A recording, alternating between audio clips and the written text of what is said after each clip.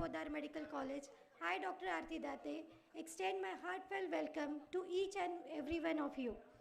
Ayush 2025 seminar is a platform where tradition meets technology and ancient Ayurvedic wisdom intersects with the innovations of tomorrow.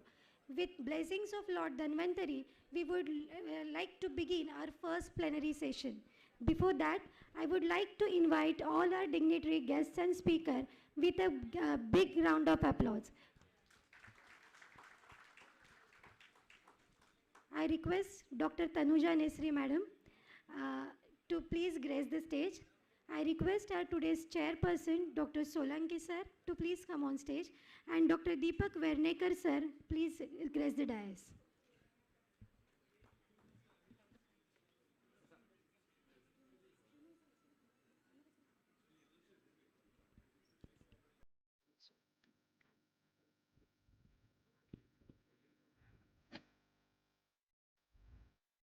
Ayurved 2025 is not just a conference, it is a movement led by Podar Medical College.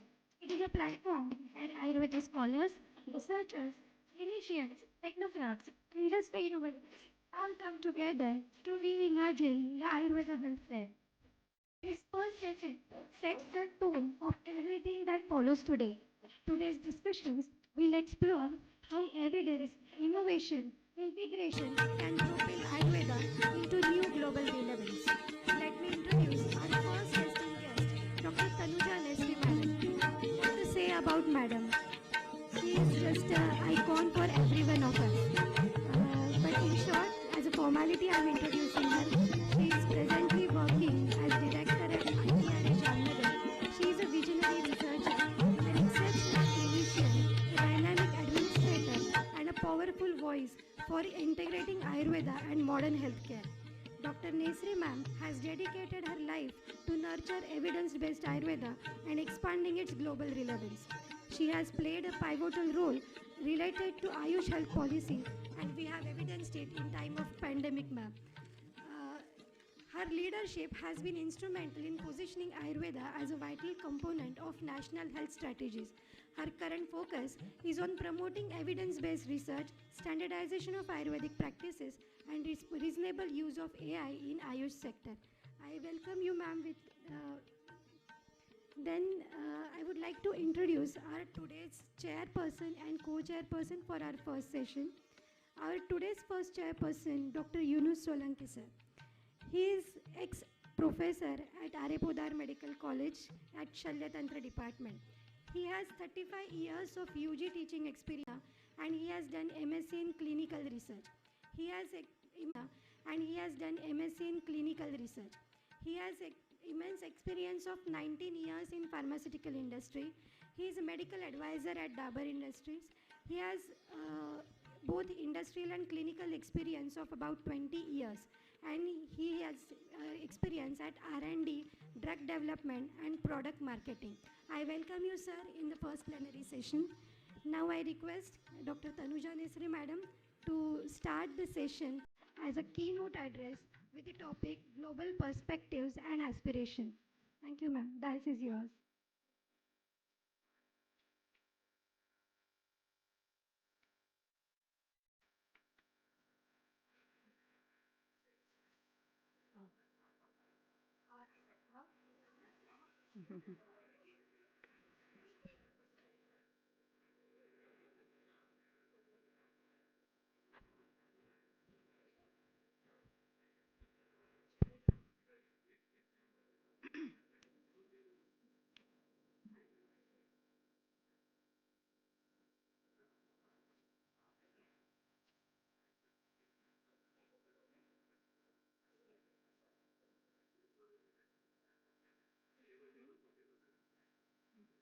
Namaskar. Good morning to everyone. पीछे पीछे से आवाज नहीं आ रही ना हाँ चलो very good. Namaste to everyone. So I am happy that we are all gathered to know, understand, discuss about what the future generation would like to have AI as a change leader of the future Ayurveda. And I'm happy that many youngsters are present here. So we have focused. I was discussing with the colleague yesterday what what audience it is I should address, and how should I address this AI global perspectives. So my colleague mentioned that you consider that you are 21-year-old and address this for Gen Zs. So millennials, Gen Zs and everyone. So I'm happy that I have been given this opportunity and having me here. For this, I would like to congratulate Santa Madam Bharat Kadlaskar, my friend, colleague, Dr. Girish Tillu, and entire team from Savitribai Phule Institute, from Persistent also, and my colleague from Ministry of Ayush, and all the way, all many years we are working together in developing AI for traditional medicine, Dr. Rajeshwari Naman, and we should really thank that and happy that NCISM is present here. So Dr. Narayan Zadar, you are representing. So maybe this entire message you can take to each and every institution of India and outside. And all the friends, including Jyoti, Pragya, and everyone who are with me since yesterday, and I know each and everyone, many of 90% of them. So for everyone, good morning and thank you. I'm just sharing not my thought, but what the vision ministry has, what the vision our topic group has, what the vision personally I have as a teacher, as a professor of Dravya Gun and Ayurved. So how I foresee, and I was told, I was given the information that many practicing practitioners are also attending. So Santosh Dikshit, who will follow after this presentation from the AI side, and we also discussed yesterday. So he mentioned that you just pose what are the problem statements, what are the areas where AI needs to be integrated. Maybe Rajeshwari is from other side problem statement, and the Naman is on the other side, that how we create the use cases.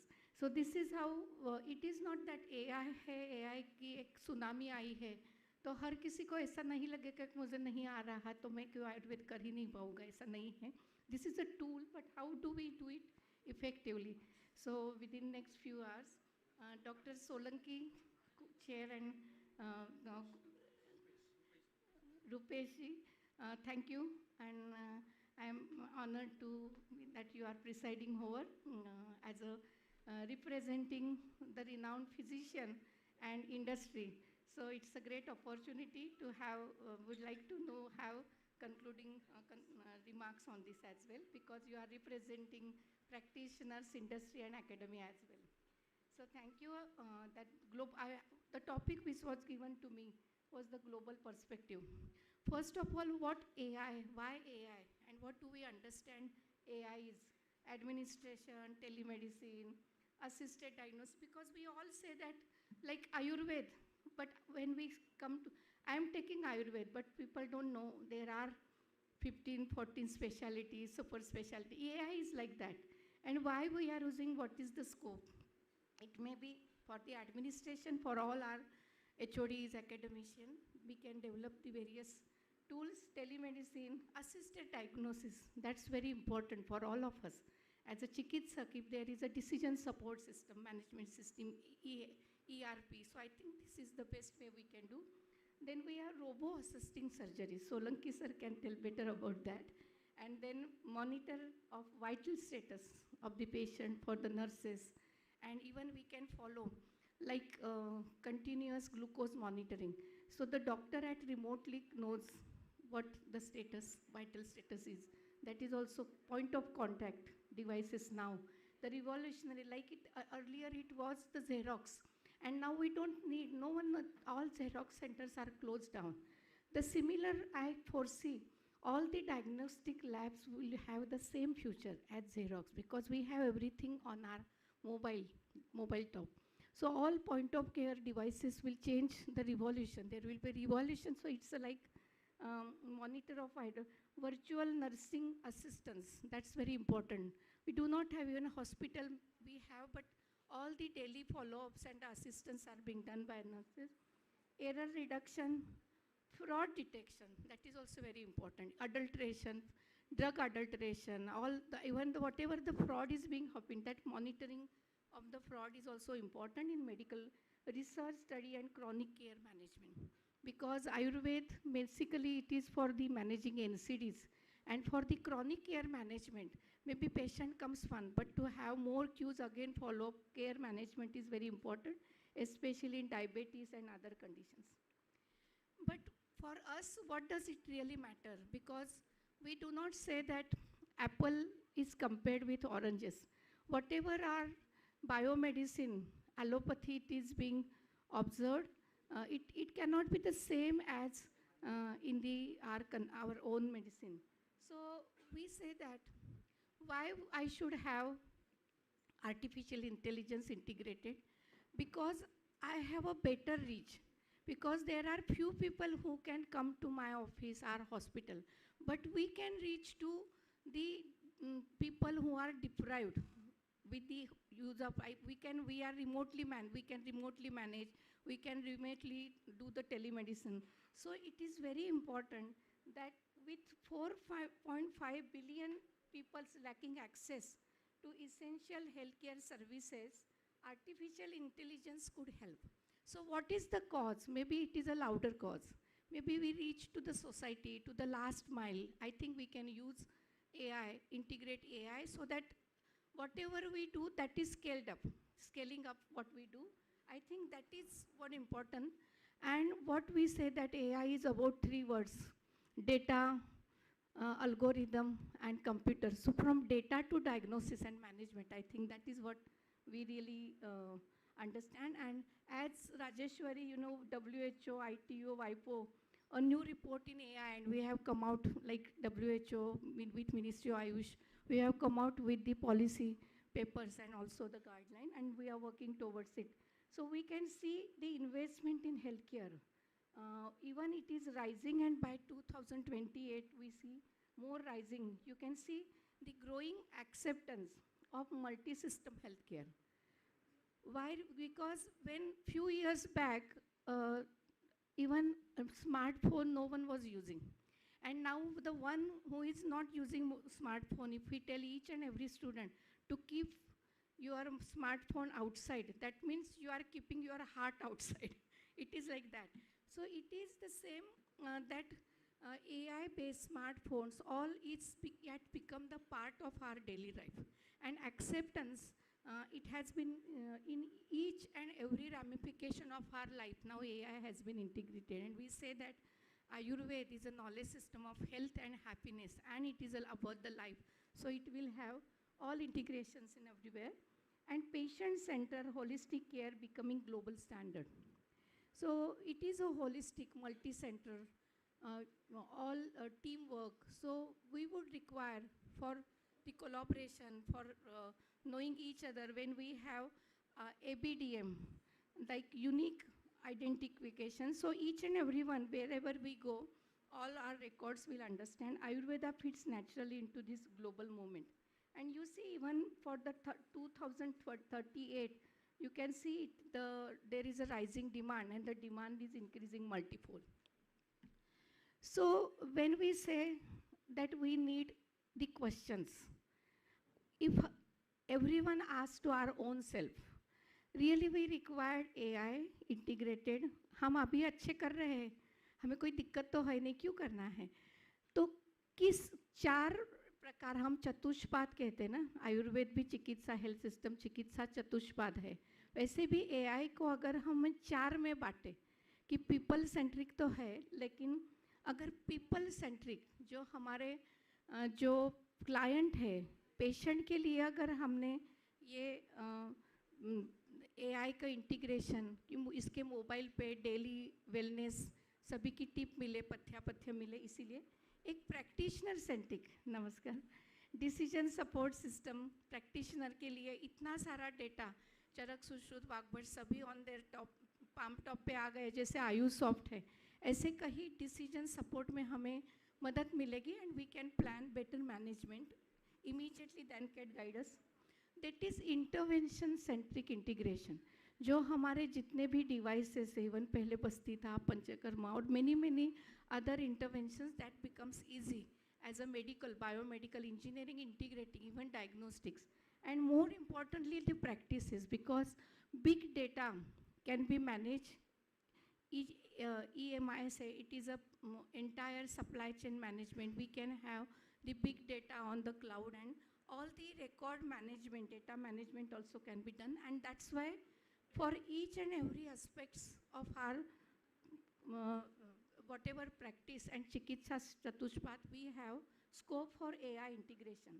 And if we can see AI in traditional medicine, it is from digital health analysis, data governance, mindfulness, AI-driven knowledge synthesis. I know we know everything, but if we can say that some for service and public guidance for our community, public orientation, we have Ayurved IEC. Through AI, it is very easy. Uh, with the all social media and AI, it becomes very viral immediately. For our practice, healthcare management, it is easy. For the research, I think it is the must, because synthesis of data, mapping of the evidence, and having all drug delivery, managing the protocol, and design to application to management, it is easy. New drug discovery, from drug to drug interaction and network pharmacology and everything, AI is important. And education, because Sant Madam, all the teachers and faculty, they agree to me, because every now and then NCISM sends us up that to have such teaching pedagogies. University has various novel teaching pedagogies, because जैसे मैं गुरु शिष्य परंपरा पढ़ाती थी, अभी हम कुलगुरु पद्धति से आए ना, मतलब गुरुकुल टू कुलगुरु.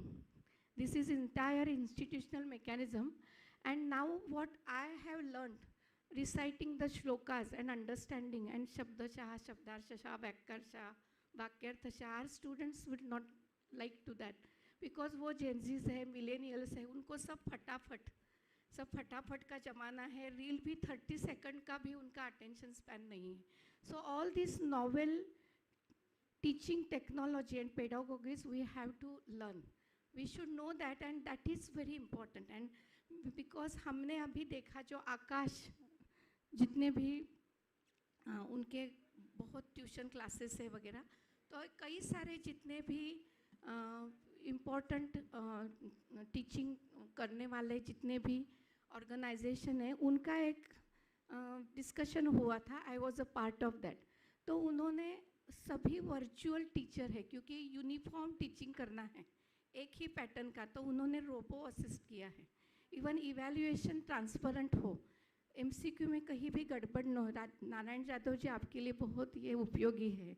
तो ये सभी एआई असिस्टेड रहेगा, तो that would be a transparent, that can be there, that will definitely control the fraud, and that will have better utility. So these are a lot of applications even in education research, and with NLP we get review of research and data management.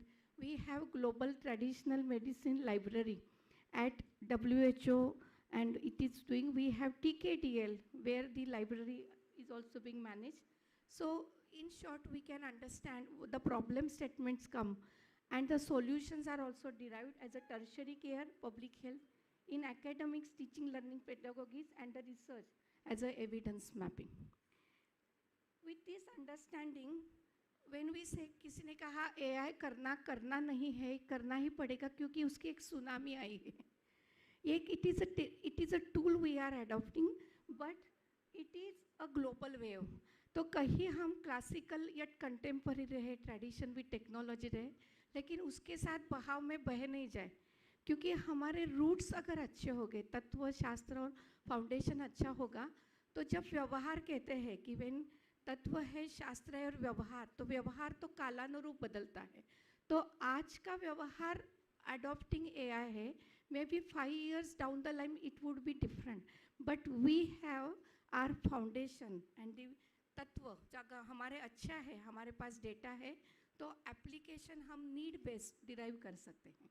So this is how the best is, but we have today we have to follow the like rule of the game जो है उसको करना होगा. and that opens the pathways for Ayurved global reach. मैं यहाँ बैठ के पूरे दुनिया के कोने में मुझे आयुर्वेद को ले जाना है, रिकॉग्नाइज करना है, स्टैंडर्डाइज एविडेंस इन्फॉर्म करना है, तो I think AI is the way. Different algorithms, उसके सॉल्यूशन प्रोडक्ट्स हमें करने पड़ेंगे.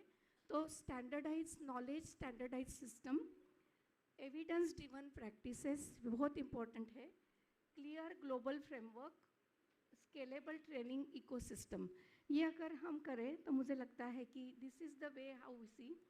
और जैसे ही मैंने अभी बताया वैसे health care diagnosis, clinical disease support, patient follow up, Ayurveda research, health system management, medicinal plant, ethno medicine और आयुर्वेद रिपोजिटरी, ये सभी में मैंने उसके एप्लीकेशन जो अभी ऑलरेडी अवेलेबल है ये सभी हमने यहाँ बताए हैं. जैसे आयुर् जीनोमिक्स से लेके और आयुष ग्रिड में नमन गोयल ये डिटेल में बताएंगे मुझे पता है. तो ये अगर मैं कहूँ कि अभी शुरुआत कैसे करना है, maybe next lecture Santosh ji will explain it feel better. लेकिन जो मैं समझी बिल्कुल ही मुझे हमें कहा गया कि जब हम एंटर करते हैं तो कुछ भी पता नहीं, ऐसे समझ के आए और जब बाहर जाते एग्जिट उसमें बहुत कुछ समझ के कुछ टेक होम मैसेज करके जाए. तो इतने पूरे लेक्चर में क्या समझा, तो AI किस लिए है, तो कैसे करना है. तो AI में हम सब at the top stakeholder है. जो डोमेन एक्सपर्ट है वो सबसे इम्पोर्टेंट है, क्योंकि डेटा ड्रिवन साइंस है. डेटा नहीं मिलेगा. हमारे all India institute of Ayurveda वहाँ बहुत कुछ हम कर पाए, क्योंकि वहाँ रोज के पहले 1500, अभी 2000, अभी 3000 पेशेंट रोज आ रहे हैं. तो सब लोग, हमें जाने की ज़रूरत नहीं, लोग यहाँ आएंगे. जहाँ डेटा है वहाँ लोग आए, वहाँ क्लिनिकल प्रैक्टिस है वहाँ लोग डेटा के लिए आएंगे. और एक टाइप का AI अनेबल्ड डेटा, क्योंकि डेटा हमारा क्या है, अभी हम कुछ पेशेंट को पूछते काय झालं, बरं नाही वाटत, औषध दिलं. This is not a data. Case paper retrieve भी नहीं कर पाते. But if we really have some codified, कुछ एक छोटा OPD वाला IPD वाला केस रिकॉर्ड फॉर्म होगा, तो क्वेश्चन पूछेंगे हमारे कायचिकित्सा का टीचर जो 200 पेशेंट देखते हैं, वो कहेंगे कि यहाँ टाइप करने के लिए कहाँ किसके पास समय. एक डेटा एंट्री ऑपरेटर, एक क्लर्क मैं पिछले 25 साल से मांग रहा हूँ. 6 डिपार्टमेंट में मिल के मुझे मिला. शायद संत मैडम किसी ने पूछा तो वो संत जैसी है, तो शायद अभी सभी को मिला होगा, हर एक अभी भी मिलेगा. अभी AI आएगा तो ज़रूरत नहीं पड़ेगी. AI को इनेबल करोगे तो फिर ये डेटा कहाँ से आएगा. तो ये इसका आंसर शायद नेक्स्ट लेक्चर में, ये क्वेश्चन मैं संतोष दीक्षित जी के लिए भी कर रही हूँ, क्योंकि वो गूगल के साथ काम कर रहे हैं, परसिस्टेंट के साथ काम कर रहे हैं, इंडस्ट्री. तो अगर मैं जो बोल रही हूँ मेरा वॉइस रिकॉग्निशन और उसका ट्रांसक्रिप्ट कोई करे, पेशेंट जो बोल रहा है वो भी रिकॉर्ड करे, विजुअल भी कंप्यूटर कैप्चर करे, और वो सब ऑलरेडी सेट है डेटाबेस में, तो वो डिसीजन सपोर्ट मुझे AI जरूर देगा और वो डेटा क्रिएट करता जाएगा. अगर ऐसा यहाँ हुआ प्रैक्टिशनर को, तो वो डेटा एंड AI अनेबल्ड होगा. उस डेटाबेस से हम कुछ आगे जनरेट कर पाएंगे, विथ एल्गोरिदम हम कुछ कर पाएंगे. तो ये एक फनेल है. हमारे इंडिया में 700 से ज़्यादा आयुर्वेदा कॉलेजेस हैं. हम 7 लाख से ज़्यादा प्रैक्टिशनर है, 23,000 से ज़्यादा बहुत कुछ क्लिनिक डिस्पेंसरीज है, हॉस्पिटल्स है, 10,000 से ज़्यादा इंडस्ट्री है. तो डेटा ह्यूज. इंडिया है, हम लीडर हो जाएंगे. हेल्थ केयर ट्रेडिशनल मेडिसिन के लिए है ही अभी, क्योंकि GTMC यहाँ आया है. लेकिन ये डेटा पूरा पिलपरेज हो रहा है, कहीं भी यूटिलाइज नहीं हो रहा है. We can become the economy leader, क्योंकि आजकल जो निगोशिएशन होते हैं ना US के, क्योंकि एक इंडो US निगोशिएशन के मैं पार्ट थी, तो निगोशिएशन डेटा पे होता है. अगर 5G को यहाँ घुसाना है, लाने देना है बाहर, तो वो कहते हैं आप हमें डेटा दे दीजिएगा. हम कहेंगे हम आपको डेटा दे दें, आप हमें टेक्नोलॉजी के IPR दे दीजिए. सो आज के आने वाले 10 साल में जिसके पास डेटा होगा वो रिच होगा इकोनॉमिकली एंड नॉलेज वाइज, क्योंकि डेटा का ज़माना है ये. This entire era is AI means data driven. शुरुआत डेटा. तो वी आर ऑल लीडर्स. तो we have to really know how to create, how to manage the data. इस data पे डिजिटलाइजेशन नहीं है तो डिजिटल नहीं कर सकते हैं, टाइप करना स्पीड नहीं है, फिर सीखा भी नहीं। लेकिन अभी डिजिटलाइजेशन के डिफरेंट टूल्स आ गए, maybe we should know that, we should avail that. तो वो डिजिटलाइज तो हो गया, फिर उसके ऊपर एआई के पूरे जितने भी अल्गोरिदम्स हैं, वो उसका एनएलपी हो, कोई भी जितने भी वो एनालाइज करोगे आप। उसके बाद आप नॉलेज एक्सट्रैक्ट करोगे, नॉलेज एक्सट्रैक्ट से एप्लीकेशन की जो कुछ भी प्रोडक्ट्स आपको दिखते हैं उसकी डेवलपमेंट होगी, और फिर वो तभी ये हेल्थ केयर एनहांस होगी। एआई अनेबल्ड आयुर्वेद प्रैक्टिस हम तभी कहे, correct me if I am wrong, मैंने तो सिंपल, मुझे जो समझा वो सिंप्लीफाई करने की मैंने कोशिश की। जो बिल्कुल नए हैं तो डेटा से शुरुआत होगी, और किसी ने कहा कि हमारे पास आईटी के कई सारे टूल हमने बनाए हैं, हमारे पास आईटी एप्लीकेशन है, तो उसको फिर खाली क्या करना है, डिजिटलाइज तो सब कुछ है, एआई का एक लेयर चढ़ा दीजिएगा, then also it is very easy. जितने जितने आईटी एप्लीकेशंस है एआई से एल्गोरिदम से प्रोसेस करें, दैट ऑल्सो बिकम्स ईजी। तो हमें क्या तीन कीवर्ड्स है जो मुझे समझा as a co chair leading with the topic group. हमें हमारे टीम में हमें एआई खुद करने की ज़रूरत नहीं है। जैसे मैं डॉक्टर हूँ तो मैं पैथोलॉजिस्ट के पास लैब में कहती हूँ, मैं क्या कहती हूँ, डायबिटीज़ है, मुझे HbA1c करना है, तो मुझे HbA1c कैसे करना ये नहीं मैं जानती, वो तो पैथोलॉजिस्ट जानते हैं। तो हमें इंजीनियर ही वो जानेगा, हमें नहीं ज़रूरत है। तो मैं सभी स्टूडेंट सभी को कहते कि हमें, जैसे संतोष जी ने कहा, बाईलिंगुअल होना है, हमें एआई की जो अल्गोरिदम वो लैंग्वेज समझना है, कब क्या करना कैसे करना ये समझना है, बस उतनी ज़रूरत है। और डेटा कैसे डेवलप करना, कैसे मैनेज करना, कैसे प्रोटेक्ट करना ये समझना है। इसीलिए सबसे पहला होता है डेटा। जैसे अगर कार के अगर समझे तो सभी का जो फ्यूल है वो डेटा है, और डेटा वो गलत होगा। जैसे कि हम गाड़ी चला रहे हैं और उसमें बहुत अडल्ट्रेशन होगा तो इंजन जल्दी खराब होगा। और जिस प्रकार का हम फ्यूल करते हैं, चलते हैं तो साइकिल से चलेंगे, डीजल से, ऑटो रिक्शा से चलेंगे, लेकिन आज तो बैटरी ऑपरेटेड भी कार आ गई और हम विमान से भी जाएंगे। तो जो हमारा फ्यूल है वो जितना सुपरफाइन और प्योर है, उतना हमें डेटा के products, AI products, AI enabled system अच्छी मिलेगी आयुर्वेद की। So data must be clean, pure and AI enabled. तो data is a fuel. Second हमें चाहिए अल्गोरिदम्स। ये डेटा के ऊपर अल्गोरिदम बनेंगे, उससे भी पहले वो अल्गोरिदम जो बनाए वो कंप्यूटर वाले करेंगे, एआई करेंगे। मैंने एग्जांपल दिया कि अगर, और इसके ऊपर कंप्यूटर मशीन की पावर है वो चाहिए हमें। एक एग्जांपल मैं यहाँ सेट करके दिखा देती हूँ कि अगर हमें सबको एआई सिस्टम को इकट्ठा करना है, और हमारे ओपीडी आईपीडी, क्योंकि मुझे एक केस स्टडी एग्जाम्पल देने के लिए कहा था कि किसी के यहाँ महीने में 500 पेशेंट आते हैं, 10,000 पेशेंट आते हैं, और उसका हमें एआई एनेबल्ड कुछ बनाना है। तो ये हमारा डेटा हो गया, उसके ऊपर अल्गोरिदम है, तो NLP model to understand symptom, classification model to detect which dosha is imbalanced, फिर उसके ऊपर recommendation model to suggest herbs of diet कौन से होगी ये आएगा, और उसके ऊपर कंप्यूटर की पावर होगी, CPU based training use Google cloud होगा, उसी में गूगल है, माइक्रोसॉफ्ट है, ये उसी के 3-2-4 बहुत स्ट्रॉन्ग प्लेयर है।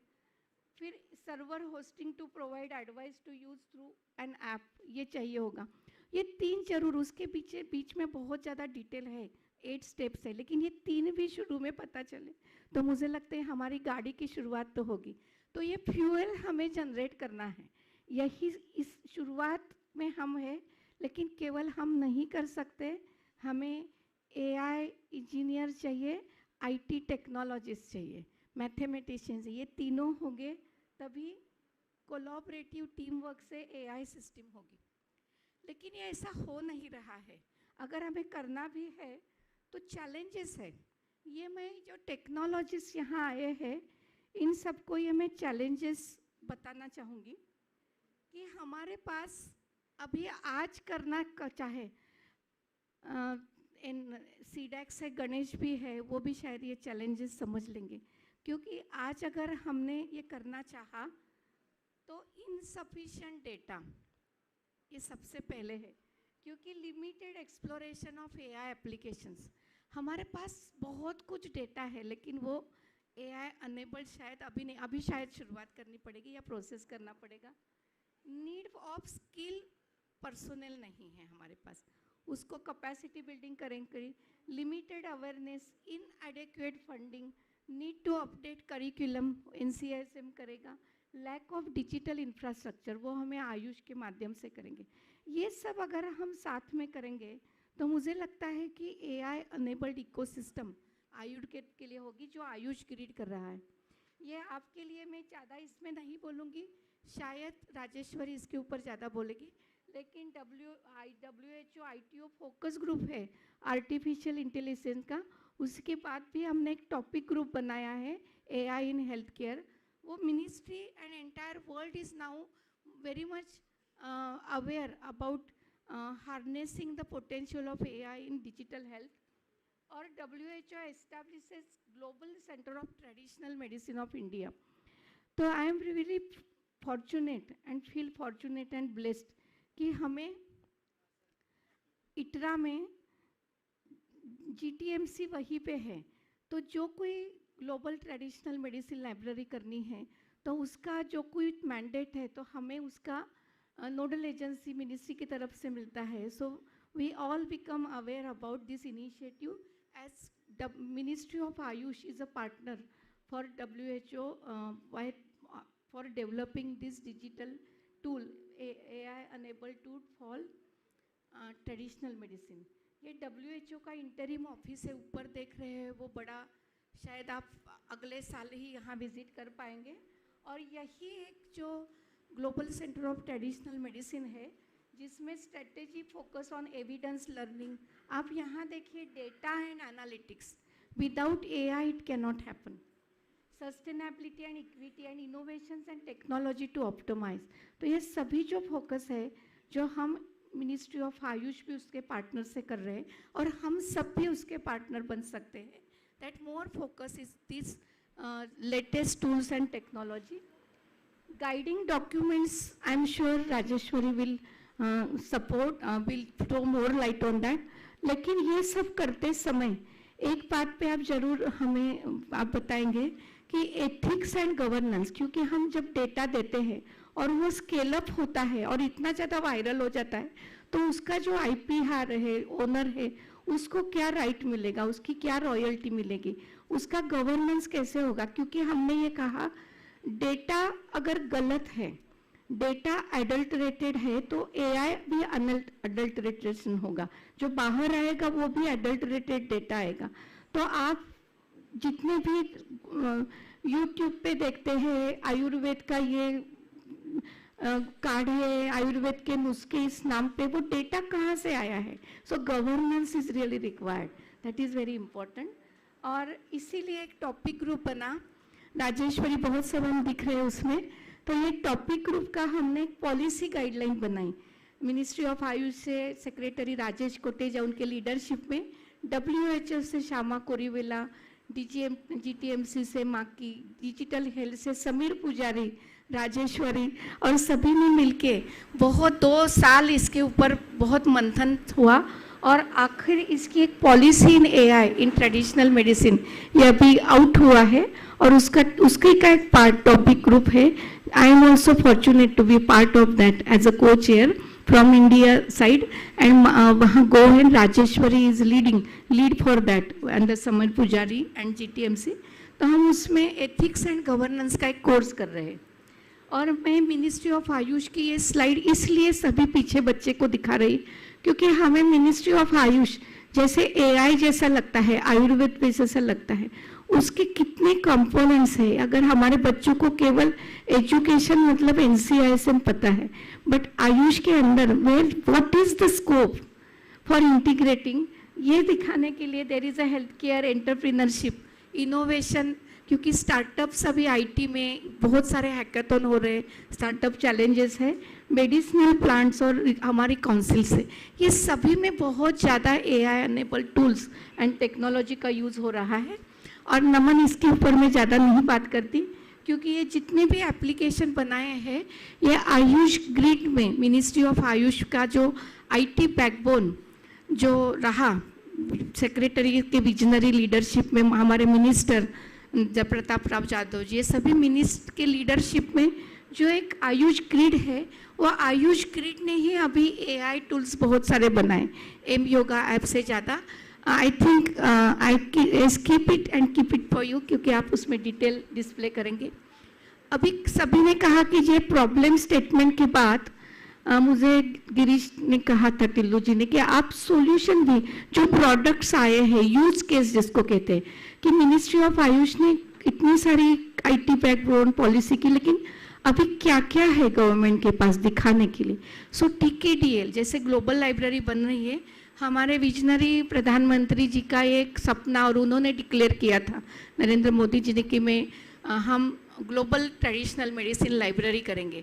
तो India is the first country to have this traditional digital library for traditional knowledge. जो CSIR के जो हल्दी घाटी की लड़ाई हुई, माशेलकर जी तब थे हल्दी के, तब से ये TKDL CSIR ministry of Ayush के साथ हुआ। तो आज उसने बहुत एक इम्पोर्टेंट स्वरूप में, it is a use case, कैसे करें। दूसरा, इंडस्ट्री ट्रेंड्स में जो है ABDM में telemedicine, health care, artificial intelligence, और मैं आयुष जर्नल की भी बात करूं, और मैं इटरा में बात करूं तो इटरा और अमृता यूनिवर्सिटी हमने मिलके, institute of teaching and research और अमृता यूनिवर्सिटी ने एक आयुर्सिम प्रोजेक्ट किया। तो आप जो ये केस देख रहे हैं, केस का डायग्नोसिस, डिसीजन सपोर्ट, मैनेजमेंट, ये तुरंत उसी में आता है, और it is robo AI enable tool इसमें है, इसमें हम कर रहे हैं। ये एक पिछले साल ही देश का प्रकृति परीक्षण, ये हमारे मंत्री जी प्रताप राव जाधव जी की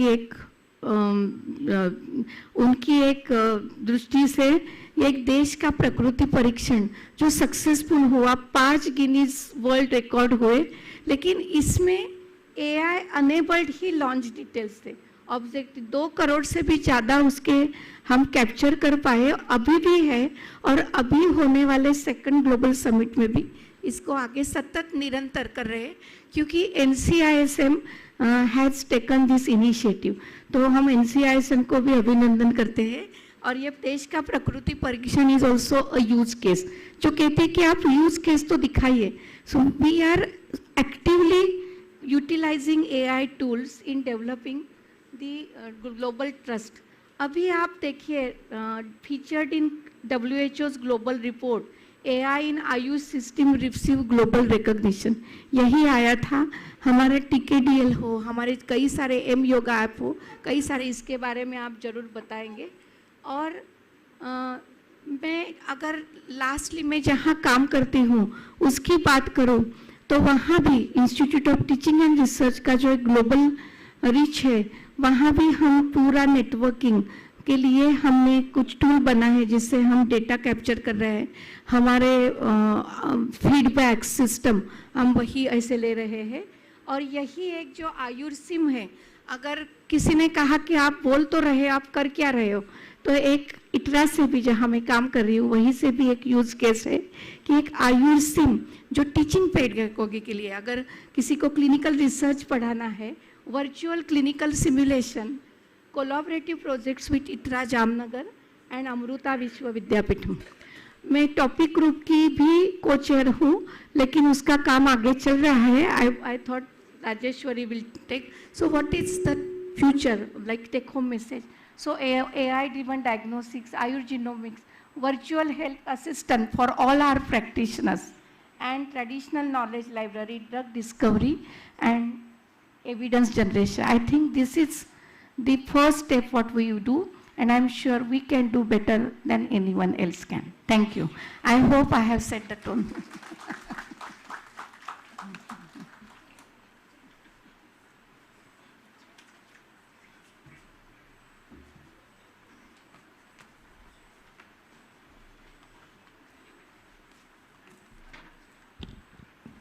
Thank you very much thank you very much, ma'am, for your words. I request Dr. Solanki sir and Dr. Verenikar sir to please give your insights regarding this. Hello, good morning everyone.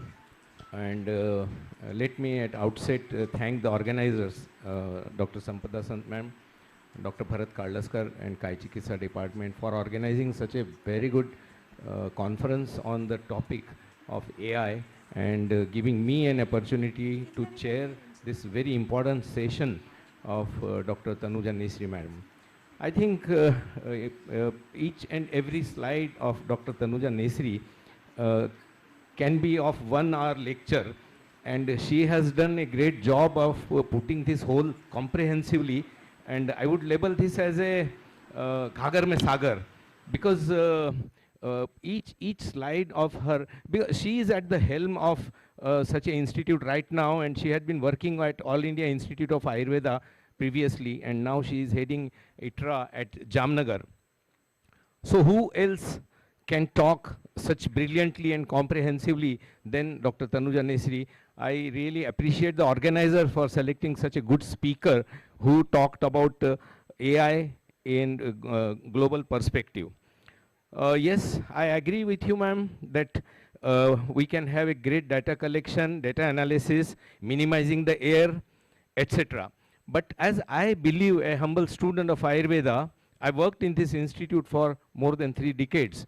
And our observational arena, we can enhance it with the help of AI, and as famous lyricist Javed Akhtar put it, because Hindi film industry was also threatened by AI, the way the healthcare system is threatened by AI, but I think we can take benefit of AI, and as he had put it, I mean, one of the program from this stage only I had said, yes, with the help of AI, you can collect अच्छे से अच्छा गद्दा ले सकेंगे लेकिन नींद नहीं ले सकेंगे एआई से, अच्छे से अच्छी रोटी मिल जाएगी एआई की मदद से लेकिन भूख नहीं बढ़ा सकेंगे एआई से, अच्छे से अच्छा इंसान ले सकेंगे लेकिन इंसान का प्यार एआई से हम नहीं ले सकेंगे. This we will have to enhance as our clinical arena in observational sciences. I'll give an example of Jivha, Sam or Niram, which is a very important clinical diagnostic tool while we are treating the patient with the help of Ayurveda. I don't know how we will be able to integrate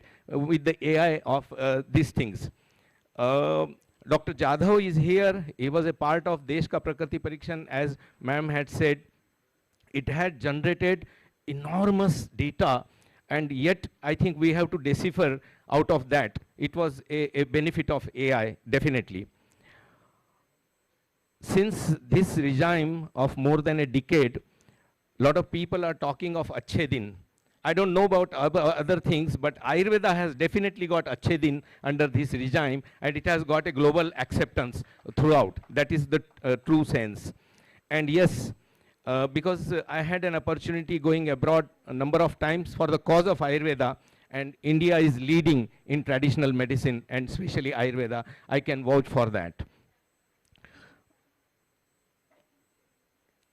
Then again, the pitfall of AI is when the computers came several decades back, that time that GIGO, G-I-G-O, same thing is true about AI also. If you put garbage in, garbage out, the GIGO complex will work for the AI. So I caution the youngsters for that.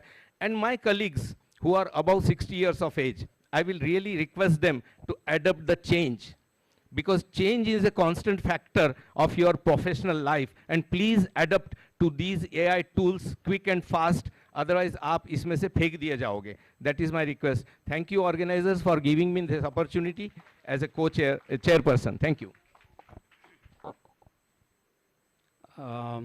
Thank you the entire organizing committee for arranging a wonderful session. This topic is really in need of a part, and thanks Dr. Tanuja madam, you are the veteran in Ayurveda industry and you cover all the aspects. The insights are really useful for the upcoming practitioner, the established practitioner, industry person and the faculties as well. Because this is a very important and useful subject that we are always speaking about the data. How many of you are using WhatsApp Meta and ChatGPT? Everyone is using this wonderful tool. But remember thinking this is a collection of information. Whatever you are using the advanced technology, it may be a Meta or the chat GPT. This is all the collection of information that madam said. Everyone and every person should work on data. And exactly we are still lacking in the data preparation and the data collection part. But fortunately, the government bodies like NCISM still working on these data. The government bodies like Jamnagar or Indian Institute of Ayurveda, they are really working hard in the data.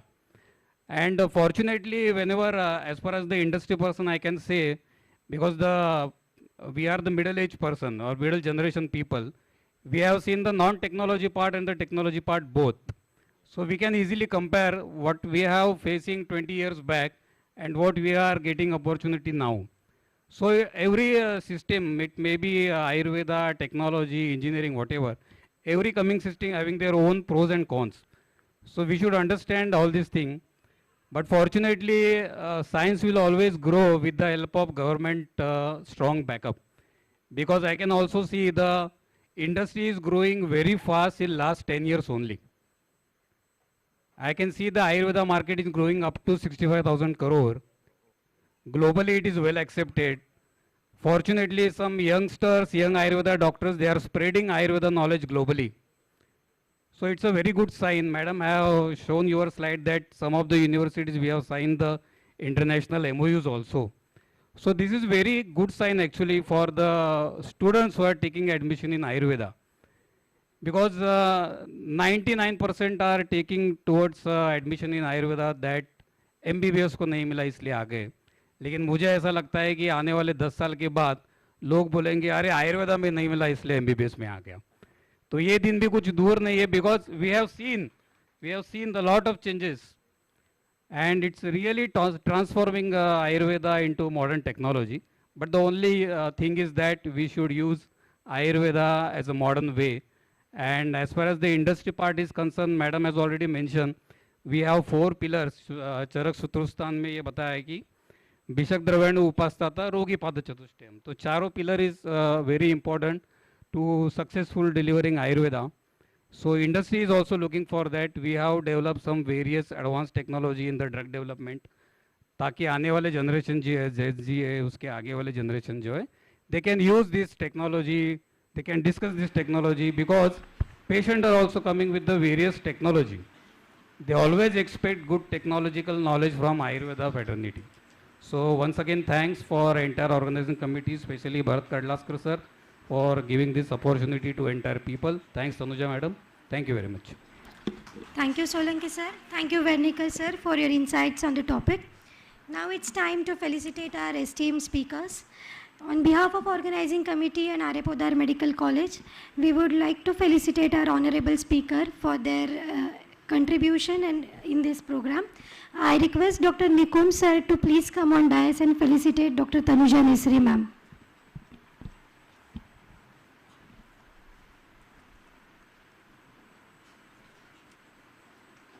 Dr. Nikum sir is currently working as HOD in Rachna Shari department in our college, and he is first pro CV at MUHS Nashik, and he was in charge Dean at Government Ayurved College Jalgaon.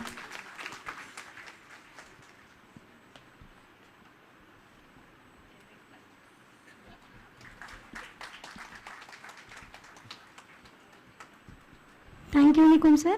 I request Dr. Nikum sir again to felicitate our chairperson, Dr. Solanki sir.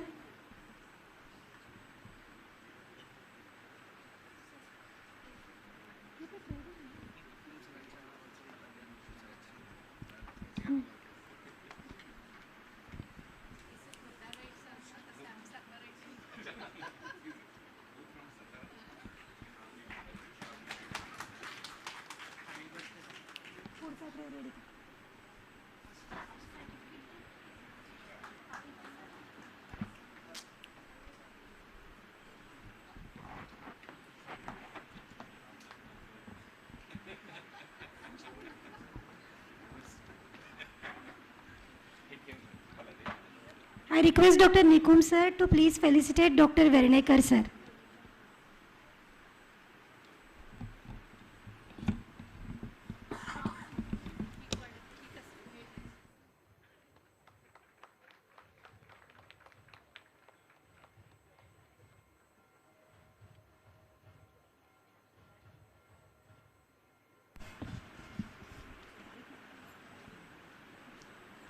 Thank you so much, sir. Thank you all dignitaries.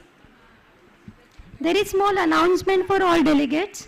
As we have a number of registrations and our hall capacity is about 250, we have made arrangements for all the delegates to attend the seminar as a live streaming of the event in our Charak and Vakbat hall. So those who are not getting chairs in the hall, they can go in Charak and Vakbat hall to attend the seminar.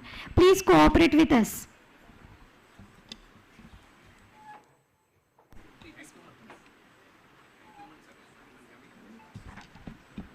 Thank you all dignitaries. Please be seated.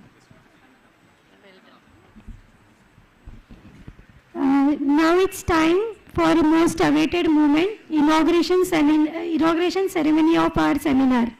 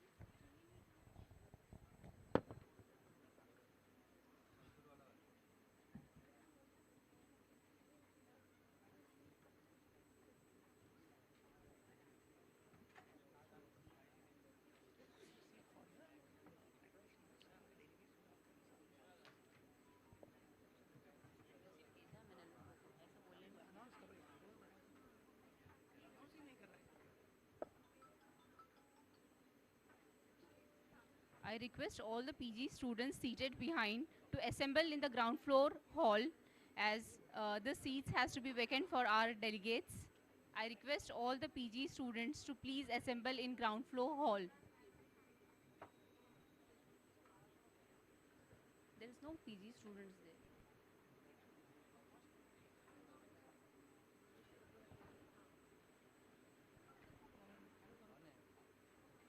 Hello, hello.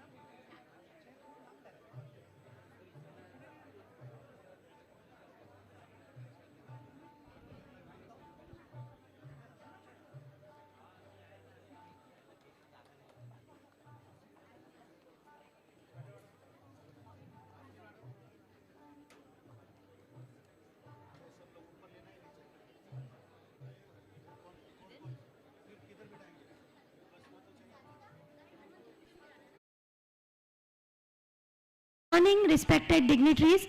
Welcome in audience hall. To begin with auspicious light, symbol of knowledge and positivity, may I request all the dignitaries to come forward for Deepa Prajwalan and Dhanvantari Pujan. I request Dr. Suvarna Kharath Madam, Joint Secretary, Medical Education and Drug Department, Dr. Raman Gungraekar Sir, Director Ayush, State Government of Maharashtra, Dr. K.R. Kohli Sir, Ex-Director Government of Ayush, Dr. Rajeshwar Reddy, Ex-Director Ayush, Dr. Vivek Pakmode sir, Joint Secretary, Joint Director Dental Wing at DMER State Government Maharashtra, Dr. Tanuja Nesri Madam, Director ITRA, Dr. Narayan Jadhav sir, President of Medical Assessment and Rating Board, Dr. Shubhada Nagarkar Madam, HOD and Professor, Department of Library and Information Sciences, Dr. Sampada Santa Madam, our Dean, Aarvi Podar Medical College, Dr. Bharat Kadlaskar sir, HOD, Department of Kayachikitsa.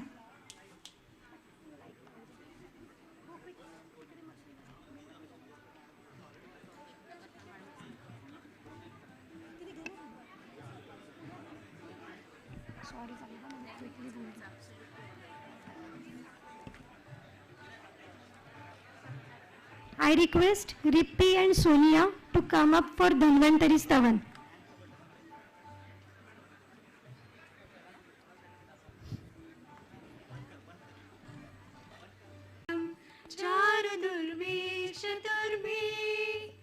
सूक्ष्म स्वच्छातिरत्यां शुकपरिविलसं मौलिमं भोजनेत्रं कालाम्बोधोज्ज्वलाङ्गं कटितटविलसत् चारुपीताम्बराढ्यं वन्दे धन्वन्तरितं निखिलगदवनं प्रौरदावाग्निलीलं प्रौरदावाग्निलीलं प्रौरदावाग्निलीलम्.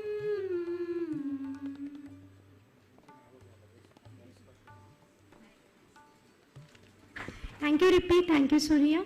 Now I request all the dignitaries to come forward to grace the stage. Our chief guest, Dr. Raman Gungraekar sir, please grace the stage. Our guest of honor, Dr. Suvarna Kharat ma'am.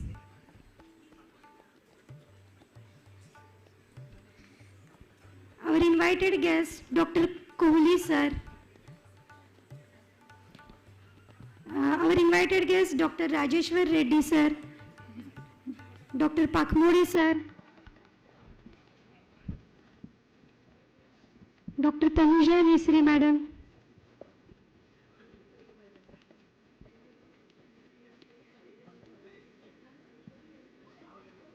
Dr. Narayan Jadhav sir, Dr. Shubhada Nagarkar madam, Dr. Sampada Santa madam, Dr. Bharat Kadlaskar sir. Ayurtech 2025 is not just a seminar. It is the beginning of a new scientific movement, proudly led by Aarvi Podar Ayurvedic Medical College, Mumbai. It is now my privilege to welcome our dynamic leader, a visionary academician, professor and HOD of HOD, Dr. Bharat Kadlaskar sir, to share his vision and mission of Ayurtech 2025.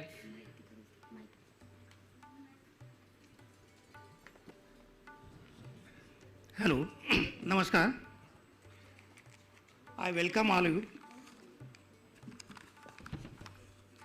I extend my warm and heartfelt welcome to each one of you, the dignitaries on dais, our beloved director sir, Secretary ma'am, Joint Secretary ma'am, Kharat ma'am, ex-director Kohli sir, Dr. Rajeshwar Reddy sir, Joint Director Dental College, Vivek Pakmode sir, Tanuja Nesri ma'am, Chairman of NCSM, Dr. Narayan Jadhav sir. I extend my warm and heartfelt welcome to each one of you. Myself, Dr. Bharat Kadlaskar, Head of the Department of this college, the MUHS and the MCM.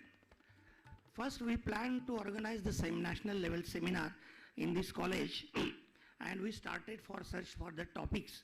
So regularly, many conferences or seminars, they are choosing the topics like some diseases, their treatment modalities, or the Nidan Panchaks, and so various issues. But we want to this time select the different and the dynamic of the topic, the current of the symptoms, diagnosis, treatments, consultations. So routinely we are taking the help of these mobile apps, but this is nothing but it's a kind of AI. So thinking all the things, so we thought that why not AI is the topic for the this seminar, which is held for the Ayurvedic practice and for the education of Ayurveda. That's why I selected the topics. Next questions, the topic is different, but how we will carry it and who will guide us. So at that time, I take the help from my ex-students. He was my ex-student, but right now he is my mentor, Dr. Ganesh Karens Khede. He is from CDAC, Pune University.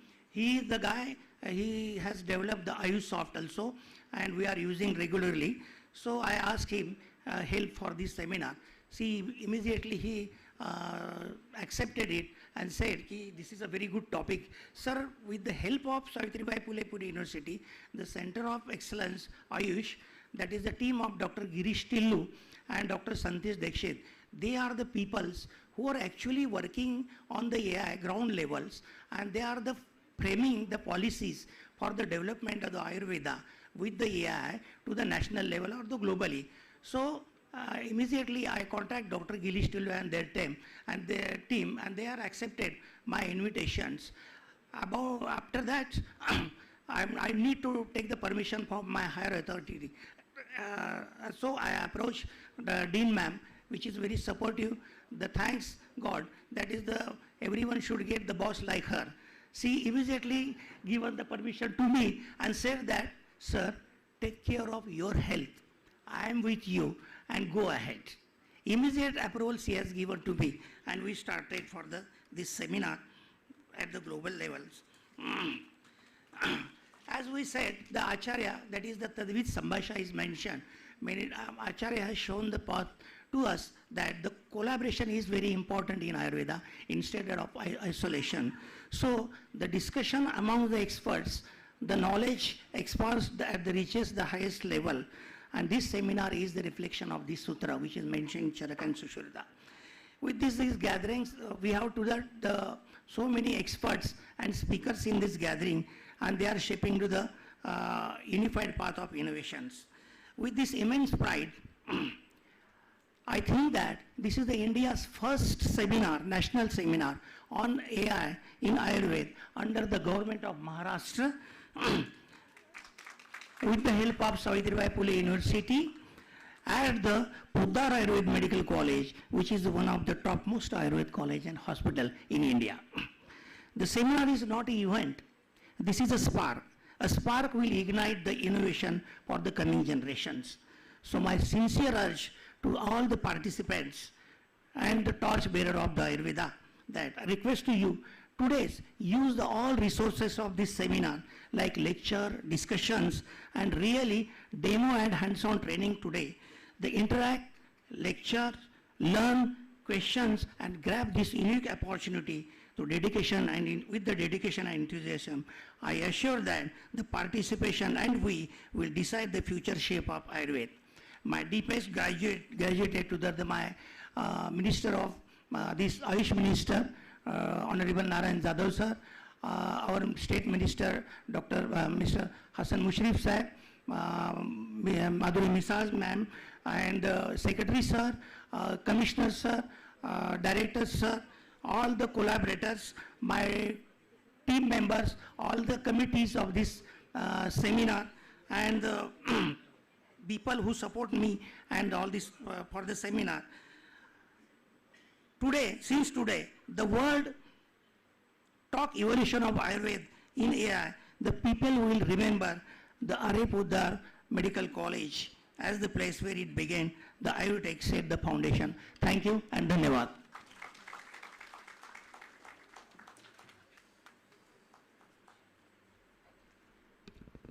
Thank you so much, sir, for enlightening us with words and explaining vision and mission of Ayurved 2025.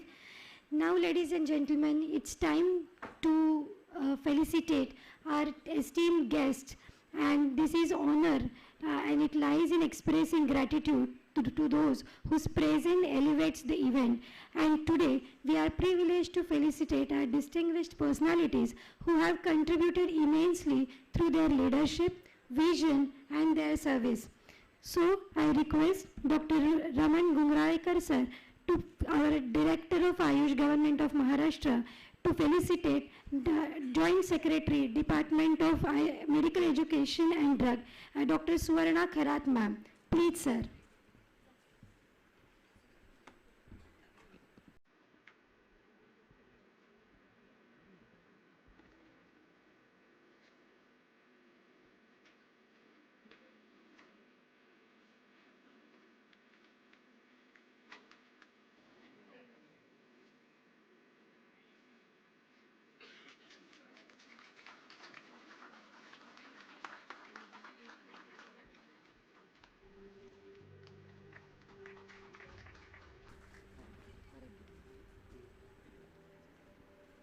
झंझनाहट से जल्द आराम करें। सही सवाल rapid drills के साथ। Now I would like to request our Dean ma'am to felicitate our respected director, Dr. Raman Gumraekar sir. Dr. Santa ma'am, please felicitate our director, Dr. Raman Gumraekar sir.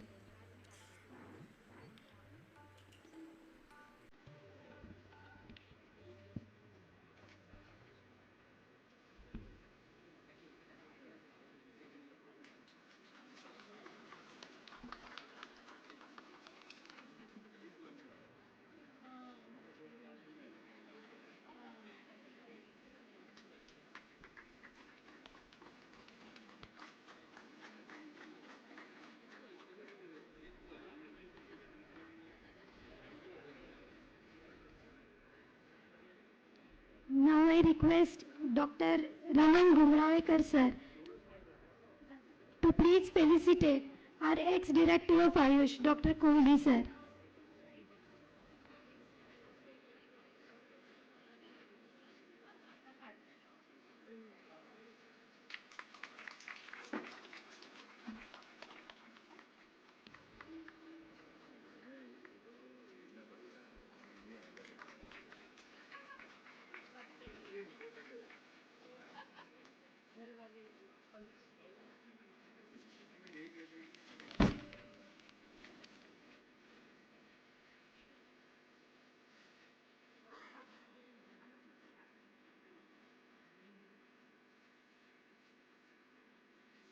Now I request Dr. Sampada Santamam to please felicitate our another ex-director, Dr. Rajeshwar Reddy sir.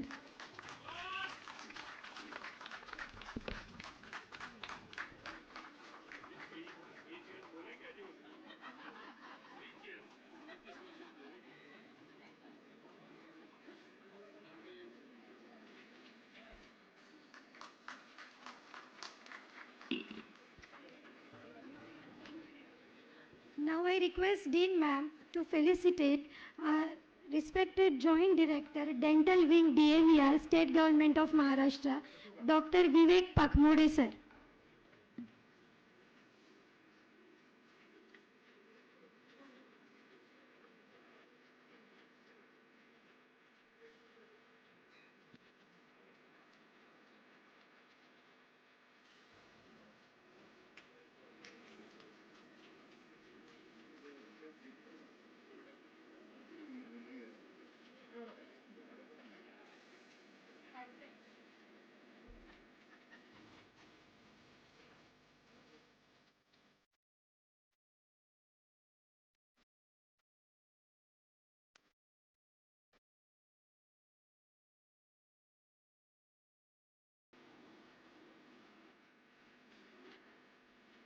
Now I request Dr. Raman Gumraekar sir to felicitate Director of ITVR Jamnagar, Dr. Tanuja Nesri madam.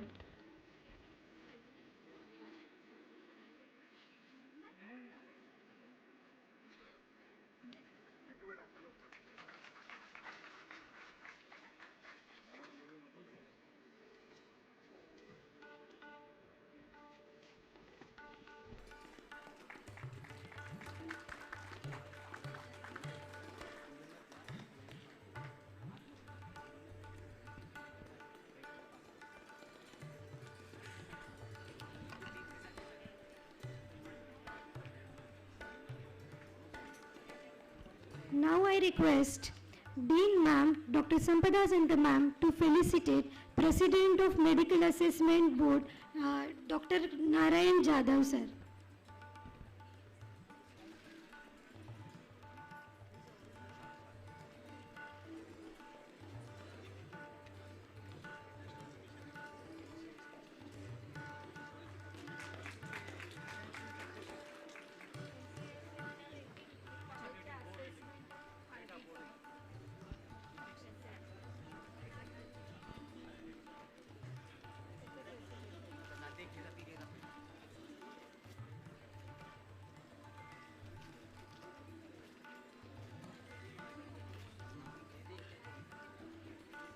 Now I request HOD sir, Dr. Bharat Kadlaskar sir, to felicitate Dr. Shubhada Nagarkar ma'am. She is representative of Savitribai Phule Pune University in this seminar.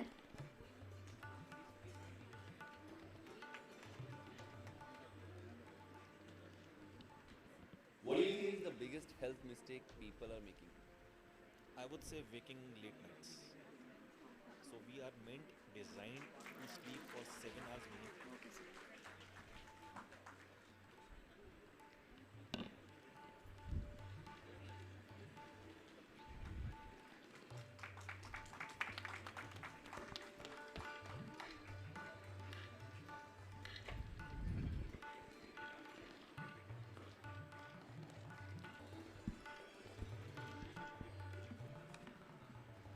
Now I request Dr. Dean ma'am to felicitate Mr. Naman Goyal sir. Sir, please come on stage.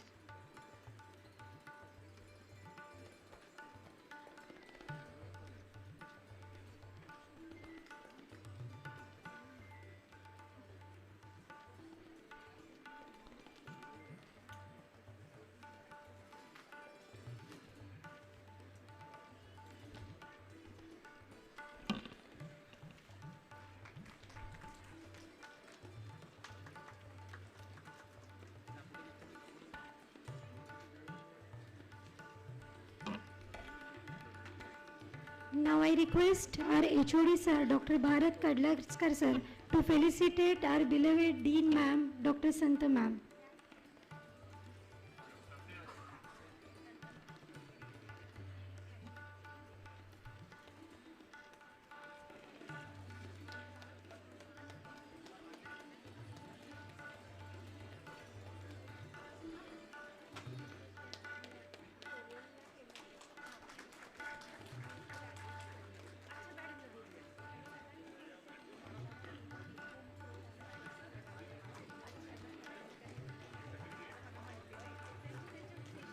It is over. It is over. Again.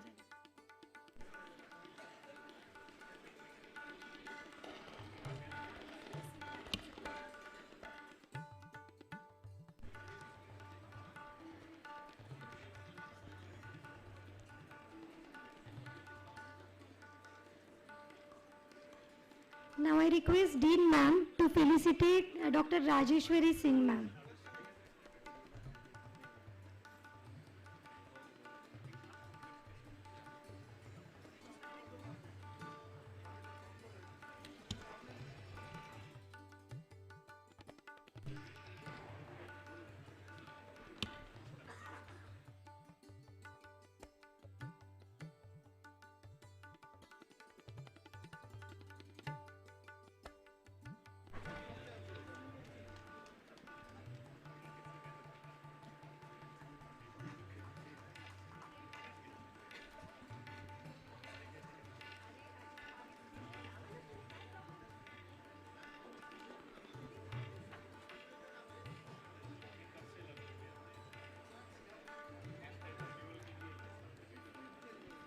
Now I request Dr.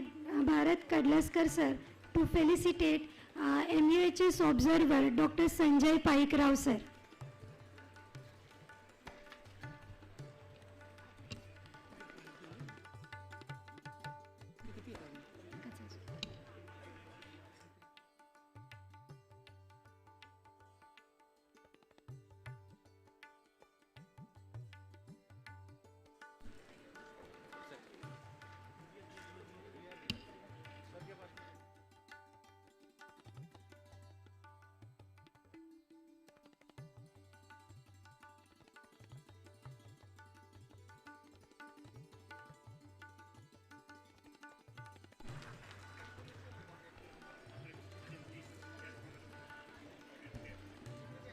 Now I request Dr. Bharat Kadlaskar sir to felicitate observer from MCIM Dr. Vange sir.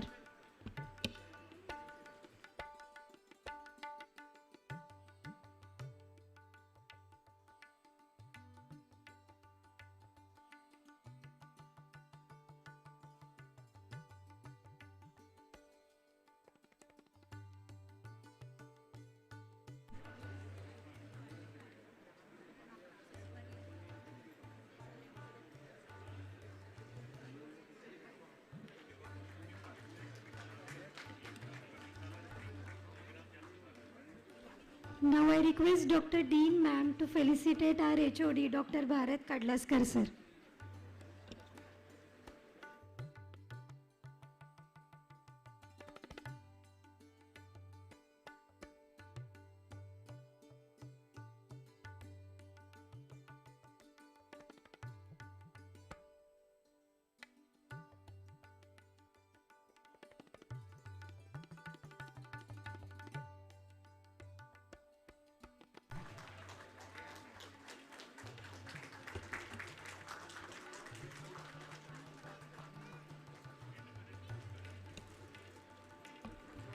All dignitaries can please take seat on the dais.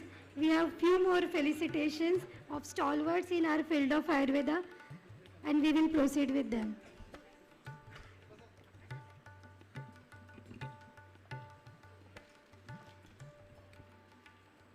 I request Dr. Dean ma'am to felicitate Dr. Prakash Tathed sir. He has been working in Podar hospital for around 30 to 40 years and is still known by many patients for his treatments and practices.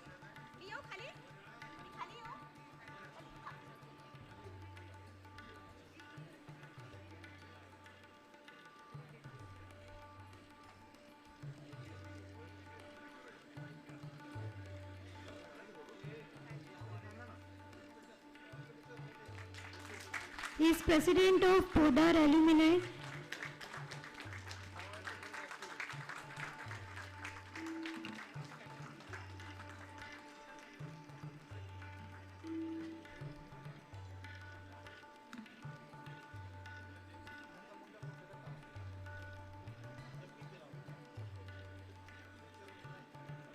Organizing such a huge event without funds is really impossible task. So, we would like to felicitate our sponsors who believed in us and came up one step ahead to support us in this venture. I would like to call upon Dr. Bharat Kadlaskar sir to felicitate our sponsors. First, I will call upon Mr. Pinak sir from Gufik Pharma. Mr. Pinak sir from Gufik Pharma.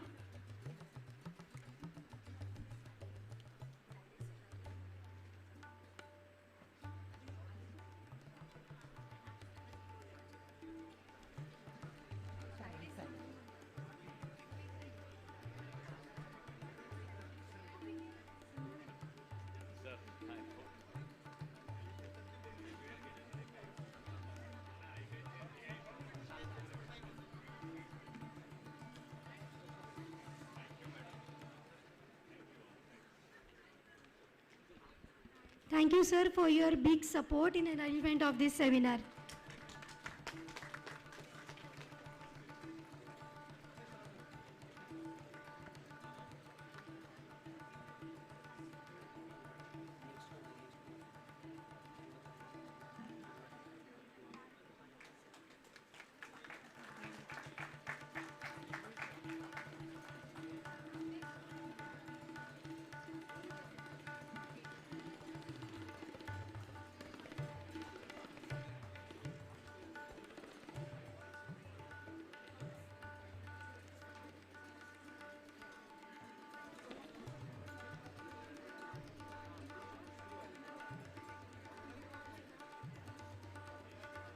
Now I request Dr. Kadlaskar sir to felicitate Mr. Deepak Dhaude sir from Trias Pharma.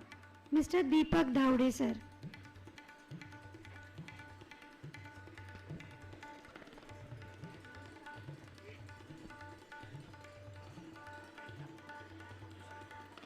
Now I request Dr. Kadlaskar sir to felicitate Mr. Avasthi from Tulip Healthcare.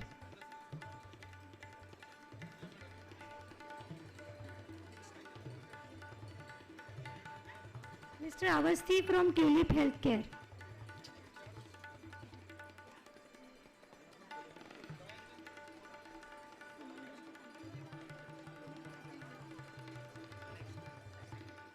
We now proceed to release of our souvenir.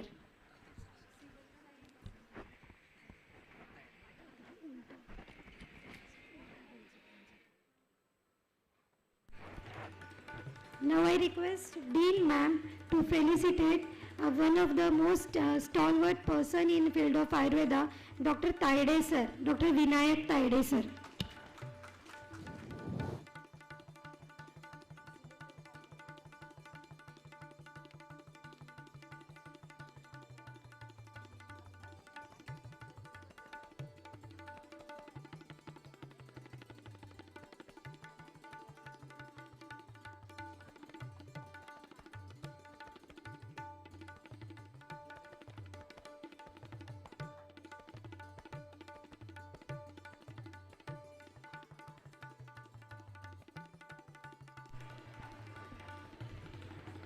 I call upon Dr. Sajida ma'am on dais to continue with the souvenir unveiling ceremony.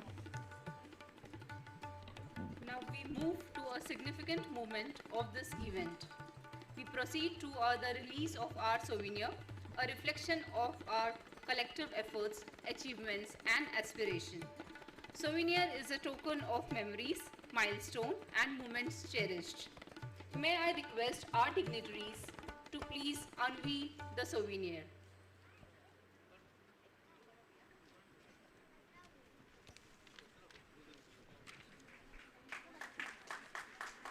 माता पिता को पता चलता है कि मेरी आने वाली बेटी या बेटा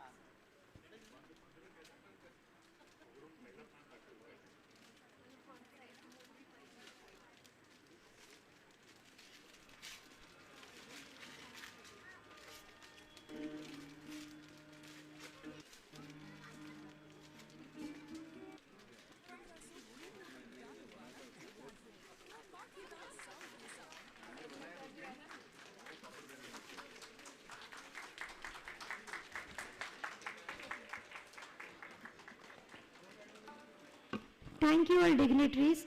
Our souvenir is really a treasure of our memories and a reflection of our journey of Ayurved 2025.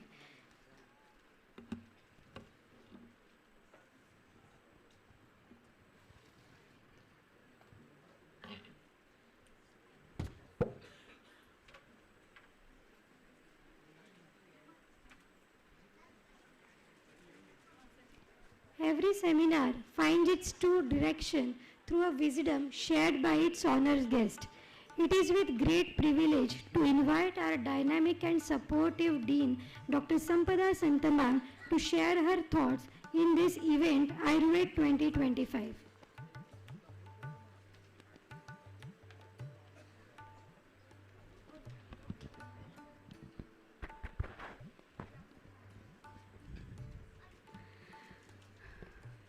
हम सबकी तरफ से मैं धन्वंतरी को वंदन करती हूँ।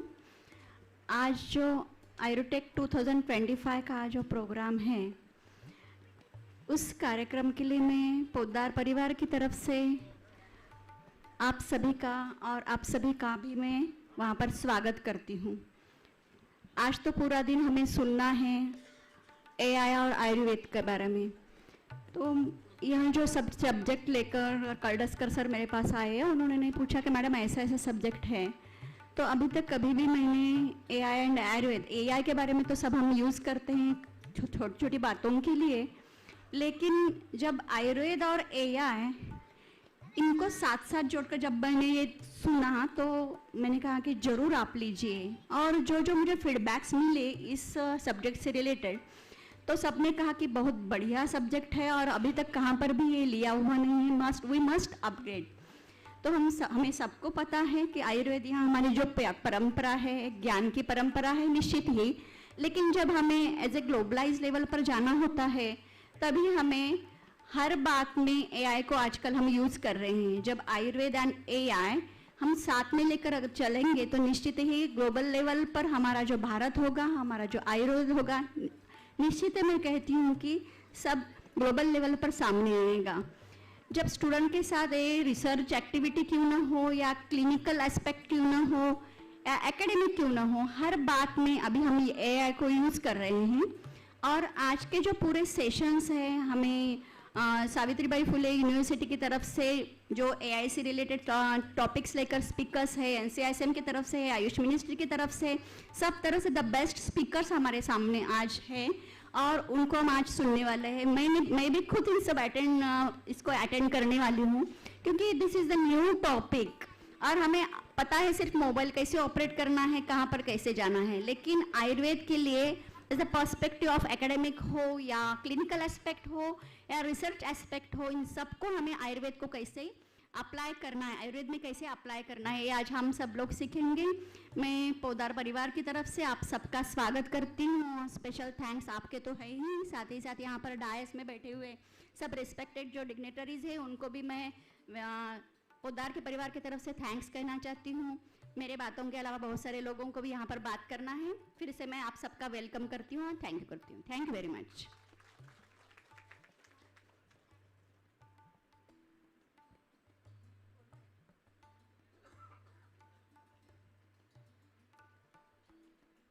A very heartfelt gratitude and thank you to our respected Dean ma'am for supporting us, enlightening us and giving us inspiring words. We now invite former Director of Ayush, Dr. K.R. Kohli sir, for his inspiring words.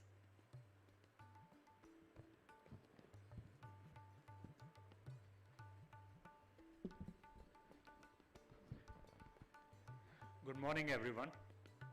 Honorable Dais, all the dignitaries in the Dais, my friends and dignitaries of the Dais, and my fellow teachers and delegates.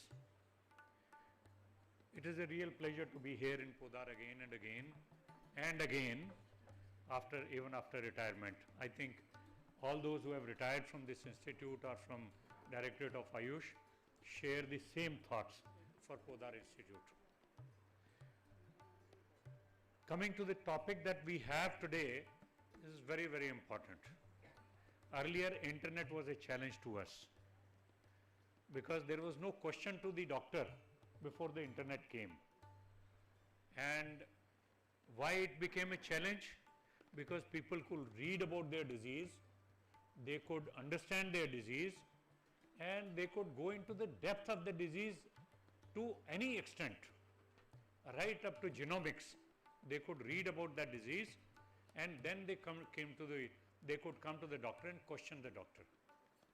But now we have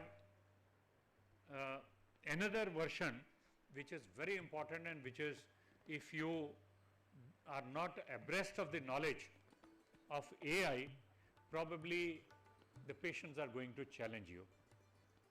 So to be prepared, this is I am telling for the practitioner. Because the moment you say any medicine, you write Swarnasut Shekhar Ras, he will put in AI and he will instantly, within 1 second, he will get the ingredients. Earlier you used to scroll through Google pages to find out. Now it is very targeted information that you get from AI, number one. If you have written 3 medicines, he will try to find out which one is the best, and whether the third one applies to his disease or not, he may challenge you on that as well. So this is one of the very, very simple aspects. As far as Ayurveda is concerned, I think AI is applicable in almost every disease, every subject, right from our scriptures. We have very limited knowledge of Sanskrit these days. Probably AI will help us to translate our scripts very, very accurately, to the extent that even if 10 Pandits of Sanskrit are there, and what they will translate, AI could translate better than them as well, because he will take AI will take the best knowledge out of those 10 and will try to give you the output. So it is from Samhita to Rashastra, Dravigun, to all the paraclinical subjects, to the clinical subjects, everywhere the AI application is going to be there. I am not going to prolong because there is a long list of speakers.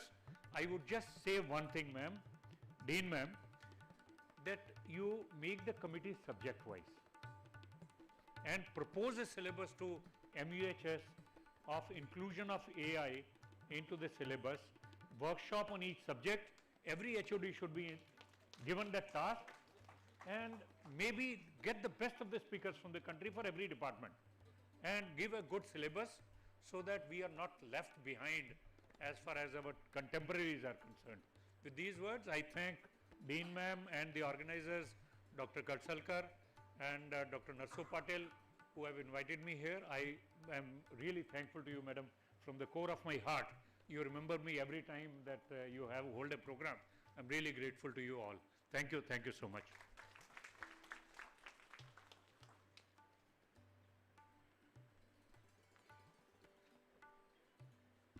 Thank you, Kohli sir. The whole Podar family knows you as an excellent clinician and administrator throughout your service, sir. Now I request Dr. Rajeshwar Reddy sir to please enlighten us with your words.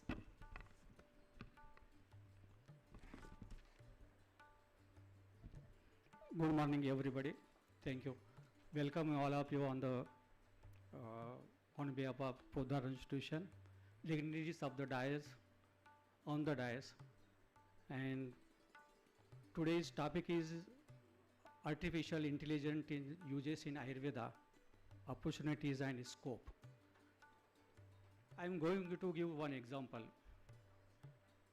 I went one institution in Mumbai, the Neura Center. They opened 2 years back. Only screening center in Mumbai, that Mumbai is 5 center open in Bangalore, Hyderabad, Mumbai, and Kolkata. This is the artificial intelligence screening investigation center. I go through it. They daily screening 36 patients in every center in India through the artificial intelligence scans MRI through the machines. See, now is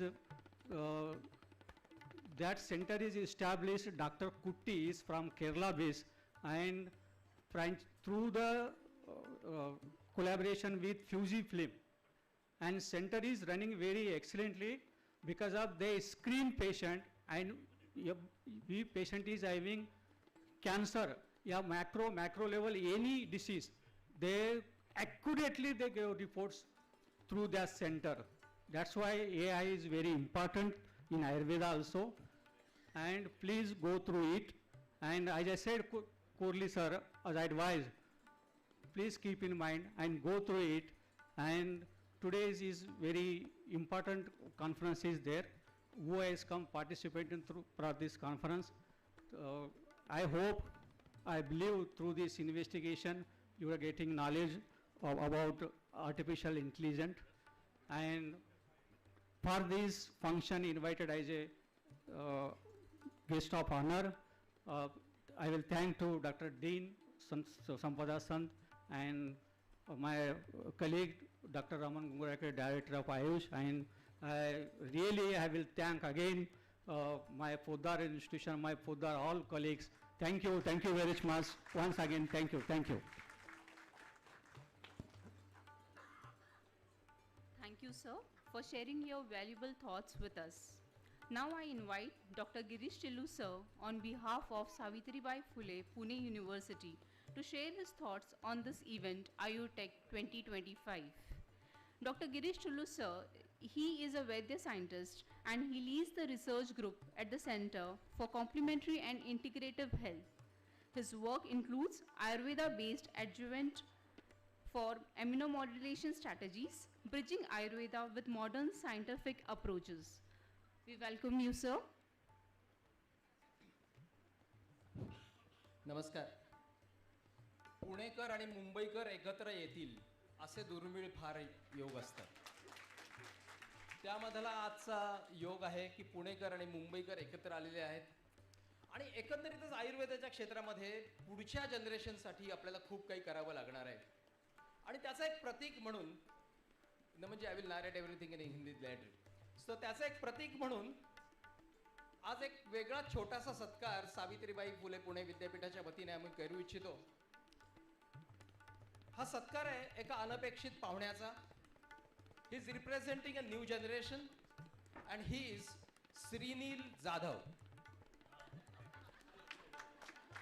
आणि याचा सत्कार आपण आज करणार आहोत आणि तो करण्यासाठी एक अतिशय औचित्यपूर्ण काम, एक खूप मोठं कार्य माझे गुरु प्रोफेसर भूषण पटवर्धन यांनी केलेलं आहे.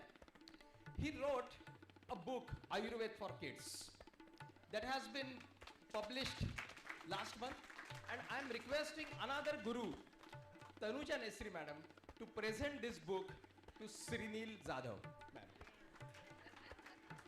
We had Professor Ayush as well. Yes.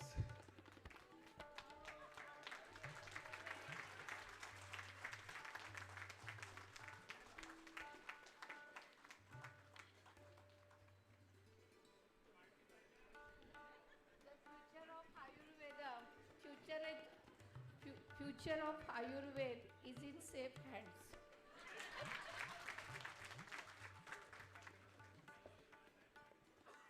आणि आपण इथे मला टीचर्सना देखील असं सांगायचं I have to tell teachers also because I am also teacher. Like our banks do know your customer, we have to know our customer quite well and every teacher should read 11th and 12th biology books. That will help us knowing our customers who are our students. In order to get connected with our students, we know many things and AI is one of them. This particular workshop brings together many things. We have industry and academia, Professor Dr. Santosh Dikshit, Dr. Akash Saggam, Dr. Ganesh Karaskade from CDAC, industry, academia, technology and traditions. I said, Pune and Mumbai, we have regulators and academicians. We have senior versus juniors. Technology makes this possible. Technology brings everyone on the same field.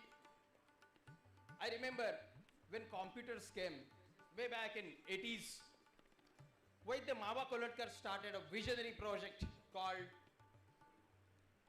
Triskanda Kosh. That project connected Samhita with advances in computers. And today I remember Vaidya Kolatkarji when we organized this Ayurtech 2025. जसे भगीरथ प्रयत्न आहेत तसं यामागे भरत प्रयत्न आहेत आणि आपण Bharat sir, संपदा मॅडम आणि त्यांच्या टीमला परत एकदा अभिवादन करूया. And we are thankful to all dignitaries, Nesri ma'am, Narayan Jadhav sir, Kohli sir. Then we have people directly from WHO. So this, Bharat sir, this workshop is actually happening on the world stage because Nesri ma'am chairs the traditional medicine and AI. And we have Rajeshwari Singh ma'am. Rajeshwari ji, welcome to Mumbai. We have Naman Golji from Ministry of Ayush. Many other dignitaries, Tater sir, salute to your work sir. We have Dr. Vandana Dhingra from Technology Department. We have a young, bright PhD student, Pranav Shukla, who worked on optimization of Charak Samhita and he received Governor's Gold Medal. That was sponsored by Persistence System in 2023. Based on the same theme. We have many other colleagues here. And another thing, if you return after this workshop and you think that बरंच काही व्हायला पाहिजे होतं अजून, तर you are right and we are also right. Because this workshop spans so many dimensions and a very wide spectrum. हे एक शिवधनुष्य उचलण्याचा आम्ही प्रयत्न केला आहे, पण आमच्या असं लक्षात आलं की प्रत्येक टॉपिक एका स्वतंत्र दिवसाचा वर्कशॉप असेल आणि या पुढची देखील जर्नी आम्ही याच्यावर पुढे नेऊया. With these words, I again thank you all the dignitaries on the dais and off the dais. Welcome to this workshop. Thank you.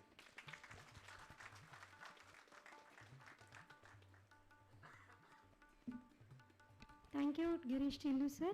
It is really our pleasure to have collaboration with Pune University for organizing such a pioneering seminar on the topic of AI in Ayurveda. Now I invite Dr. Tanuja Nisri ma'am, our Honorable Director, ITRA Jamnagar, to share her thoughts.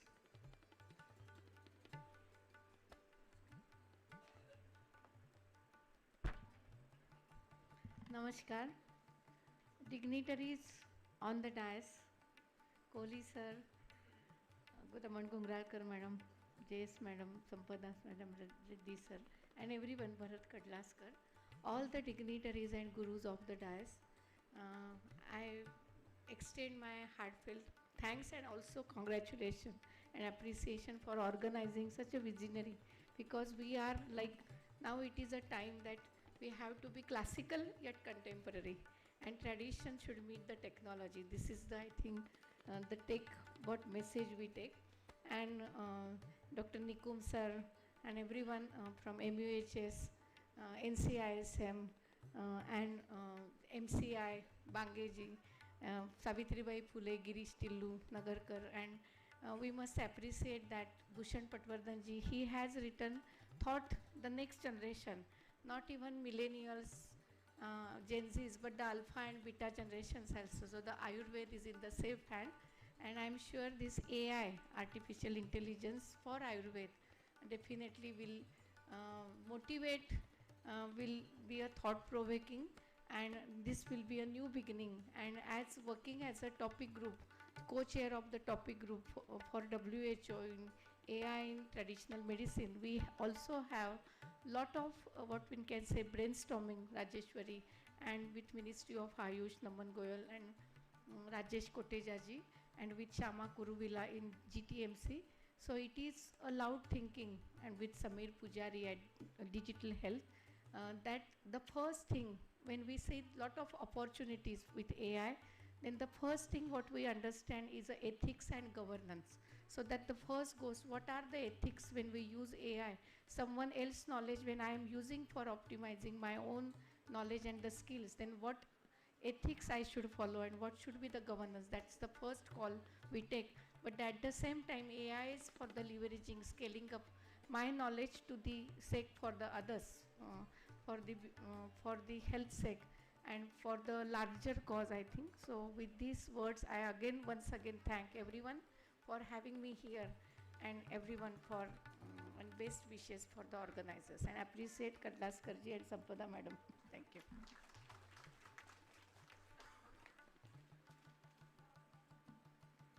Thank you so much, Dr. Nisri ma'am. Now I'll call upon Dr. Narayan Jadhav sir, President Medical Assessment and Rating Board, NCISM, to share his thoughts on the event.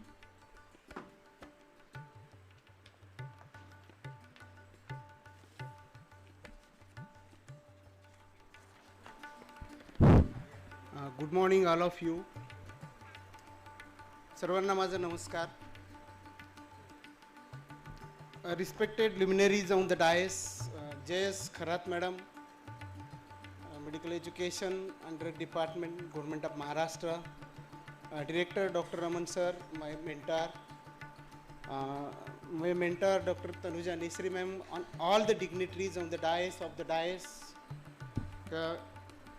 सगळे परिचित आहेत, सगळे seniors juniors, बरेच मित्र या ठिकाणी, आणि वेळ पण झालेला आहे. फक्त थोडक्यात NCISM मध्ये काय आमच्याकडे चालू आहे एवढंच फक्त या ठिकाणी मी सांगण्याचा प्रयत्न करतोय. तर Ayurveda AI, a natural alliance, not a compromise. Ayurveda is the original personalized health science of India, driven by principles of Tridosha, continuously evolving scientific knowledge framework. It has always relied on Pratyaksha, Anuman, Upaman, Yukti, Aptopdesh.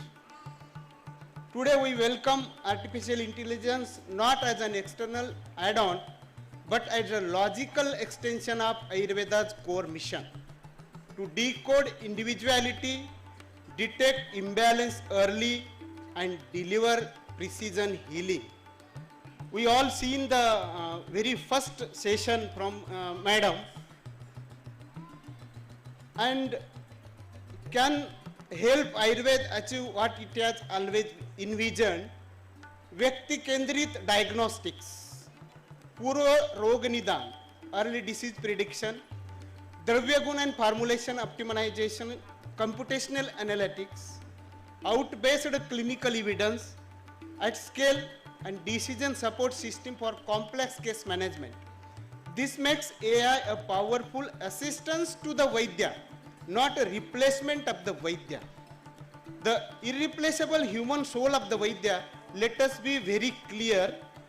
AI can analyze, AI can predict, AI can suggest, but it cannot form a healing bond between Vaidya and Rogi Sambandha, cannot sense emotional, mental or spiritual suffering, cannot apply compassionate logic beyond data patterns, and cannot deliver the art of healing that Ayurveda treasures. Vaidya heals with knowledge plus wisdom plus empathy plus intuitiveness, and the essence remains human. So our approach is artificial intelligence with wisdom. What are the initiatives taken by the National Commission for Indian System of Medicine and Board of Ethics and Registration and Medical Assessment and Rating Board? Under the NCSM Act, it is interested with Medical Assessment and Rating Board, quality standards in medical education, clinical training and infrastructure, academic governance and innovation in the Indian system of medicine. In this regard, Medical Assessment and Rating Board integrate technology into teaching, assessment of the institute and clinical research, build digital knowledge system for classical and clinical records, AI, modules for diagnosis support, Prakriti assessment and drug research. Then the pillars we must build together: digitization, data standardization, evidence generation, AI-assisted clinical decision support, and innovation ecosystem. The NCSM Medical Assessment and Rating Board have taken several initiatives. First is Medical Assessment Rating Board launched a dedicated online portal for submission of proposals under Section 28 and 29 NCSM Act, enabled proper processing of application, reducing manual workload and increasing transparency in the assessment of the institute, computerized visitation management system, automated visitation and assessment problem to automate the process of selecting and allocating the visitors for inspection, ensuring that the selection process was randomized and unbiased, enhancing the efficiency and transparency of the visitation management with zero human intervention policy. Strengthen the inspection, accreditation and rating framework by integrating technology-driven assessment models. Even implemented AI-powered assessment system to ensure compliance with the minimum standards of education. AI integration for compliance monitoring, and introduced predictive models to assess institutional adherence to minimum standards of education and regulation standards, ensuring objectives and data-driven decision making. And we all know the online management system, a teacher management system, to maintain a centralized repository of the faculty data, ensuring real-time compliance with the teacher-student ratio, developed a process manual for OTMS and grading institution on mandatory and updating rewards.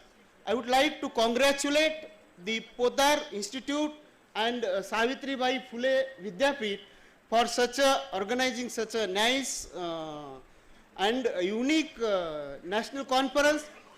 And I would like to thank you also for giving me the opportunity to be here. Thank you very much.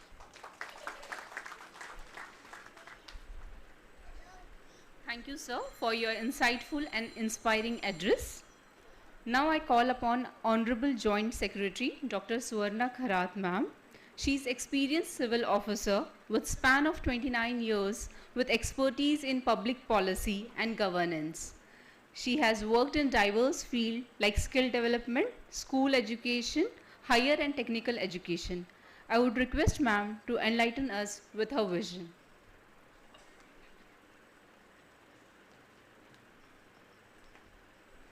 नमस्कार. आदरणीय व्यासपीठ, आज या guest जे व्यासपीठावर आहेत असे सगळे आमचे संचालक घुंगराळेकर सर आहेत, आमचे आताच इथे ज्यांनी आपल्याला सगळ्यांना संबोधन केलं कोहली सर आहेत, रेड्डी सर आहेत, आणि आमचे जॉईंट डायरेक्टर पाकमोडे सर आहेत, आणि ज्यांनी मला आज इथे आमंत्रित केलं त्या संत मॅडम आहेत. मी या सर्वांची मनापासून खूप खूप आभारी आहे. मेडिकल एज्युकेशन डिपार्टमेंट माझ्यासाठी खूप नवीन आहे. I am extremely new to this department and I am trying to learn from all of you. And I must congratulate Madam and the entire team of Podar College for organizing such a beautiful workshop, national level workshop, where the topic chosen is also so good, that extremely important, as Tanuja ma'am has also mentioned about the Generation Z, after 2000 we are now all the students who are in the medical colleges are the Gen Z generation. So we accept or do not accept, but we ultimately agree, yes, there is a generation gap. And I feel that our generation has witnessed the introduction of computers in our offices. We also saw the entry of the mobile phone. Then we witnessed the internet, then mail, and now it's moving so fast that I feel that the change is the only permanent thing in the world, whether we accept to change or do not accept to change. So I congratulate Sampada ma'am and her entire team for organizing this timely workshop, because it is very important to design the policies which is needed by the new generation, which is needed by the students who are the future doctors. So as Kohli sir has rightly said, that we need to form the committees, as stream wise, and we need to introduce the AI in maybe in the undergraduate or the postgraduate, and make use of the technology for better services and for the betterment of the mankind. I say thank you again, and you will all gain information, knowledge from this beautifully conducted workshop. I thank you, Savitribai Phule University, also the MUHS, and all the entire team of the Podar College. Thank you so much.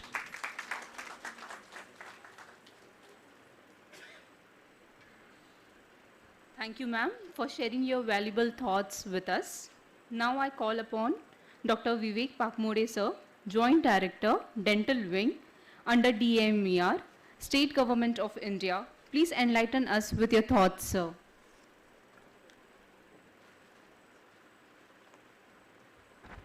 Vande Mataram. Suprabhat, Sarvana Mata Namaskar. Good morning to all of you. Respected Kharath Madam and all the dignitaries on the dais, of the dais. Dignitaries डायसच्या पण म्हणजे प्रेक्षकांमध्ये असतात. त्याचं तुम्हाला उत्तम उदाहरण सांगतो की बराक ओबामा आपल्या सगळ्यांना माहीत आहेत. अमेरिकेचे अत्यंत यशस्वी आणि लोकप्रिय अध्यक्ष डेमोक्रॅटिक पार्टीच्या एका मीटिंगला गेले होते. त्यांना कुठेच बसायला जागा नव्हती.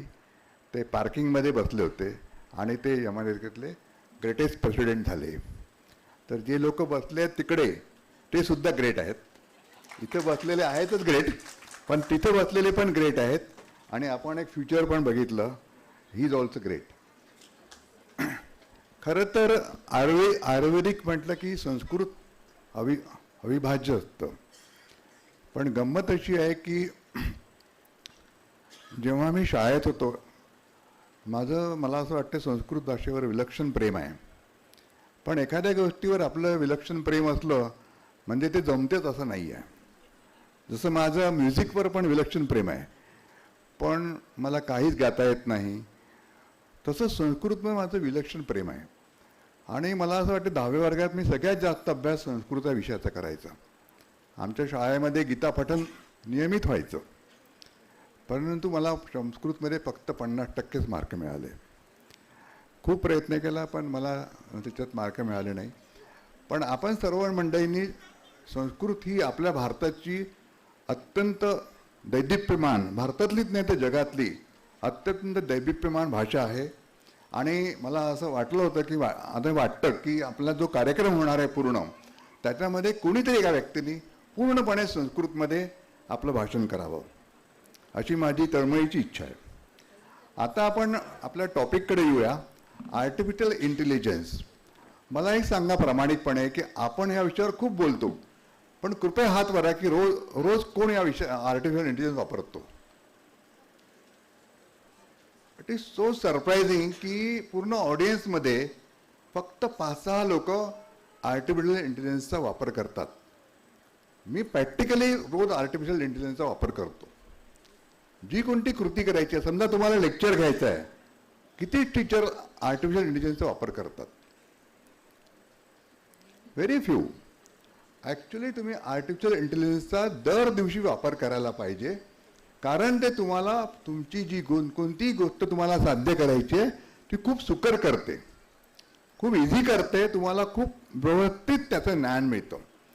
मी प्रॅक्टिकली दर दिवशी मेटा आणि ChatGPT वापरत असतो. तर आपण मॅडमने अतिशय काळाला सुसंगत असा आणि आपण सर्वांनी अतिशय काळाला सुसंगत असा कार्यक्रम आयोजित केलेला आहे. कारण हे भविष्य नाही, वस्तुस्थिती आहे आणि भविष्य आहे आणि हेच पुढचं आयुष्य आहे. फक्त एकच गोष्ट लक्षात घ्यायला पाहिजे आपल्याला की आर्टिफिशियल इंटेलिजन्स हे आपल्याला फक्त मदत करायला हवं. त्याला आपण तिथपर्यंतच मर्यादित ठेवायला हवं. आणि मी तुम्हाला सांगतो की मी मेटा वापरतो आणि ChatGPT नियमित वापरतो. आमचे कमिशनर सर सुद्धा म्हणतात की तुम्ही ड्राफ्ट बनवता, make a draft from artificial intelligence. तो तुम्हाला सांगतो की नेमका ड्राफ्ट कसा चांगला बनवायचा, कारण लोकांना ड्राफ्टिंगच करता येत नाही. तर परंतु तो तुम्हाला फक्त मदत करतो. शेवटी तुमचं जे इंटेलिजन्स आहे ते सर्वश्रेष्ठ आहे, तर त्याची मदत जरूर घ्यायची, पण आपण आपल्या बुद्धीने त्याला योग्य तऱ्हेने वापरायचं. दुसरी गोष्ट म्हणजे आर्टिफिशियल इंटेलिजन्समध्ये एक अतिशय महत्त्वाची गोष्ट आपण सगळ्यांनी लक्षात घ्यायला पाहिजे. त्यामध्ये कृपया आपलं वैयक्तिक काही टाकू नका. आपले स्वतःचे फोटो टाकू नका, स्वतःचे दुःख टाकू नका, स्वतःचे आनंद मुळीच टाकू नका, काही ब्रेकअप वगैरे झालं असेल तर मुळीच टाकू नका, कारण त्याच्याने ते तुम्हाला ब्रेकडाऊन करून टाकेल. आर्टिफिशियल इंटेलिजन्समध्ये तुमचा डाटा स्टोअर होतो आणि त्याचा मिसयूज सुद्धा करणार आहे. कारण दुर्दैवाने जगामध्ये जितके बुद्धिमान आणि चांगले लोक आहेत त्यांच्यापेक्षा अतिबुद्धिमान वाईट लोक जास्त आहेत. तर ही गोष्ट आपण नेहमी लक्षात ठेवायला पाहिजे. विशेष करून मी स्त्रियांना आणि मुलींना जरूर सांगेल की त्यांनी कृपया आपले फोटोग्राफ आर्टिफिशियल इंटेलिजन्स अजिबात टाकू नये. मी जसं आता मी तर वयस्कर झालो ना, तर मी यंग असताना कसं दिसलो असतो, छान होतं तुम्ही.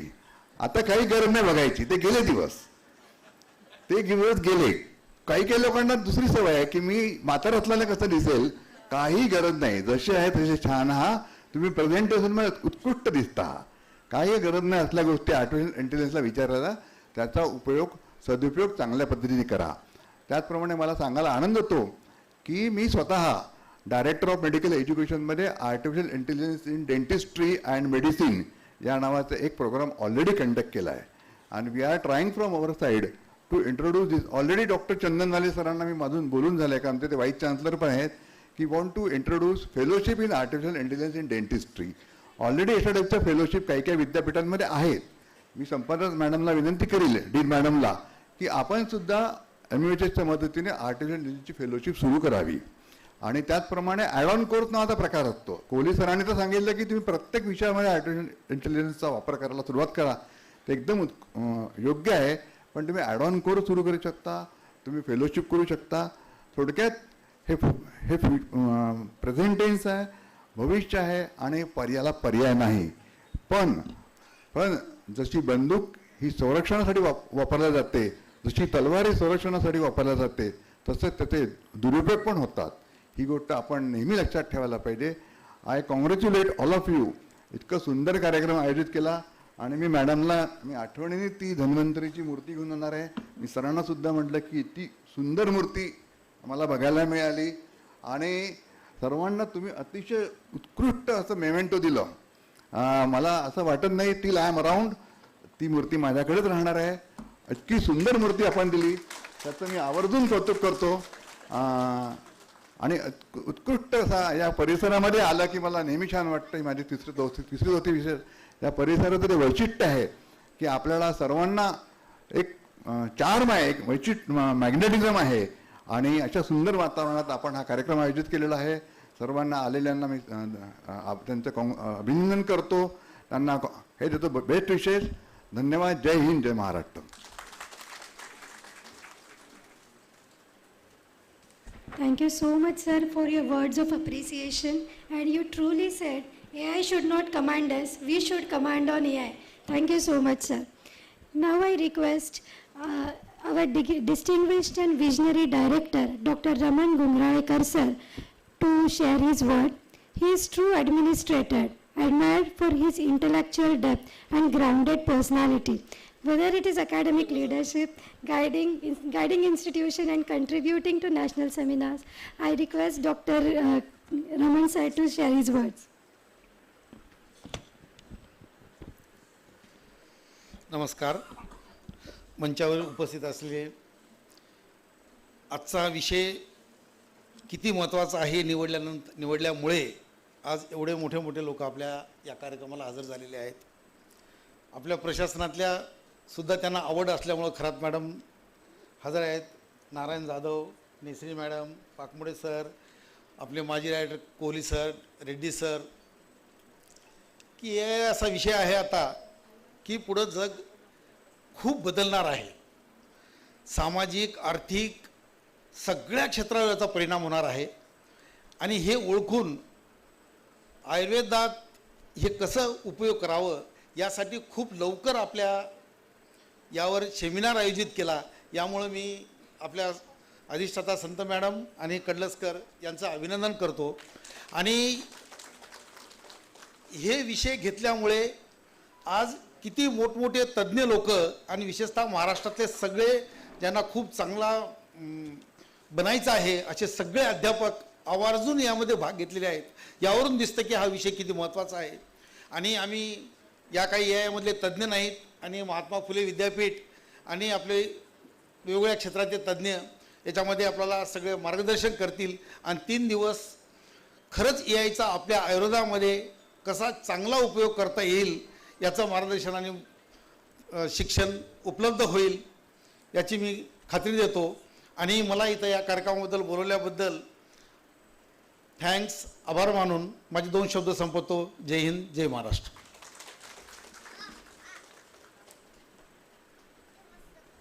Thank you, sir, for your enriching words and constantly supporting us. Now we will move to the concluding part of our inaugural session with oath of thanks. I call upon Dr. Sandhya Deshmukh ma'am to deliver her oath of thanks.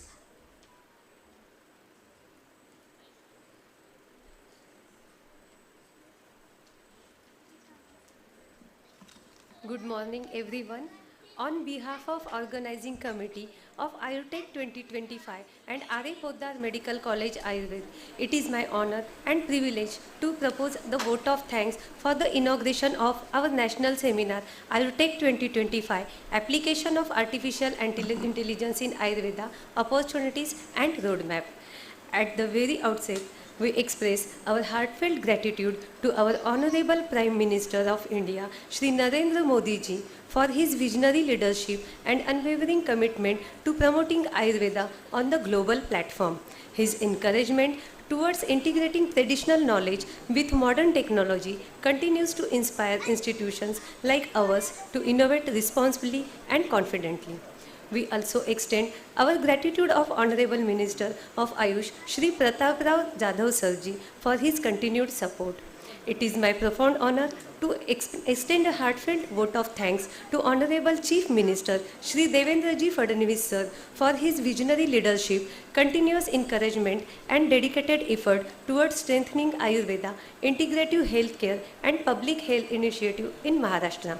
We also express our sincere gratitude to our Honorable Deputy Chief Minister Shri Eknath Shinde ji sir and Shri Ajit Dada Pawar ji for his unwavering support to Ayurveda, medical education and technological advancement in the state. We express our sincere thanks to Minister of Medical Education Honorable Shri Hassan Mushrif ji sir and State Minister Honorable Srimati Madhuratai Misal Madam for her constant support for Ayush Department. We also extend our sincere thanks to Ministry of Ayush and NCISM, Government of India, for its consistent efforts in strengthening Ayurveda education, research and healthcare delivery. The Ministry's initiatives towards digital health, integrative research and technological advancement provide a strong foundation for seminars like Ayurtech 2025. Our profound gratitude goes to our Chief Guest, Honorable Shri Dheeraj Kumar Sir, Secretary of Medical Education and Drug Department for supporting this occasion. Our heartfelt thanks to our guest of honor, Honorable Shri Anil Kumar Bhandari Sir, Commissioner of Medical Education, Research and Ayush for his valuable vision on strengthening medical education and research. We are indebted to Joint Secretary, Honorable Joint Secretary Medical Education and Research, Mrs. Suvarna Kharat Ma'am, for her insightful the expanding role of technology in healthcare and Ayurveda. Your encouragement and motivates us to progress confidently toward digital transformations. Our heartfelt thanks to Honorable Dr. Ajay Chandanwale Sir, Director and In charge Vice Chancellor of Maharashtra University of Health Sciences for his guidance. We extend our sincere appreciation to our Chief Patron, Honorable Dr. Raman Gungralekar Sir, Director Ayush, Government of Maharashtra, for his unwavering support and for continuously strengthening Ayush system in Maharashtra. Sir, your blessings elevate every academic endeavor of this institution.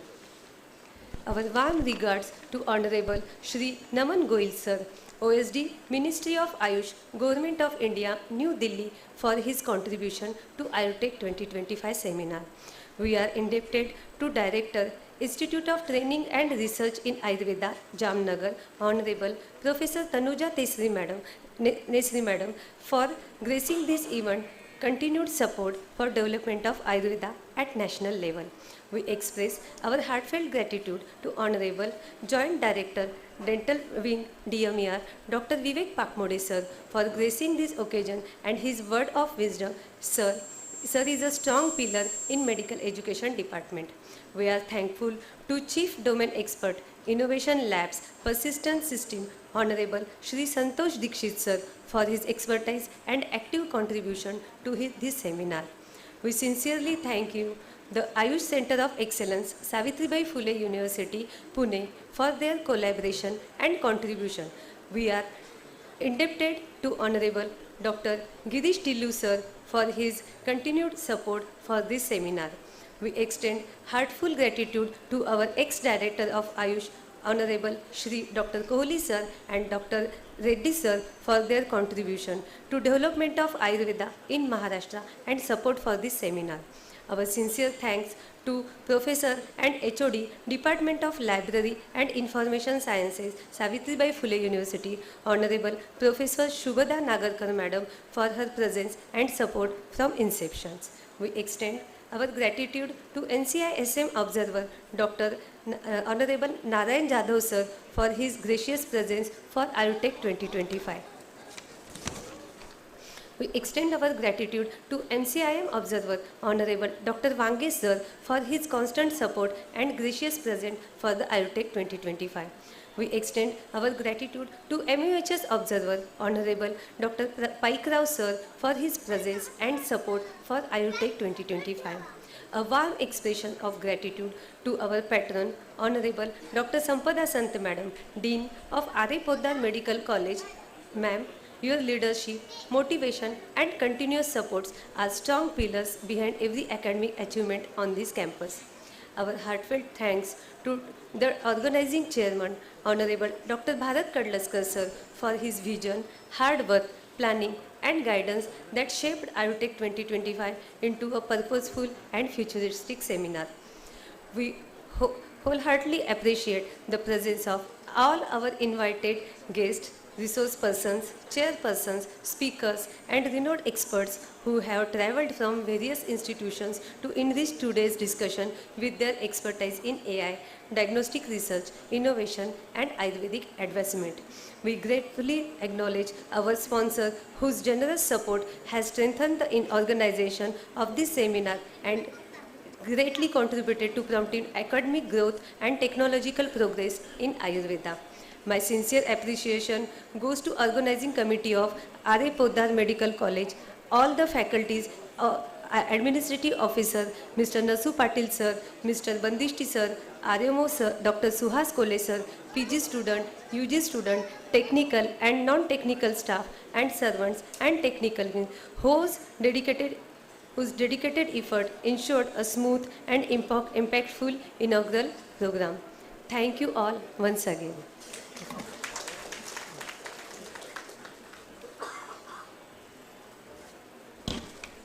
Thank you so much, Sandhya ma'am. Now we will conclude our inaugural ceremony with Prasaidan. I request Dr. Pradnya ma'am to come on the stage for Prasaidan.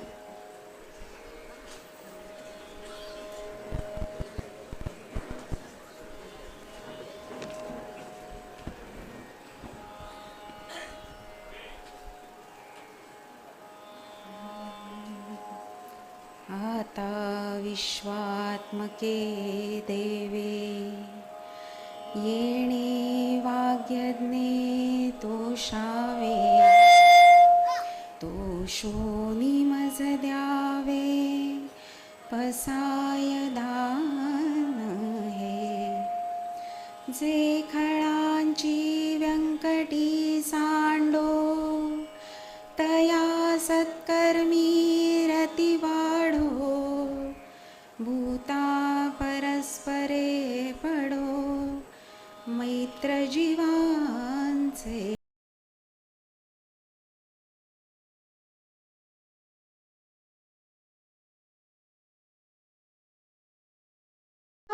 सूर्ये पाहो जो जे वांछील तो तेला हो प्राणी जात वर्षत सकळ मंगळी ईश्वर निष्ठांची मांदियाळी अनवरत भूमंडळी भेट तू भूता चला कल्पतरूंचे आरव चेतना चिंतामणीचे गाव बोलणे जे अर्णव पियुषांचे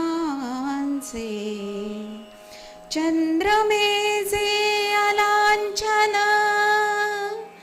मार्तंड जे तापहीन ते सर्वाही सदा सज्जन सोय रे हो तू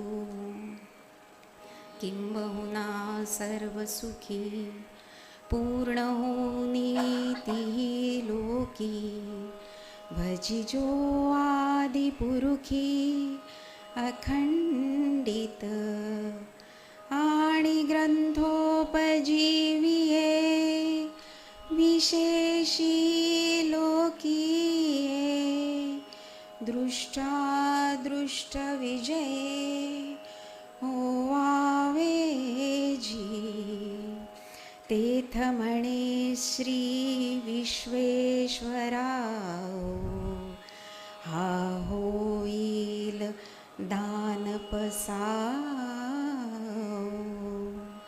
येणे वरे ज्ञान दे सुखिया झाला सुखिया झाला सुखिया झाला.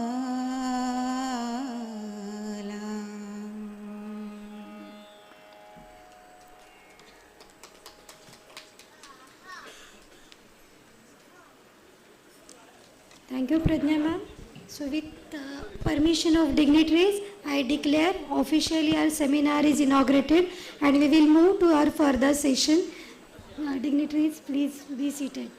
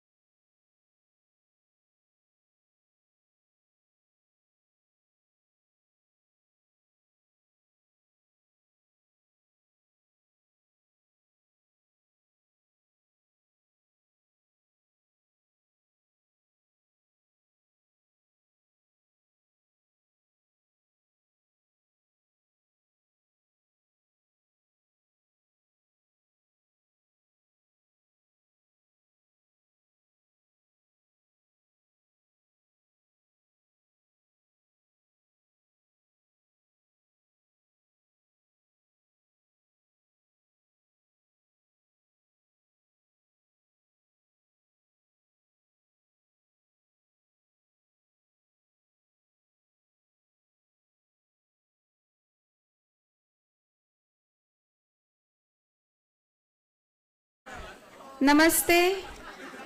Myself, Dr. Pradnya Kapse. It is an honor for me to be here in this August gathering on the topic of artificial intelligence in healthcare with the focus on Ayush sectors. As we stand at the cusp of a technological revolution, AI is transforming the way we approach health and wellness. The Ayush systems with their rich heritage and holistic approach offer a unique opportunity for AI to make a significant impact. From personalized medicine to predictive analytics, AI can help unlock the full potential of Ayush. We embark on this journey, we must reflect on the challenges and opportunities that lie ahead. So let us remember that AI is a tool, not a solution in itself. It is a synergy of human touch, clinical expertise, and technological innovation that will truly transform healthcare. Today we are here to welcome you all, and we are honored to have with us today our guest speaker, Dr. Santosh Dikshit sir. I call upon respected Dr. Santosh Dikshit sir on dais.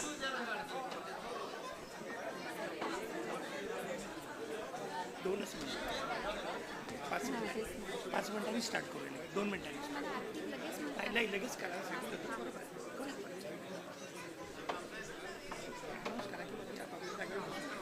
Very important session is going on. All delegates are requested to please be seated on their seats. We are going to start next session immediately. Morning and evening attendance is compulsory, and in between NCSM and MUHS observers are observing you. Those who are absent will not get the certificates and credit points as well.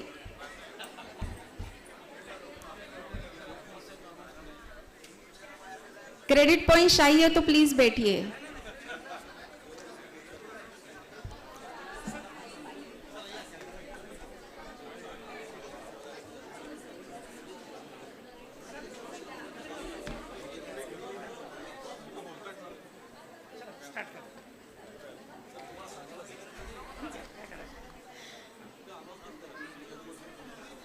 More sir, More sir, More sir, Nikum sir, ओ sir.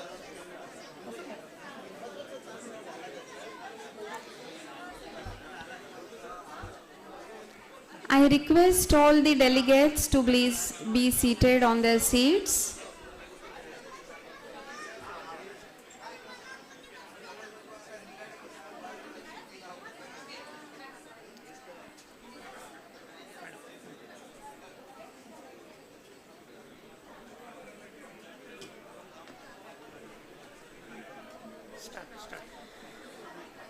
So let us work together to create a future where AI empowers Ayush practitioners, enhances patient outcomes and redefines the future of healthcare. So respected delegates and participants, we are honored to have with us today our eminent guest speaker from this field of AI, that is Krutrim Pradnya, Dr. Santosh Dikshit sir. I welcome you, sir, on the dais. Next, I'll call upon our chairperson for the session, Dr. Nisar Ali Khan, sir, Professor and HOD, Shalakya Tantra Department, Government Ayurved College, Nanded. I welcome you, sir. Next, I'll call upon co-chairperson of the session, Dr. Basil Cardozo, Professor and HOD, Department of Kayachikitsa, GAM and RC, Shiroda. Welcome, sir.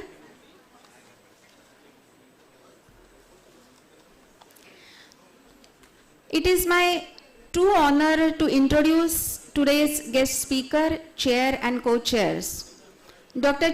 Santosh Dikshit, the guest speaker of this session, is the Chief Domain Expert for Healthcare and Life Sciences at Persistent Systems Innovation Labs. He leads multidisciplinary teams focused on developing technology innovations for the biomedical R&D ecosystem with focus on AI-related technologies.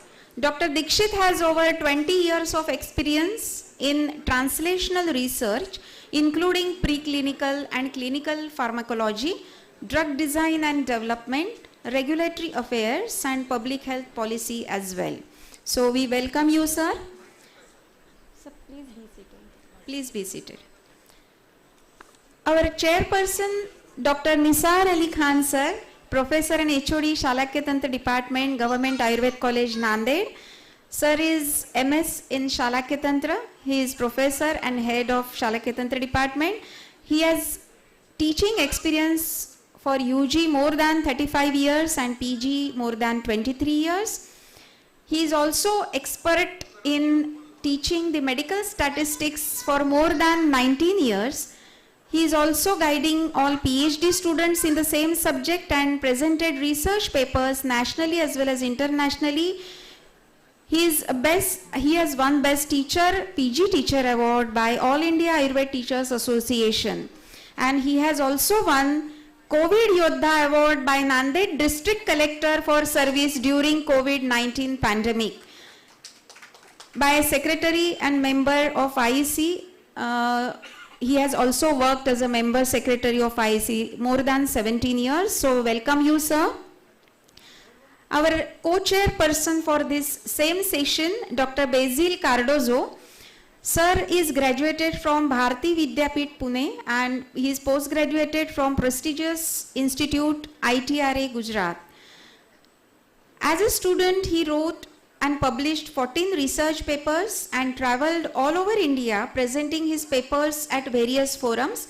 He has won 3 best papers and 2 best essay awards also. He has been selected as a JSC team member to visit Australia in the year 2004. He is a consultant at Kanakshi Arogyadham, Shiroda, He is Chief Consultant at Leslie Ayurveda Clinics, Margao and Velim. He is having 22 years of experience in clinical practice. As a teacher, he has taught over 1400 doctors, including Alriza guided 36 PG students and 1 PhD thesis. So he has won Young Achiever Award conferred by Nanal Foundation, Pune. He is a member of Board of Clinical Studies in Ayurveda at the Shiroda, Goa University. He had delivered talks on National Radio and Radio Perth in Australia. He is an ex-professor and consultant at Detu Academy of Ayurveda Medicine, Berlin, Germany. So with this, it is a kind gratitude for our both eminent chair and co-chairpersons to be here in this session. And with this, I'll just request our speaker, Dr. Dikshit sir, to please take mic.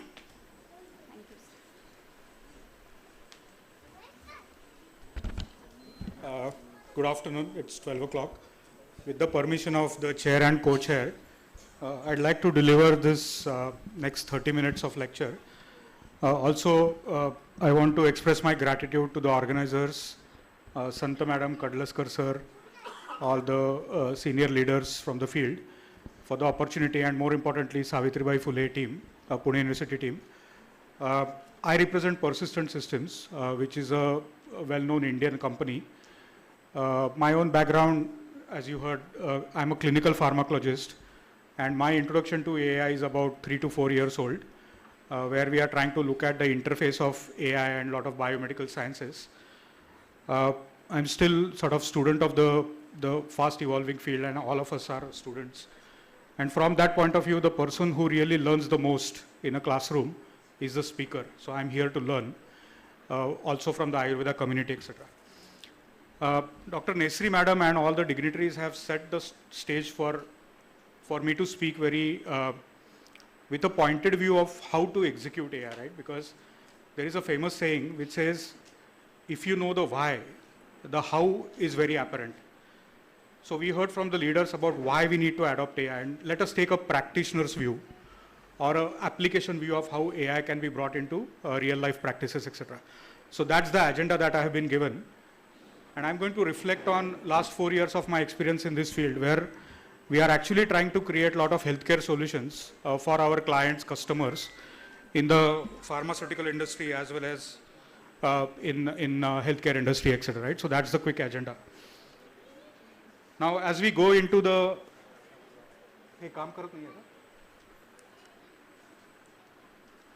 slides move.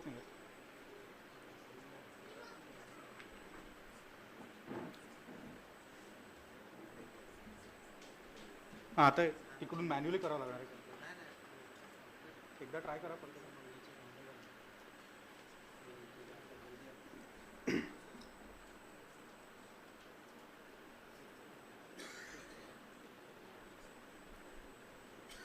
तो remote पुन्हा बसवा लागेल. हां okay, sorry. So I think we all start from here. Right? Everybody thinks they know a little bit about AI. Everybody has a different perspective on AI, but there is a collective view here, right? And this is the classic Panchatantra tale of 6 blind men and elephant. Interestingly, there is also a very famous Urdu sher. It says, "Jante the ilm karke bahut kuch jaan jayenge hum, jana to kuch jana hi nahi." Right? So this is a learning phase for all of us. Nobody really knows the final answer. The field is moving extremely fast. The field is like swimming in the ocean. You don't know which channel you will get into, but at the same time you have to survive, because everybody says this is the future, right? So let us look at how do you create a survival toolkit or a sort of experiential toolkit in this particular area, right? So the first is how to think about this, about AI in today's field, right? So I'm going to take a very high level overview. This is exactly what leaders in the industry, our own unit, etc. We are thinking on 4 pillars of AI adoption.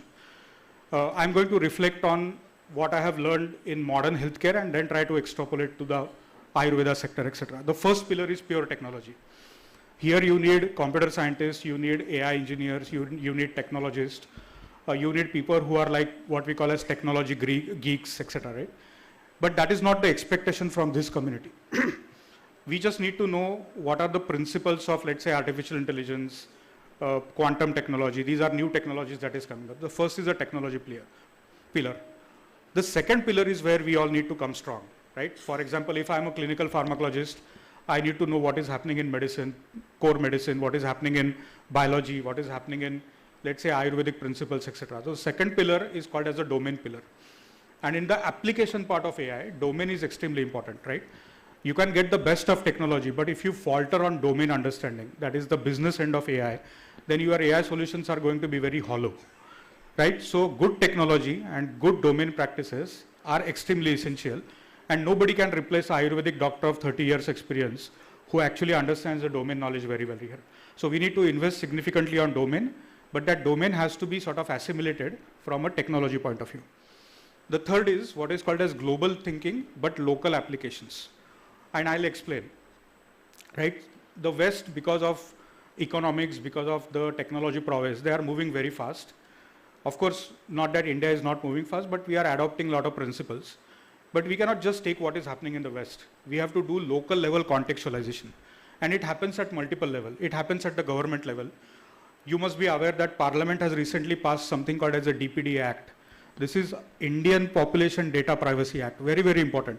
This is going to affect all of us. It's going to be like as big as Aadhaar card in the next 6 months or 8 months. Each one of us will probably get a UHID, a Universal Healthcare ID, and that healthcare ID will be your custodian of your data, right? So this is a local contextualization. The second local contextualization is what may work from a medical point of view in other populations may not work in our population. So that means we need to contextualize Indian biology, Indian disease scenario, Indian principles of treatment, etc. Third level of contextualization is economics. The West may afford to do very, very expensive AI, but can the Indian population afford to do something like that, right? And then on the positive side, the technology penetration in India is far ahead of the West. We know digital finance in India is probably the best in the world, etc. So can we leverage 5G, and now 6G is coming very fast. So this is what we mean by the third pillar, that is local contextualization. We need to think of AI from a local point of view, very, very important. And that is the India AI mission, if you are aware of what is happening at the larger level. And the fourth is, I would say, business implementation, where how do you forge partnerships? How do you select the right partner? Because in this, you are going to need technology partners. There is this concept called as industry, academia, government, tripartite partnerships that is required for strategic thinking. Then what is the cost to benefit ratio? Are you going to invest upfront, or are you going to do incremental innovations which escalate your innovation potential, etc. Right? So that is what is called as the fourth is a strategy principle, right? So each one of you at some point of time, whether you are an academic director or an individual practitioner, you will have to think of these four pillars from an AI adoption point of view. Then what is happening in the modern healthcare? I'm just going to take a snapshot. This is what we do on a daily basis in persistent systems. Broadly, the modern healthcare system is divided into 5 major subsegments. And there could be few more, but the broad principles are, one is called as a provider subsegment. Provider means hospitals, healthcare. All of us are part of the provider ecosystem, whether it is traditional or modern. Then there is a health insurance sector. Very important, because I mean, in today's world, nobody can afford out-of-pocket payment. So how do you cover these payments? So it's provider plus payer. The third one is health tech and med tech. We heard about continuous glucose monitoring, Fitbits, portable dialysis machines at home. These are all concepts which are called as medtech and health tech, and it is becoming fast. We heard the Reddy sir talking about AI guided screening. That is all medtech, health tech. On the life sciences side, which are enabling industries to healthcare, you have pharma, biopharma. We can also call Ayurpharma now. That is a new term that is coming up. Then you have CROs, clinical research organizations. And then you have diagnostics, right? So these are broadly the segments of the industry. More or less that also applies to the Ayurveda sector. You are not removed from it. But in each of these, what is happening is at the bottom is you are looking at hyper-personalization. This is called as personalized medicine. There is a lot of digital uptake. That means every process is becoming digital right now. And then if you look at what are the drivers of AI adoption is the last part, right? I already told you the importance of deep domain knowledge. The joke here is that if you bring the best of technology, but you are poor in deep domain knowledge, the analogy here is like surgery successful but patient dead, right? So I want to re-emphasize the importance of deep domain knowledge as a driver of AI adoption.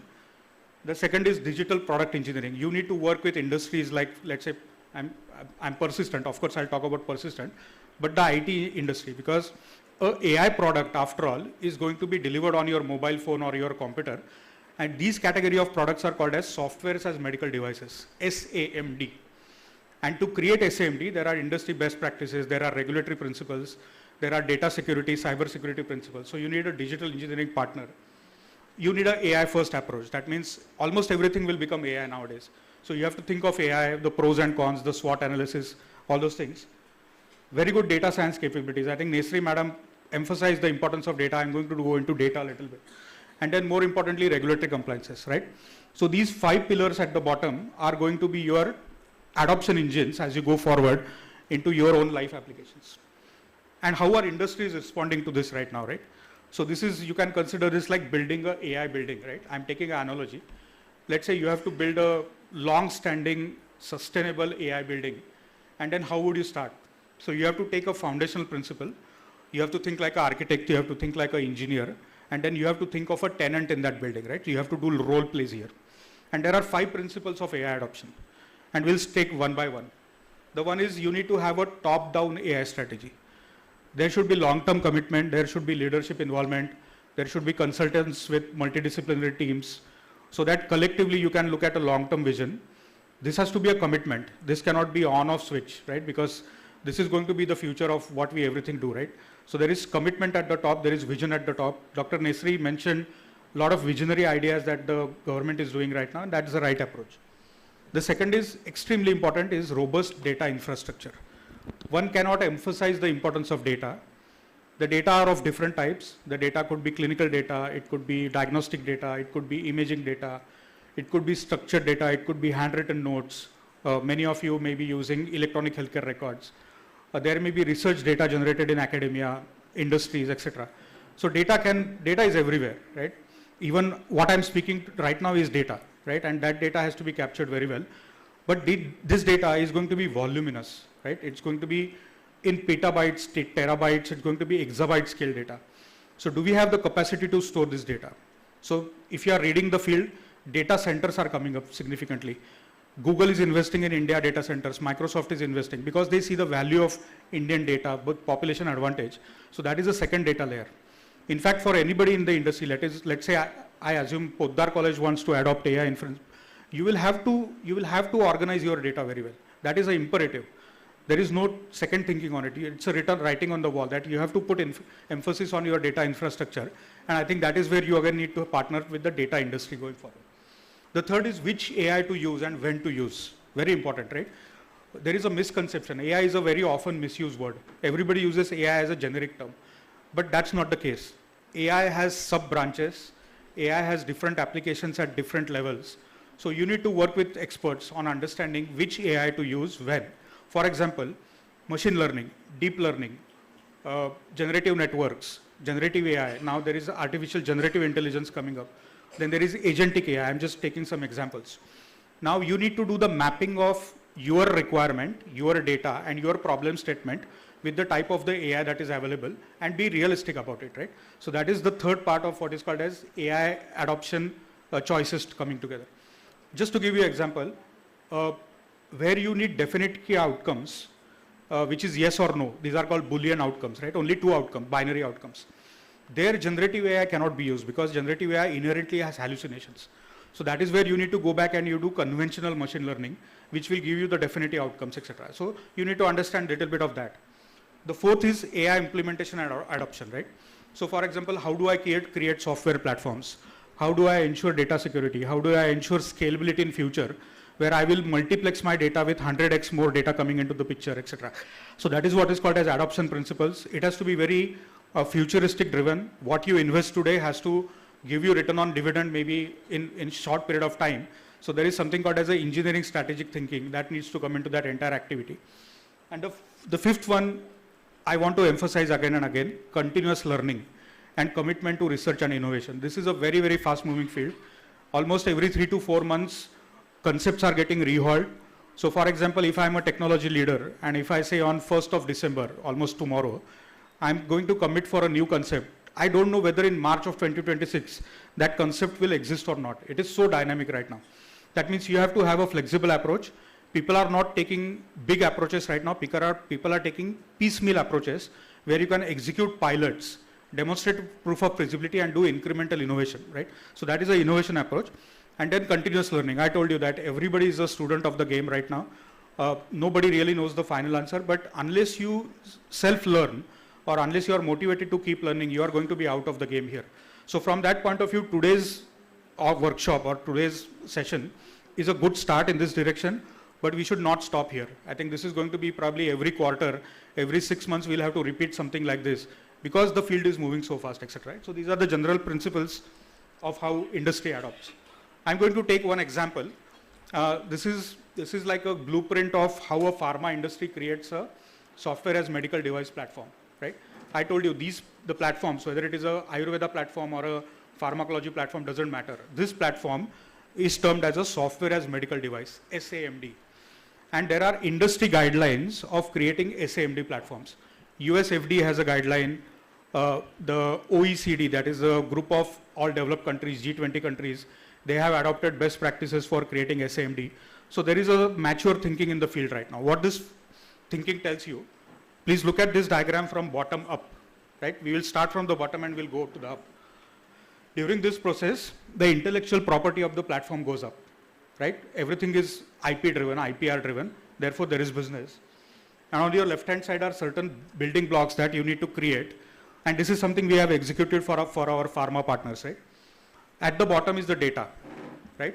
So in a pharma point of view, your data is going to be preclinical data, experimental animal data, a lot of cell biology data, maybe some computational data coming in, etc. As I mentioned, the data can be structured. When I say structured, it is Excel format, standardized tables. Unstructured could be handwritten notes, certain Word documents, or even data that is published on the internet, etc. These are called unstructured data.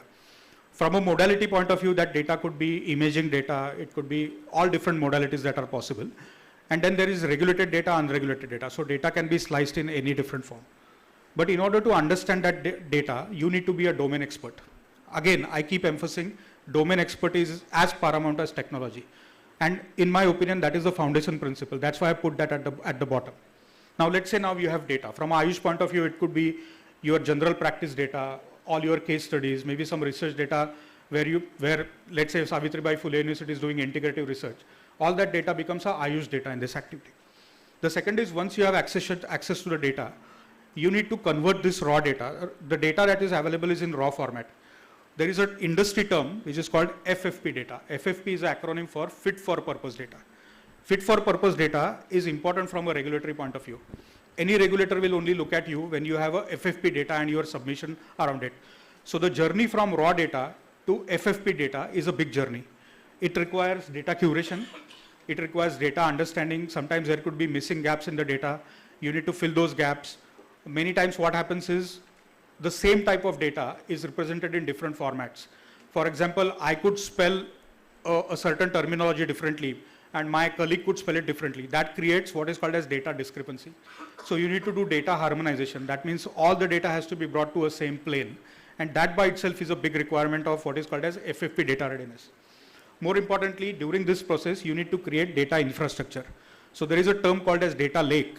That data lake is paramount. It's an architecture, software architecture term. You need to create a data lake. That data lake has to be regulatory compliant. It has to be adhere to the principles of Government of India, for example, the DPDA Act that we talked about. And if you want to share this data across countries, then you need to also understand their local requirements. For example, in Europe, there is GDPR Act, right? So our data practice also has to be GDPR compliant, not only Government of India compliant. And this is called as data interoperability, right? So these are all data principles. Now I go to the green layer. This is where I start bringing in use cases. Nesri madam mentioned about use cases. I'm just taking a pharma example. In Ayush, it could be Nadi Pariksha, it could be Tridosh analysis, etc.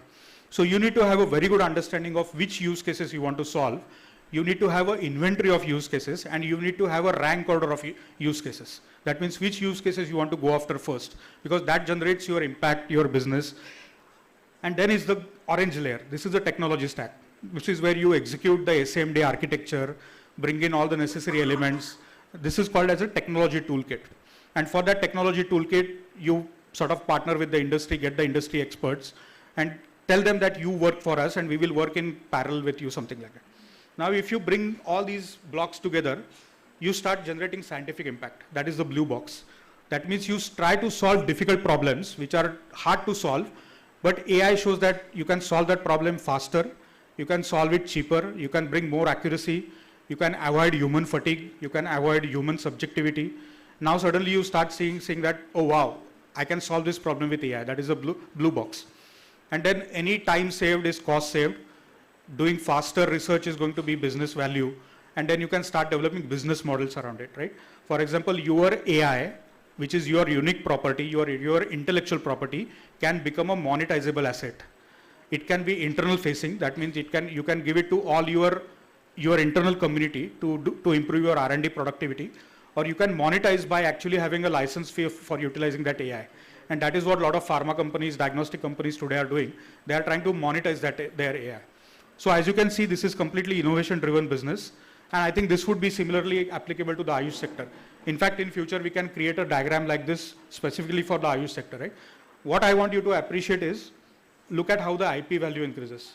Just by investing in good data practices, your end product could give you 1,000-fold returns on the investment that you are doing, something like that, right? So at some point of time, anybody who is thinking of AI adoption at an organizational level or an individual level, if you are an individual practicing doctor, I would very, very strongly encourage, document everything that you are doing very well, digitize it. No data is bad data. Everything that you do has some future value. So I think there has to be a commitment to what is called as data and then all these activities that you go forward. And then having done that, these are just the representative applications that personally me, Dr. Akash at Persistent, we work on these applications on a daily basis. Using that data layer, that diagram that we talked about, we work on drug discovery, drug development, precision medicine. Somebody mentioned about using biomarker guided diagnosis for accurate prediction of what may happen today. In cancer, prognostication is very important. Then sometimes you have to do medical simulations. So there is something called as virtual clinical trials which are coming up right now. The regulators are moving away from animal experimentation. So can you use AI to do medical simulations? Medical chatbots is a very popular concept right now. Most of ChatGPT is a chatbot, but now there are medical chatbots which are very intelligent on medical data, medical contextualization and so on and so forth. Very importantly, medical writing. This is a very popular use case right now. Across the industry, because we are a highly regulated industry, healthcare, we have to constantly face regulators. So writing a regulatory document manually is a very cumbersome process. There are people who have made their careers as medical writers, but they will tell you it takes so much time, they have to read so much, they have to extract information, they have to draft and redraft, etc. So AI can now, what they can do is they can create draft zero. That means the first draft of any document that needs to go to the regulatory authorities can be created by AI. AI can be told intelligently that I want to read, let's say 100 documents, extract the key information, put it in a certain format, and then I can tell the AI to write it in a templatized format. That templatized format is standardized for regulatory. So this is extremely popular in the case of Ayush sector, writing clinical case reports, writing your medical electronic healthcare records, etc. That could be a very good use case.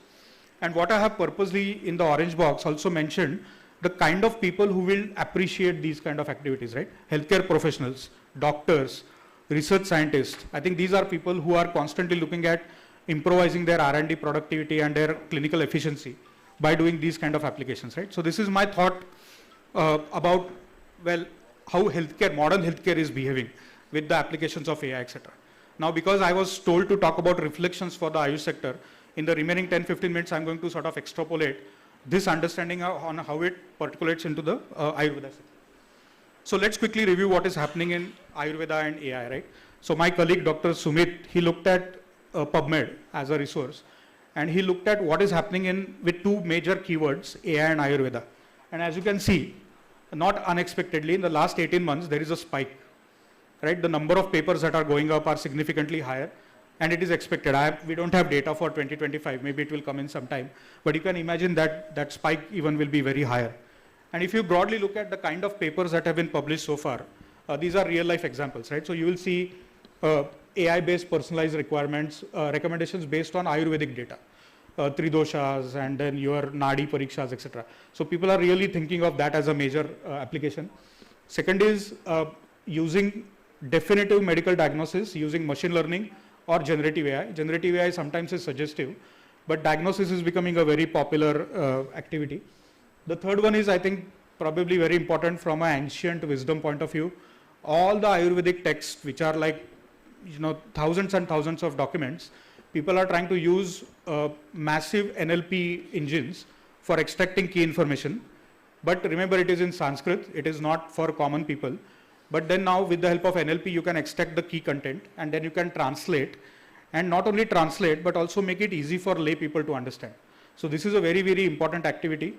There are a lot of pharma companies or Ayurvedic companies who are trying to monetize this kind of activity.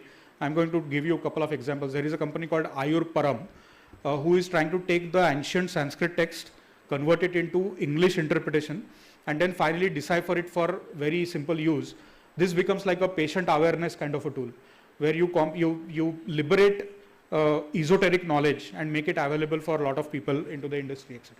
And then I think coming from a Ayurvedic pharmacology point of view, natural product discovery, computational biology coming together with pharmacognosy, with natural herb research, etc. That seems to be a popular area in these activities. And I think Nesri madam mentioned, and I think our WHO colleagues will also talk a little bit about this document. I'll not spend too much time. But the point here is that this is a very mature thought process now from a traditional point of view. Almost every country has their own legacy of traditional medicine. They are very proud about it. They are very protective about it, rightfully so. And now we are glad that there is a centralized vision coming at a WHO level for protecting these kind of activities, right? So this is a very important document. This is open source. I would encourage you to take a look at it. In fact, for all the students of Podar College or anywhere else, you could do a journal club on this document, right? So you can divide, this is a huge document. You can take chapters each and you can run a series internally so that every student understands what is the implication of this particular document, right? And there could be a series of discussions going forward on this document. You can consider this as a vision document, and that vision should percolate into every practitioner of Ayurveda as we go forward. This slide, I think Nesri madam also showed it. What I'm trying to highlight, which are the low-hanging fruits right now. When I say low-hanging fruits, these are slides. These are areas where you already have started seeing green sprouts. When I say green sprouts, that means proof of concept pilots are well established. It has gone through the level of maturity that requires from a use case point of view, and it is coming close to real life adoption, right? So these are what we have understood from, so patient management, data governance we talked about. Very important, Ayurveda talks about mind-body equilibrium, right? So there are a lot of AI products coming into the area of mental health. And this is an area where I think modern medicine is probably weaker because of its conventional attitude to mental health. But we all know Ayurveda is the balance of mind-body. And if you can bring up some AI where it assesses your current state of mind and bring interventions through, let's say, some kind of a chanting or Anulom Vilom and etc., try to improve your mental health. This is a very attractive area, particularly for the Ayurveda sector. Knowledge synthesis is something I want to talk about. At Persistent, we excel at knowledge synthesis. And I heard a lot of references in what Nesri madam mentioned. In fact, she was provoking us to think about knowledge as India's asset in the Ayurvedic sector, right? So this is one area where if we can have a collective wisdom coming from individual practitioners of Ayurveda, institutional practitioners, organizational, I think then your knowledge base can be so incremental that this can by itself become an asset, a national asset against which you can apply a lot of AI, right? So this is a very mature thought process. Pharmaceutical, herbal medicine, I think we talked about. A lot of people are using principles of Ayurveda, reverse pharmacology, and try to guide natural product chemistry, bringing new analogs in the modern medicine, etc. So again, very attractive area of work. Telemedicine is mainly from an application point of view in remote access areas. In Maharashtra, we know there are a lot of Adivasi padas, etc. But can you use the principles of AI and then still render good quality service and then deliver the quality product, etc. AI robotics is becoming very popular. There is haptic control that happens during surgery, can be guided by AI now. In fact, there are products coming out of Siemens where it is like a driverless car. right? You must have heard of driverless car, where the car is so intelligent by looking at surrounding data that it can operate autonomously. And the day is not far away where minor surgeries, for example, laparoscopic cholecystectomy, some example, can be completely done without a surgeon, of course under the guidance of a surgeon. And this is no longer fiction.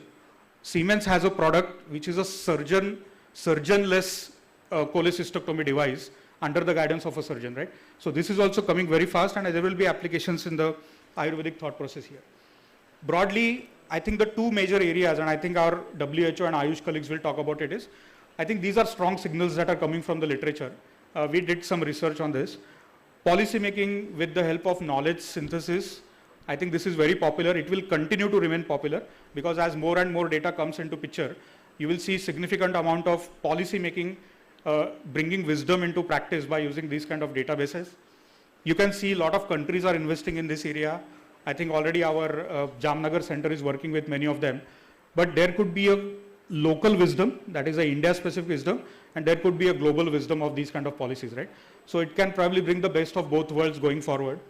And then preserving and advancing traditional medicine. I think this is where digitization of old text, deciphering the complexity of these kind of data so that young people who are not, let's say, Sanskrit savvy can start understanding. People with my background, if you are interested in understanding Ayurveda, I think this is where the second part will come into picture, right? So these are areas that are very popular today. They will remain popular for another decade, even more. And I think if you want to really start doing some individual research, I think these are areas where you should constantly track. I'm going to spend maybe only 5 minutes. A lot of these use cases, I think Nesri madam mentioned in her slides. We just went into some details to give you the flavor. I think these slides we can share with all of you. The TKDL, very, very important project. If all of us can somehow contribute to TKDL, this is going to be nation building. Your individual data, I think people are very protective about data, but in today's world, I mean, your data is only as good as the way you share that data, right? We are a part of a global community. There is a concept in data sharing called federated learning. It's a technology concept, but federated learning overcomes the limitation of sharing individual raw data. So for example, if I'm an Ayurvedic practitioner and I have 1,000 cases well documented, and I don't want to release my data because it is my intellectual property, my 30 years of work, and natural, I think everybody thinks like that. But then what federated learning allows you to do is it can aggregate the data of the 1,000 patients. It can look at salient features which are common, like a common minimum denominator, and that common minimum denominator, which is anonymized without sending any PHI data, can be then passed on to a AI consortia or a network, and through that you can be part of what is called as a data sharing initiative, right? So this is very important. I think we all need to change our attitude towards data sharing. Data is going to be the growth engine for what we do in this particular section. Ayush Grid, I think Madam already mentioned, this is a very ambitious government initiative. We all need to be connected through a grid. There is already a national cancer grid. There is national knowledge network, which are showing great success stories. I think sooner or later, Ayush Grid will start showing the success that we are looking for. So my request to Madam, to popularize Ayush Grid. Not everybody knows about this, right? We have only learned it. I think you are going to cover that. That will be very important. And if there are mechanisms for people to start contributing individually to the Ayush Grid and get some acknowledgement. I think acknowledgement is not for any egoistic purposes, but just for recognition. I think that would be a value addition. Some examples from academia, Ayurgenomics. There is a group in IIT Jodhpur constantly working on looking at Kapha Dosha Pitta Prakruti principles from a genetic point of view. And then knowing that you have a genotype and a Tridosh profiling, can you predict what may happen to you with a seasonal change, right? That is a use case. And this is again very popular use case. In fact, India could be the only country practicing Ayurgenomics because this concept is not popular in other parts of the world. And if you have a breakthrough with Ayurgenomics and AI, that can be India's contribution to the world from this kind of a principle. Ayurveda is a semi-private organization. They are trying to look at a lot of clinical data coming from practitioners and apply some kind of a forward-looking algorithm in order to determine what is called as a clinical decision support system. So this can become a tool in the hands of a doctor on your mobile phone. You can just input few of your patient profile parameters and it will tell you if there are second opinion referrals available in the database to look at how this patient was treated and what may happen to this future to this patient in future with prognostication principles and so on and so forth. Ayurveda intelligence platform, this is very interesting. This is what I was telling you about disseminating Ayurvedic knowledge. Converting ancient text into simplified English. From English you can go to Kannada, you can go to Marathi, you can go to Swahili, whatever the language you want to do it, and then also do interpretations around it. By that what will happen is knowledge will get liberated, and more people at the bottom of the pyramid will get benefit from something like this, right? Ayur data mark is again a sort of a diagnostic principle where it provides you a lot of previously available diagnostic information when you input a diagnostic parameter. For example, sugar plus some kapha dosha pitta, and then it will tell you some parameterization coming into Ayur data mark. Very interesting, this Sitoshna Pred, I think you should take a look at it, very innovative idea. What they are looking is, the concept of Sita and Ushna does not have a real biological explanation as of right now. People are working on heat shock proteins and all those concepts. But by using a lot of compounds which are used to treat Sito, Ushna phenotypes, there is some mapping that is being done here. And then by that mapping, now if you have a completely new natural product, you may be able to predict through patterns or heat map analysis, machine learning, whether this compound will induce a Sita Ushna phenotype or it could mitigate that phenotype, etc. So this is a very interesting project that is going on. It's in R&D phase right now. MedLeaf Rex, again, it's a rule-based engine for Ayurvedic knowledge where they are doing personalized recommendations using all your parameterization, etc. You can see a lot of clinical applications are coming up here. I was told by the organizers to conclude with some real-life, maybe you can say recipe book applications. And again, yesterday we had a very interesting dinner conversation with Nesri Madam, Kadlaskar sir. This is my humble call for action to the community. I honestly don't understand Ayurveda. I'm just learning from my colleagues, etc. But I'm still trying to reflect on what has worked in the modern healthcare system and what may work immediately in the Ayurveda system, right? So let's take these 5 principles. Remember that building analogy that I used earlier. I'm going to take that same analogy. What needs to do? Imagine you are a evangelist or an enthusiastic person in AI adoption Ayurveda, and this would be my roadmap for you, right? And it's not definitive, just a suggestive roadmap. First of all, either you as an individual or in your community, prioritize high impact use cases. Ideas are many, ideas are cheap, but really rank ordering those ideas, bringing in the value, the 360 understanding of the idea, looking at the weaknesses of that idea. Everybody talks about the strength of idea, but the weakness, because the weakness actually allows you to not claim too many, let's say, over claims coming of that idea, right? That is very important. I've just taken few examples. A lot of people are working on Prakriti analysis. There are commercial products for Nadi analysis, etc. Dissemination of ancient texts we talked about, that will remain a very popular activity. What I really think is intelligent knowledge bases is going to be a very viable idea because it's so ocean, right? Whether you put 10 liters into ocean or whether you put 100 liters, it's still an ocean. So any data which is very unique to you, let's say you are an integrative oncology practitioner and you have 1,000 patients of well-treated, well-documented, that's going to be a very massive, extremely enriched database. And if you can contribute to that TKDL or any other activity, that's going to be very important. Next is, again, I keep emphasizing, need for good data practices. There are best data practices. In fact, the next workshop, if we get a chance to do that, we should have a 3-hour session on best data practices, particularly for the Ayush or the Ayurveda sector, right? Because Ayurveda sector, what I understand from Dr. Girish, the data practices are very heterogeneous. So if, let's say, ministry can write a white paper on what are the best practices for Ayurveda data collection and harmonization, that is going to be a significant contribution to the field, right? So we need to define what is called as ontology mapping. We need to do mapping of terminologies. We need to do curation of terminologies. In the modern world, there is something called as a ICD-10 code. It's an international code universally accepted, which is practiced by all countries in the world when defining medical terminologies. If the Ayush sector, Ayurveda sector can also think of standardized terminologies, I'm sure there are terminologies, but they need to be officially published that this is how we want to follow, and it has to be endorsed by some body. So that is called as the terminology mapping. And multimodal data, right? In today's world, even an Ayurvedic practitioner treats using modern data, imaging, diagnostics, etc. So this multimodality, we should try to bring in even when you look at Ayurvedic outcomes. Very important part of that we follow. The third point is again very important. Nesri Madam, twice she has emphasized bringing ethics very early into this discussion.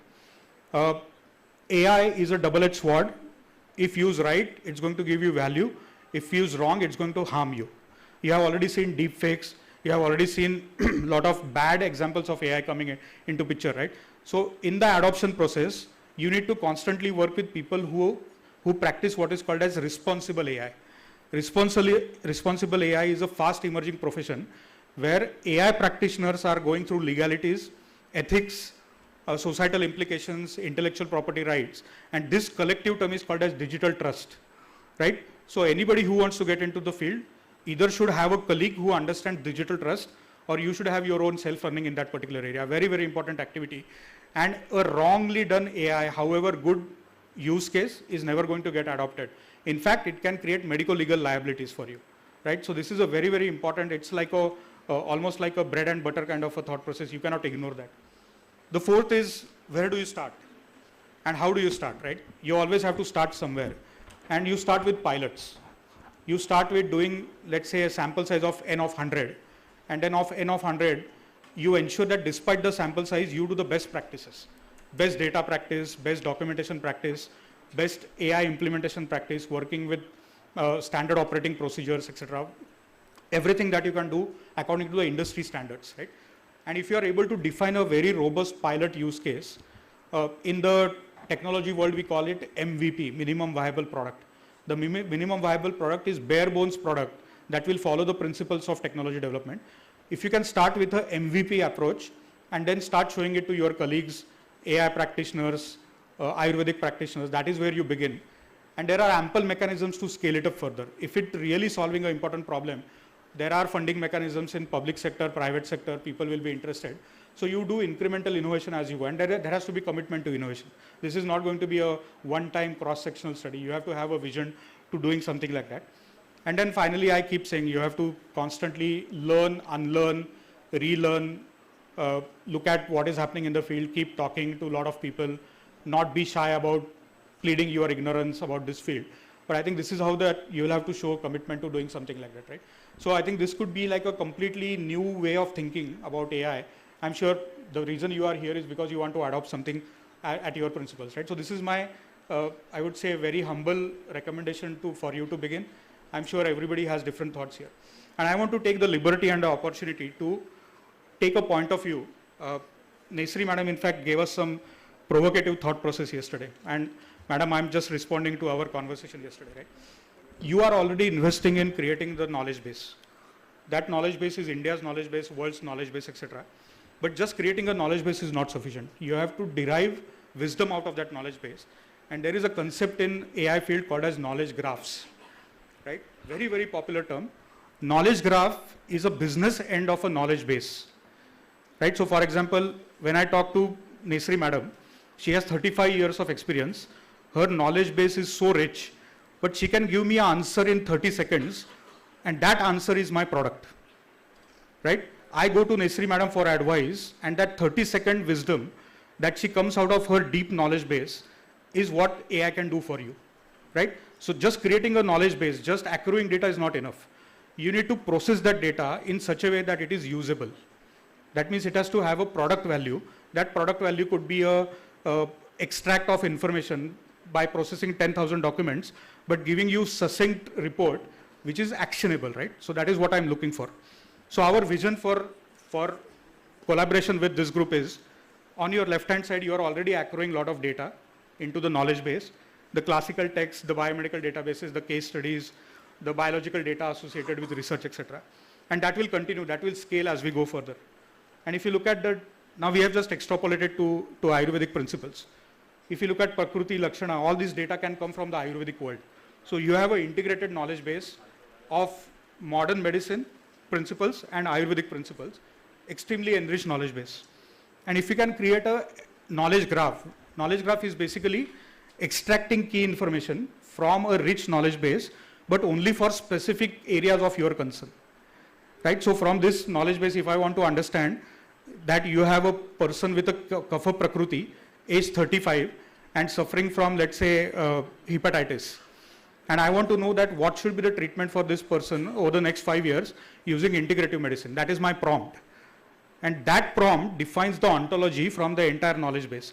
That means my prompt is a subset of the entire knowledge base, and that I can define by the knowledge graph.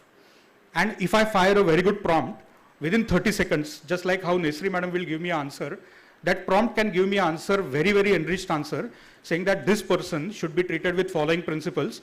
More importantly, it will authenticate the response. That means there will be a literature citation, there will be a reference to some data, and it will also tell you a confidence score. That the AI is so mature now that it can say I have 95% confidence in my prompt response, and we can put a cutoff that I will only accept those prompts which have a 80% and more cutoff for actionable insights. Anything less than 80%, I'm going to redesign the prompt, etc. So this is what is happening in the field right now.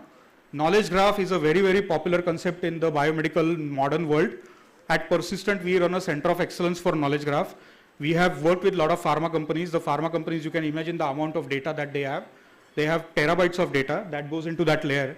And then the pharma company comes to us that I want to design a knowledge graph only for insulin resistance phenotype for a non-responding diabetes patient. That becomes my subset. And for that subset, I can define a knowledge graph, and I can talk to the knowledge graph with the help of a prompt. And that prompt is actually my answer to a wisdom that comes by talking to a professor or a learned person or something like that. In addition to that, the LLMs that we use, the ChatGPT or the Google Gemini, they are becoming more and more context specific.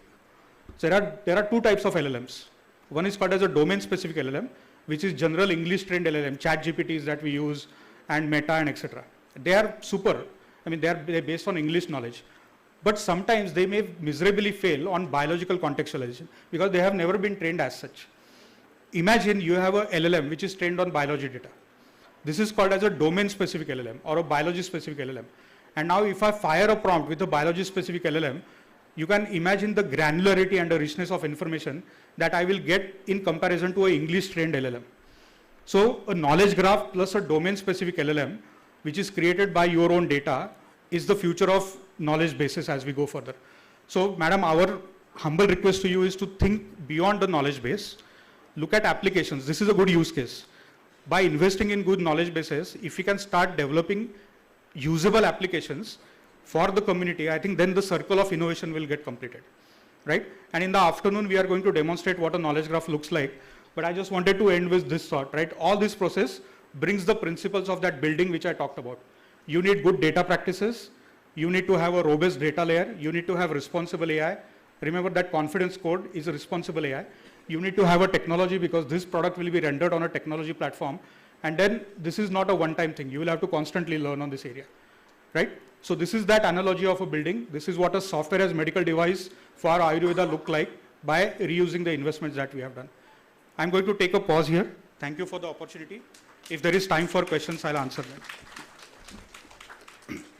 Over to you, sir.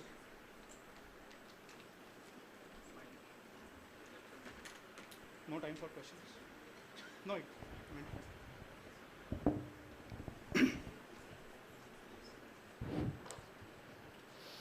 Excellent presentation, Dr. Santosh Dishit, sir. Thank you. It is you are chief domain expert. Really, you are expert in your field. And with the AI, what I feel, every person who uses AI is going to increase the spectrum of his sense organs, and it's going to expand his memory power, and he is going to expand his efficiencies when it can be used in a proper way. Of course, definitely in Ayurveda, of course we feel difficulties with the variations in opinions and in different step in even Dravya Gunas, Viryas, etc. But with the help of AI, we can concise, we can be able to reach up to the decision and we can implement. So it's my privilege to be here, and I would like to congratulate the organizing committee and on a whole Podar for organizing a seminar on such topic. Over to my co-chair. That was a very intellect-filled seminar. and a good presentation from Dr. Santosh Dikshit sir. Thank you very much for that. AI is more like a Himalayan ecosystem. If you see the Himalayas, they are full of different types of ecology. Some good, some bad. The same way, for us, doctors or physicians of Ayurveda, AI has a lot to give, and we as physicians should not be scared about it as well. I believe that nothing in this world is good or bad. How we use it, that is what makes the difference. If we see today's society, we will not find a single place where AI cannot be used. But it is for us how we wisely use it. If you see, there are bad uses of AI as well. Like if you read today's newspaper, there is a case where an engineer and his wife have faked the AC rail pass of Mumbai railways. Okay, and they have been using it wrongly. We know about deepfake as well. So they are the bad parts of the use of AI. Adoption of AI is need of today's society. Either we adopt it or we perish or we get outdated. Let us look at AI at the lens of different people. First, students. For students, AI is a very good tool for learning. Now you will go to your lecture class and different lecturers will teach you a topic, and maybe there will be two different lecturers who will talk to you about the same topic in two different ways. Now, for a UG student especially, that becomes a point of confusion rather than helping the student out. And this is very true, especially with Sanskrit verses, where multiple meanings can be taken out of the same verse. AI could be a very good tool for students of Ayurveda, especially those students who have a very poor base of Sanskrit. Now they will be able to use the same Sanskrit verses to a very good extent because of the use of AI. To the teaching fraternity, AI will help the teachers to come up with better knowledge systems to teach the same topic better with the use of AI. Now try to understand, human beings have made AI, right? AI has come out of the human brain. So therefore we are definitely much more better than AI. But how to use it again is to be decided by us. But AI is data driven. That's where the problem is. So you feed the wrong data to AI, to the machine, and you have a wrong answer. Whereas human being through his experiences can filter what is wrong and what is right, and therefore give better answers. To a practitioner, AI can be a boom. You have seen so many very well given examples of how AI can be used in practice. AI can be used as a very good business opportunity as well. You can monetize your knowledge in different forms. AI could be a gate to globalize our knowledge, to take our traditional knowledge to the whole world. Thus, I would request that the need of the hour would be, first, to have a good vision for the use of AI today and in the future. Second, the data which will be fed should be correct. Incorrect data fed will give you incorrect answers. Third, reforms for proper use, good guidelines and regulations to be formulated. Next, how we use AI and when to use the AI should be regulated. AI will help us with continuous learning and therefore it will help us to come up with better innovations. Our investment in research and education will be very helpful. Therefore, it is my humble request that we should use AI as a subject at the UG and PG level as well. And please do not forget to use AI in the right way. That would be my suggestions for today. Thank you so much. I guess we will keep rolling. So thank you for the opportunity. I'm real happy to interact in the afternoon. Thank you so much, sir, for your enlightening session, and your expertise has empowered us, and we will be grateful for your time, valuable time that you have given here in this valuable session and on this very important topic for AI in healthcare. Now we are here with us Principal Sion Ayurved College, respected Dr. Ravi More sir, and Principal KG Mittal Ayurved College, Dr. Mukesh Shukla sir with us. So I request both of them to please come on a dais for a small felicitation by our institute for their kind support. Please sir. And I'll request Professor and Head of the Department Rog Nidan, Dr. Santosh Girbide sir, to please come on the dais for the felicitation of these principals.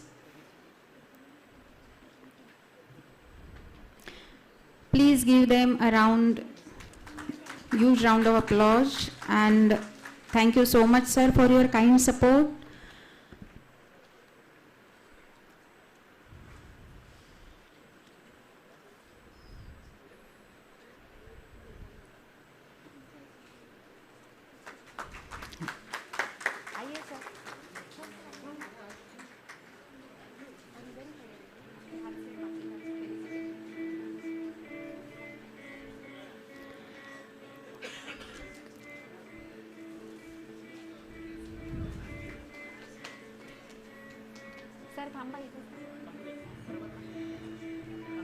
I'll request Girbide sir to please felicitate Dr. Shukla sir.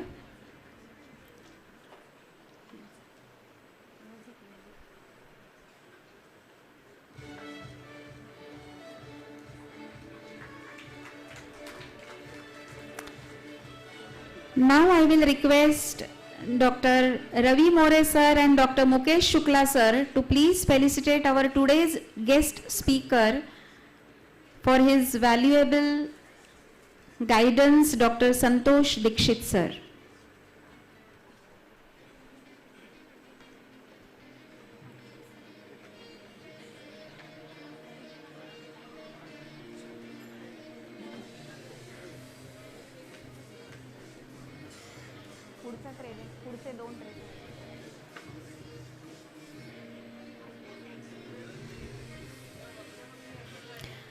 From his lectures, we have just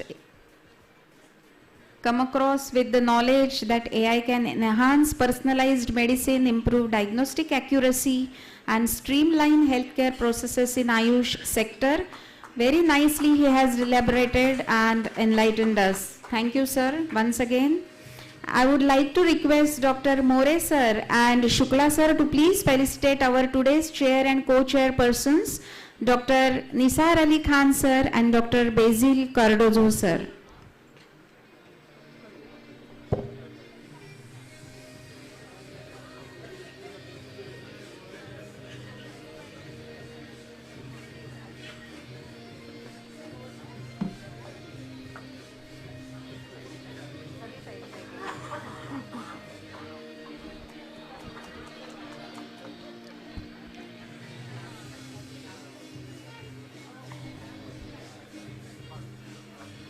Thank you so much once again,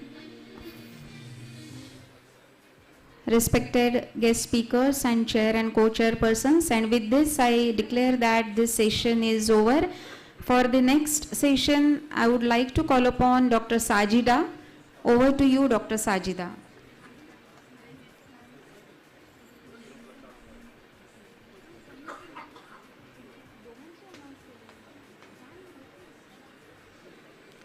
Dr. Basil, sir.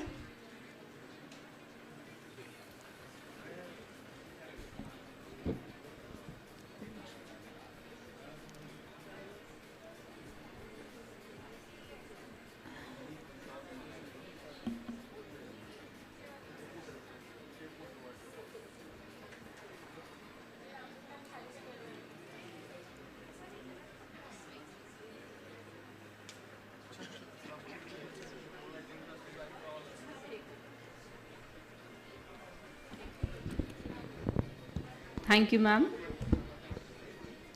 Now proceeding to our next session. Our next session is AI for Traditional Medicine, WHO initiatives. This session reflects how artificial intelligence is supporting global traditional medicine system, including Ayurveda, through WHO-led innovations. Our chairperson for this session is Dr. Vishwas Gokte, sir, Professor of Kayachikitsa with 36 years of experience and over 50 research publications. Our co-chairperson is Dr. Prashant Dalvi, sir, Associate Professor, Department of Prasuti, Tantra and Striro, R.A. Podar Medical College, Mumbai. He has led an Ayush-funded electronic medical record project on sickle cell anemia, served MUHS as committee member and chairman, and has a vast clinical experience. For this session, we have our speaker, Dr. Rajeshwari Singh ma'am. She is a research officer at CCRAS and OSD Technical to the Secretary, Ministry of Ayush. With over a decades of experience in public health, policy and traditional medicine, she is currently on deputation to WHO as Consultant Digital Health and Innovation. She has represented India at several international health platforms and works extensively on AI integration, digital health systems, policy of development, and evidence-based strategies. We are honored to have you, ma'am. Now I humbly request our speaker, Dr. Rajeshwari Singh ma'am, to kindly begin the session.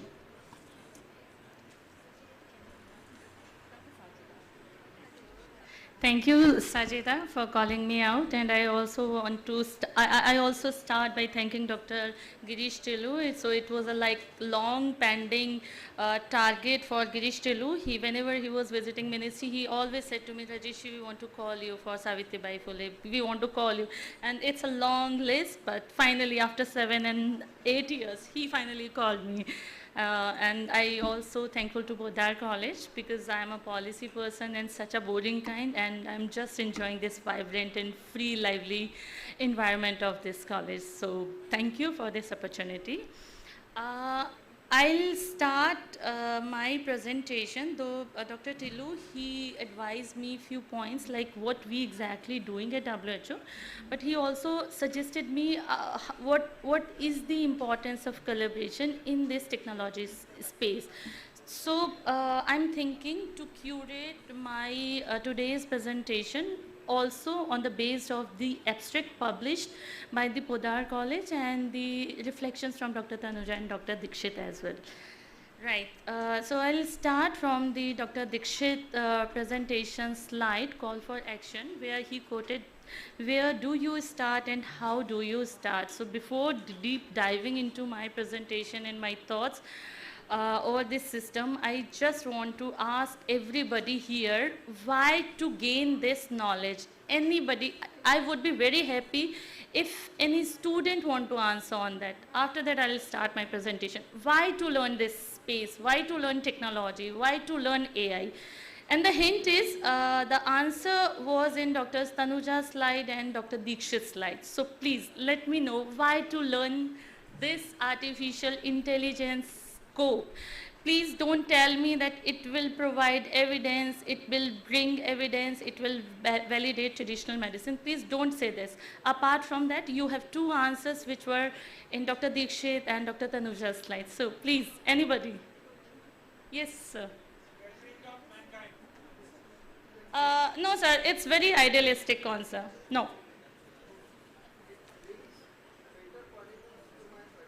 No, sir, I'm not looking for mankind, humanity, nothing. Anybody else?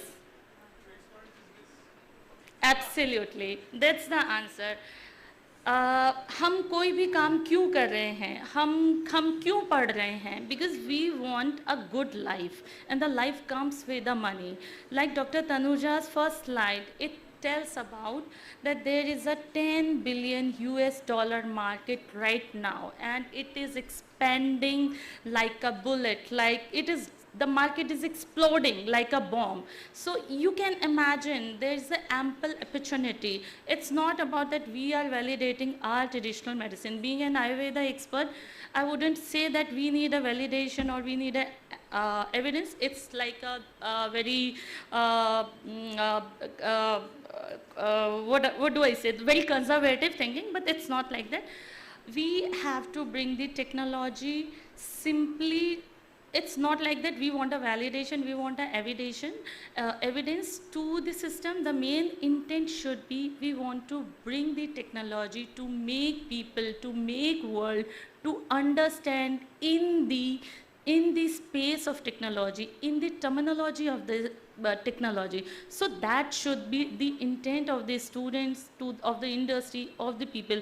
You know, everybody has a different kind of intent. For the industry, they think of the money, they think of the business, so they have an intent. Similarly, the student, they have a different kind of intent.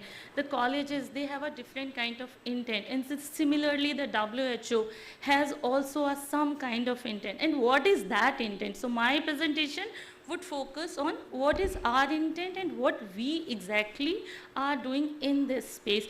I'm not covering how, why, because Dr. Dikshit and Dr. Tanuja, they have already set the context, and the previous co-chair, they absolutely reflected about the business opportunity, about the monetary gain.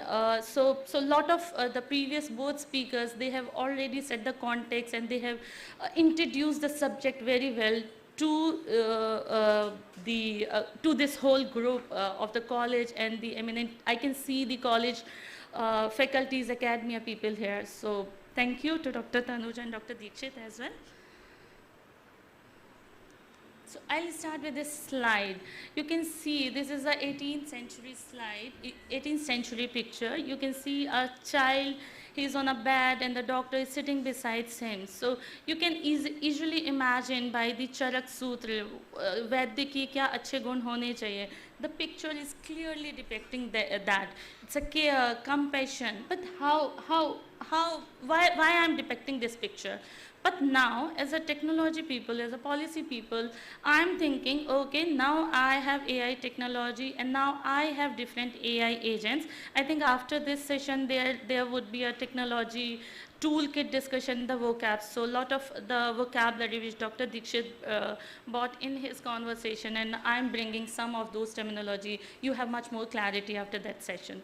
So now we have a different AI agents, and now as a technology person or as a business person, if I want to save my time or I'm assigning those my own responsibilities, those AI agents. So that is technology for me. I'm envisioning technology as a doctor, that these are the 4 agents and they are doing these different activities for me or for my patient itself.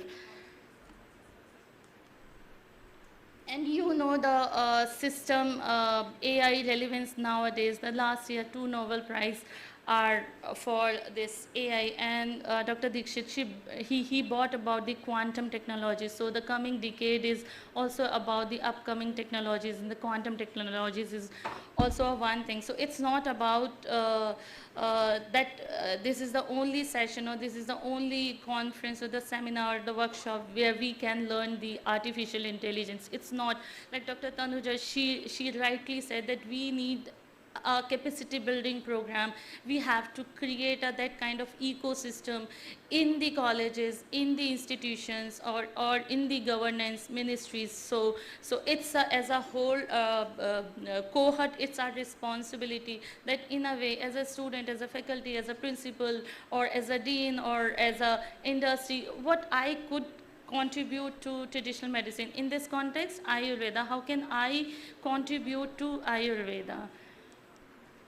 So, because my WHO, basically WHO is working more on the policy side, on the governance side. So we are basically bringing the advocacies, policies, regulation, guidelines, documents, which can help countries to bring their policies, to build their policies. Or sometimes these guidelines are the thought evoking. Sometimes they are providing only the thoughts, only sometimes these advocacies providing ideas to the people, to the general community. How can they come up with these upcoming technologies or upcoming new topic? You can see, this is this slide which is showing that it is not about only the Ayurveda fraternity. They are far behind in this. It's not like that.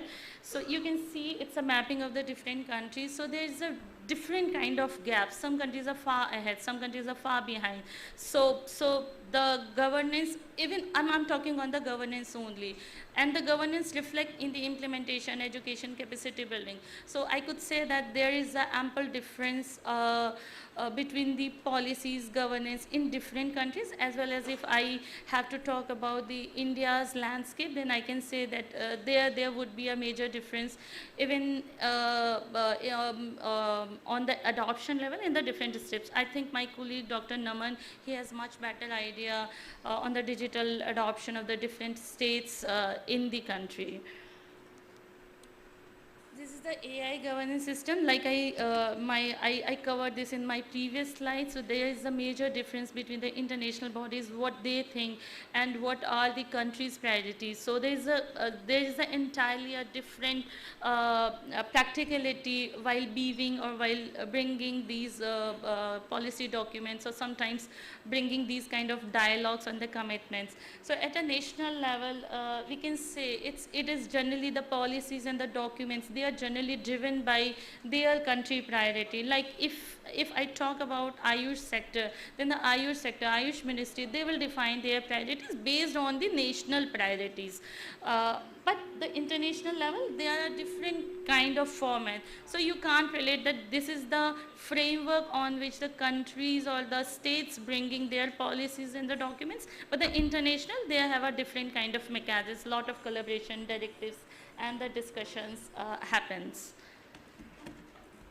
And following that, right now we have a very robust governance system in our country. Like Dr. Dikshit, he quoted about DBDT Act.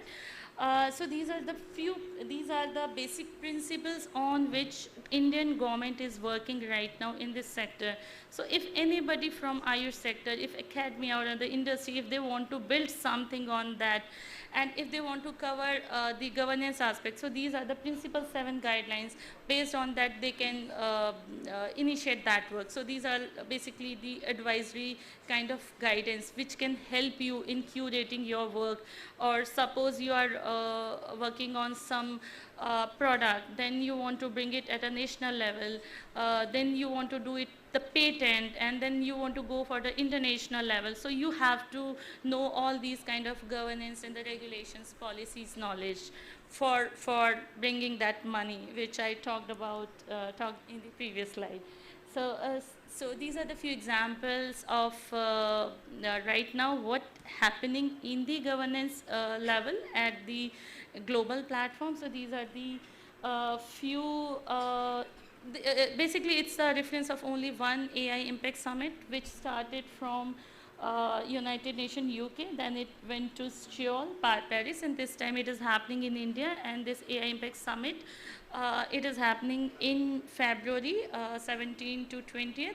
And Dr. Girish also suggested me that if I could also cover some of these, initiatives of AI Impact Summit, as WHO is very much closely working with India AI Mission for AI Impact Summit, and I'm also leading a work of global use case, and I'm very happy that I have seen some of good Ayurveda cases under those use case submissions. So the things are changing, the people are learning, but as Dr. Tanuja, she emphasizes that there is a lot of gaps on the capacity building, on the education building. So we have to build that ecosystem. We have to build all together, national, international, state, colleges, everybody have to come together to build that robust framework for the Ayurveda sector as a whole, which covers the whole education, industry, governance, everything. It should cover idealistically. This is the regulatory landscape, because we are more focusing on the traditional medicine side, Ayurveda side. These are the few regulatory framework in specifically precisely in Ayurveda, in artificial intelligence systems. But you could see, but you can see that on this slide, we as a traditional medicine stakeholder, we don't have concrete regulatory framework. The reason is that some kind of apprehension from the governments to bringing TM specific policies into the mainstreaming, in mainstream health policies. But it's the responsibility of the community, of the cohort of that particular specific topic to raise their voices to their government. Only then you can bring a concrete policies, regulatory networks to your domain or to your ecosystem. And now exactly how we are doing this. So there is a complete set of guidelines how we bring certain kind of document, which Dr. Tanuja and Dr. Dikshit covered, the traditional medicine, mapping of AI in traditional medicine. So generally we lay down a policy or strategy document for any sector. This is a strategy document which set out by WHO in 2020, and it was mainly for the digital health. In 1920, the AI was not a buzzword. It was a very subtle thing, and the people are working. But there was an emphasis that the people and the member countries should focus on the artificial intelligence. And after 5 years, now we have an ample amount of feed to bring the new policies which can explicitly mention the role of artificial in various domains of health. Other thing is that how we collaborate, how the international agencies collaborate for bringing these kind of guidelines. So there is a one platform. Everybody must be aware of different kind of UN agencies. So there is a one platform, Global Initiative on AI for Health. It is an initiative where 3 global agencies, UN agencies, WHO, ITU, and WIPO. WIPO is World Intellectual Property Organization, ITU is International Telecommunication Union. So these 3 agencies come together and they formed a platform which we are calling as a Global Initiative on AI for Health. But why I'm telling this to you? Right, because the Global Initiative on AI, how this initiative work. So basically under that initiative, WHO creates different kind of working groups and different kind of topics of working groups. They are mainly dealing with the cross-cutting areas, mainly related to the ethics and the governance, and some topic specific area which focus on the specific sector. So under that specific topic area, we have created a one topic group on traditional medicine.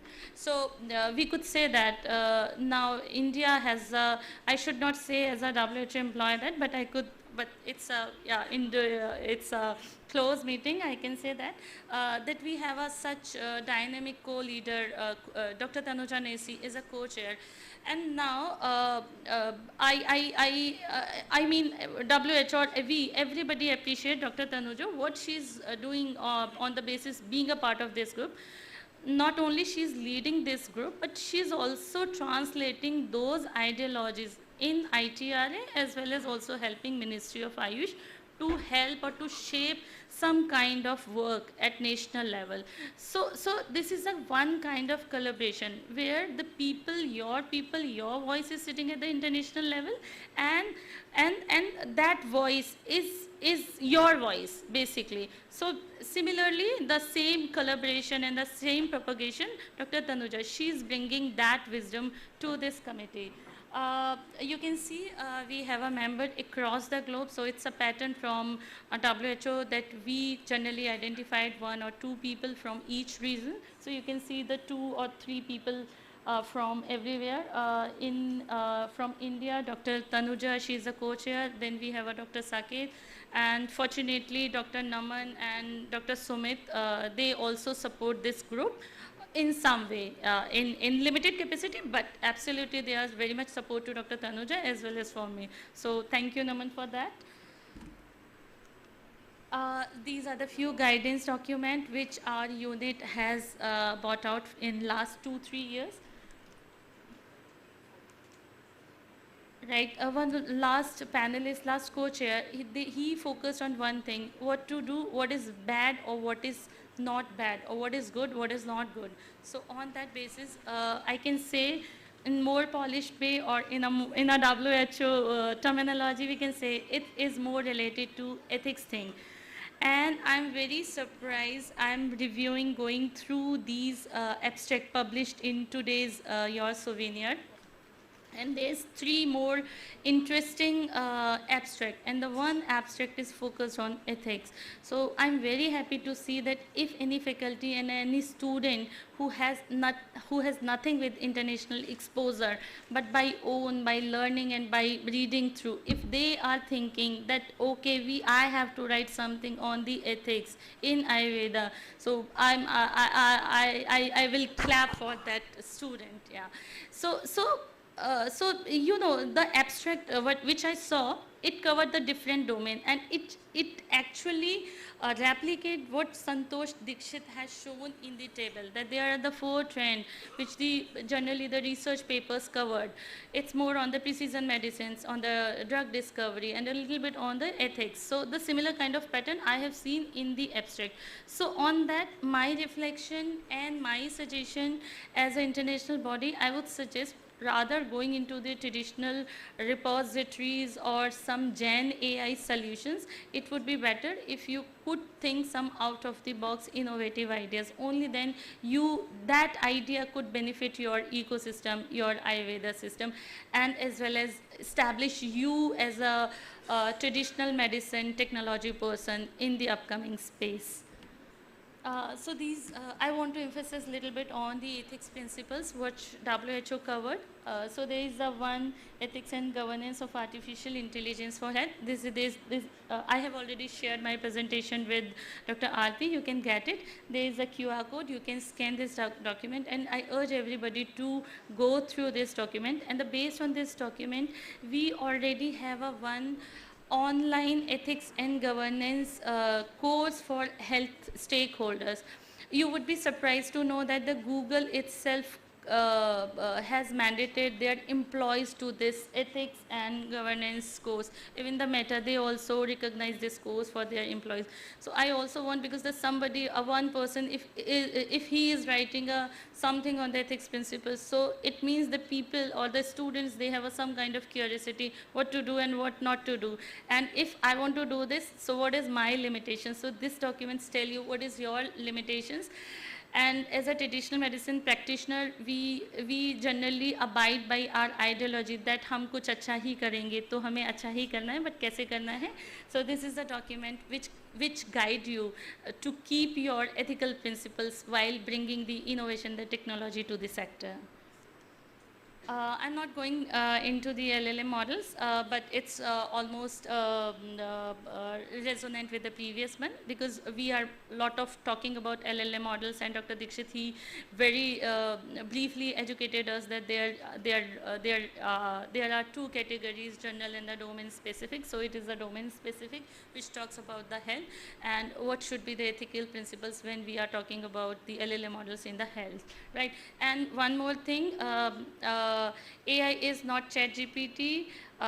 perplexity, and I think Naman, he will better tell you what is, so these 2 or 3 tools are not AI. AI is much more. I'm very impressed by your technology, one slide of Dr. Dixit where you mentioned that this is the technology stack.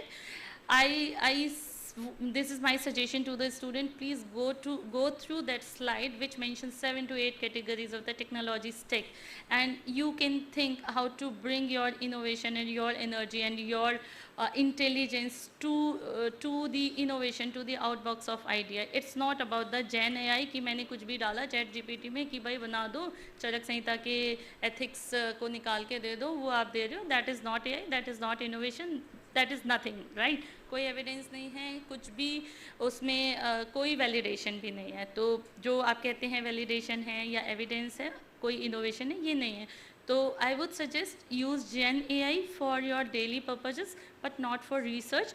कुछ भी अगर आप sector के लिए करना चाहते हैं तो think out of the box. And I think the doctor Tillu he has I have seen that speakers, there are people from CDEC industry. So and after that you also have a hands-on training. So leave behind the LLM models, generative AI, and then go to that workshop. It would be helpful to you.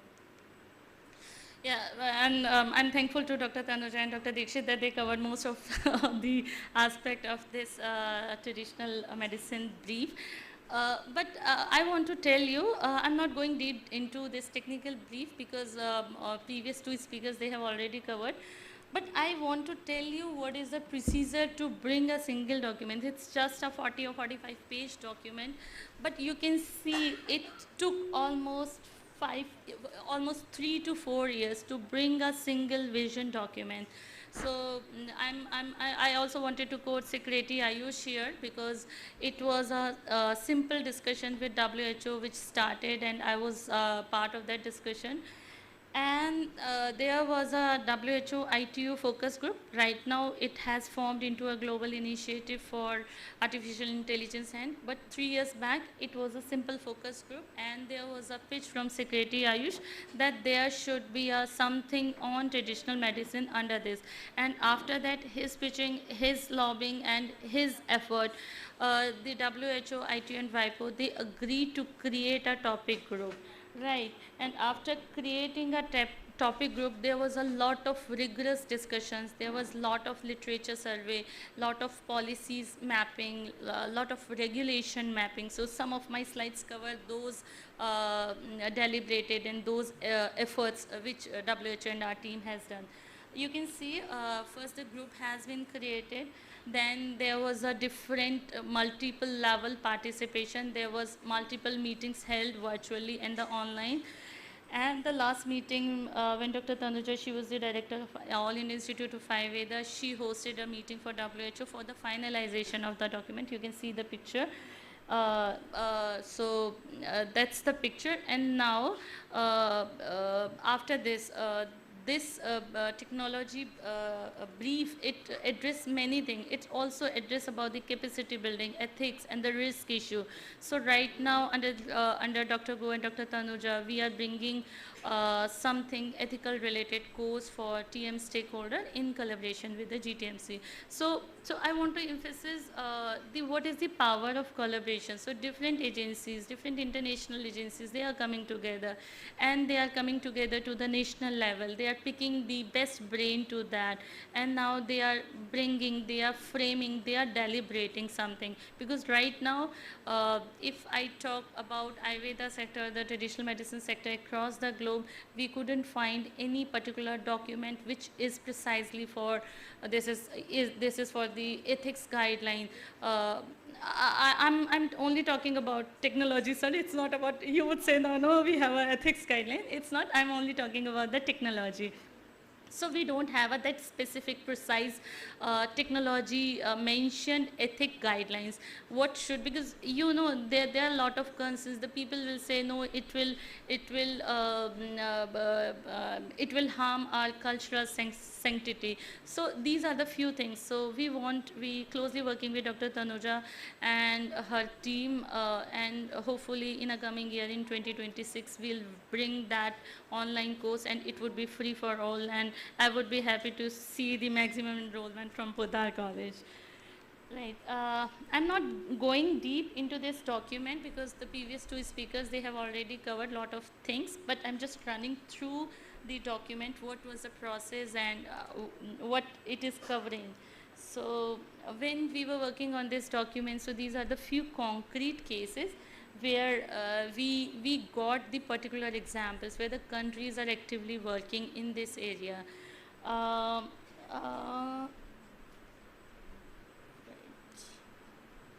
Just I want to mention this one program.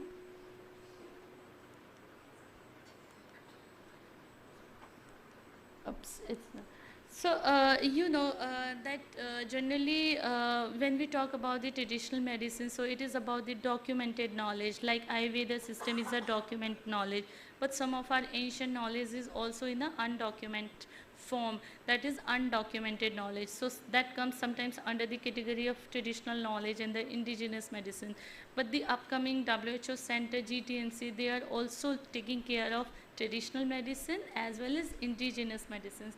So that I forgot to put that in a slide, but it is in a technical brief.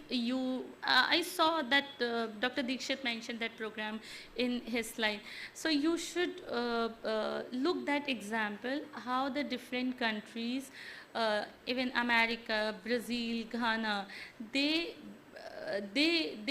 captured they captured that information and digitized those indigenous medicine, because we have a very concrete TKDL repository, but those that effort should be recognized, and you should know more about how a little effort of those team which very I mean they worked very hard to capture the information from those indigenous communities, and then they digitized, and it happened in 6 countries. So these are the few examples where you can think of the bringing the digital health and the artificial intelligence and bringing those ancient knowledge into the mainstream system. These are the few risks, but I'm not covering these so much. I'm just want to cover this slide so everybody knows that we have a one WHO Global Center for Traditional Medicine, and its interim office is placed in ITRA. I want to little bit talk about that institution before ending my slide.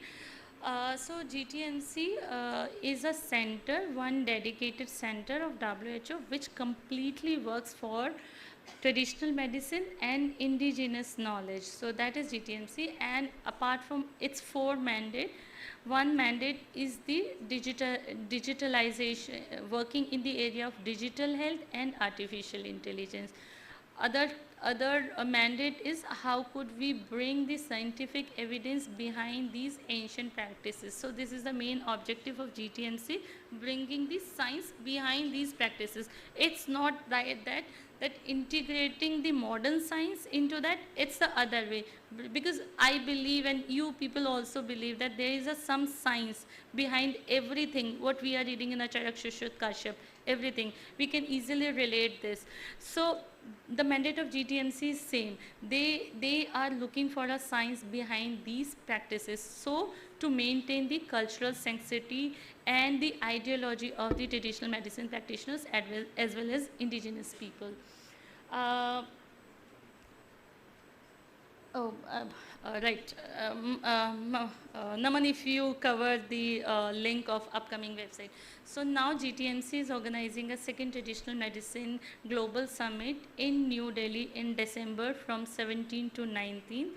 You have an opportunity to join that summit. There is it's a closed door meeting. Not so many people across the globe have been called, around 300 or 500, 300 from global, and the 200 people from the Ayush would be covered under that summit. So it's more like a closed door meeting, but you have an opportunity if you want to join that summit.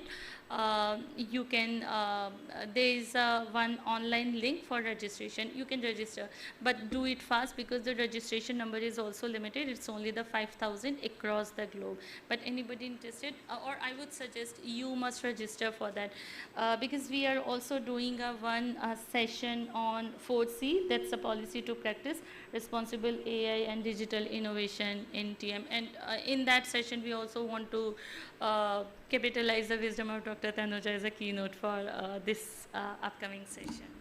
So that's all from my side. If anybody has any query or if they want to reach out to me for anything, any subject related to this artificial space and the intersection of AI, please reach out to me, or you can also write to me a mail.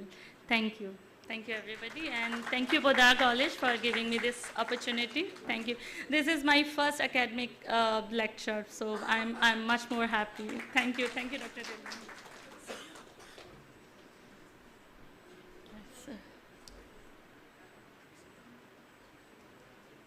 Thank you, ma'am, for your insightful presentation. Now, I request our chairperson, Dr. Vishwas Gokte, sir, for his insights. Thank you. Rajeshwari Singh from WHO have given a very thoughtful and deep insight. What is the global body is doing about the traditional knowledge, Ayurveda, or for AI also. WHO has, from its inception, worked for the guidance throughout, especially for the third world, for the any guidelines. Now in today's AI era, because AI innovation and AI application is basically driven by the private sector, which have only one motivation, that is a profit. And here comes the role of bodies like WHO, who advises what are the real ethical practices, what should be done to protect the rights of people, protect the rights of the traditional knowledge holders, or protect the rights of those who cannot protect themselves. So by doing this cooperation, because I knew that WHO does not have any enforcing powers. The enforcing powers lays with the states, but with cooperation and consistent pursuance to pursue that ethical practice should be followed by the developers, the AI developers, to regulate it. You can pursue the government, and you are doing it, I think, very well by coordinating with the different state bodies, different regulatory bodies, and how you are coordinating it. You are explained it very nicely. So thank you very much. And thank you for the coordinators, खास करके कल्लास्कर sir, for inviting me for this session. Thank you. Thank you, sir. I extend my heartfelt thanks to our chairperson, Dr. Vishwas Gokte, sir, and our Dr. Prashant Dalvi, sir. Now, may I call upon Dr. Rajendra Dhate, sir, to felicitate our speaker.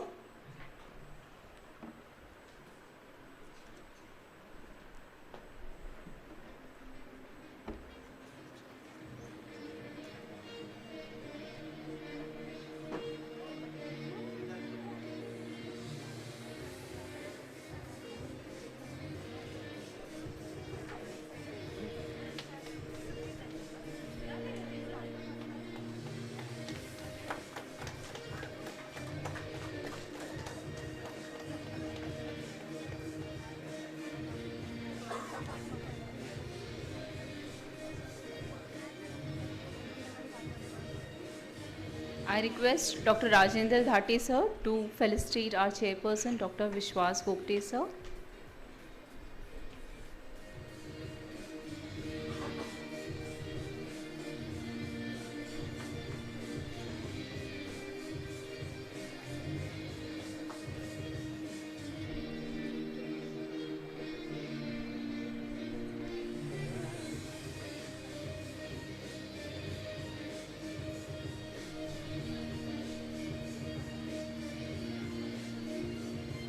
I request sir to felicitate Dr. Prashant Dalvi, sir, our co-chairperson.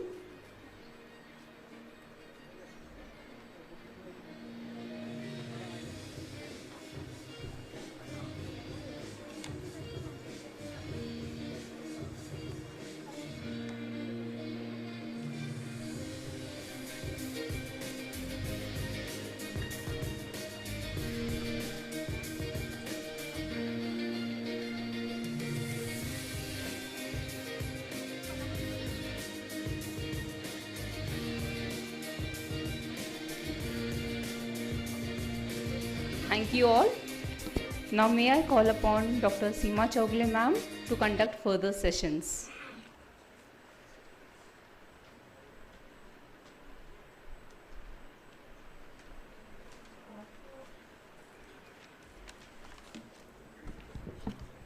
Hello, good afternoon everyone. For our current or next session, I would like to call upon and invite Mr. Naman Goyal sir, Research Officer IT at the Ministry of Ayush, Government of India, Dr. Dimdime sir, HOD, Shadikriya Department, Government Ayurved College, Usmanabad, and Dr. Anaya Patrikar ma'am, HOD, Sayan Ayurved Mahavidyalay, Sayan. So please.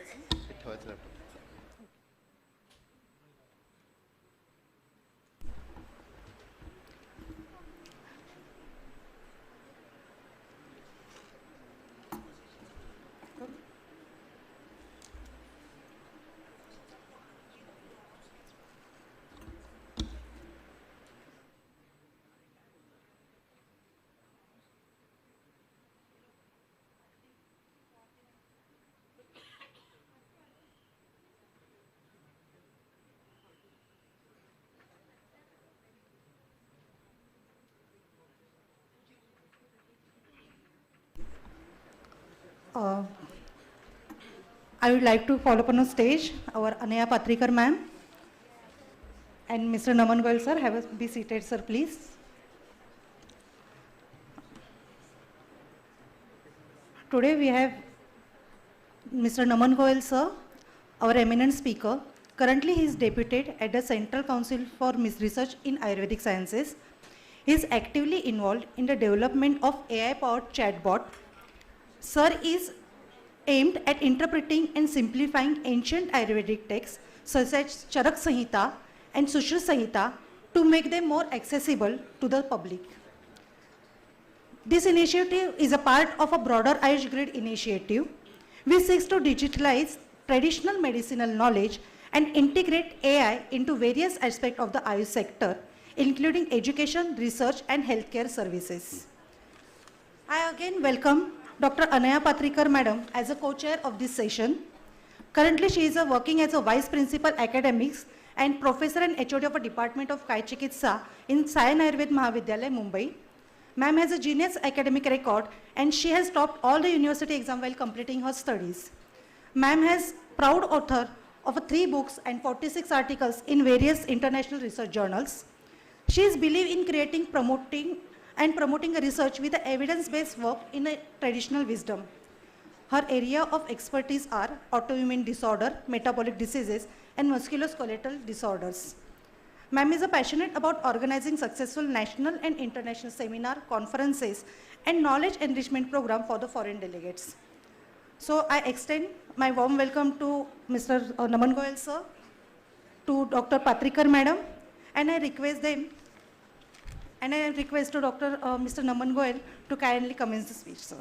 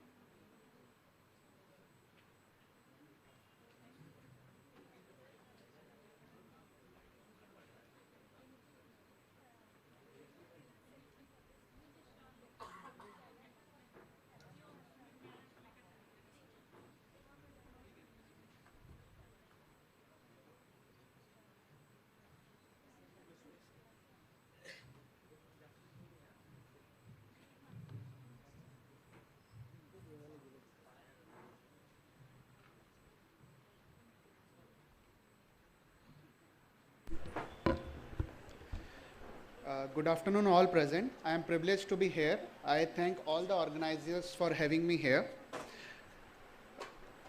So what is digital health? Before that, I'll ask you that initially an announcement was made that if this room is full, you can have this session in another room. We have a provision of live stream there. So this technology has made that accessible in other rooms. This has made it transparent and you can watch it at your comfort. Bringing that scenario to digital health. Digital health is, it recognizes digital technology as a catalyst for human progress, bridging digital divide and fostering knowledge societies. Now, what is Ayush Grid? Ayush Grid is a comprehensive IT backbone for the entire Ayush sector and aligned with ABDM. This is the architecture of Ayush Grid, in which we have a layered architecture in which we have state layers, national layers, and a repositories of layer at the core. So at the core layer, we have repositories which are documented like Sanjay Dikshit sir said about ICD 1110. So we have ICD 11 TM2 codes, Namaste codes, all these codings are in the core layer. These codings would be used by other portals at other layers. So there is state layer. We are working with various states for making portals specifically for their needs. And there is national layer for the national needs. Then there is citizen access layer. As lunchtime is approaching, I will make it quick and crisp of how Ayush Grid is functioning with a demo. So what is MyASP? At the center of Ayush Grid, there is a portal called MyASP. We have categorized all the things into domains like healthcare, research and development, Ayush drug administration, global media outreach, education and awareness, medicinal plants, and capacity building. And all these domains have multitude of portals that are linked. Now, how these portals are linked, we have something called API sharing in between them. So if you are working on AHMS system, a doctor is working on AHMS system, he can fetch the codes from Namaste and link it with the disease that the patient is suffering from. He can refer to Ayush research portal for research activities that are going on. I'll just give a brief demo of the portal. So, yes.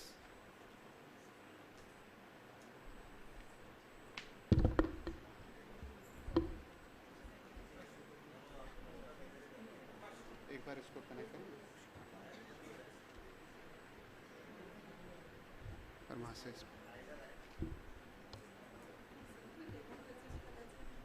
Demo है ना.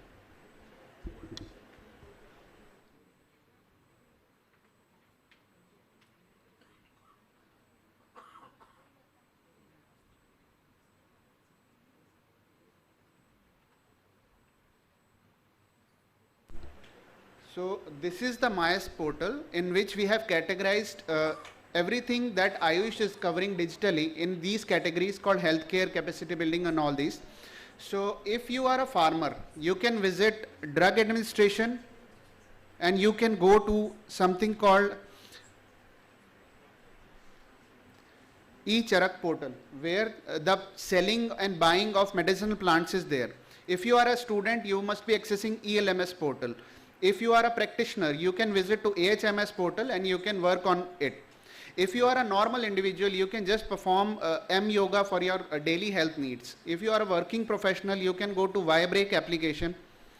This app comes with health monitors and a 5 minutes yoga break during your daily schedule.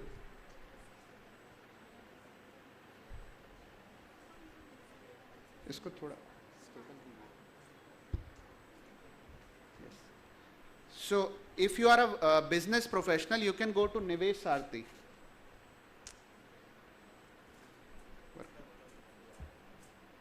You can go to Nivesh Sarthi, you can see all the investment opportunities that are present in the Ayush sector. So if you are a drug administrator, you can go to Ayush Suraksha platform. Here you can see misleading advertisement, you can advertise misleading advertisements. You can also complain about any misleading advertisement that about Ayush drugs that you see online. And there is a very well-defined mechanism of IPVC, PPVC that would be working on those complaints and registering them. Then if any drug of Ayush have an adverse drug reaction, that can be registered in Ayush Suraksha portal. Similarly, you have e-Aushadhi portal for drug regulator to license things. We have Ayush supply chain management. So what we are doing is, we have AHMS for states, and all the states get connected to AHMS system, and they have their inventories in place. So they input their all the data of the inventory. For example, these are the medicines I have, these are the brands that I have, and these are the expiry dates. So all these when connected, we give a supply chain management in, so we can gauge from the top which place has a spike of diseases and what medicines are needed, and we can supply it there. Similarly, we have for education and awareness, we have Namaste Yoga portal, Namaste Yoga app. You can download this app. You can search all the nearby yoga trainers or centers nearby you. We have yoga portal as well. It registered over 13 crore visitors during the recent IDY. So this portal is dedicated for yoga. All the yoga calendars, yoga activities are covered under this portal. So I would highly recommend you visit these portals and get to know what Ayush is doing digitally. Then there is propagator portals. We have a lot of luminaries in Ayush sectors who have worked their lives in this sector, but their data in internet is incorrect or inauthentic. So we have made this portal so you can see what are the luminaries that have worked for Ayush sector, and you can visit this portal to see all the achievements that they have. Similarly, we have Namaste portal. So Namaste portal is a portal that is dedicated to morbidity codes. So what we have done is we have codified all the diseases. For example, if you are suffering from fever, so in Maharashtra, in Marathi, it would be known as something else. In Tamil, it would be known as something else. So if we need a standard system of reporting, what we have done is we have given it a code. And this Namaste portal was a precursor for the WHO, as Dr. Rajeshwari also mentioned, for ICD-11 TM2. So if you just write WHO ICD-11 TM2, you will see a portal that with great efforts of Ministry of Ayush has put down this ICD-11 coding. So in this, if you go to chapter 26, there is a module called module 2. And if you visit this, you will see all the diseases in Ayush sector categorized by ASU sectors.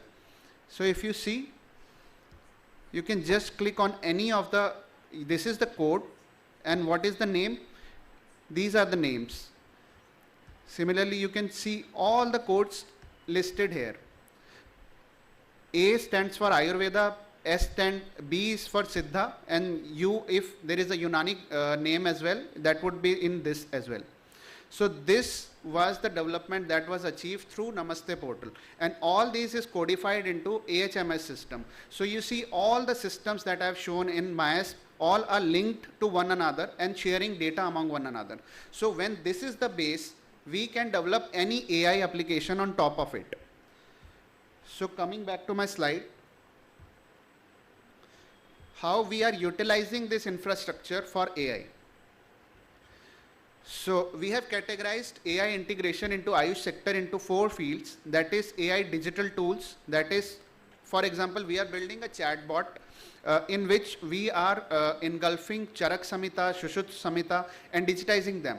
So a person who is new, who don't know about Charak Samhita, he can directly go and communicate with the Charak Samhita. He can say what is Agni, and it will give that this is Agni, this is the shlok number, this is the translation, this is the transliteration. So you can directly get what all it's about. Then we are working on a yoga recommendation system that would be launched in the coming weeks only. So in this, we have chunked all the yoga protocols into one chatbot system. So whenever a user comes there, he will just type that I have alcohol addiction, or I am suffering from alcohol withdrawal, or I have diabetes, or I have this problem. And it will suggest asanas and pranayams according to his condition. We have data analytics tools. So for example, ELMS is working all around the country, and all the students are putting in their data in their system. So what we have done is we have engulfed all their data in our chatbot system, in our analytics system, and we can, our NCSM can check that which state is performing well in this condition, how many females are there, any random query they can sign. So this is the use of actual AI that you can use to make your life efficient. Then for education, I have told about ELMS, AI-based learning insights, AI electives and dashboards, all can be linked through AI. Then AI for research. We have a system called Ayush Research Portal, in which we have over 43,000 research papers. This is the new platform that we are developing. We are standardizing all the research papers in this into clinical research, preclinical research, drug research. You can click on any of the papers and see how it is working. Then what we have done is we have connected it to something called JAT standard. That JAT standard gives you a standard output of the data. So anywhere you can use this research paper, and you can just use Mendeley. There is a plugin called Mendeley. You can use any where in Google plugin or Chrome plugin, you can use Mendeley and get a feed of all this data, just like you did with PubMed. So what our future course of action in this is, we are developing what is called a sandbox. In sandbox, we will give API endpoints of Ayush Grid. So any of the developers, any of the industry people who are interested in interacting with the Ayush systems and specifically Ayush Grid, they can request us endpoints of our MIAS, of our AHMS, and they can build their own systems. So this would be a big game-changing thing in the digital arena in the Ayush sector. Then we have I've just shown Ayush Research Portal. So we are linking it that with AI as well. So what we are doing is you can get data extraction and auto summarization directly through AI tools in this. Then I've already covered the AI chatbot with RAG, that is a literature chatbot.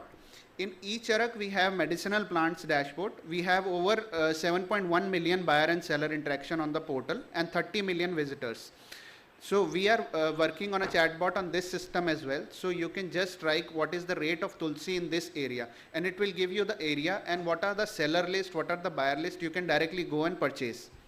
Then for the MIASP, we have a chatbot. You can visit MIASP and you can access the chatbot. We have engulfed all the data about Ayush Grid, about Ayush system, achievement of Ministry of Ayush into that system, and you can directly communicate. So you don't have to search these PDFs again and again into different portals and then come to the conclusion that what it has been done. Then for yoga, we are doing Vibreak is an application I've shown you. I will share the slides as well. You can download this Vibreak application. We have incorporated various health monitoring systems into this. So what we have done is you can, through the phone only, you can check your pulse rate, you can check how many steps you are taking, you can schedule your yoga, and at the workplace, how you can do your yoga. For example, you are sitting at chair, you have a sedentary lifestyle. We have a protocol along with WHOCC. So you can just go to that protocol and perform the yoga. Then we have yoga for workaholics. You just get 5 minutes of time each day. So you can make a to-do list in the app itself and it will give a reminder and you can perform that yoga. So we are using AI for that as well. So based on your activity, based on your health monitoring, we will suggest you various diets and various plans according and various asanas and pranayams that you can do. Then we have Namaste Yoga, that is for discovery of this. One thing I would suggest to all the students, in Vibreak we have made one thing, that is, if you do this Vibreak for 6 continuous days, then you will get unlocked with a certificate from Ministry of Ayush that you can use and download. Then there is Yogasana AI Assistant chatbot that I've already covered. Then Ayush Research Portal and ELMS portal we are integrating with AI. Then we are working with IIT Jodhpur, that is Ayurtech, in which we are working on precision medicine, in which and Ayurgenomics. So what we are doing is, for example, we are calculating Prakriti. So Prakriti is not something very intuitive. In earlier days, doctor used to just see a patient and calculate the Prakriti. But now, as we are validating, we have come up with a system in the Ayusoft portal for Prakriti.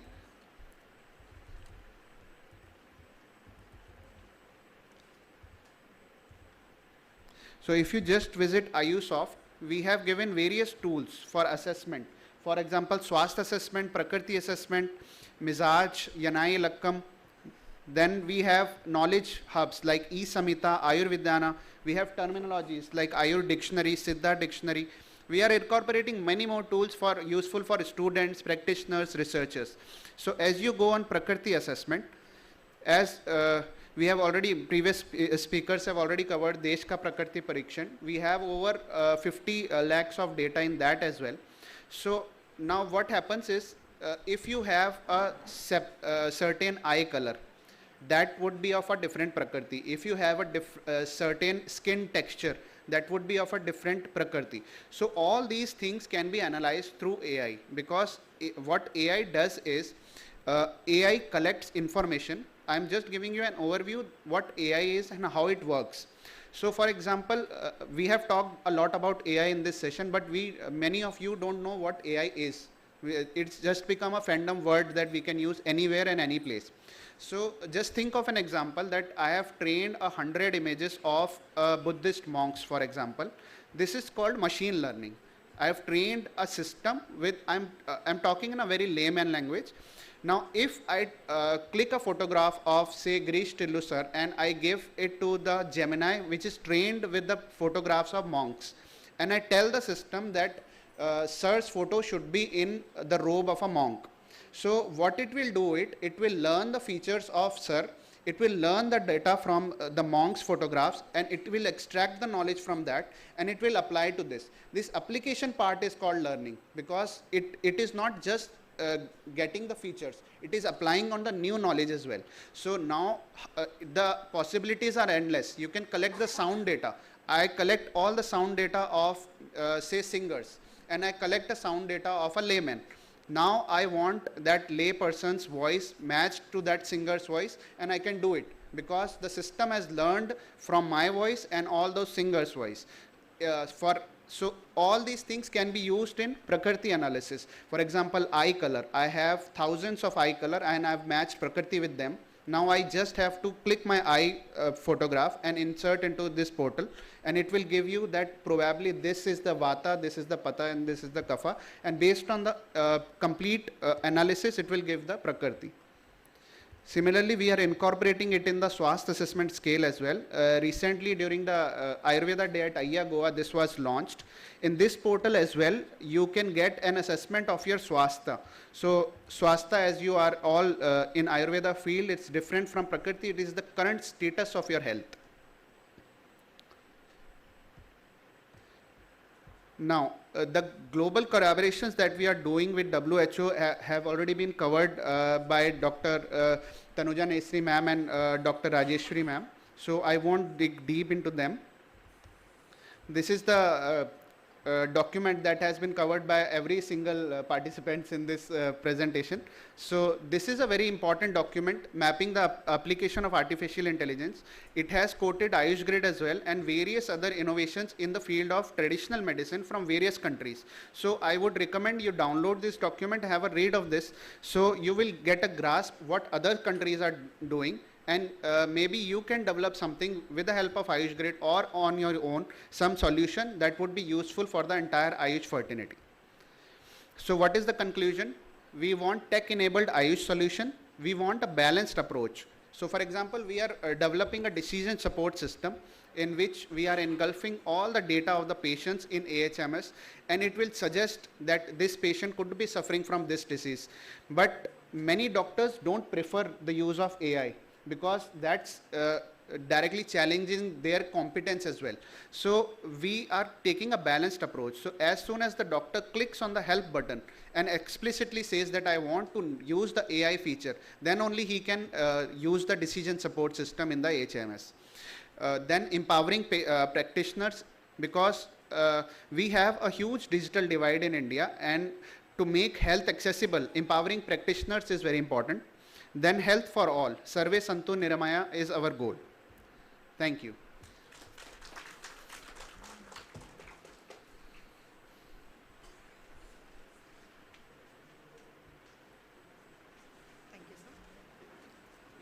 Hello. Thank you, sir, for such a wonderful and informative session. I would like to request Patrikar madam and Dimdime sir to give their valuable insight on the lecture.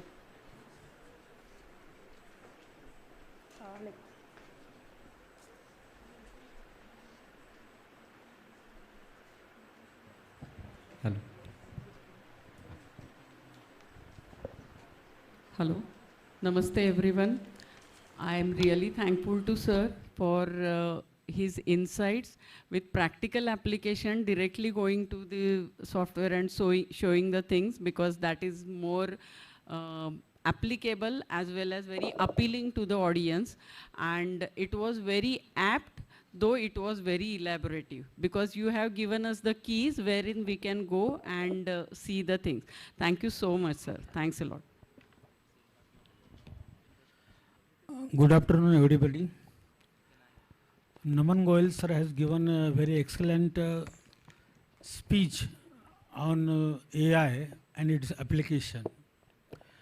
Everybody, student, practitioner of Ayurveda, doesn't know what is going in Ayush portal. So this application you have stated in your side is very valuable, very important, which is useful for student practitioners and laymen also. So little bit we are not such a great for your comments. You are given very good lecture, sir, and it is very useful to us. Thank you, sir. Thank you, sir.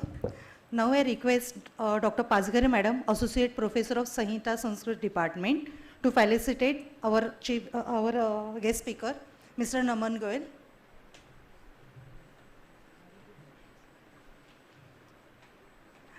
I also invite Dr. Dimdime sir and Patrikar Madam.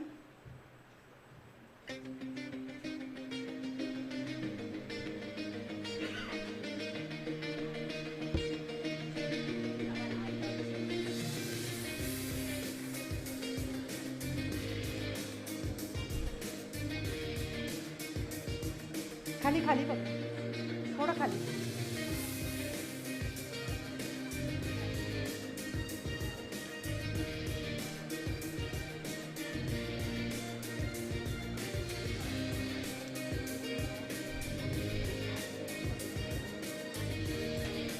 I request Dr. Pasgare Madam to felicitate Dr. Dimdime sir.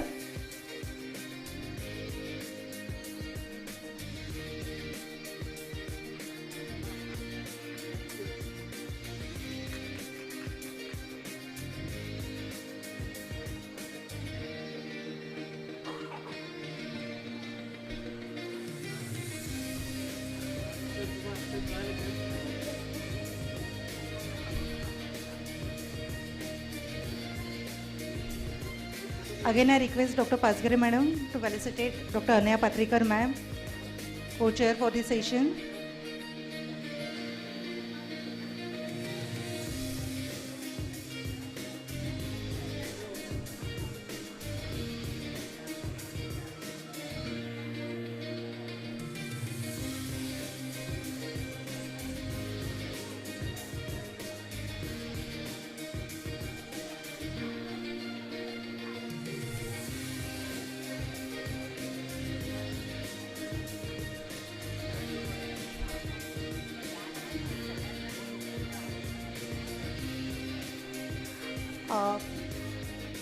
It's an announcement from the organizing team.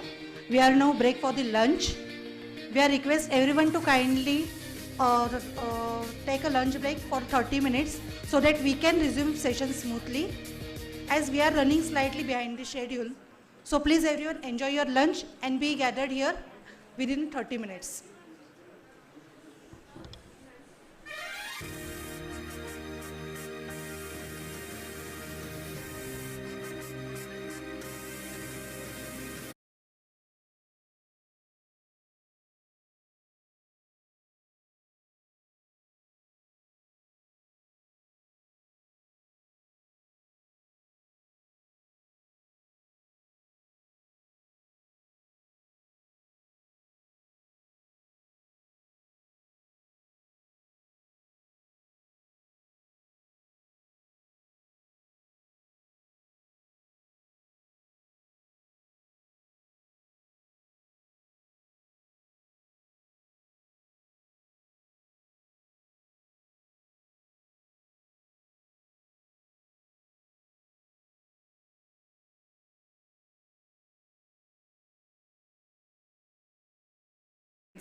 So you listen them every day, but what actually they are, how they are done. So my idea is that you should actually know about these concepts. So starting with it. So these are the terminologies I will be covering, starting from the artificial intelligence and going into the deep specializations of it, machine learning, deep learning, computer vision, and then coming till agentic AI, and then I will be covering my ongoing work in AI and Ayurveda. So artificial intelligence actually started in 1950 with Alan Turing. So there was an experiment done where a human and a machine, they were kept in a different room and moderator was there. He was given a set of questions and he has to ask from both of them, and with the set of answers, he has to actually distinguish that whether it is coming from a human or coming from a machine. So it became a very difficult for him to distinguish between both of these, that whether it is coming from a human or a machine. So with that, there was then a lot of breakthroughs work that was done in AI. Like Deep Blue, it defeated Gary Kasparov in chess competition. In basically different competitions, then we have seen that machines have actually defeated human beings with their intelligence. Now, what actually intelligence is? Intelligence is made by human itself. They have been programmed to machines. So artificial intelligence, it is defined as the intelligence of the machine or the computer that enables to mimic as a mimic human capabilities. Like human can think, human can listen, human can basically learn, reason. So all those concepts, they are inbuilt right now into the artificial intelligence. So this is the era history of the AI.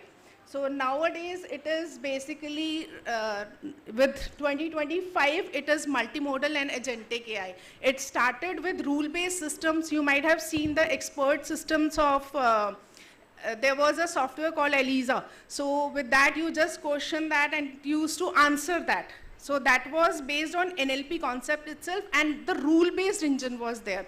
But nowadays, machine can actually learn also. So what that learning is, we will understand with one example also. I will just go through fast. So AI before 2020 era was just rule-based, and now it is after 2000 era, it learns from the data. So AI is simulating the human intelligence. It is not replacing the human, but it is actually simulating the human capabilities. And it is not one technique itself. There are so many techniques in the diverse technologies of AI. And it is basically augmenting the human capabilities, not replacing that. So if you take it as a like how AI, ML and deep learning, they are correlated to each other, that can be well explained with this Venn diagram where artificial intelligence is at the outer layer and these are the deep specialization of this, like deep coming to machine learning. Then deep learning is another area inside the machine learning itself, and then Gen AI, LLMs and all those. So now basically we are listening from the data itself, everything itself. Like if we talk about machine learning, deep learning, everything starts with data itself. I'll just give a brief introduction of what is data and how we actually learn from the data. So data is anything is data. Like I'm speaking, as sir said, that is also a data. So data is number, data is Excel files, data is text also is a data, and speech also is a data, video also is a data, blog also is a data. Everything that is we can capture and can use, that is basically data. Okay. And then data can be divided further into unstructured and the structured data. Structured data is in tables, and unstructured data, which we actually is in text, videos, audios, they are basically unstructured data. In any case, we have to convert that unstructured data into the structured form to use it for the machine to learn. In any case, it cannot be used as it is. Means I cannot use voice as a data and can extract the features out of this. I have to convert that into some form that machine can understand. So these are the key concepts, and this is the flow chart, basically how, step by steps you can say that how it actually works. These are the fundamental concepts. Everything starts with the data, then the algorithm, which is actually the brain of the machine. So we have to design those algorithms. With the algorithm, the model is built, and these models, what we actually called are machine learning models and deep learning models. So basically, we initially start with a raw data collection, and this data could be any data, and this data has to be basically pre-processed. So first step is pre-processing the data. So pre-processing means because the data is noisy, it is coming from the real world. So we have to clean that data, and if there are missing values, if there are noise, we remove the outliers, etc. So missing values and all those things which has to be done to make the data noiseless, that is called as a data pre-processing step. So that is the first step, and then our data set is created. So with that data set, we actually have a complete data set. We divide that data set into training set and test set. So like if we have, let us suppose 1,000 rows. So out of that 1,000 rows, there is a proportion of like 70-30 or 80-20 kind of. So 70% of the data is used for training the machine, and 30% of the data is used for testing. So that is how actually with that 70% the machine learns actually. And we test that on the 30%. And then we find out that whether our data evaluation, the model that we have built actually, the model we have built with the training data, and we evaluate with those, with some of the parameters like accuracy is there, precision is there, recall is there. So these are the different parameters which we actually use to test that whether our model is proper or not. So for example, some incremental work is going on, like somebody says that 98% my model is working, somebody says that 99% of the model is working. So that means that out of 1,000 cases, let us suppose 100 cases are not working properly and 900 are working properly. So that way we evaluate the model.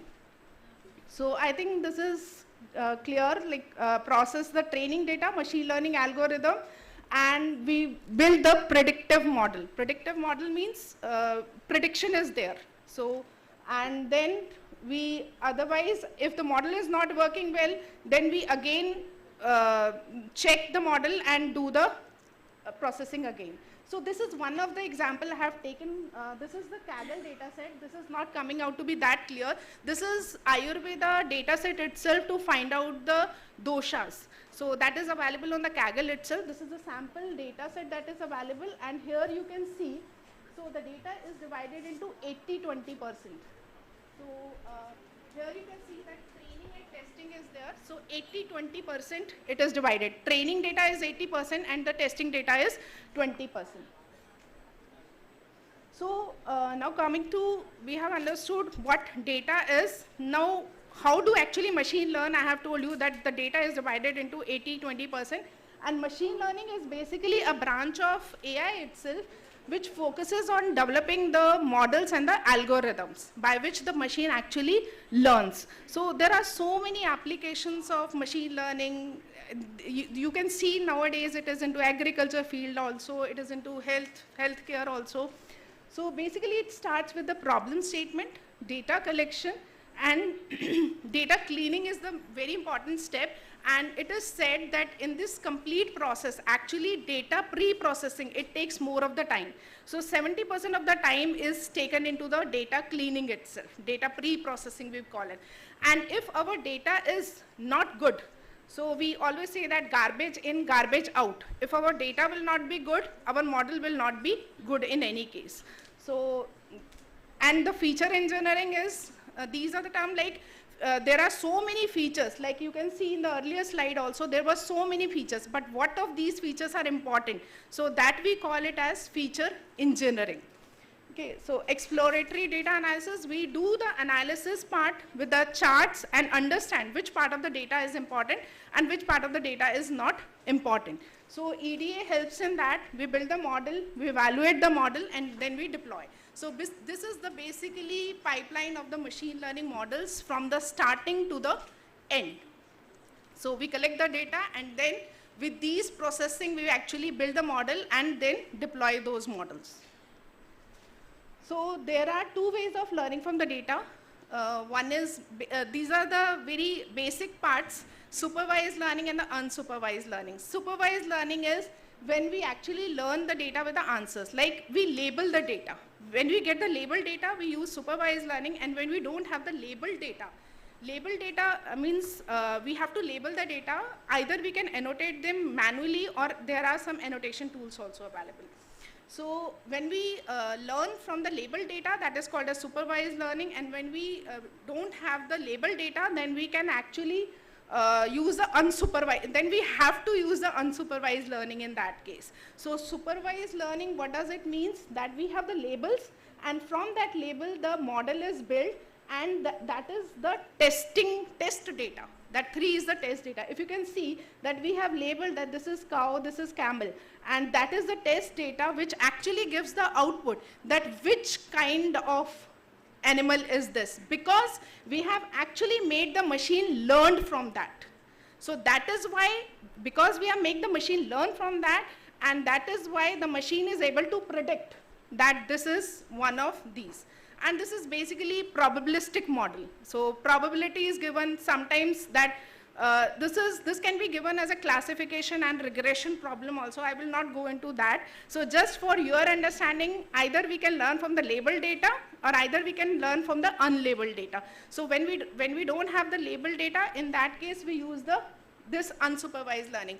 That means we find out the clusters. Clusters in the sense, the data points which are very similar to each other, we make a cluster of that. That means that they are having the same kind of feature. For example, if Jack and Mary, let us suppose they are the 2 data points. If they come into similar kind of cluster, if Jack is having that kind of disease, let us suppose, so there is a probability that Mary will also have that kind of disease. So that is basically unsupervised learning. When we don't have the labeled data, we basically build the clusters. So that is called as k-means clustering. So k is the number of clusters that we can give. So that is the difference between supervised and unsupervised. That means supervised when we have labeled data, and unsupervised when we don't have the labeled data. We build the clusters in that case. So machine learning is basically used in many other things. NLP, image processing, recommender system, predictive maintenance also. NLP, there are so many applications of NLP which cannot be actually, even in fact, any of them which cannot be counted. So image recognition is that when we have an image, what kind of image is it? Whether we train the machine with the machine learning algorithms, and it tells whether this is a cat or no. That will be a binary classification problem. If we have many cases, then we have multi-class classification problem, that is called as. And that is image recognition, that is shown over there. So NLP is natural language processing. We have text data. In that text data, how we can actually have the knowledge out of it, because text is just a simple information. How we can extract out the knowledge out of that. So I'll give you 1 or 2 use cases also where we have actually done work on NLP. And recommendation system nowadays is very, you might have seen in Amazon also, Flipkart. So if this person is purchasing this, you might also like this. So that is basically you have been clustered with someone of your qualities. So based on that, so for recommendation also, these machine learning algorithms works behind. So, and then predictive maintenance, nowadays machines part, when they start making noise, we can actually predict before their, we can do the fault diagnosis with the help of these machine learning algorithms. With this machine learning algorithms, after that you might have seen the concept. So I have shown AI, and then there was ML, and then is the concept of DL, deep learning. So deep learning is basically, this is the biological cell you can see. Dendrites, they receive the input information, cell body, they process that, and axon, they are used to pass the signals. So this is an example of biological neuron, and deep learning is inspired from this architecture itself. So there is a there is a neural network architecture, so which has an input layer, and the hidden layer basically does the feature extraction work and the and the other classification work also. And then is the output layer. So you can see that it is completely analogous to the biological neuron. And when there are various number of layers, earlier there was concept of neural networks. And then the concept of deep learning came. So when we have many number of layers, then that is called as deep learning. So deep learning emerged from neural network itself. That's the history of evolution of neural networks basically. Nowadays from 2020 you have heard of transformers. Transformers, so if you see that GPT, your chat GPT. So T is actually stands for transformer. They are generative pre-trained transformers. That is a concept of deep learning itself. So they are basically trained on lot of data. They are pre-trained networks. So this is input layer. Basically they had, your deep learning has input layer, hidden layers, backpropagation, that is a mathematical work actually that helps in the, that is basically the hidden work of how deep learning works. So, and then is the output layer, which actually is used for classification or making recommendation and even for the translation. So deep learning architectures, there are a lot of deep learning architectures. You might have heard of CNN, RNN, LSTM. So I will not go into that, seeing the, this. So deep learning and machine learning, if you differentiate between both of them, they basically do the same kind of work. But if we do have a lot of data, then in that case we use deep learning. And the feature extraction and the classification work, both are done by the layers, whereas in case of machine learning, feature extraction is done separately and then it is given to the model for the classification work. So that is the difference between the machine learning and the deep learning. So then after then came the concept of generative AI. So earlier, which were models, so they were used to basically either classify or they were to learn. But in this case, generative AI, they basically create the contents. Create the content in the sense of, they create, earlier it was LLMs only, which were used to predict the text. But nowadays, a lot of these are available, which actually generate the images also, which generate the, even you can generate a song out of that also. You can generate a poem out of that also. So that is the concept of generative AI.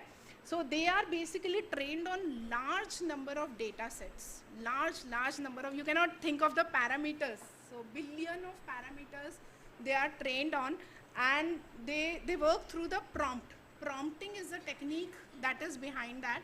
So example is ChatGPT, DALL-E is used for images and Copilot is used for suggestions. So that is a real-time example of content creation. You can give a prompt to ChatGPT to write a poem. So it can write a poem for you also. So large language models basically are your ChatGPT and this. So initially it started, this is not like a LLM, they came ekdam hi aa gaye. There was a lot of work that was done and then it was named as then they were named as LLMs actually. So chatbots, they were working earlier, but then with that much trained data sets, the name was given as large language models. So basically it started with the next word prediction. LLMs are basically next word prediction, but nowadays they are not just predicting the word, they are predicting the sentences, they are predicting the paragraphs, they are predicting the image. Lot of work is being done in this. So basically if you see, transformers are the backbone architecture behind these generative AI large language models. So this is the prompting. How do you do the prompting?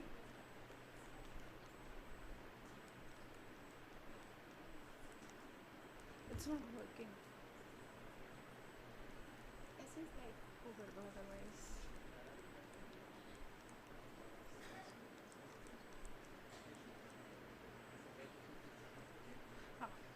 Then the next concept is generative adversarial network. So there are two models behind this. One is you can see is generator, one is you can see is discriminator. So generator basically generates the fake images. You might have seen nowadays there are so lot of fake images created. Okay, so generator creates a fake images and it is given to the discriminator model, which actually differentiates that whether it is a fake image or a real image. If it is a fake image, it is given back to the generator, and generator learns so highly that it creates the image in such a way that next to it is given to the generator, so it looks like it is a real image. So the feedback from the discriminator is given to the generator, and then this generator start working so highly good that every fake image also looks like a real image. So nowadays RAGs concept you might have also heard of, RAGs, retrieval augmented generation. Basically what happens is LLMs, they are working on the static data, whatever they are trained on. But RAG is a concept where they can also search from the data, search from the real-time search from the internet sources also. So if I actually concise this, that if you give a prompt to it, it will retrieve the data from the internet sources also, from the other sources also, and it will generate the grounded answer. It is not only based on the data that is trained. This comes under various, this helps under so lot of cases. For example, if I would say that what was the event that had happened in morning in on Mumbai-Pune highway. So if it is not trained on it, it will not give you the answer. So basically, then these RAGs come in picture. So from models, we are now coming to build, we are now moving towards agent basically. So agents, they just doesn't respond to questions only basically, they do the actions. So earlier like generative model you have seen, so you give a question, it will give you an answer to that. But these agents, they do the action also. For example, if you will say that you schedule a meeting for me in the Google Calendar, it will do that work also. So that is the work of the agents. They can perceive, reason, and do the action also in the real time. So from agent, we are moving to agentic AI. Nowadays, you might have hearing this term. So agentic AI, that is a single workflow. If you see agent is a single workflow. That can be seen in this example. And agentic AI is if there are more number of workflows, means more number of action that need to be done, 3-4 action need to be done, then in that case it is called as a agentic AI. And agentic AI is, for example, I can give you how actually they do work, because they do have memory in them. So based on that, they do 3-4 actions. For example, if you say that a patient is there, you have to monitor that patient, and if his BP goes beyond that limit, you have to create an alert and suggest the medicine. So that is an example of agentic AI, which will do one action after another, after another, after another. So that is the work of agentic AI. So again, there are so lot of risk is now involved with this, because they are autonomous workflows. They can create problems also, and there are a lot of security issues in this, and advantages also in the sense they are doing automatic workflows. So they will create a lot of help to you also. Again, it is up to you how you use that and how much you rely on that, because they are actually black box. So applications of AI, if you see, there are a whole lot of applications. In the healthcare also, we require in healthcare AI, which is almost covered in previous lectures. I will skip through this, and medical fields where computer vision is used, radiology, dermatology, and NLP is also used for relation extraction. I'll give you with an example that the ongoing research of NLP work. So we can also process the EHRs using NLP work. So this is an example of computer vision where you can actually tell that which eye disease is it. So these are the applications of generative AI. Now I'll come to ongoing work in AI and Ayurveda that we are doing it in our department itself. So this work was done in 2022, and this is published in one of the Springer paper. So rule-based approach for compound segmentation and paraphrase generation in Sanskrit. So this work was done with one of my students who is in persistent. So basically classical Sanskrit, they use the compound words also. So we have developed the rules for this, and so this was basically the architecture, if you see, the computational pipeline for this work. So initially Sanskrit word was given, Sandhi splitting module was there, initially Devanagari to English conversion was there, then stemming was done. Stemming is a process where we convert that into the root word. And then based on the word dictionary, we have generated the rules. So this is the algorithm that we have developed, and this was a software that we have developed for that. So, and we have compared with the existing system. Existing system could do only 4 types of compound identification, and we have developed 30 types of compound identification for this. And we could get an accuracy of 83% for that.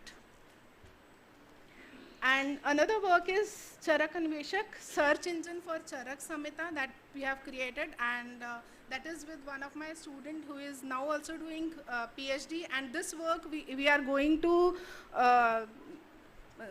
present in IIT BHU presentation next month. It is in 17th to 20th December. So this is, we have developed a computational pipeline for Charak Samhita. So, and we have compared the result with NIMH. NIMH works on the keywords only. The Charak Samhita search. So we have actually that works on keywords only, and we have developed a search engine. We have developed a computational pipeline basically, which could do the initially is the pre-processing work, and then we have checked with the synonyms also, and we could, this was a Charak search that we have developed, and this is the pre-processing, before transliteration, before segmentation, before lemmatizing, after lemmatizing, this is the result, and this is before and after the stop word removal. And this is the screen for the different kind of queries we could work upon, and query or query, and synonyms query, synonym words also we could fetch out. So this, and then another work that I have done with Prajakta, she's also a persistent candidate. So knowledge graph representation model for Sanskrit text mining. So we have basically, in fact sir has also covered that. So with the Sanskrit text using Neo4j, we have developed a disease and medicine knowledge graphs. So with knowledge graph basically consists of 3 things. One is, they are the entities. So one of the entities we have taken as disease, and one of the entity we have taken as medicine, and there was a relationship between that. So for this disease, this is the medicine. So these kind of knowledge graphs we have developed from that. So, and relation extraction from Ayurveda clinical notes using NLP and data mining techniques. This work also we have done for MTech project itself. So these were the data set given to us by Dr. Girish, and we have basically worked out algorithm, extracted the entities out of it, and we have developed manually the ontology of this. And we have used a Namaste portal for this also, for finding out the disease's name. We have developed the manual ontologies for that using Proteach software. And this is the work that we are actually doing right now, cancer chat application. So this is the architecture diagram of cancer chat application. We are using RAG concept from the data sets of the PubMed and different data sets that is given to us by Ganesh sir. And we have developed a cancer chat application using LLM. So we have trained the LLM on this, Gamma LLM, and actually these are not coming that good, but yes, these are trained on the PubMed papers, and with the trained PubMed papers, we are asking what kind of diseases, how can we cure this disease. So these kind of answers we are getting from that. So we are working on it right now. This is our ongoing work. So the challenges of generative AI, we have seen that there are so many problems also with that. Hallucination problem is there, that it start giving the answers which are actually factually wrong, but it seems that is correct. So bias, fairness, so these ethical concerns, they are the challenges. So I will cut it short. These are the examples of hallucinations. So in case of references, literature review, you should never trust actually LLM because it gives you very, very wrong answers in that. So these are the AI governance fairness framework if we have to develop, we have to focus on safety, ethics, and the responsible AI. So this is a summary. Basically, I have the terms that I have focused upon: AI, ML, DL, generative AI, LLMs, RAGs. So AI is basically creating a lot of possibilities, and we can start with anything. Like we can start and we can go into the legal.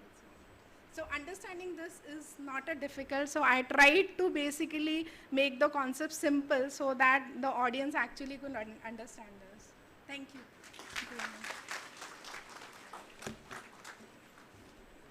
Thank you, sir.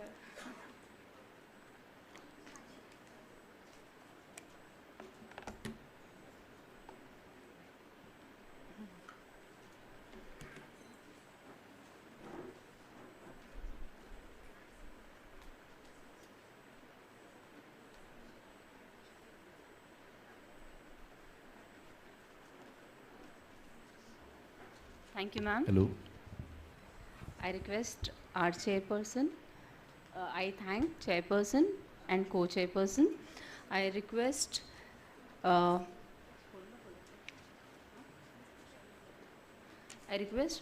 Ujare ma'am to please felicitate our speaker.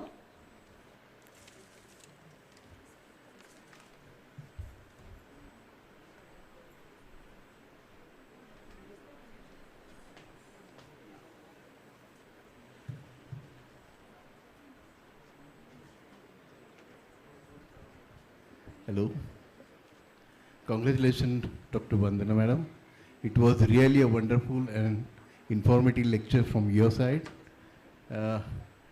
As you told that in the beginning of this lecture, you will simplify the things, and you really meant it, really simplifies the very complicated things.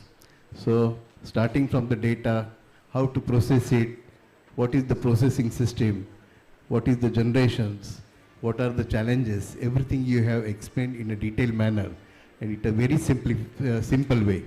So I congratulate you, very nice and wonderful informative lectures. Thank you. Thank you, sir.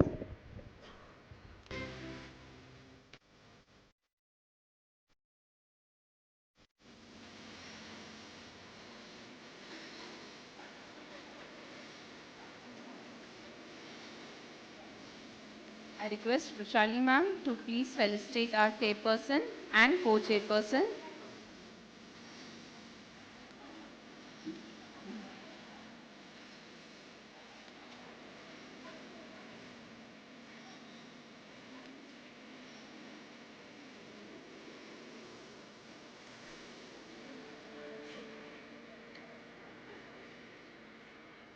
I request Rushali Ujare ma'am to please felicitate Manu Gaikwad sir.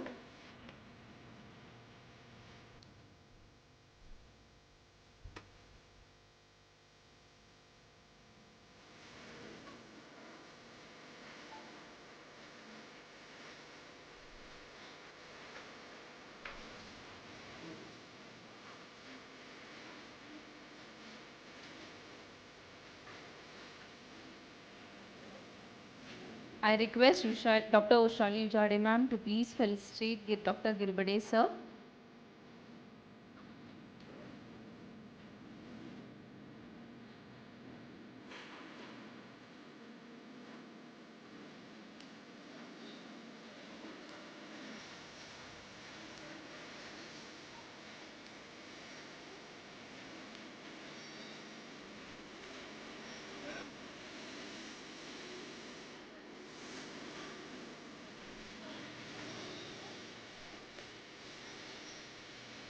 Thank you, ma'am.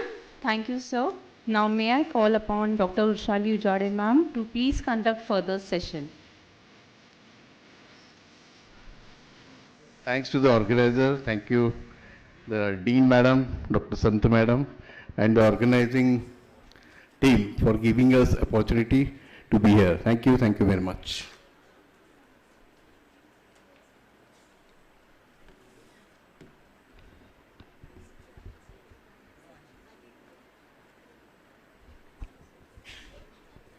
Thank you so much. I welcome you in this next session of Ayurtech. So, since morning you have been hearing so much of AI, right? So, nowadays, definitely AI is useful in your lives. Definitely AI is useful, it is making easier your lives. And is it not that AI is making you lazy? And is it not that AI is taking toll of your lives? So in that case, you need to understand exactly what is AI. Actually for me, Ayurveda and AI is just an unbelievable combination. But this combination is going to happen after some days. So I need to be prepared for that, and for that, today's session will be very useful. That is hands-on training on this AI useful for clinical practice. So this session will be carried out by Dr. Sandeep Kale. Initially, I would like to invite our chairperson, Dr. Madhuri Pasgare, on the stage. Ma'am, please come. Then I'm very glad to invite Dr. Hemanta Paradkar, Associate Professor, Department of Kayachikitsa, APM's Ayurved Mahavidyalaya, Sayan, Mumbai. Sir, please come and grace the event. Sir is the co-chairperson of our today's session.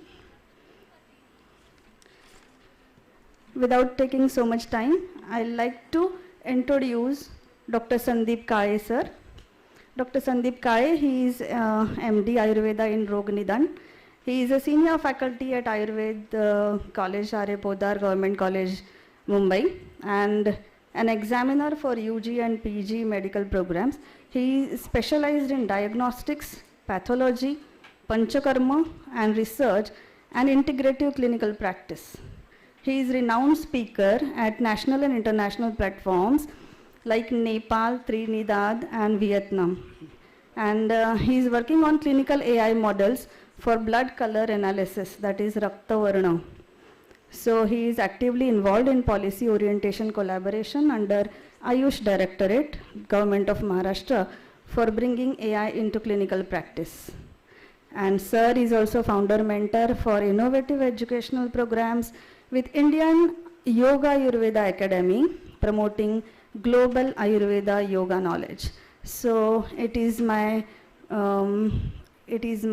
what you can say luck to invite Dr. Sandeep Kale, sir, to deliver his speech. Sir. Hello. Thank you very much, ma'am, for introduction. Hello everyone. दुपारचं session आहे. सर्वांनी जेवण केलेलं आहे आणि त्यामध्ये आपण AIचे lectures ऐकतोय. थोडी मोठी जड शब्द आहेत, नवीन बऱ्याचशा गोष्टी त्याच्यामध्ये आहेत. कारण मी जेव्हा शिकत होतो तेव्हा मलाही असंच होत होतं की आपण काय शिकतोय, परंतु जसं वेळ गेला आणि जसं आपण वाचत जातो तसं आपल्याला ते समजायला लागतं. Now our sessions are for the demo sessions. So आपल्याला थोडंसं प्रिपरेशन लागेल. तुमची जर कोणाची सर्वात पहिल्यांदा प्रॅक्टिशनर किती आहेत आत्ता हॉलमध्ये प्रॅक्टिशनर्स, कारण आत्ता जो डेमो आहे हा स्पेसिफिकली प्रॅक्टिशनरसाठी असणार आहे. तर मोस्टली निम्मे प्रॅक्टिशनर्स आहेत. मला वाटतं यूट्यूब लाईव्ह पण चालू आहे, तिथेही बरेचसे प्रॅक्टिशनर असणार आहेत. सो प्रॅक्टिशनर पुन्हा आपले जे काही अकॅडमिक टीचर्स आहेत त्यांचीही प्रॅक्टिस आहे, गव्हर्नमेंटचे टीचर सोडले तर. कारण मीही पुण्यामध्ये असताना प्रॅक्टिस करत होतो, परंतु मुंबईत इकडे गव्हर्नमेंटला आल्यानंतर प्रॅक्टिस बंद आहे. तर प्रॅक्टिशनरसाठी काय उपयोगाचं आपल्याला AI आहे हे आपण आपल्या डेमोमध्ये बघणार आहे. तुम्हाला एक लिंक दिलेली आहे किंवा देण्यात येईल, त्याच्यामध्ये पूर्ण फाईल दिलेली आहे की त्याच्यामध्ये कशा पद्धतीने आपण हे जे डेमो आहे घेणार आहोत. सो by permission of respected chair person and co-chairperson and available all the dignitaries, I will start my presentation. So, connect झालं?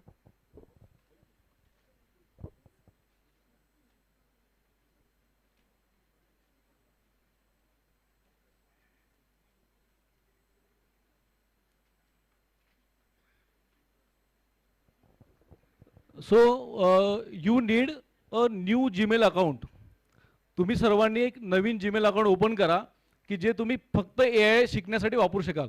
कारण की ऑलमोस्ट तुम्ही जेवढेही AIचे ॲप्लिकेशन यूज करणार आहात तर त्याला तुम्हाला तुमचं एक जीमेलचं अकाउंट लागेल. तुमचं रेग्युलर अकाउंट वापरलं तर काय होईल, तुम्हाला त्याचे मेसेजेस येत राहतील.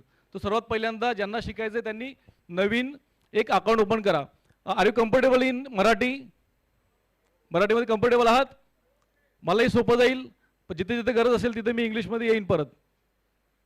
सो सेकंड, इंटरनेट स्पीड तुम्हाला पाहिजे. आपल्याकडे इथे आता वायफाय आहे. ज्यांच्याकडे कोणाकडे लॅपटॉप आहे त्यांनी ओपन करा, इंटरनेट सुरू करा, मोबाईल सुरू करा आणि त्याच्यामध्ये आपण काही डेमोज घेऊया. देन वेबसाईट कोणाकोणाची आहे? आत्ता इथे जे प्रॅक्टिशनर्स आहेत त्यांची वेबसाईट कोणाची आहे? आत्ता जर इथे कोणी डेलिगेट्समध्ये व्हॉलंटियर्स असतील तर एक दोन वेबसाईट फक्त लिहून घ्या कागदावरती, आपण डेमो घेऊया. ज्यांच्या कोणाच्या वेबसाईट आहेत त्यांनी ओपन करा, तुमच्या वेबसाईटवरती आपण डेमो घेऊया आणि देन एका पेपरवरती लिहून द्या तुमची वेबसाईट. मी तुम्हाला इथे लाईव्ह दाखवेल.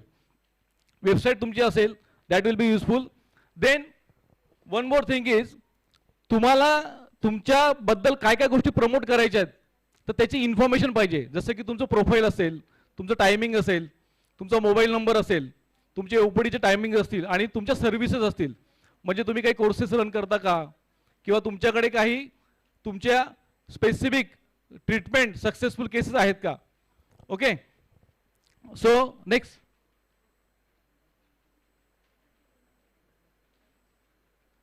तुम्ही जोपर्यंत तयारी करताय तोपर्यंत एक महत्त्वाची स्लाईड तुम्हाला दाखवायची आहे. कारण AIचं नाव आल्यानंतर प्रॅक्टिशनरच्या मनामध्ये सर्वात मोठा प्रश्न पडलेला आहे की will digital health technology replace physicians. म्हणजे जे फिजिशियन्स आहेत आपल्याला असं वाटायला लागलंय का की फिजिशियन रिप्लेस होणार आहेत? असं किती जणांना वाटतं? किती जणांना वाटतं की फिजिशियन रिप्लेस होतील AI मुळे? कोणाच नाही. 1 2 3 4 5 6 7 8 लोकांना वाटतंय. आपण एक थोडं स्लाईडवरती नजर फिरूया. हा एक क्वाड्रंट आहे, याच्यामध्ये जे लोअर क्वाड्रंट आहे याच्यामध्ये जर आपण बघितलं की these professionals will be heavily dependent on AI. Basically जर आपण बघितलं तर sports medicine, paediatrics, oncology, emergency medicine, pathology, surgery, plastic surgery, तर या ज्या पॅथीज आहेत हा सर्वे स्टडी आहे, त्याचा मी समअप केलेला आहे. तर these are heavily depend on AI. Then again dermatology, ophthalmology, radiology ह्या ब्रँचेस गेल्यात. सांग ना प्लीज. वायफायचा पासवर्ड आर्चर C6 पासवर्ड ह्याचं वायफायचं नाव आहे आणि त्याचा पासवर्ड आहे पोदार PODAR @ सगळे स्मॉल लेटर आहेत PODAR @123. Once again Podar PODAR all small letters @123. Okay, सर्वांनी नोट केलं वायफाय? सो ऑलमोस्ट जर आता आपण बघितलं तर 50% पेक्षा जास्त डर्मॅटॉलॉजी, ऑप्थॅल्मॉलॉजी आणि रेडिओलॉजी याच्यामध्ये AIने पूर्ण खाऊन टाकलेलं आहे सगळं. याचं कारण असं आहे कारण की त्यांचा डेटा इझिली अवेलेबल आहे. त्यांचा जो डेटा आहे ना पूर्ण अवेलेबल आहे. तुम्ही जर आता ऑन्कोलॉजीच्या केसेस बघितल्या तर AI जे आहे ना सर्वात जास्त हेल्पफुल जर होत असेल तर अर्ली डिटेक्शन कॅन्सरसाठी युजफुल होत आहे. देन डायबेटिक रेटिनोपॅथी ह्या कंडिशनमध्ये सर्वात जास्त युजफुल जे होत असेल तर AIच्या काही कंडिशन्स सर्व्हिसेस आहेत ते युजफुल होत आहेत. सो रेडिओलॉजी किंवा आपण आता जर बघितलं MRI स्कॅन किंवा हे जे आहेत तर याला डायग्नोज करण्यासाठी जे मॉडेल्स डेव्हलप होत आहेत तर हे सगळे ऑलमोस्ट AIने यांना ग्रॅब केलेलं आहे. आता काय होतं आहे, जे प्रॅक्टिशनर्स आहेत, रेडिओलॉजिस्ट आहेत, ऑन्कोलॉजिस्ट आहेत, त्यांना ह्याची मदत होते, कम्प्लिटली मदत होते आणि ते घेत पण आहेत, खूप मदत होते त्यांना. त्याच पद्धतीने सर्वात सेफ जर आता कोणी असणार आहे अजून तर जनरल प्रॅक्टिशनर्स, मग ते मॉडर्नचे असो किंवा आयुर्वेदाचे असो. जनरल प्रॅक्टिशनर्सला काय आहे तर interaction, talking with the patient in person on remotely. Then digital health technologies will have an impact on these professionals but it won't change their interaction based nature. त्यामुळे आता तरी जनरल प्रॅक्टिसला लवकर AIने धोका नाही आहे. धोका म्हणण्यापेक्षा त्याला फार फायदा होणार नाही आहे. होईल तिकडे, तिकडे पण येईल ते नंतर. So introduction about my topic. Artificial intelligence is a transforming small Ayurveda clinics by simplifying diagnosis, documentation and patient management with the right AI tools. याला इम्पॉर्टंट काय माहिती का, आत्ता जर आपण बघितलं तर मी जे टॉपिक घेणार आहे त्याच्यामध्ये 150च्या वर त्याचे जे टूल्स आहेत ते अवेलेबल आहेत, परंतु त्यातले आपण 3 टूल्स आता इथे बघणार आहोत. परंतु कदाचित तुम्हाला त्याच्यापेक्षा जास्तही माहिती असतील, तुम्ही कामही करत असाल, परंतु एआयचं राईट टूल यूज करणं हे फार इम्पॉर्टंट आहे. काय करायचं आपल्याला एआय वापरून, तर स्मार्ट क्लिनिक आपल्याला सुरू करता येतात. सो सबसे पहले हम लोग देखेंगे अभी इसमें नूप. तुम्ही याच्यावरती जा, तुमच्या लॅपटॉपमध्ये NOUPE टाईप करा. NOUPE टाईप केल्यानंतर जी तुमची स्लाईड ओपन होईल,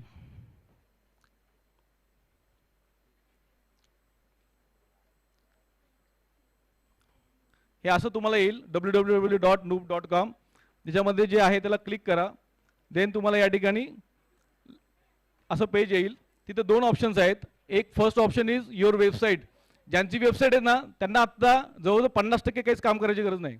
तुम्हाला तुमची इन्फॉर्मेशन लगेच अवेलेबल होईल. डीन मॅडमची परमिशन असेल तर मी आयुर्वेद इन्स्टिट्यूटचं हे टाकतो ईमेल वेबसाईट.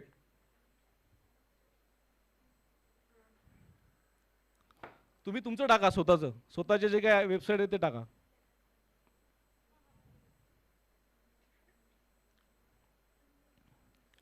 www.ayurvedinstitute.com. राईट साईडला ट्रेन नावाचा ऑप्शन आहे.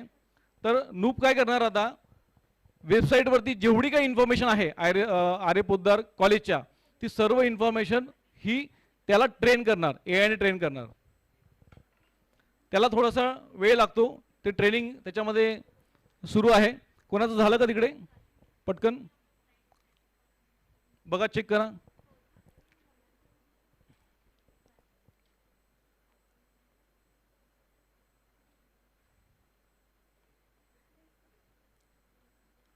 याच्यामध्ये दुसरं एक ऑप्शन आहे खाली, ॲड नॉलेज. इथे बघा, ॲड नॉलेज हे एक ऑप्शन आहे. त्याच्यावरती जर तुम्ही क्लिक केलं तर ज्यांची वेबसाईट नाही आहे त्यांना ChatGPT किंवा दुसरे काही प्लॅटफॉर्म्स वापरून तुम्ही स्वतःची माहिती जनरेट करा. मी जे काही डिटेल्स सांगितलं, तुमचं नाव, क्लिनिकचं टायमिंग, ॲड्रेस, तुमच्या जे काही सर्व्हिस आहेत ते सर्व एका वर्ड फाईलमध्ये किंवा PDF मध्ये करा आणि मग तुम्ही तिथे ती देऊ शकता.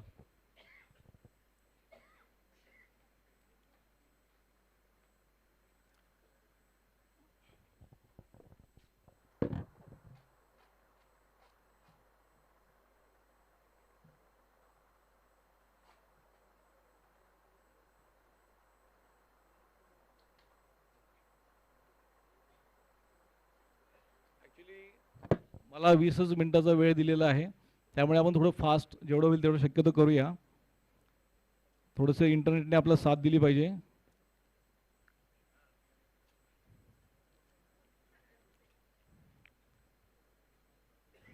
ayurvedinstitute.com.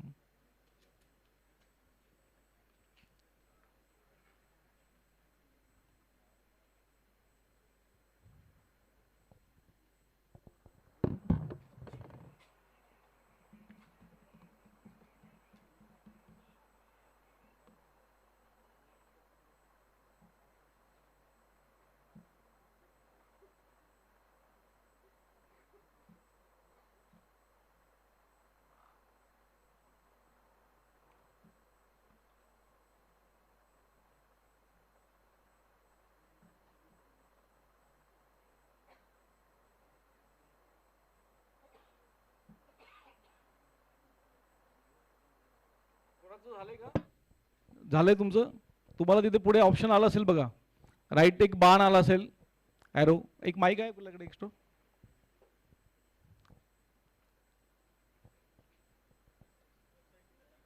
हां नाही, थोडं नेटचा इश्यू त्याला.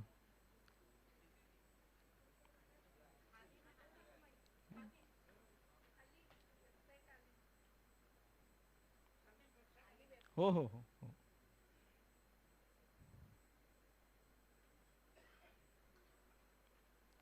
काय चुकलं होतं माहिती का, HTTPS टाकायचं राहिलं होतं.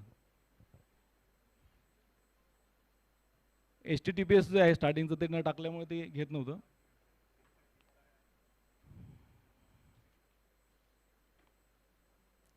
ज्यांची वेबसाईट आहे ना त्यांना फार इझी आहे, कारण तुमचे जेवढे काही पेजेस आहेत ते सर्व त्याच्यामध्ये घेणार आहे. याच्यामध्ये हां हां झालं वेबसाईट ट्रेनिंग कंप्लीट आलं मेसेज. नाऊ नेक्स्ट ऑप्शन येईल त्याला. आता नेक्स्ट ऑप्शन आल्यानंतर पुढे कस्टमाइज आहे. कस्टमाइज ते ऑटोमॅटिक त्याला करणार. आणि त्याच्यानंतर इकडे लास्टला गेट कोड नावाचा ऑप्शन आहे. तर गेट कोड केल्यानंतर काय होणार, त्याचा एक लिंक तयार होते. नंतर तुम्ही तुमचा जो काही वेबसाईट डेव्हलपर आहे त्याला तुम्ही ती लिंक द्यायची. ती लिंक त्याने तुमच्या वेबसाईटला टाकलं तर तुम्ही आत्ता जे काही ॲप बघतात तिथं जे गोल सर्कल येतं ना AI म्हणून, तर तसं AIचं एक साईन येणार. आणि मग तुमच्या वेबसाईटला जो कोणी जाईल तो त्या ठिकाणी त्याला पूर्ण वेबसाईट बघायची गरज नाही, तो तिथं क्वेश्चन टाकणार. याचे ओनर कोण आहे, डॉक्टर कोण आहे, त्यांच्या स्पेशालिटी काय आहेत, किंवा याची ट्रीटमेंट काय, यांचं टायमिंग काय. तर जे काही आपण आता चॅटबोट बघतो त्या पद्धतीने सगळे आन्सर्स तुम्हाला ते चॅटबोट त्याला देणार. तर आता आपण इथे बघूया, आपलं काम पूर्ण झालेलं आहे. इथे ते अवतार सांगतं तुम्हाला फेस कुठला पाहिजे, काय पाहिजे. इंडियन डेटा कमी असल्यामुळे इंडियन फेस तिथं नाही आहेत, तो एक जरा आपला इश्यू आहे. इथे बघा मेसेज आला राईट साईडला, वरती फेस आला, चेहरा आला वरती साईडला. Hi there, I am Noop, I can provide with you information of R A Podar college. आता मी टाकणार तिकडे I want admission for first year.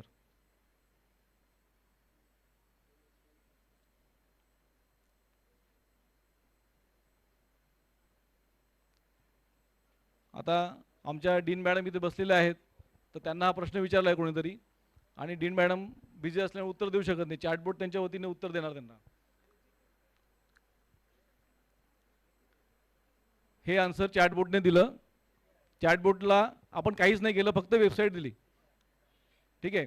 मग याच्या पद्धतीने तुम्ही विचारू शकता की I have stomach problem, I have headache problem, मी कोणाला दाखवू, कुठे दाखवू. मग तुम्हाला ते दाखवणार की काही चिकित्सा डिपार्टमेंटला कडलस्कर सर HOD आहेत, त्यांचा हा टायमिंग आहे, त्यांचा हा वार आहे, त्या दिवशी तुम्ही या. शालक्य डिपार्टमेंटचं असेल तर शालक्य डिपार्टमेंटचं येईल. निदान डिपार्टमेंटला काही पॅथॉलॉजी टेस्ट होतात विचारलं तिथं येईल की doctor Girbede sir is the HOD. लॅबमध्ये तुम्हाला ह्या टायमिंगला लॅब उघडी असेल त्यावेळेस तुम्ही सॅम्पल द्या. हे सगळं आपण जे काही आपल्याला टाकलेलं आहे त्या पद्धतीने तिथे ती इन्फॉर्मेशन येणार आहे. तर हे झालं वेबसाईटचं. सेकंड मी तुम्हाला सांगितलं डॉक्युमेंट. तुमचं डॉक्युमेंट जर रेडी असेल with the help of ChatGPT किंवा अदर प्लॅटफॉर्म तुम्ही बनवा आणि त्या ठिकाणी अपलोड करा. त्याच पद्धतीने चॅटबोर्ड ओपन होईल. झालं कोणाचं तिकडे? कोणाचं वर्किंग आहे का? येतंय क्वेश्चन टाकलं? येतंय सर? तुमचे उत्तर बरोबर येत आहेत का? येस. फक्त तुम्हाला हे जे आहे ना हे फ्री डेमोसाठी आहे. एक्झॅक्टली आणि चांगलं कुठलं मी तुम्हाला नंतर सांगतो नेक्स्ट याच्यामध्ये. Then second is land bot. आता आपण हे जे बघितलं ते आपण कशासाठी बघितलं? वेबसाईटसाठी बघितलं. आता लँड बोट जे आहे ते आपल्याला व्हॉट्सअपसाठी यूज करायचं आहे. तर लँड बोट तुम्ही टाईप करा.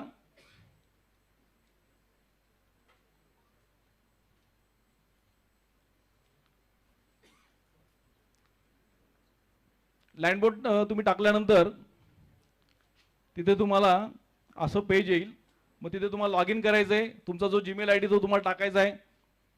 त्या जीमेल ID तुम्ही टाकल्यानंतर तुमचं अकाउंट ओपन होईल आणि अशा पद्धतीने तुम्हाला पेज येईल. त्याच्यात तुम्हाला 3 ऑप्शन दिले आहेत. Build it for me, start from scratch, use template. आपण काय करू, बिल्ड इट फॉर मी घेऊया. त्याच्यानंतर लँडबोटमध्ये आता माझी फाईल रेडी आहे, त्याच्यामध्ये मी काही गोष्टी टाईप करून ठेवल्या आहेत. त्याला मी आता ही ते इन्फॉर्मेशन देणार आहे. Build it for me.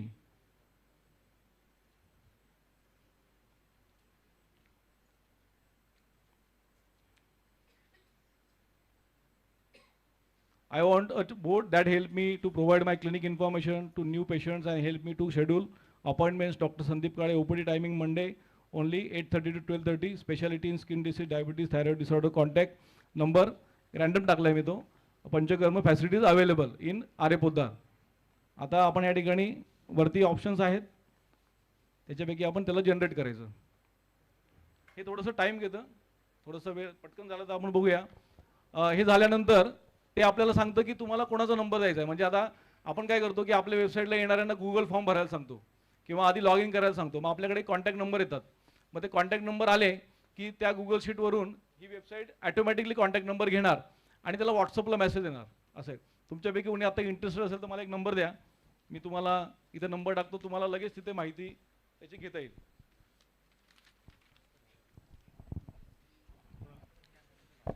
हे आता असं पेज आलं आहे ओपन.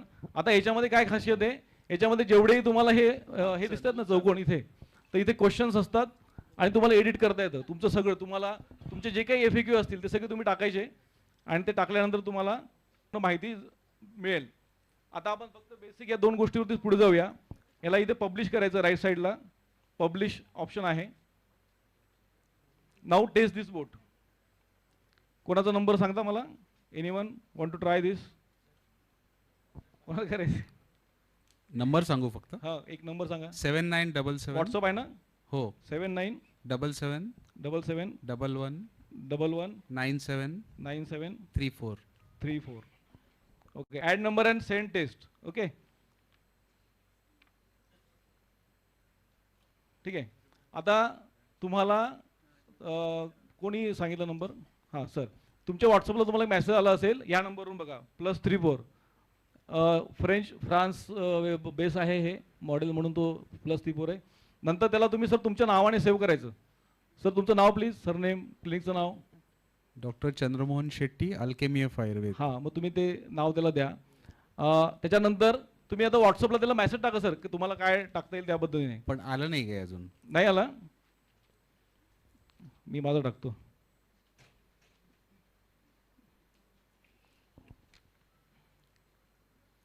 नंबर चुकला. 8393. नाही, हा डेमो होता की आपण चुकलं तर काय होऊ शकतं म्हणून तो चुकीचा टाकला मी.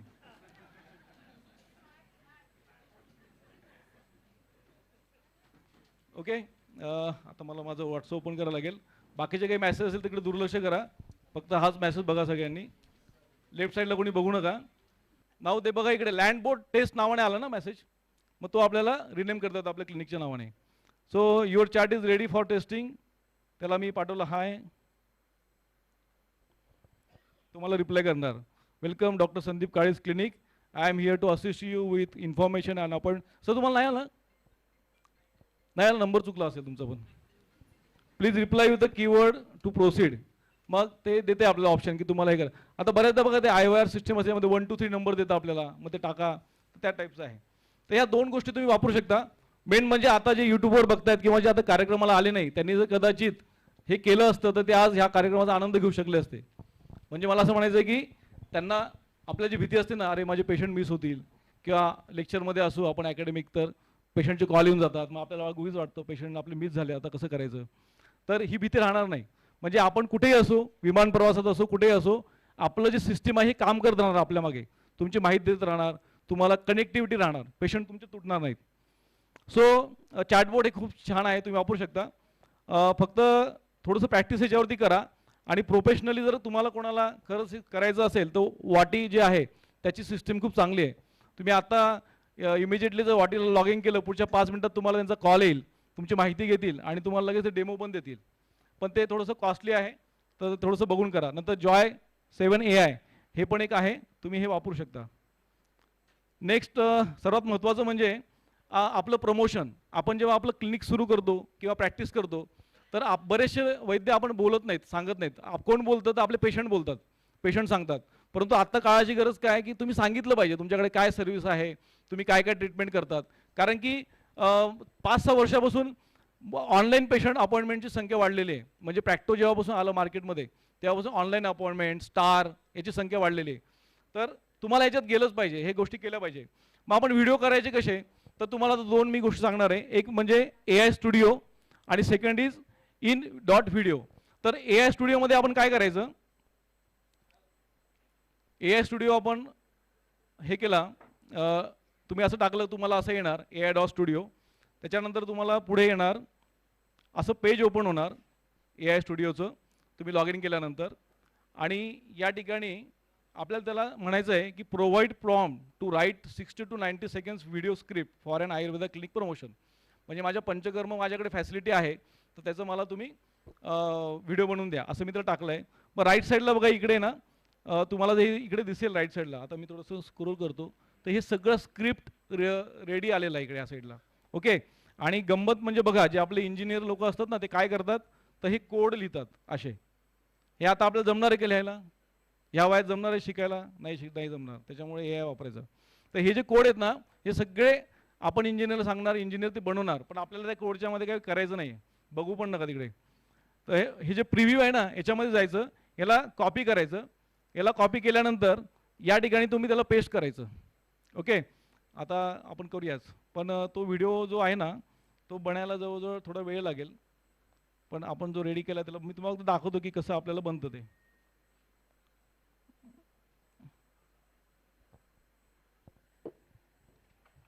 माझ्या पुण्यातल्या क्लिनिकचं नाव होतं शिवसमर्थ आयुर्वेद क्लिनिक, त्यामुळे मी तसंच ते घेतलेलं आहे आधीच.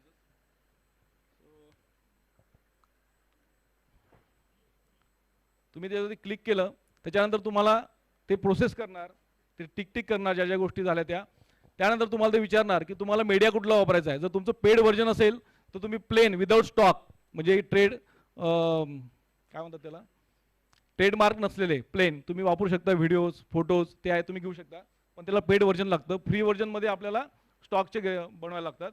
त्याच्यानंतर प्रत्येक स्क्रिप्ट तयार झाल्यानंतर तुम्हाला जर एखादा सेक्शन वाटला की आपल्याला याच्यामध्ये लाईन बदलायची आहे, तर तेवढं तुम्ही बदलू शकता. आणि याच्यामध्ये मल्टी लँग्वेज ऑप्शन आहेत, म्हणजे केवळ इंग्लिशमध्ये नाही, मराठी, मल्याळम, तेलुगू, कन्नडा सगळ्या भाषांमध्ये तुम्ही ते व्हिडिओज बनवू शकता. पण फक्त याच्यामध्ये एकच गोष्ट आहे की तो व्हिडिओ बनल्यानंतर तो खरंच तसा योग्य बनला आहे का, हे आपण थोडंसं बघायला पाहिजे. आता याच्यामध्ये प्रॉब्लेम असा येतो, मी 1-2-3 व्हिडिओ बनवलेले आहेत, तुम्हाला त्याची यूट्यूबला लिंक पण दिली आहे, तुम्हाला आयडिया येईल की एक्झॅक्टली कसं ते बनतं. आता हा जो व्हिडिओ आहे तो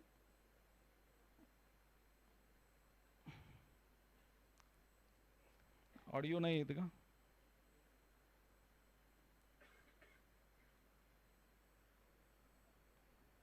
ऑडिओ इनपुट नाही आहे. ठीक आहे, थोडं जोरात आवाज येईल.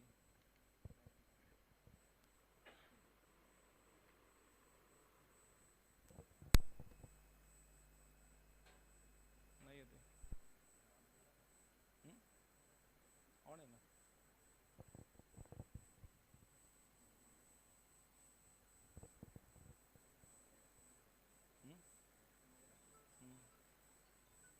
तिकडे बंद असेल button.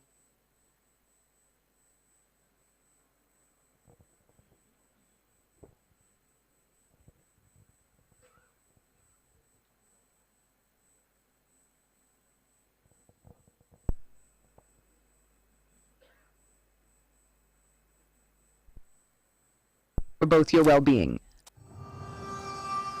At the Indian Yoga Ayurveda Academy, we believe in holistic wellness for every stage of life.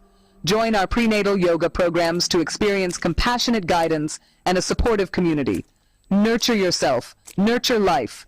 Visit our website today to learn more. आता याच्यामध्ये साऊंड क्वालिटी आहे, तुम्हाला पाहिजे तशी लागतात. त्याच्यामध्ये ऑप्शन्स आहेत, सॉफ्ट पाहिजे, ॲग्रेसिव्ह पाहिजे, प्रेमाचं पाहिजे, रागाचं पाहिजे, त्याच्यात ऑप्शन्स आहेत. तुम्ही जसं सिलेक्ट कराल तसं येणार.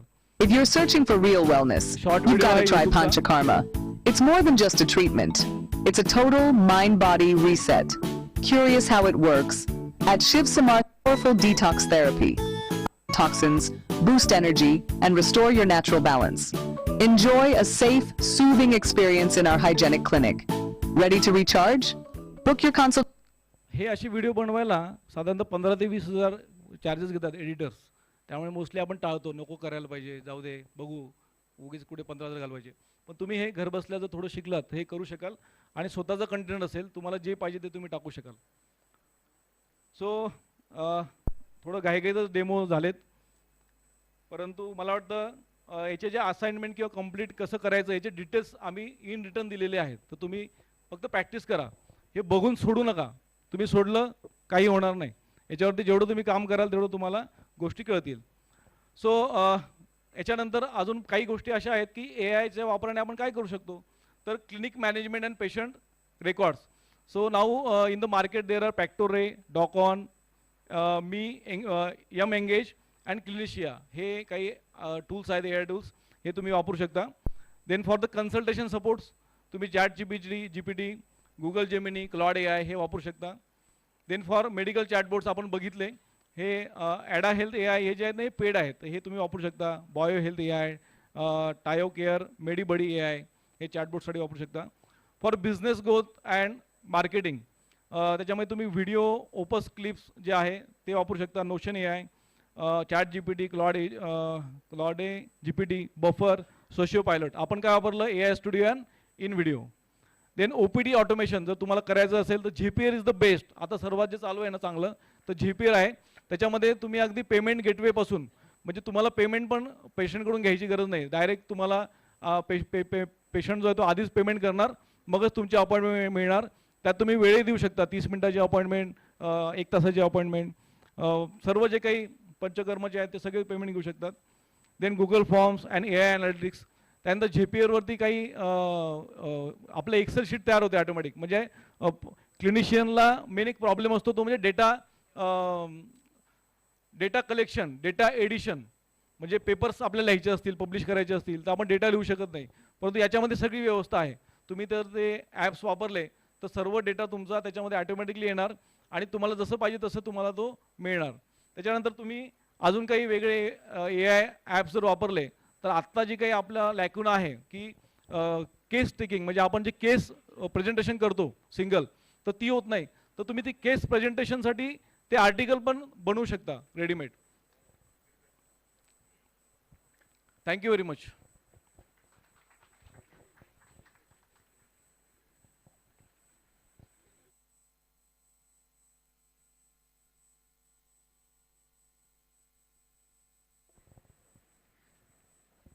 Definitely, sir delivered a good lecture.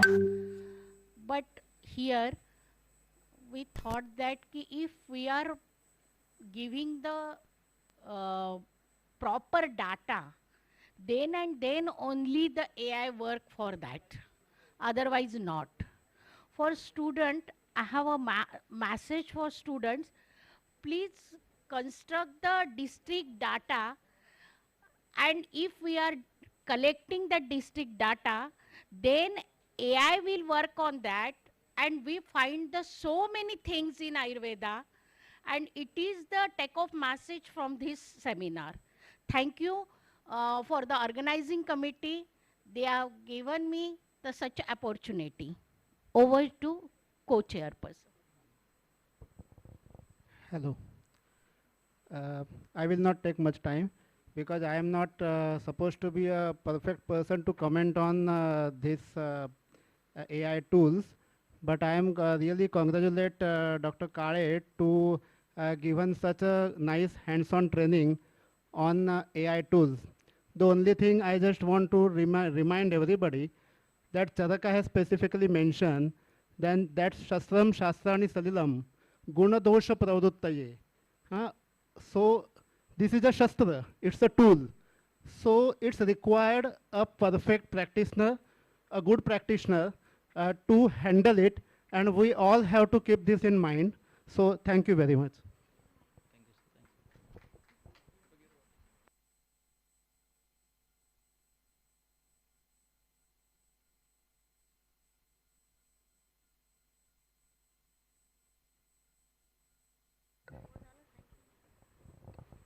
Hello. Thank you so much. So this was really a very needed session, because definitely AI is going to make difference in your life. It is going to make your life easier. But still AI is a double-edged sword. So if you want this weapon in your armor, then you have to be competent enough to handle it. So that is why hands-on training was really a must. And thank you so much, Dr. Sandeep sir, for such a nice hands-on training. Because see, as a Ayurveda person, I really want to make the use of this AI, but I'm not at all interested in how this AI works.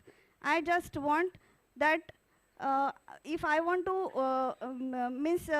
if I want to make use of AI, I can be able to make the use of it. See, if I want to drive a car, then I'm not interested in how the engine of car works. I'm just interested When I will apply brakes, then the car will stop, and when I will apply accelerator, then the car will pick up the speed. So in that sense. So thank you so much, sir, for this hands-on training. I'm really very glad to call upon Dr. Sandhya Deshmukh, madam.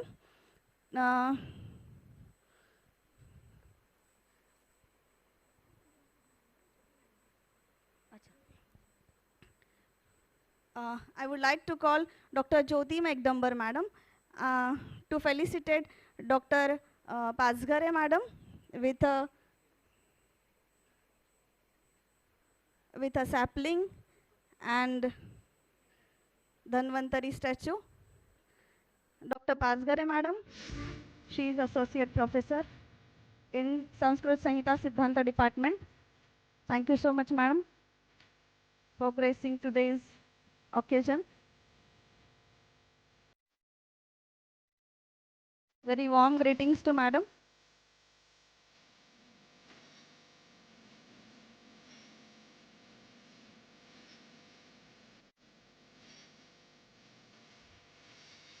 Thank you so much.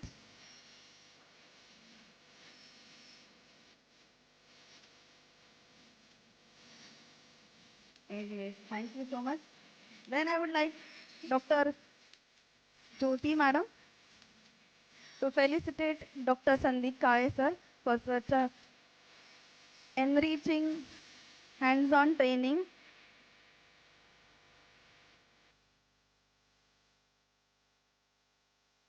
Thank you so much, sir.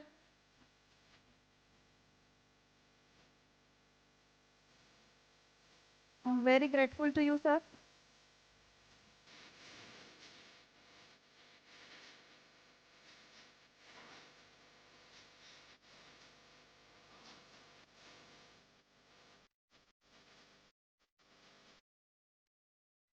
Thanks a lot.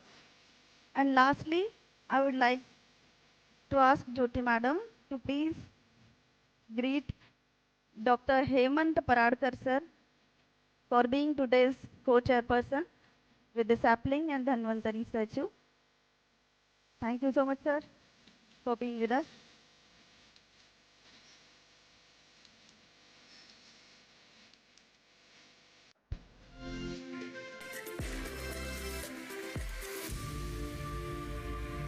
Let's cherish these moments.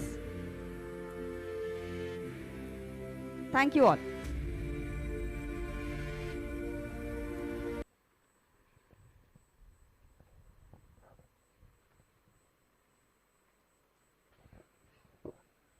Hello.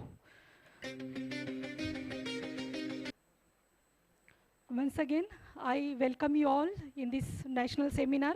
I, Dr. Jyoti Megdambar, welcomes you in this new session. The name of the session is AI for Ayurveda Research. The chairperson for this session, Dr. Rajesh Ingole, sir, I request you to come on the stage. Co-chairperson, Dr. Rajesh Kolarkar, sir, I request sir to come on the stage and be seated. Dr. Rajesh Kolarkar, sir, and Dr. Rajesh Ingole, sir. Okay. Due to limited time, we will not be able to reading the detailed biodata of our chairperson and co-chairperson. Nevertheless, we wish to acknowledge their vast experience, notable achievements, acknowledgements, and significant contributions in this field. Aarti, chairperson, दूसरा कौन सा है? Okay. Now I request our speaker for this session, Professor Shubhada Nagarkar, madam. I request madam, please come on the stage. Dr. Shubhada Nagarkar, madam. Yeah, no, madam, please. Please come on the stage, madam.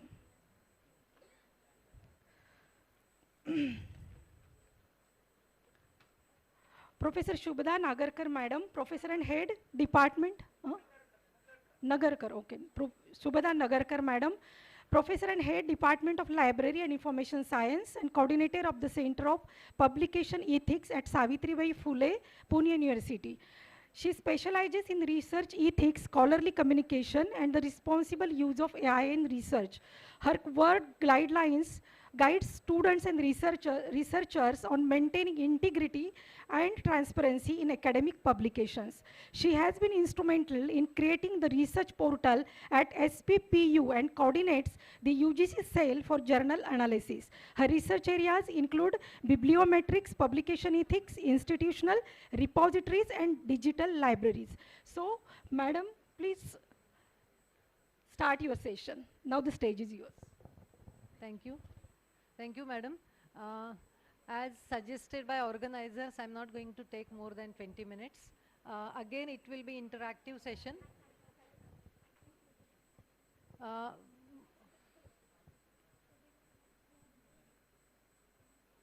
Okay, the topic is given to me is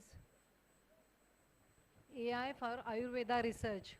All of you are doing research. How many of you are doing research? How many of you are doing research and publishing papers? All of you? Okay, so it is important for them. Some of the things I am going to share. Few things I will again demonstrate. And I have with me my friend Anand, who is going to take next session. He will help me to certain demonstration. So AI for Ayurveda research.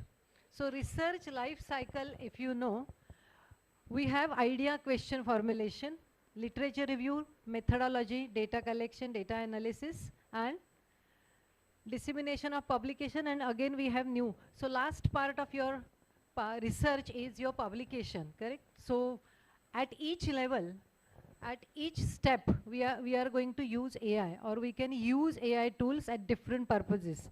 So which are those tools? So if you see, I am going to focus again, before I further proceed, there is integrity. We should maintain research integrity at each step.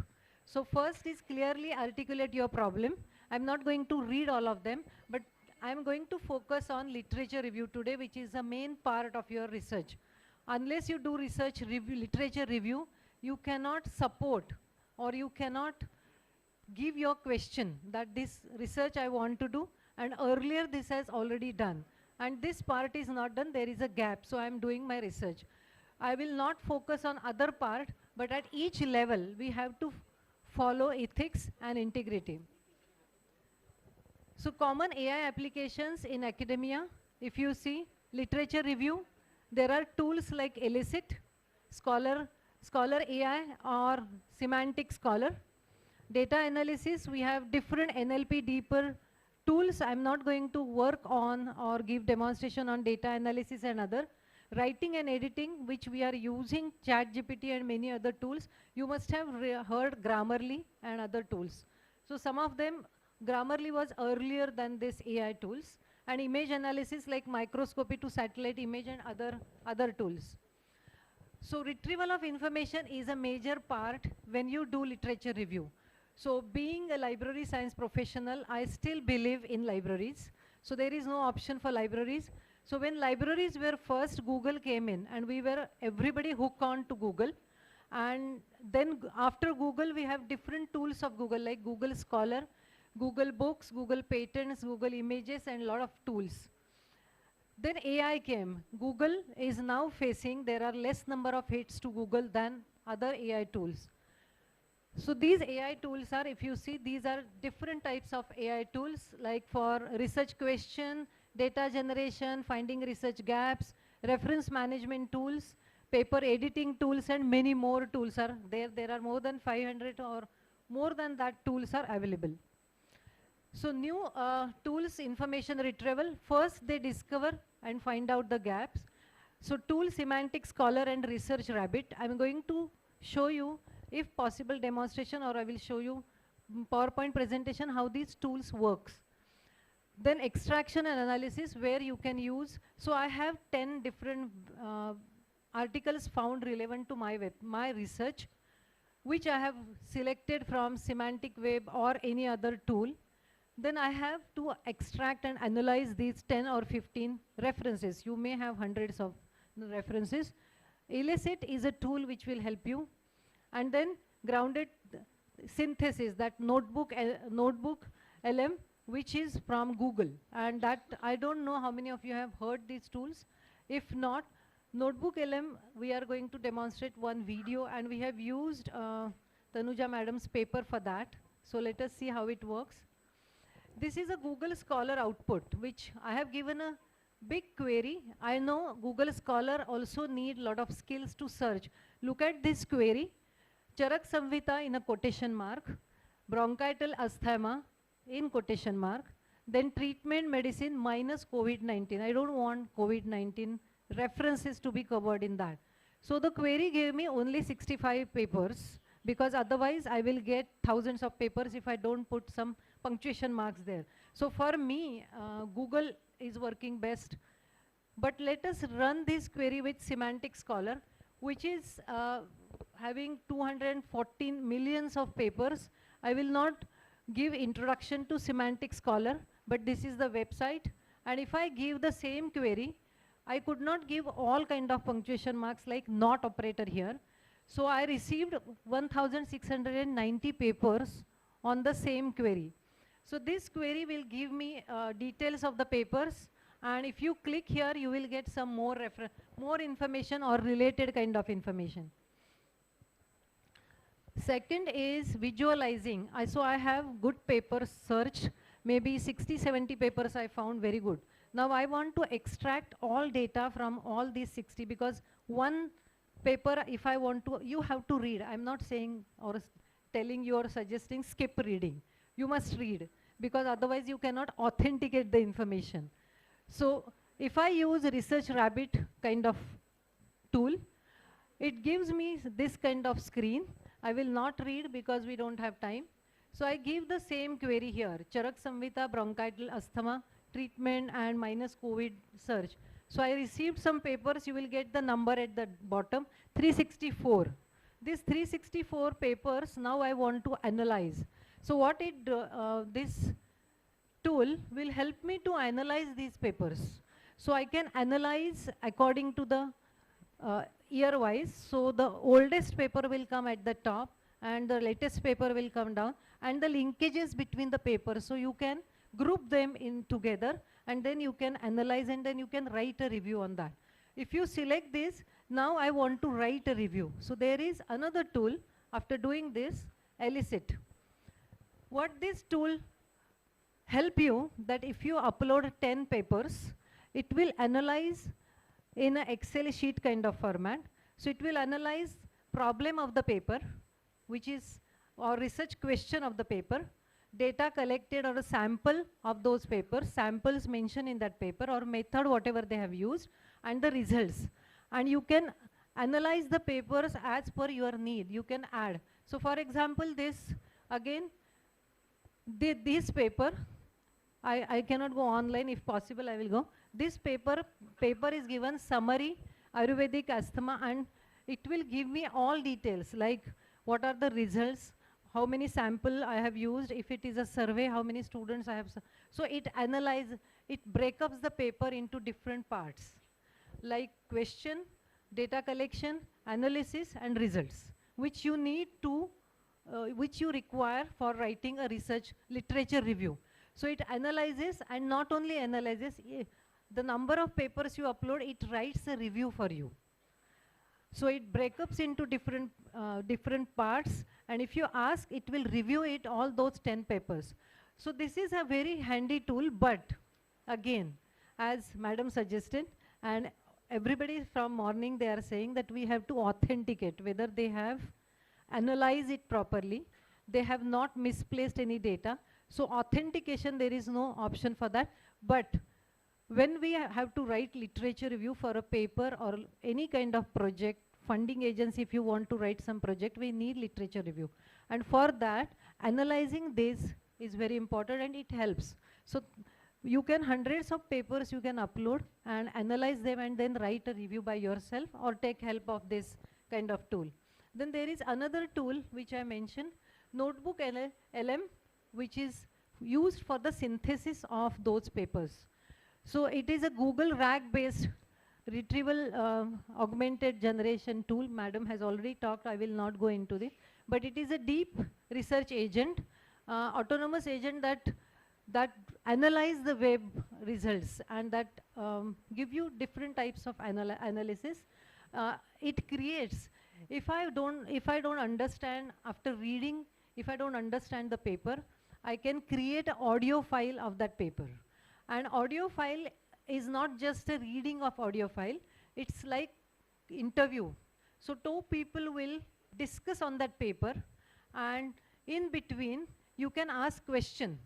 So one paper, two interviewers or two experts, they are reading the paper for you, they are discussing on that paper, and in between you can ask question. I don't understand this, can you help us? So they will explain you that. So it is an audio file.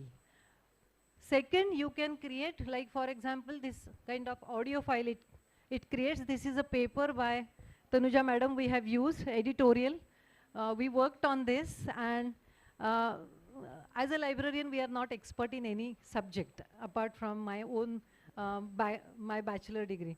But we have to serve all kind of subject experts. So we have created audio, and then it talks about the paper. Moreover, it creates video also. So it has created a wonderful video on her editorial, and that is really wonderful. I just want to demonstrate that, and then I will stop. So Anant will help me in running because I'm using his PC. What, as a librarian, we have to learn all this if we want to serve the society, and that is why we are learning. And being working with Patwardhan sir and on UGC CARE project, I learned a lot. And we came across several thousands of predatory journals, and we understood this, and we are now learning this. So can you open this video? Anything, audio?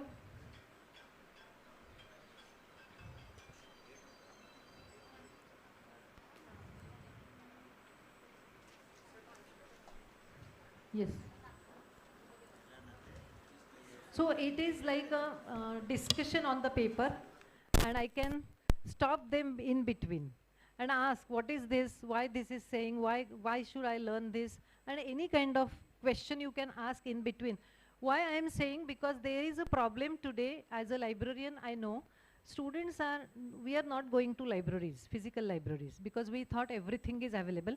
But remember, several millions and millions of books are not yet digitized. They are in several libraries. So if you say, I have done all literature review based on Google, it's not very true. There is no option for libraries yet. There is no option for print yet.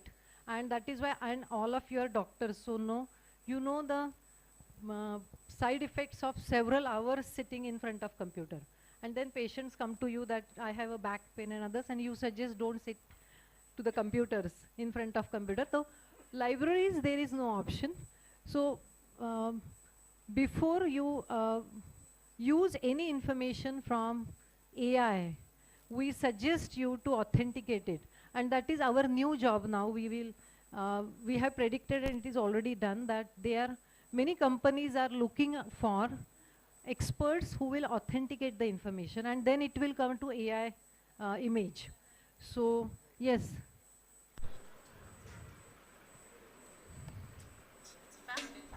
It is. We are focusing on the critical and I think really emerging intersection of artificial intelligence and traditional medicine, specifically the Indian science, Ayurveda. And it isn't just some niche interest. Our sources show this integration actually essential global health strategy now. Really?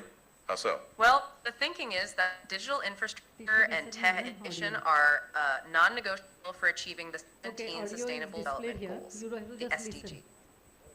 Okay. And that's aid at hitting the World Health Organization's really ambitious $1 billion targets. Right, the $1 billion target. So that's a billion more people with universal health coverage, a billion more protected from emergencies, billion more with better overall health. Exactly. Oh, hey, our listener wants to join. What's up? So I'm joining Anand. I'm curious to know how exactly AI merges this ancient Ayurved with global health. Can you please enlighten me on this?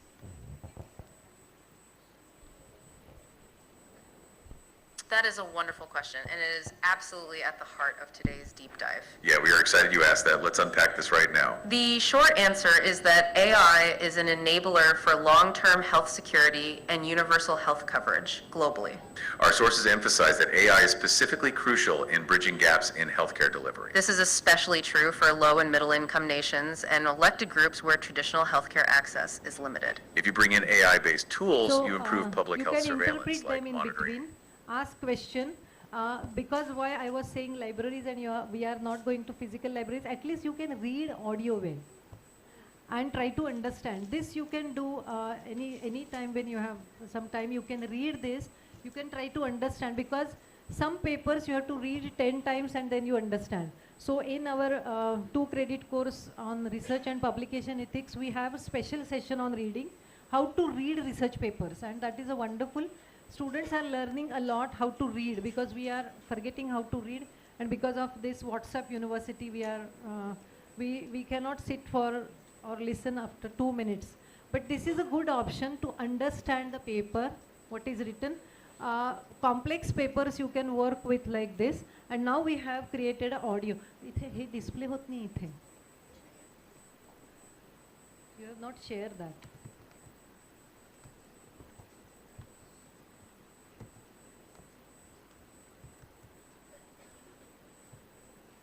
Yes, this is the video on the same paper we have created. Welcome to The Explainer. Today, we're exploring a partnership you might not expect. Ancient wisdom meets AI. So, the big question is, can futuristic tech actually unlock 5,000-year-old medical secrets? Okay, so first up, let's see how AI is already on a global health mission. You see, the World Health Organization has this massive goal: better health for 3 billion people. And AI is a seriously powerful tool here, speeding up everything from drug discovery to predicting epidemics. But here's where it gets interesting. AI's potential goes way beyond modern labs, right into Ayurveda. I mean, you've got 2 completely different worlds colliding here: holistic tradition and hardcore computational power. At its core, an AI is just a tool that makes predictions to help humans meet their goals. So how exactly can this powerful tool help bring Ayurvedic knowledge into the modern world? Well, think of it like this. AI can be a superpowered research assistant for traditional medicine. This can just massively speed up the search for new drugs hidden inside that traditional knowledge. And it's not just about texts. It can help doctors assess a person's constitution, or even identify plants. And hey, this isn't just theory. Digital tools like these are already making it happen right now. But of course, putting AI into healthcare is tricky. It brings up some serious ethical questions.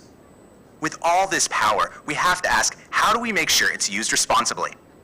I mean, we're talking big concerns, from invasions of privacy to making sure this tech helps I hope everyone. you understood. That's why the And, WHO created a framework, a set of principles to there guide is another tool it gives.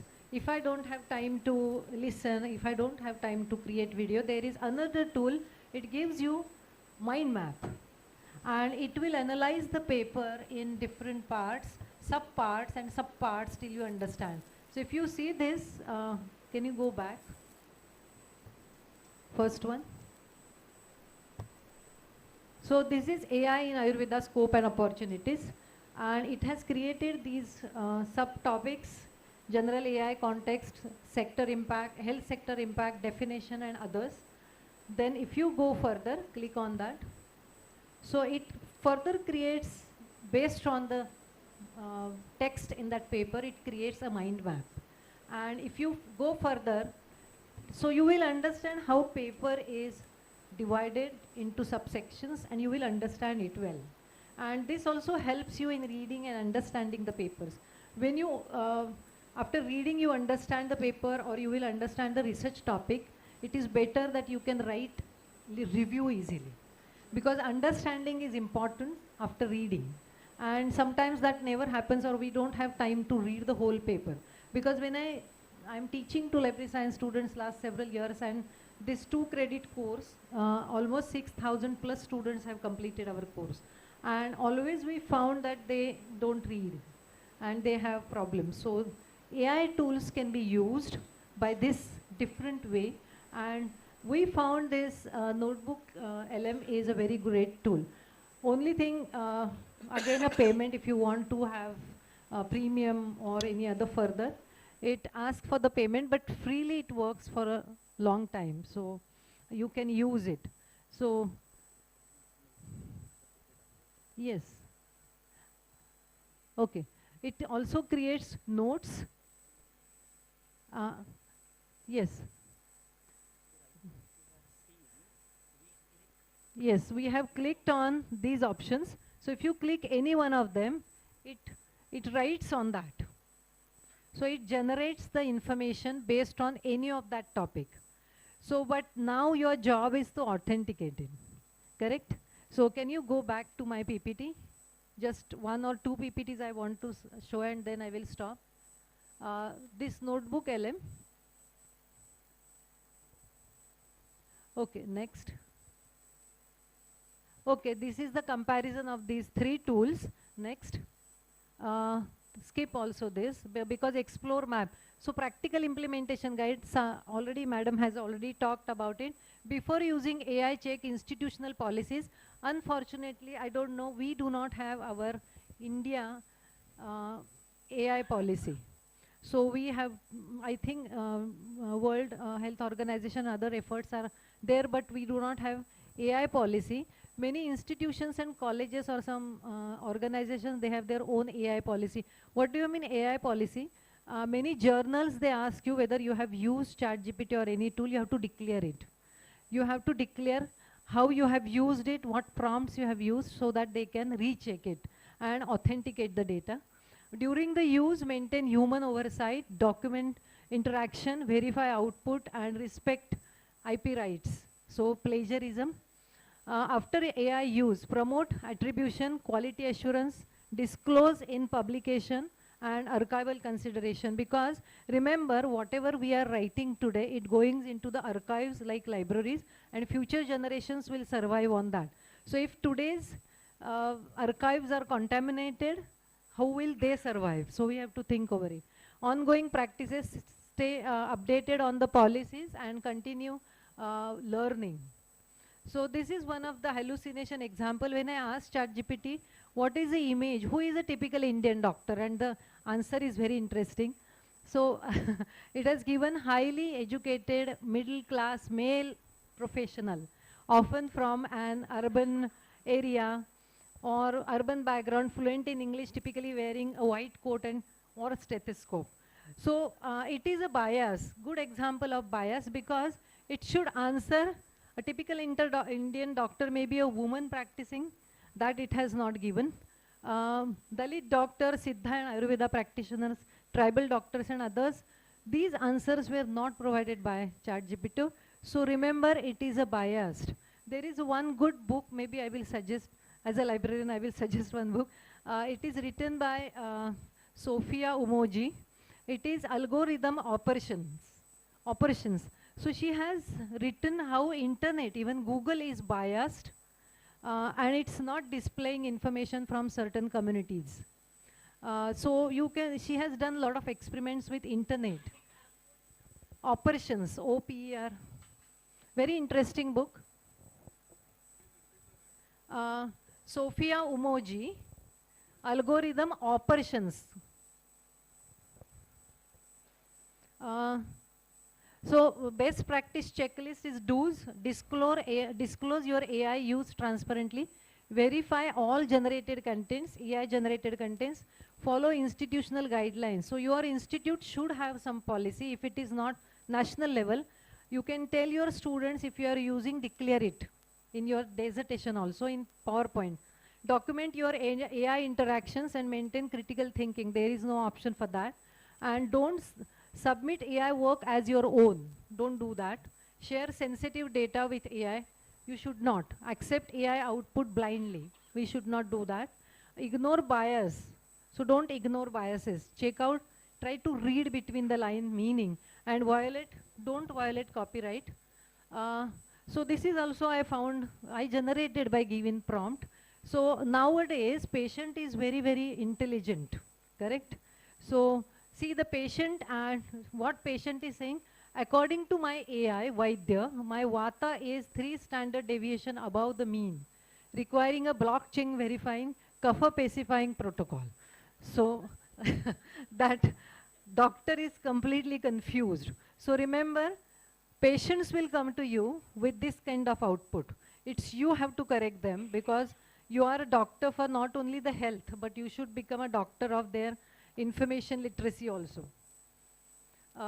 This is another example I did. I am not a Ayurvedic doctor, or anything, but I am curious because I know Girish knows many Sanskrit shlokas, and so I said I don't know how to do that.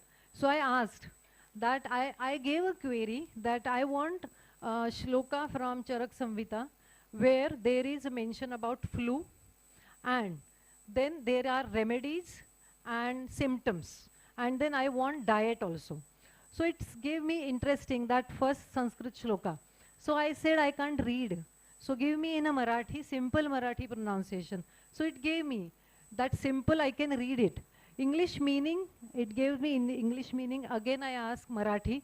So तापाबरोबर डोकेदुखी, भूक न लागणे, symptoms, आणि इथे Ayurvedic remedies, तुळशीचा काढा, गरम पाणी. आता तुम्ही डॉक्टर आहात, you can verify this. Is it correct? But I have use की कोणत्या श्लोकांमध्ये फ्लूचं, कारण मी जनरली मला ले पीपलना असू शकते ना उत्सुकता की कशात वापरलं गेलं आहे, पण हे व्हेरीफाय, हे जर मी घेऊन तुमच्याकडे आले, हे खरं आहे का? आणि हे जर खरं असेल तर पुढच्या वेळी मी येणार नाही ना, माझं मी करेन उपचार. वाय शुड आय कम? सर्दी खोकल्यासाठी एवढे पैसे द्यायचे डॉक्टरांना, मी देणार नाही. पण हे व्हेरीफाय करून सांगायला पाहिजे तुम्ही, कारण असे पेशंट येतील आणि you should be very careful. So AI assist research, Vaidya remains the healer, remember, and that touch is important in case of Vaidya. That is not in artificial intelligence. So thank you. I declare visual enhancement, ChatGPT and Gemini I have used in this. So that kind of declaration you have to give. I have used this, I have not used the text, but you should declare.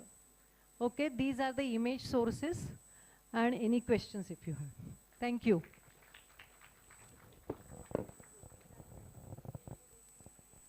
Yes, and Girish said, Shubha, we need one whole day workshop on this, only on this.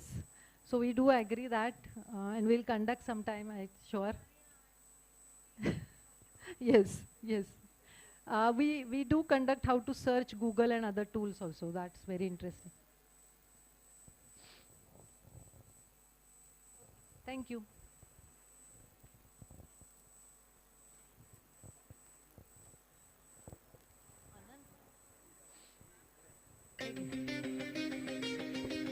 Thank you, ma'am, for such a practical, real-world, application-based presentation.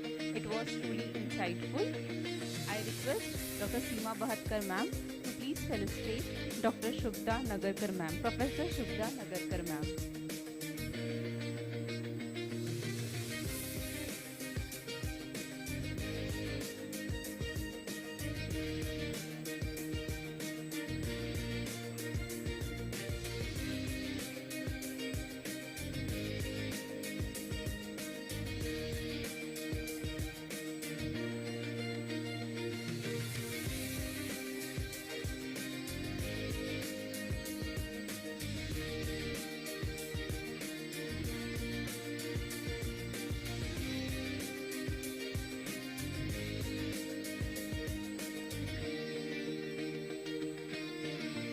I request Dr. Bahatkar ma'am to please felicitate our chairperson, Dr. Rajesh Ingole sir.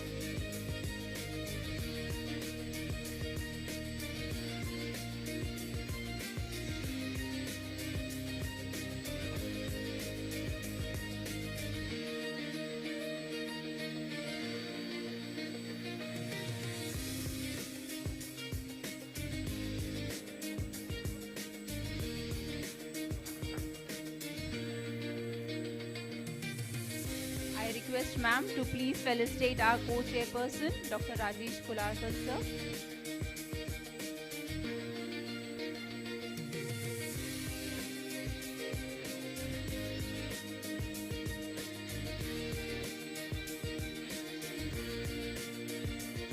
Thank you ma'am. Thank you sir.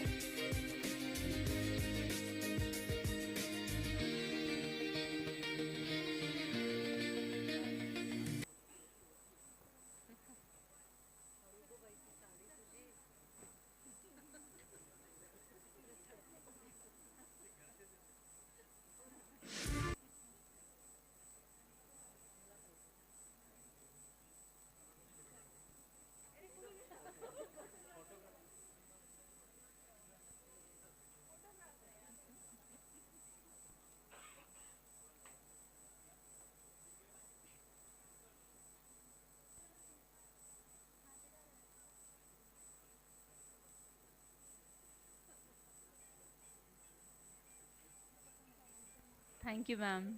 Thank you, sir.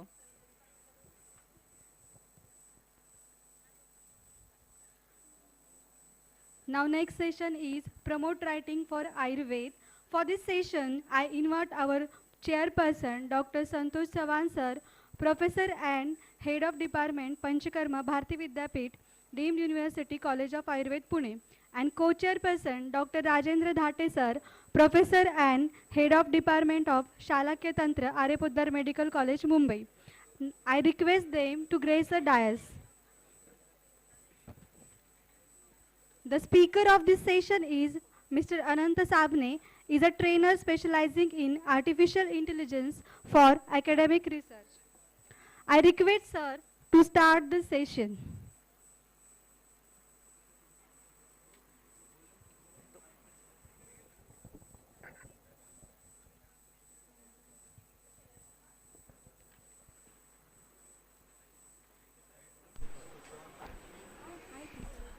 Hello. Working fine.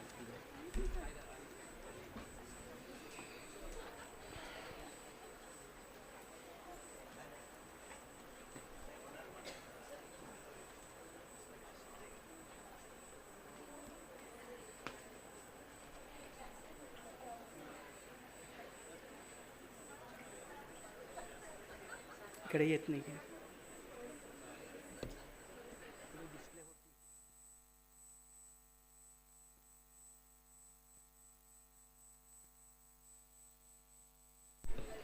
Okay.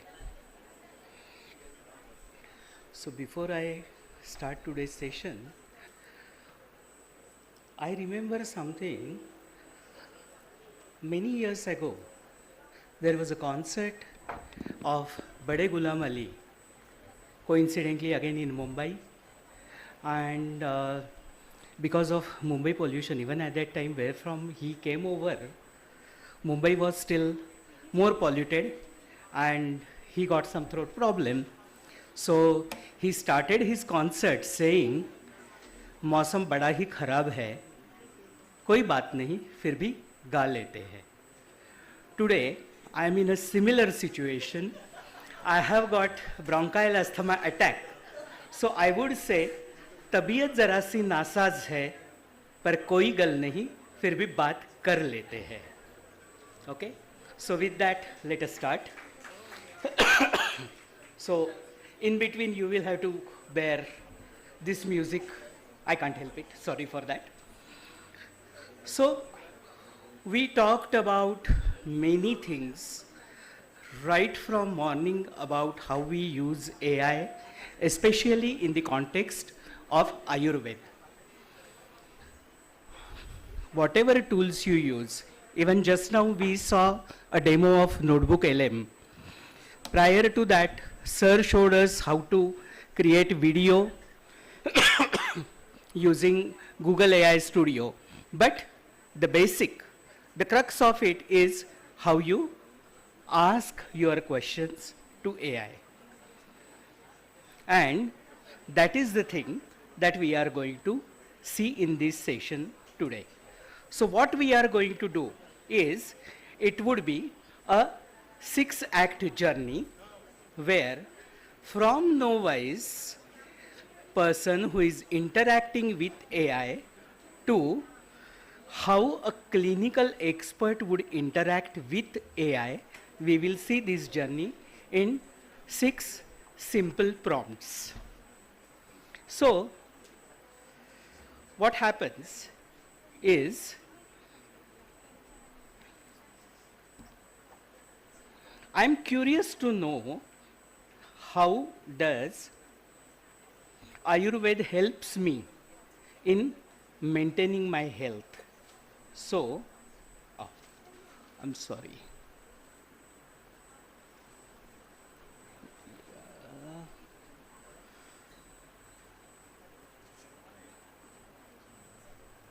Yes, it is here. So, a novice who is curious to know about how to use AI, whatever comes here directly is spit out on AI. And this person asks just one very random question. Tell me how can I use Ayurved to improve my health? Purposely punctuation mark is wrongly written there. Instead of question mark, even it is put full stop. That is how many Gen Z people interact with AI. And then it starts all over.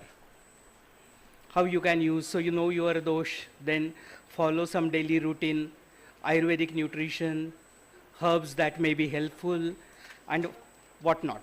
It is going all over. So basically, it is not helping me in terms of identifying how exactly AI would help me in my journey of managing health. So now here, when there is no thought, whatever has come to mind, it is directly entered. So what happens is it gives very generic wellness tips. It may be too vague. It may be relevant to me. It may not be relevant to me. So now I understand, I realize that since I'm suffering from Hivtap, Shita Jwar, so what I do is I go to the next prompt and I ask,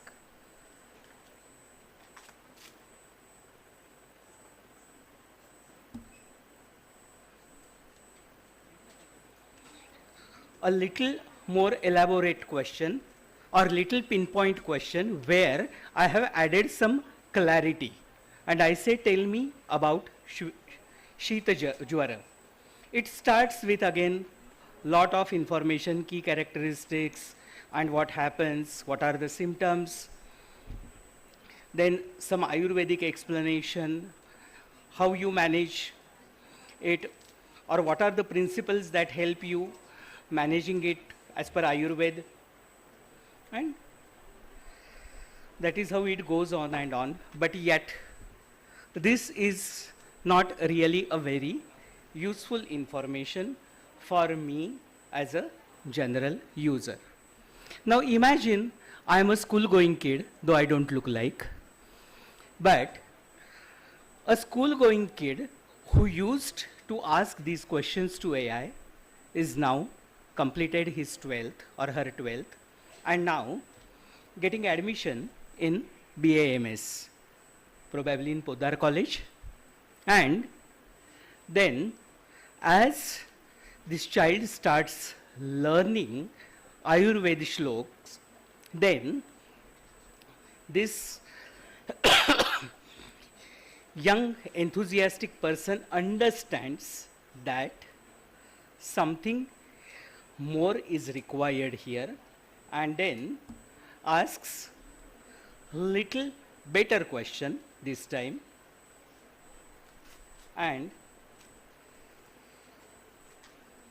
the question this child asks is,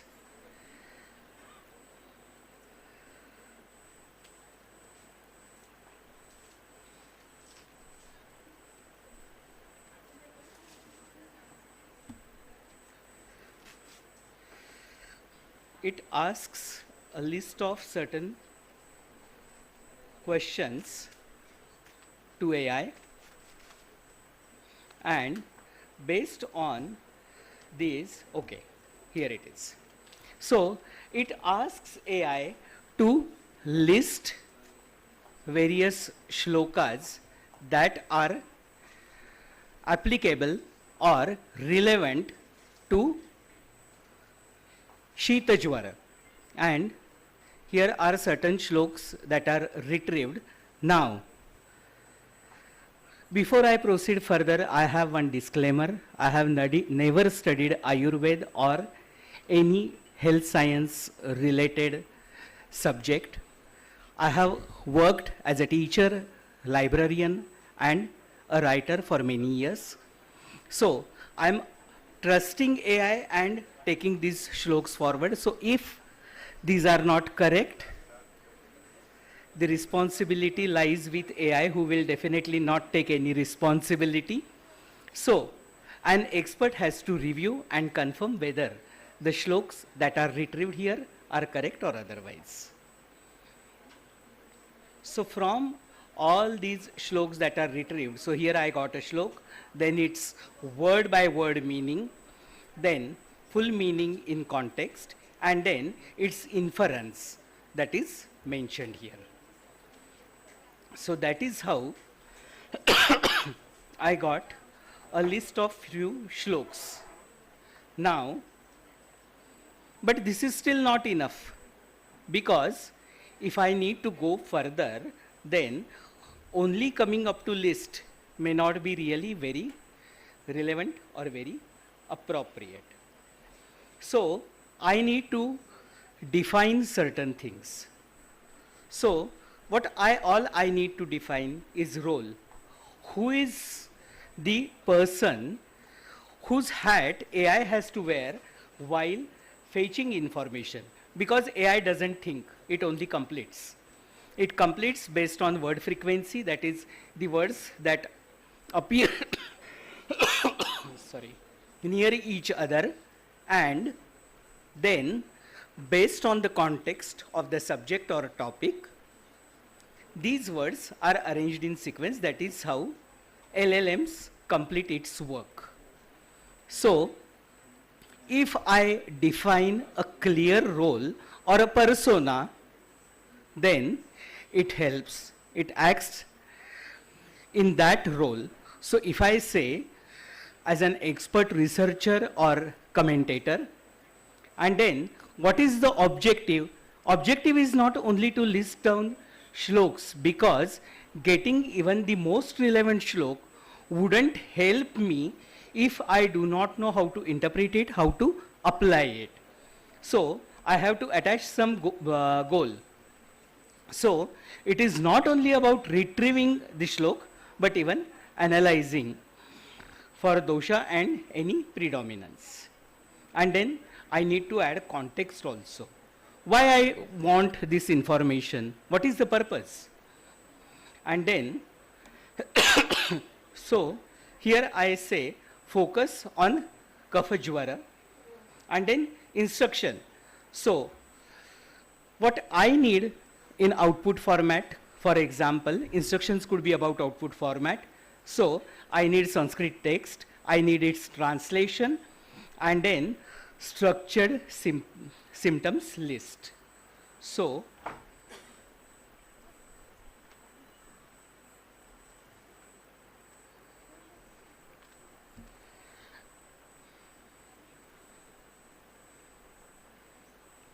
okay, maybe what I will do is, since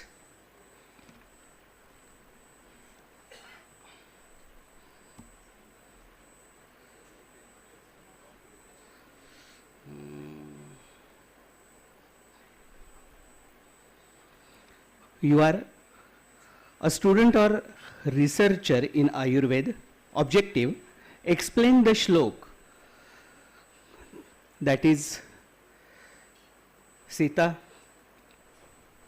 Shabdama Guru, the one that you had retrieved, and then give me its chikitsa for Vata Kapha Sanskar Jwara. Instruction, give me meaning, clinical significance of each lakshan, and one ahara vihara example, keep it concise.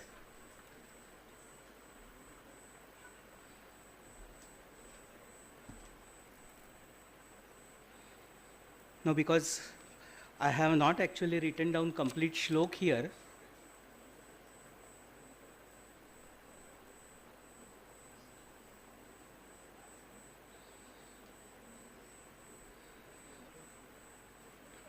so this is how now I am getting detailed information where AI is wearing hat of either a student or researcher in Ayurved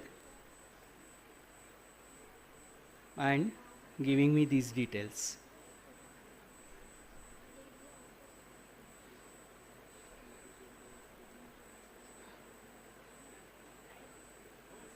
Similarly, maybe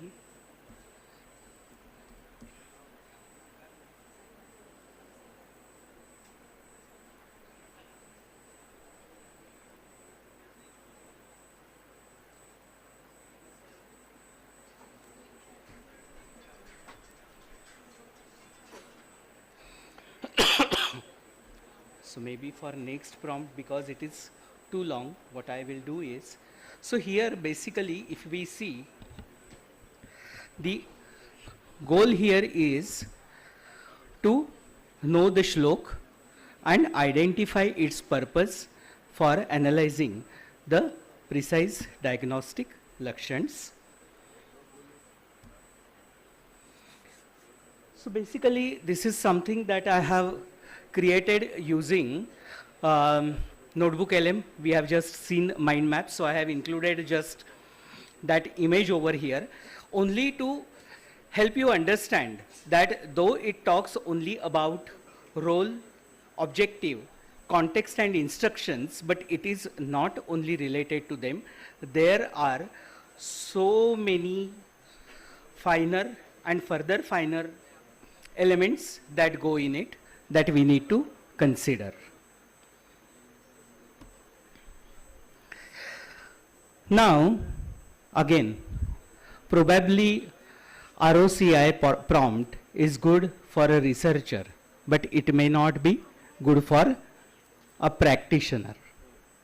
So how practitioner would take help of AI, especially when the situation is little tricky.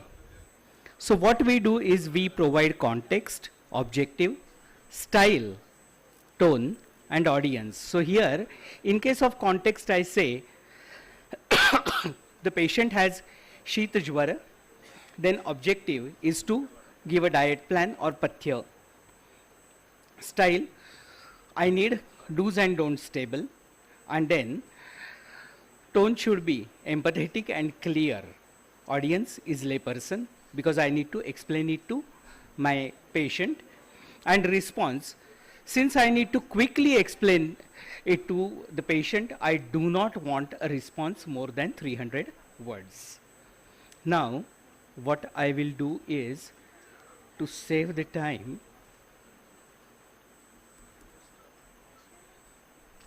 I will just directly copy this prompt.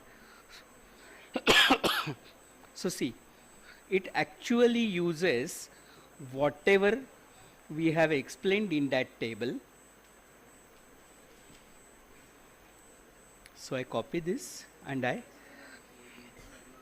run it in AI.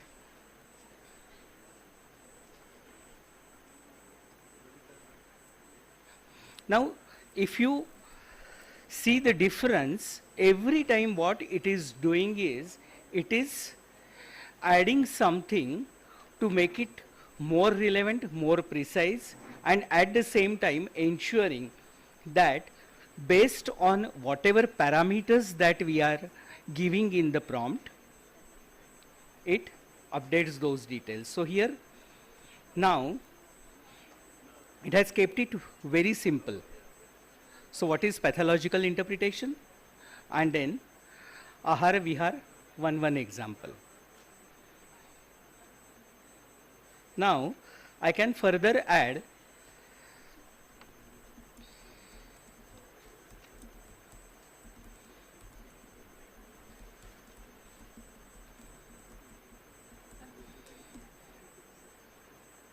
and then, now this is very simple prompt, but then I'm continuing that conversation.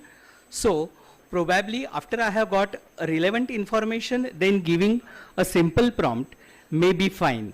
And here, now what you are seeing is actual diet schedule that is prepared for the patient. So, that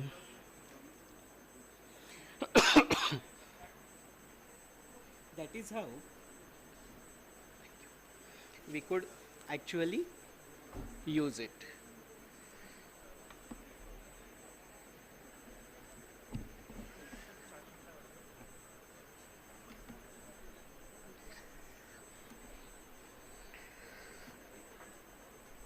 Now, yet the next one is, sorry, life is not always so simple. Then what happens is, there are certain things that we need to consider. So there could be different experts who have different opinions. It could be a critical case, and that is why multiple experts are required here.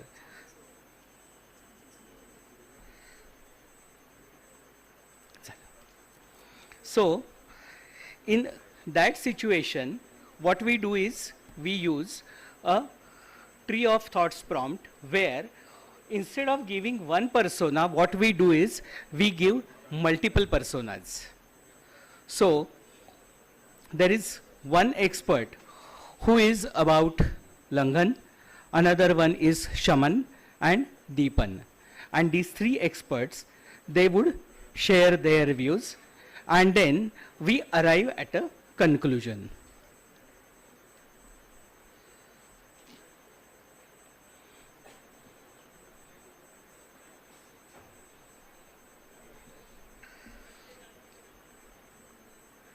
Now, when I run this prompt,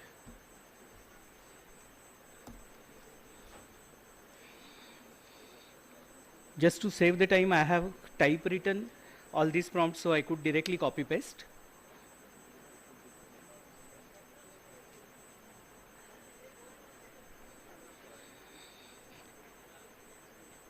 Now here, the first one, if we recollect, was about Langhan, second was about Shaman, and third one is about Deepan.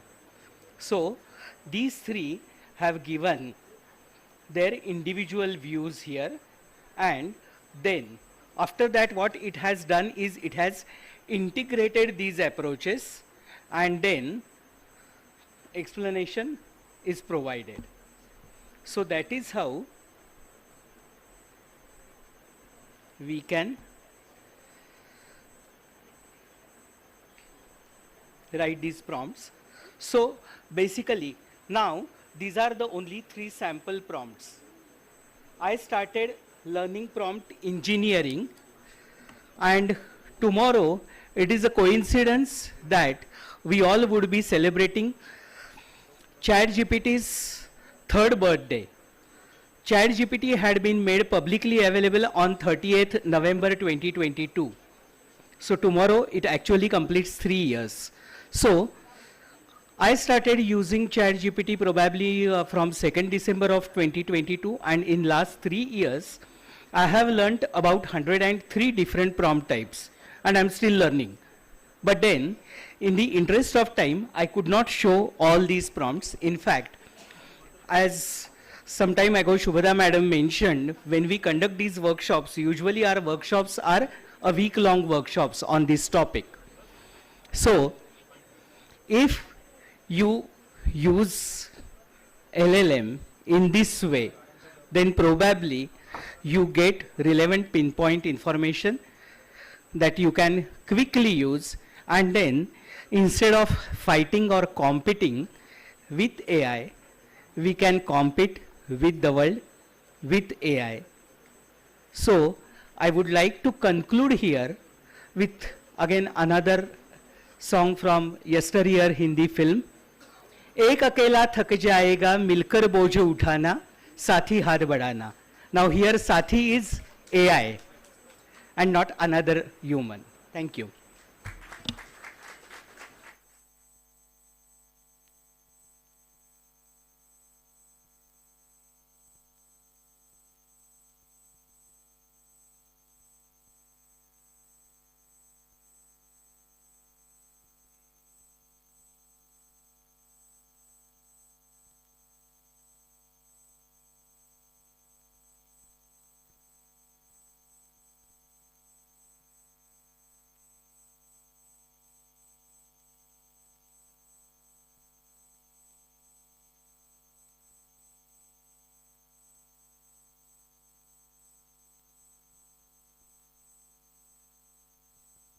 Running.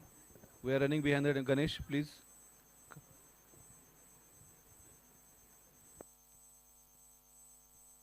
There is another session, I think, panel discussion.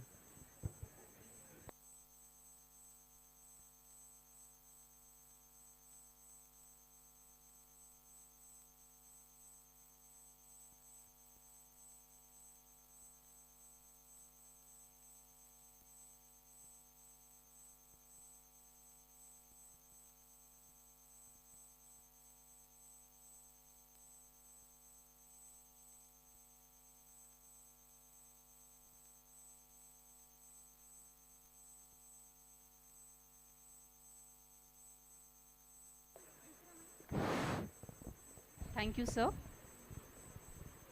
So please be seated. So we have our next session, Clinical Assessment with AI, Concept to Development. To guide in this session, we are fortunate to have with us a pioneer in the field of health informatics and AI integration with Ayurveda, Dr. Ganesh Karaskhede, sir, from Center for Development of Advanced Computing, CDAC, Pune. We are delighted to have you, sir.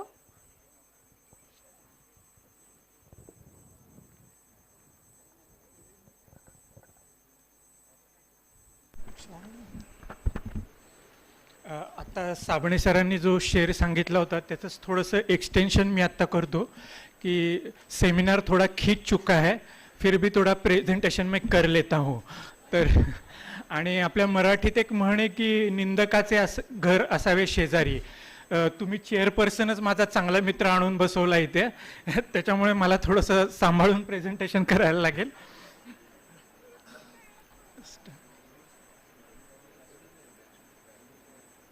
मी आता वेळ कमी असल्यामुळे काही slides skip करणार आहे किंवा काही slides जे gist आहे मला जे कन्व्हे करायचं आहे ते तुम्हाला सांगणार आहे.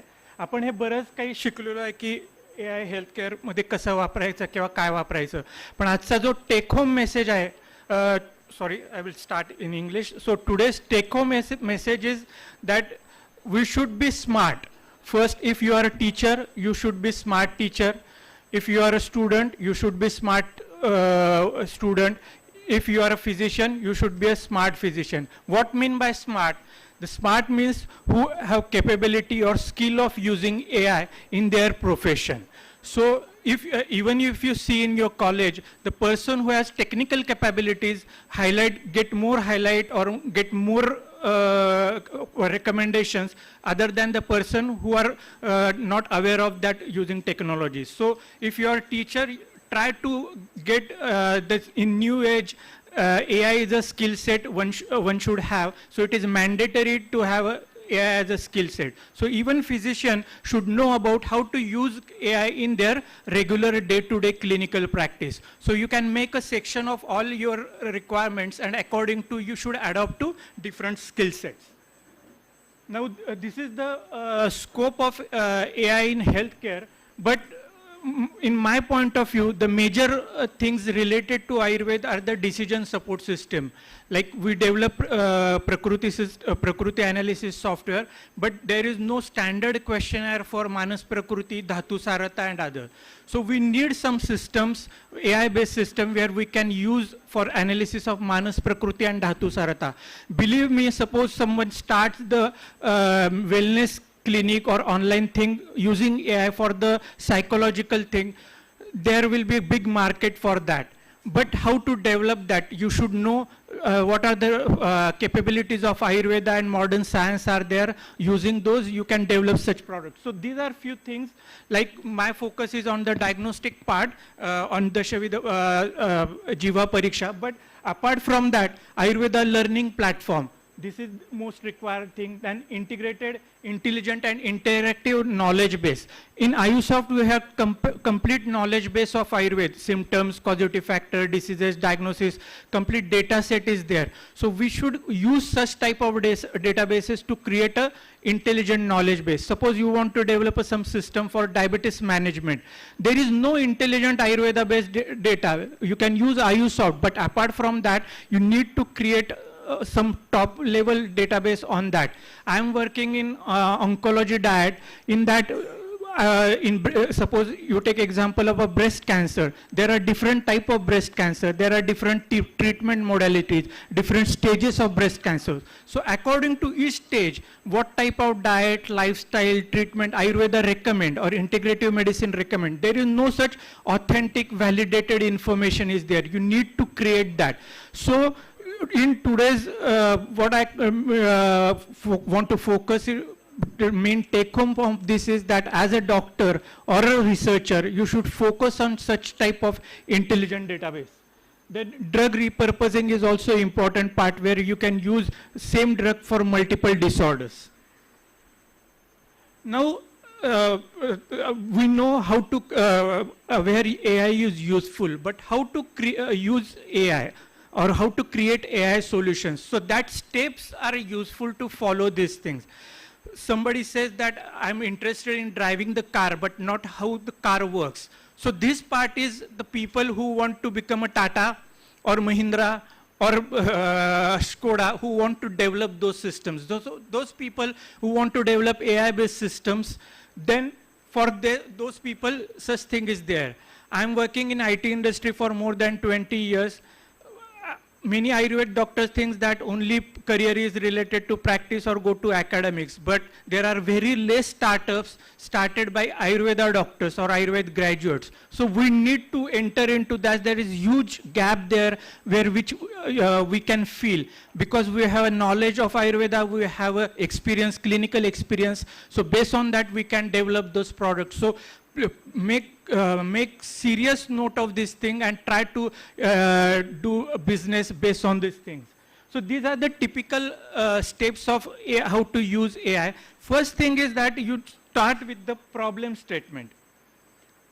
In this life cycle, there are many stages into that, but people, I used to get many proposals on this that I want to use, title is that diabetes, AI for diabetes management or AI for machine learning for diabetes. But they don't have idea about what the problem they want to solve. So you first start with the problem, what type of problem is there in the market, what is the market need, and what type of solution I want to give to them. So start with the problem statement, and then these are the different cycle for the development of AI. So now I start with the case study. We develop a tongue analysis app using AI. So we start with the problem statement. Jiva Pariksha, all you know, lot of information is there, even in Chinese medicine, modern medicine, lot of information is there. So what is the problem statement? Can we give objectivity to the tongue examination? Can we arrive from the image of the tongue to the final diagnosis? So what is the procedure for that? So first start with the literature survey. So in the literature survey, there are two types. One is a technical point of view, which type of AI models are available, what are the previous study done. And so based on these things, you will come to know that for the tongue analysis, for analyzing shape, this model is better. For analyzing color, this model is the better. For analyzing texture, another AI model is different. So based on your this study, this technical person will come to know about which type of model or which type of platform they should use. Now, this flow should be clear of the application. Like here, we are thinking as a user is one of the common man as a user. Second one is the doctor as a user. So how system will flow? The first app will download, the doctor will download it, do patient registration, then upload image of tongue, then get prediction on that, then have some screening questions, then assessment report of gut health, probable diagnosis, and finally recommendation. Similarly, suppose you want to work on cancer or diabetes or any other disease or on wellness, this flow should be clear in your mind, whether user is a doctor, physician, teacher, student, medico, non-medico. So you try to cover different type of use cases. So this is typical AI model training. This is technical part. Actually, Vandana madam already focused on these things, but there is a lot of things involved between the data and the final development of the AI model. So start with the data sets. So there are, what is mean by data set? Data set is a AI enabled data set which you can use for the training AI model, or which can be used for developing your application. So there are different type of data sets. Here we see electronic health record is a data set, image is the data set, then clinical trial data, billing data, wearable gadgets data. So lot of data sets are there. So there are already some platforms are there, like AI Kosh, or where government asks to put your all data there. We have lot of MD, PhD students are there. So most of the data lie in the CD or at the college level. We need to put such data into the public domain. But before putting those data into the public domain, we need to take care of the patient safety, privacy, and all those things. But the high time is that we should have something where mechanism where all Ayurvedic intelligent data should be put there, keeping patient safety and privacy in mind. So before that, the data set preparation is also long process. Just taking a photo and putting image into the folder is not of use. So in this tongue examination, we categorize all images according to the texture, color, features, and we collected those images and put them in different folders and mark that. Similarly, in your clinical practice, try to get whatever images. Say there are different type of images, try to get those images in your custody and put that data into a proper segregated manner or into the segregated folder. Even yesterday, madam told me that there is a lot of patients in Podar hospital. So we should have something like Ayurved lab for clinical examination. There are lot of characteristics for the Jiva Pariksha, Netra Pariksha, Twak Pariksha, they are mentioned. So, and we say that we don't have such type of gadget, but if we develop such type of lab here, the people can send their patient and have analytical report on this. Ashtavida, Dashavida Pariksha also part of it using AI. So this is the data set and AI platform. On left hand side, this is government platform called AI Kosh. This second one is Hugging Face. It is named where all the models and different type of data sets are there. So people are putting their data sets on this thing. So suppose some engineer want to do some research on the diabetes or cancer, they get all easily data from the allopathy part, but not Ayurvedic part. So we should be proactive in this and putting such data there. Ayush people left there, but my first request for them is to have something for where people can put their data and we can use this for the analysis purpose. So we should have some informatics center, image informatics center for Ayurveda. So in data set preparation, we collected images and segregated them into the color, texture, Ayurvedic characteristics, Samaniram. In the morning, when chairperson asked us that would we have anything for the Samaniram classification. So can we segregate or identify the Samaniram condition? So we classified these images into these things. Now people think that I will put image to the ChatGPT or some AI thing and it will analyze the color or Samaniram and everything. Unless and until you train that particular AI model with the quality data, then and then only you will get a good result. So how system will come that this is Sam or this is Nirama? So because white color tongue is also there, whether patch is there and like that. So we need to have a standard operating procedure to define whether it is a Sama Niram or something. So we classified those images into this. The next stage is of the data annotation. This data annotation means the marking this particular image. So there are different type of annotations like suppose in the tongue, I will mark this particular section as this is a white color or this is a black color or this is these are the cracks on tongue. How image that system will understand. Similarly in cancer, people will mark this particular tumor is cancerous or non-cancerous. So like this, these are the, there are different automatic tools are also available where you can mark these things. So annotation is type like image annotation is there, text annotation is there, video annotations is there. So there are different types of annotations. So in image annotation, we mark each and every image into color, particular texture, Ayurvedic characteristics, and the allopathic diagnosis. So this is the screenshot of it. That particular section we selected and mark is that particular color is black or what is the diagnosis and all. Similarly, suppose you want to develop something for skin management, skin diagnosis. You need to mark particular section that this is the psoriasis, this is a vitiligo, this is particular like that.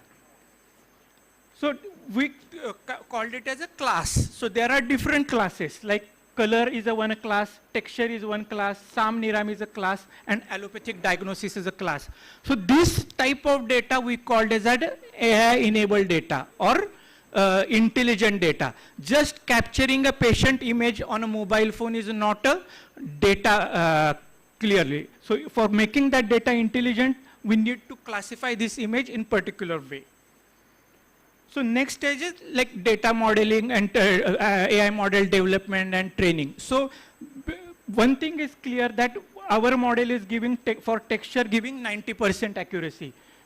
For color more than 80. For Ayurveda diagnosis means Samaniram 75, and for the diagnosis 60, more than 60%.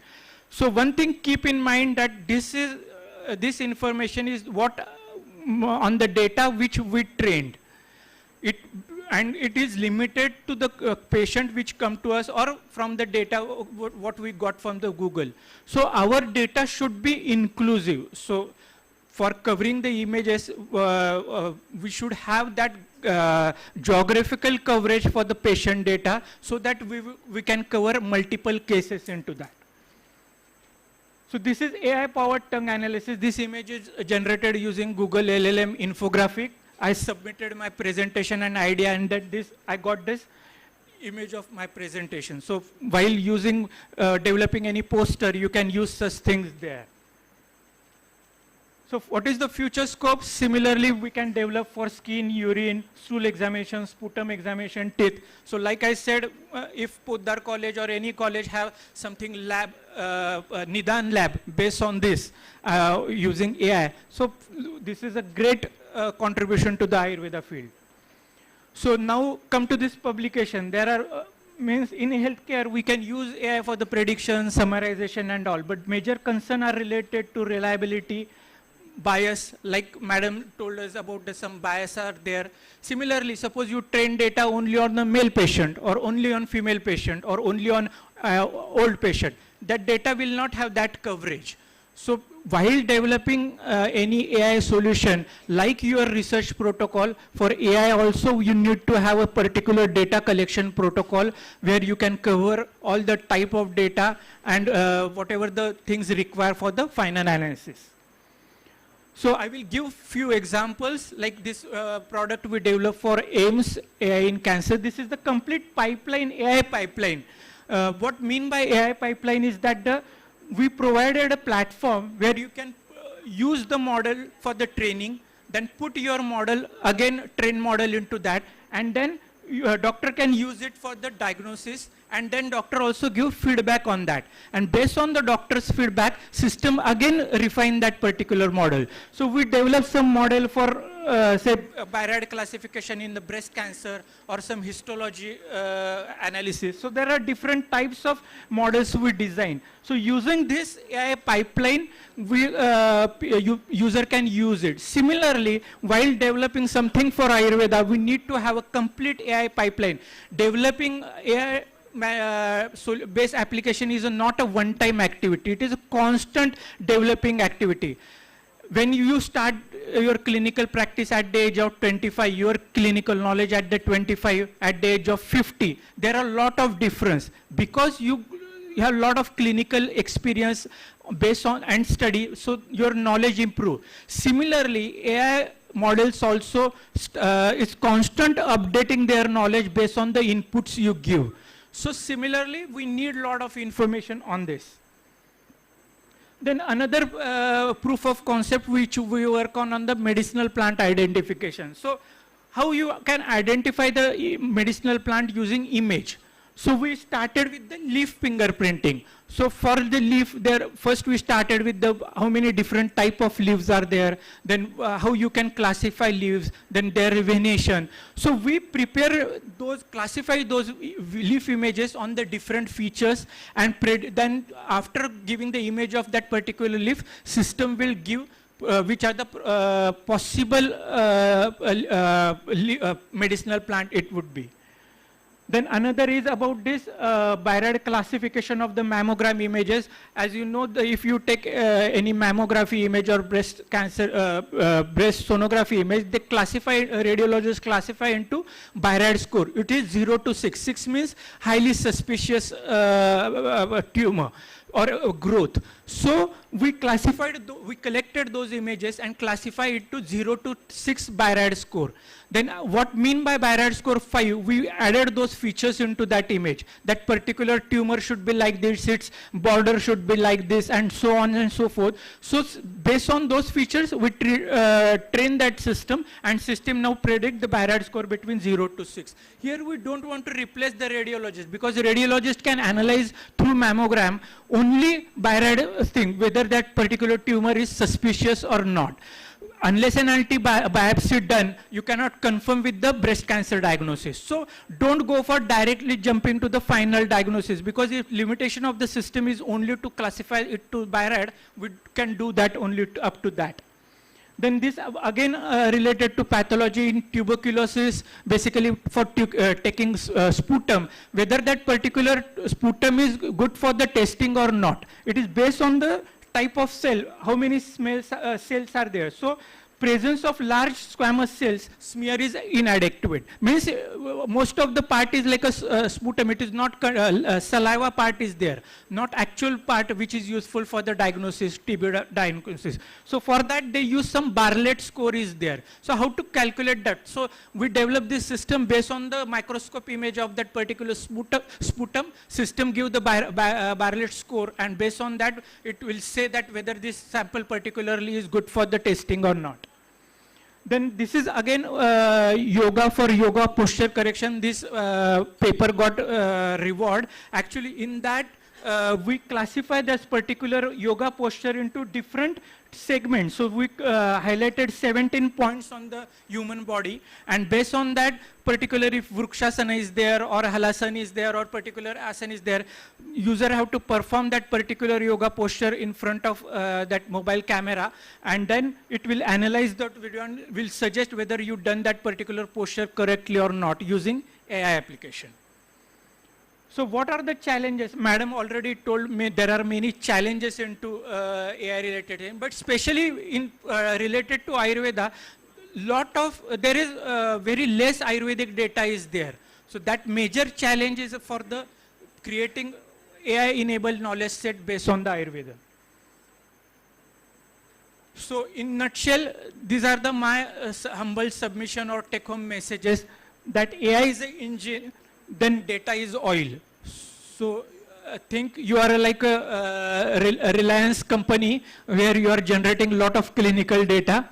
Then multidisciplinary approach is important. Full scale product approach should be there. It is not that I am just for म्हणजे स्वांत सुख आहे मी आता फक्त एखादा model train करतो, data गोळा करतो, असा अप्रोच उपयोगाचा नाही आहे. We need to have that ambition to develop a good product. Then balance of need, research and business. आता काय करतात लोक AI वापरायचं म्हणून कशासाठी AI वापरायला लागलेत, पण त्यामुळे ज्या गोष्टी साठी आवश्यक आहे AI, कारण ही शेवटी टेक्नॉलॉजी तिची काहीतरी कॉस्ट येणार आहे, त्याच्यामुळे तुमचा कॉस्ट बेनिफिट रेशोही त्याचा विचार करायला पाहिजे. So there are a lot of things, but go for the last sentence. Common sense is equally important, because when you start with the intelligence, I will say common sense is the first thing, then your intelligence, and then how to make that intelligence artificial. This is the third stage. But try to use the common sense first, that what type of solution I want to develop and whether it is feasible and what required and what not required. So that common sense is important. Otherwise, लोकांना असं solution पाहिजे की इकडे patient तिथून माझ्या दवाखान्यात चालत आला तिकडून बाहेरून पुढे बाहेर पडेल त्याची, असं शक्य नाहीये. त्यामुळे तुम्हाला कुठल्या पद्धतीचं सोल्युशन पाहिजे, पेशंटची काय रिक्वायरमेंट आहे ते माहिती पाहिजे आणि याच्यात ह्युमन टच हा इम्पॉर्टंट आहे मेडिकल फील्डमध्ये, त्याला कधीच हे नाही. पण जे मगाशी काळे सरांनी दाखवलं की कुणाला इम्पॅक्ट होणार आणि कुणाला इम्पॅक्ट होणार नाही, तर याच्यात डेफिनेटली टीचर्स आणि माझं अजून त्यांचं तरी मत होतं त्याच्यात की प्रॅक्टिशनरला इम्पॅक्ट होणार नाही, पण 101% बेसिक लेवल प्रॅक्टिशनरला इम्पॅक्ट होणार आहे आणि आयुर्वेदाच्या तर होणारच होणार आहे. कारण लोकांचा असा समज आहे की बऱ्याच गोष्टी आयुर्वेदिक औषधांच्या काही साईड इफेक्ट नसतात, त्याची काही गरज नसते, ते हर्बल आहे, ते कुणी घेतलं तरी चालतं. आत्ता लोक फक्त चूर्णापर्यंत लिमिटेड आहेत, उद्या रसौषधीन सुवर्णभस्म पण वापरायला सुरू करतील ते, आणि त्याच्यावर आपला काहीही कंट्रोल नाही आहे. So thank you. मला वाटतं संतोष आवडला असेल प्रेझेंटेशन. आणि हा एक गोष्ट फक्त सांगायची आहे की हे सेमिनार जरी आज संपलं तरी त्याच्या संदर्भात आम्ही एक 9-10 असाइनमेंट्स केलेल्या आहेत. एक थोड्या दिवसातच तुमच्याकडे काही असाइनमेंट शेअर केल्या जातील, कारण आत्ताचा उद्देश हा थोडंसं सेन्सिटायझेशन एवढाच होता फक्त. पण आपल्याला ॲक्च्युली जसं काळे सरांनी मगाशी दाखवलं की ते टूल्स कसे वापरायचे, किंवा शुभदा मॅडमनी जे दाखवलं, तर याच्यावर आपण काही असाइनमेंट डेव्हलप केलेल्या आहेत. त्या असाइनमेंट ह्या तुमच्या सेल्फ लर्निंगसाठी आहेत, म्हणजे ज्याला त्या इच्छा आहे त्यांनी त्याचा जर वापर केला तर त्याला बरेच एआयच्या छोट्या छोट्या गोष्टी कळतील, आणि ते सेल्फ लर्निंग मोटिवेट करण्याच्या दृष्टीने त्या असाइनमेंट आणि बाकी मग फीडबॅक फॉर्म आणि काही रिसोर्स मटेरियल, आमच्या प्रेझेंटेशनची समरी वगैरे अशा गोष्टी आम्ही थोड्या दिवसात शेअर करू. Thank you. Thank you, sir, for this clear, easy to understand concept to development presentation.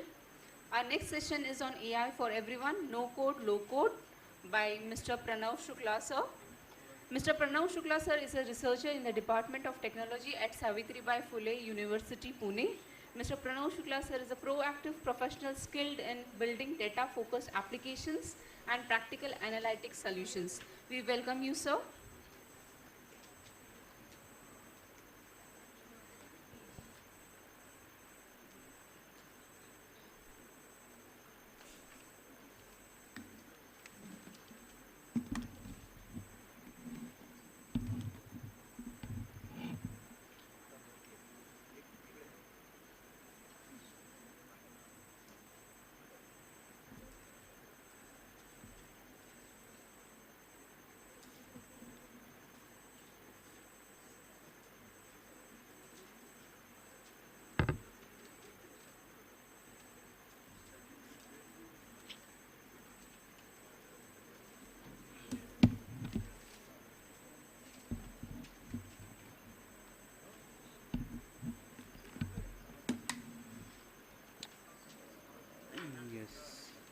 इथे राहू देत का सगळं?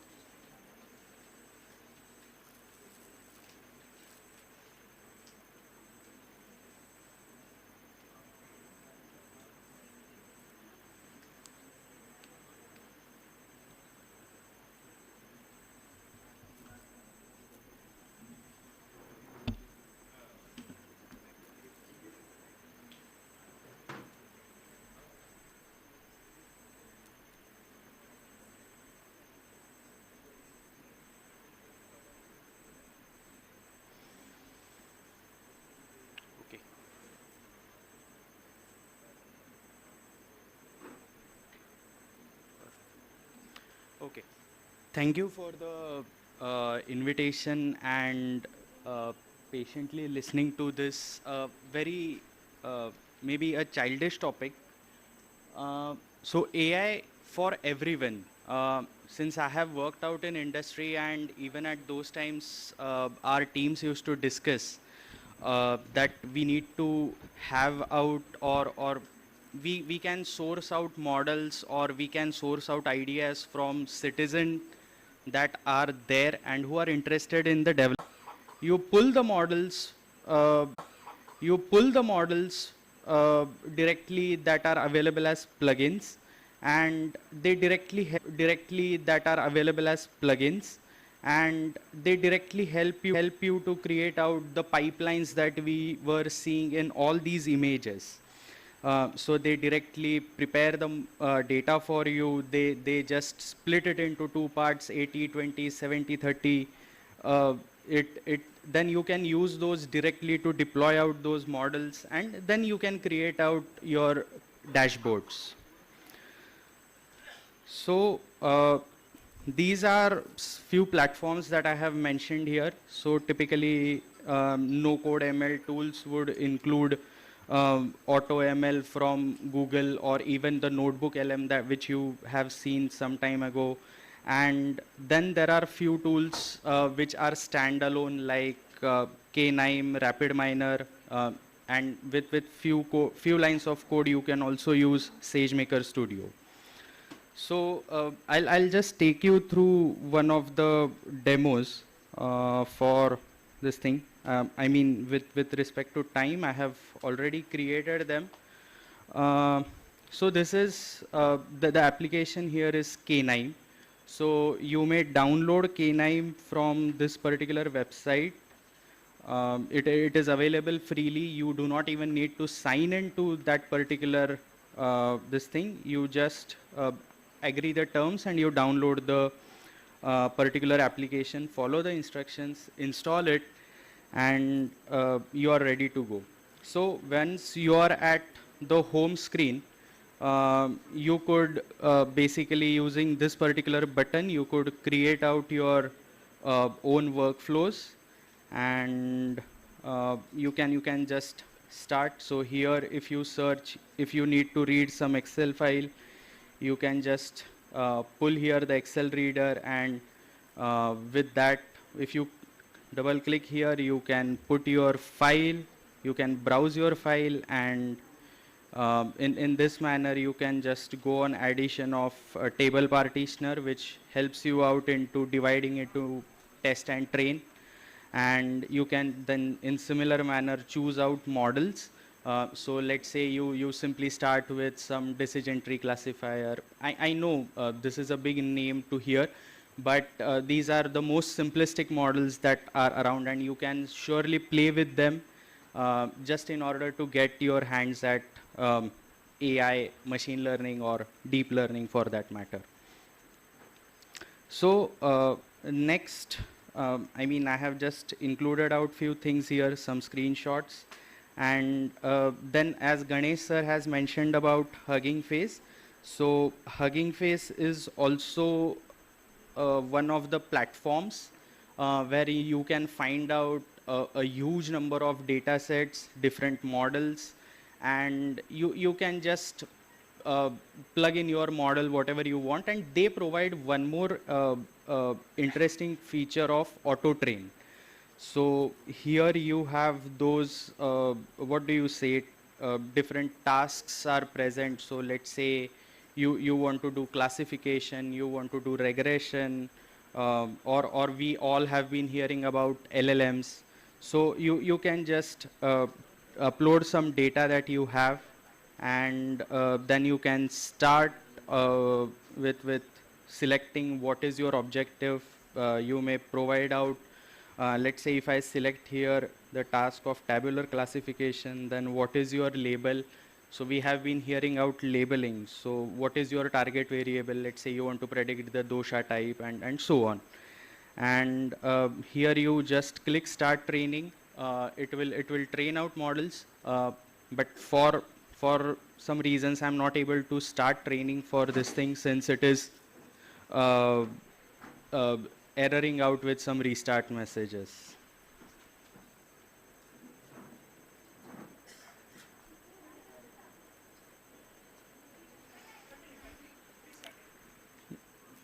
So these are few tools which everyone, a data scientist within you can utilize and learn about, start learning about data science, get introduced to them, and maybe you can form some communities of citizen data scientists within your college or within your colleagues and things, so that as everyone says, till we collaborate, we cannot grow. And this would help you out to grow in learning AI. Thank you.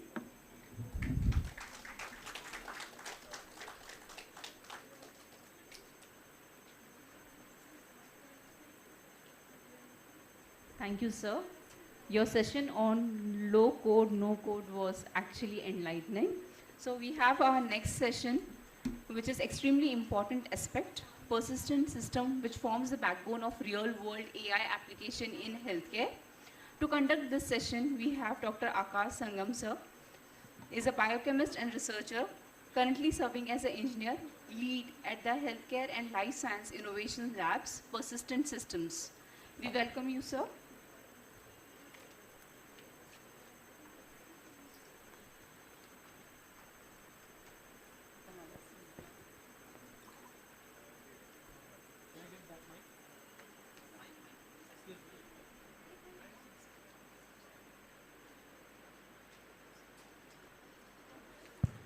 Hello.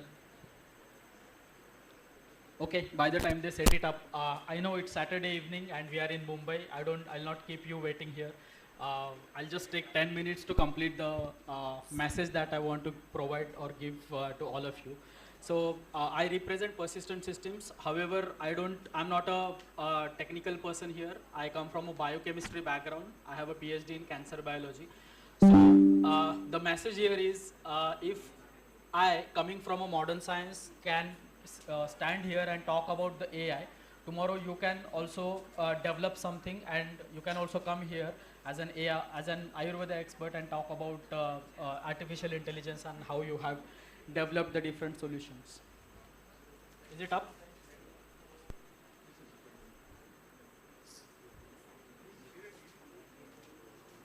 Okay, good. So I'm going to talk about the knowledge graphs. Knowledge graphs are nothing but the different data fields brought together, interconnections, and how we can show the relationships between different data fields, right? So in your context, all the data points related to Chikitsa, related to whatever treatment strategies that you provide for different prakritis and different diseases, etc., how you can interconnect all of them together using the knowledge graph, right? So first of all, I'm going to talk about how we are envisioning the patient management system in the hospitals in future with the artificial intelligence. So currently we have all these solutions which actually embellish the all the aspects of patient management. Just to give you some glimpse of what we have in our pocket currently. So when the patient comes in, you have got the, okay. So when the patient comes in, you have got the consultation and screening of that particular patient related to any disease. In the second box, you see the diagnosis of that particular patient. Using the pathology image, using the chest X-ray images, etc. In the third box, you have treatment strategy, which according to the diagnosis, you give a specific treatment, which, I mean, obviously the Ayurveda is a personalized medicine, because according to the Prakriti aspects, according to the Tridosha, according to the disease and Hetu and all those parameters, you decide the treatment strategy. And finally, how do you monitor that patient for a longer period of time if that particular patient is coming to your hospital, etc. Okay, so yeah, so one solution that I'm going to talk about out of this is Omni KG, that is Omni Knowledge Graph. KG stands for Knowledge Graph.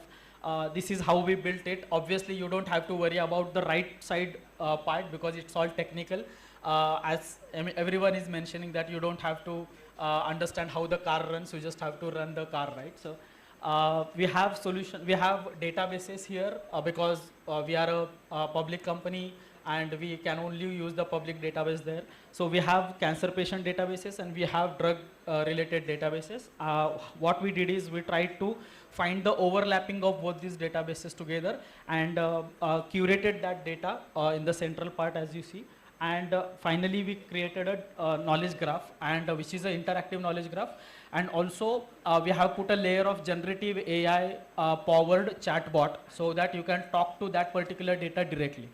The use case is application. Application here is how you can use this particular knowledge graph for the cancer patients specifically. So in a tumor board setting of cancer hospital, if there is a patient with a specific diagnosis and specific genetic mutation, etc., how can you specifically give the drug to that particular patient having this diagnosis, right? So that's a use case.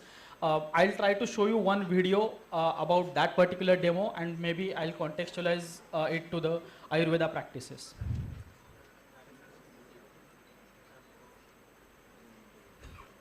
Would you mind playing that?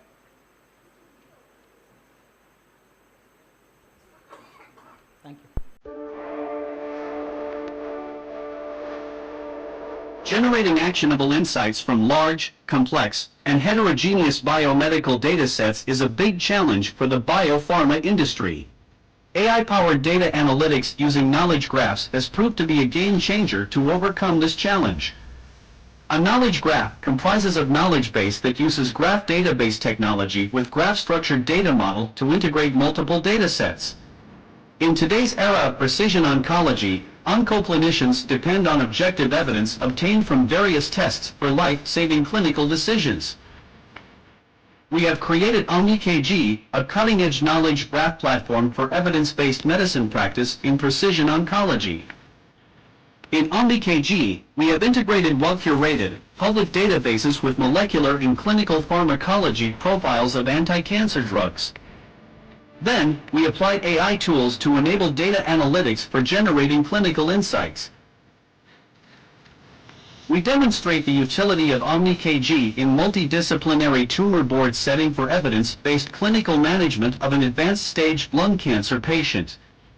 This patient has not responded to conventional cancer chemotherapy drugs. Hence, the oncologists would like to apply evidence-based precision oncology algorithms for choosing alternative drugs. Let us understand OmniKG workflows and features. By entering patients' clinical data, OmniKG generates a disease-specific knowledge graph instantly. OmniKG now displays complex relationships between various nodes, namely disease, organ, gene, variant, along with efficacy and toxicity of cancer drugs.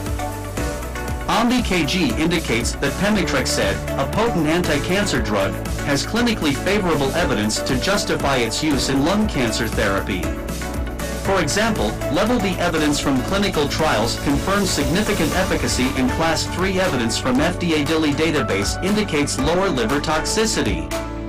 Using ToxaBuddy, a generative AI-powered virtual assistant tool, OmniKG searches all integrated databases in real time and identifies multiple drugs with favorable clinical attributes. Using AI-powered natural language processing, OmniKG compares pemetrexed with other anti-cancer drugs by extracting key information from their respective FDA-approved labels. Finally, using all objective evidence from OmniKG, oncologists from tumor board arrive at a consensus recommendation to initiate pemetrexed therapy for the lung cancer patient. OmniKG provides time and cost advantage to oncologists for accurate decision-making that will ultimately save the patient's life. Persistent Systems has a strong track record in AI-powered knowledge graphs applications for biopharma industry. Let us help you apply our expertise to overcome your challenges in big data analytics for biomedical datasets. Right. So, in absence of OmniKG, the doctors or oncologists would take 2 to 3 weeks to come to a conclusion that which particular drug is to be given to the patients. But in presence of this, you saw that it can bring all the data related to clinical trials of that particular drug and all the diagnosis, etc., at your fingertips, and the doctors can take the decision in 10 to 15 minutes using the OmniKG. So I'm trying to contextualize the OmniKG or knowledge graph development to the evidence-based integrative medicine there, right? So on your left-hand side, you in the red box, you see all the real-world patient data coming from classical texts of Ayurveda. Those might be the guidelines, etc. Some patient data coming from Namaste portal, etc. My biomedical databases, because we are trying to integrate Ayurveda with the biomedical literature there. And all this data can be hosted onto the something called as clouds. Those can be Google Clouds, those can be Amazon Web Servers, or that can be Microsoft Azure, right? By hosting it, you identify different data points. These are the data points coming from the clinical data. That can be Prakriti, Lakshana, Hetu, Agni, Nidan, Chikitsa, right? So this is kind of a trajectory, or this is kind of a journey of a patient going from Prakriti to Chikitsa there. And that also can be attached with the molecular data, which is proteomics data and genomics data, so that you can also identify some glimpses of genetic expressions associated with specific treatment and specific diagnosis of the patient. In the B box, the yellow box, what you see on the left-hand side and what you see on the right-hand side is raw data and the curated data. On your left-hand side, you see, let's say, thanks to Dr. Girish, he helped me to identify these medications, how the doctor would write the prescription, right? So on your left-hand side in the box, I don't know whether you can see it, but I'll read it for you. Let's say for the patient 1 to 3, medication would be Sudhshekar Ras 2 tablets. This is the style of one particular doctor. This is style of writing of one particular doctor. Let's say some different doctor might write it in Sudhshekar Suvarna Ras 375 milligram. So what you have created is heterogeneity in the data. And with the help of large language models, we can harmonize entire data and make sure that all the drugs can be brought into one column, that is Sudhshekar Ras, and all the doses can also be harmonized. Either you go with the number of tablets, or you go with the number of dosage that has been given to the patients. And ultimately, you will have a single node into the knowledge graph instead of having multiple nodes. So this is what is knowledge graph. This is what is the LLM guided data harmonization is all about. And finally, you create something what we call it as a knowledge graph schema, which is interconnections of different nodes together, and develop a complete ontology mapping and knowledge graph schema out of that. While doing all these processes, you will have to make sure that you are following the responsible AI framework, which includes the privacy, transparency, bias mitigation, some explainability, accountability, and also the security and monitoring, because these are the patient data coming from patients. Last slide, how do we envision, how would this work ultimately? So we are trying to propose here how would the integrative medicine knowledge graph would look like, right? So let's say you have a knowledge graph and you are also asking a question. Question would be, what is the prevalence of Vata dominant Pitta patients having total bilirubin levels above 1.2 milligram per ml treated with Sudhshekar Ras, right? So this is a real integrative medicine, because you are also considering the bilirubin, you are also considering the Prakriti, you are also considering the treatment strategy according to the Ayurveda practices, right? And you will get the response something of this kind. The prevalence of Vata dominant Pitta patients having total bilirubin levels above 1.2 milligram per ml treated with Sudhshekar Ras is 24%.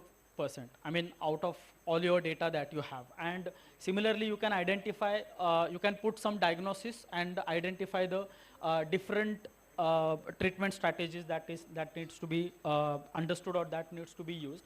And you will get such kind of an interactive knowledge graph wherein you will focus on one particular disease. Around that you have 4 different patients. Around that you have all the Hetu, Lakshana, Agni, Samata, and Nidan and Chikitsa associated with those particular patients. And this can be as interactive as possible. And just imagine more the patients, how complex the data would be. And if you just put one query, you will have that subgraph out of all the knowledge base that you have created at the back end. And this is how the response would be. And more importantly, the response will also have the citation there, so that you can go back and check the reports of those patients, that particular patients, and figure out whether this particular data is right or wrong. So that as a experts, AI, Ayurveda experts, you can validate that particular response. That's my talk, and I have been given a very great responsibility of concluding this by Dr. Girish. I cannot conclude this. I'm not senior enough to conclude it, but I would like to conclude my talk with one. I have been guided by Professor Bhushan Patwardhan. He used to say that, when modern science was at his upstage, he used to say that modern science modern science is not a monopoly of modern medicine. Modern science has got a Ayurveda has got a equal right onto the modern science. So today, instead of modern science, I would say AI is not a monopoly of modern science. Ayurveda has got a equal right onto that. So with open hands, collaboration is key. With open hands, we invite you to collaborate, and probably we'll develop the solutions regarding this. Right? Thank you so much. Thank you, sir. Your practical approach and clarity added great value to this program. Now it's a time for felicitation. Let me call upon Dr. Kailash Sonmankar sir for the felicitation of our speakers. I call upon Mr. Anand Sabne sir.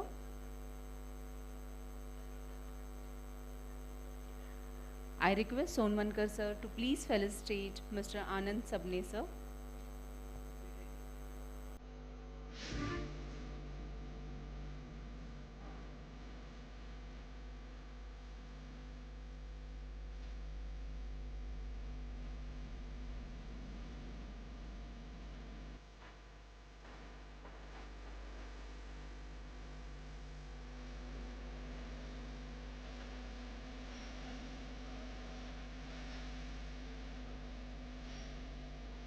I request Dr. Ganesh Karaskhede sir to please come upon.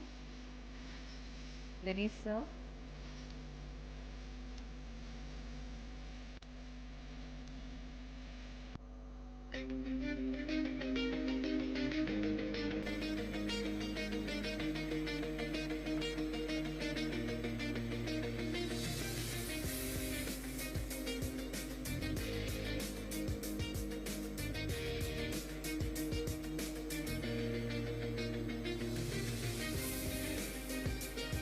I request Mr. Pranav Shukla sir to please come upon.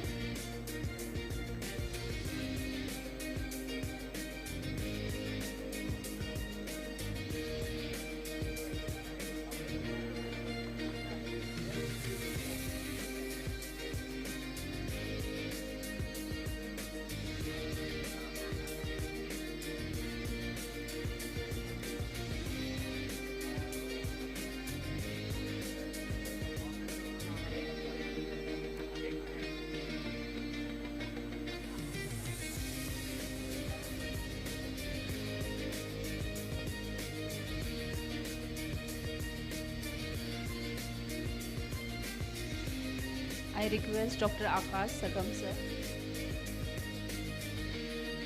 Dr. Akash sir to please come.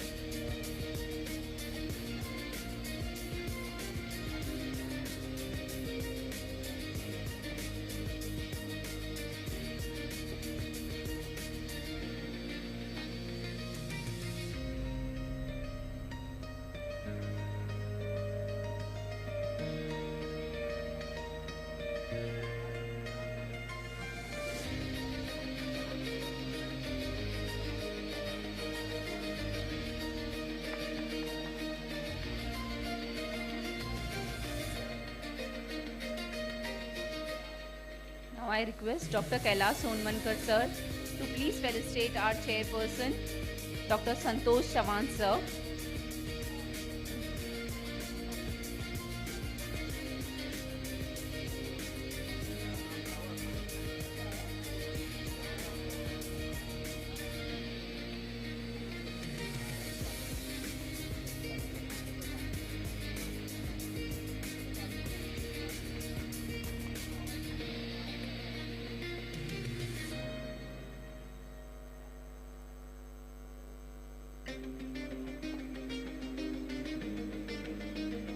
I request Dr. Sonmankar sir to please felicitate Ranjendra Dhate sir.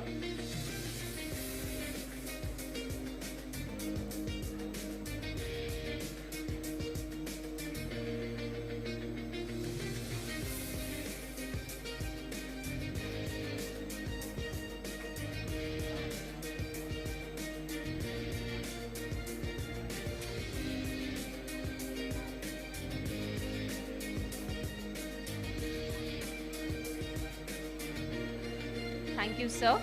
Now I request Dr. Santosh Chavan, sir, to please give us insight on this session in very few words.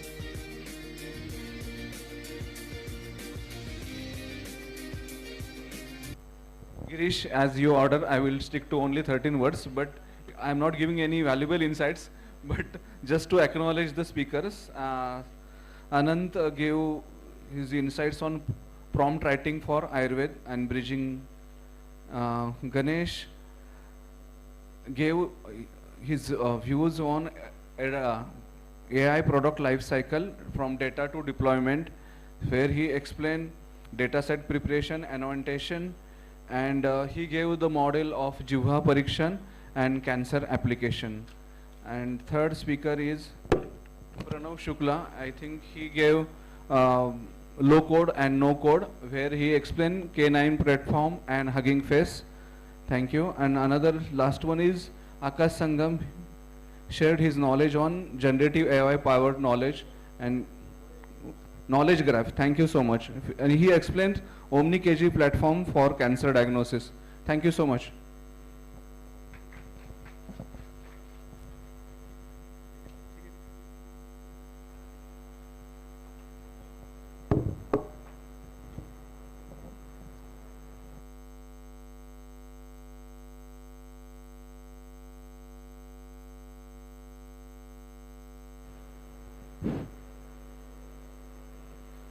Now the last session is Right and Privilege of Ayush Practitioner. Now this session I invite Dr. Vange sir, MCI Register, Associate Professor, Kayachikitsa Department, R.A. Podar Medical College.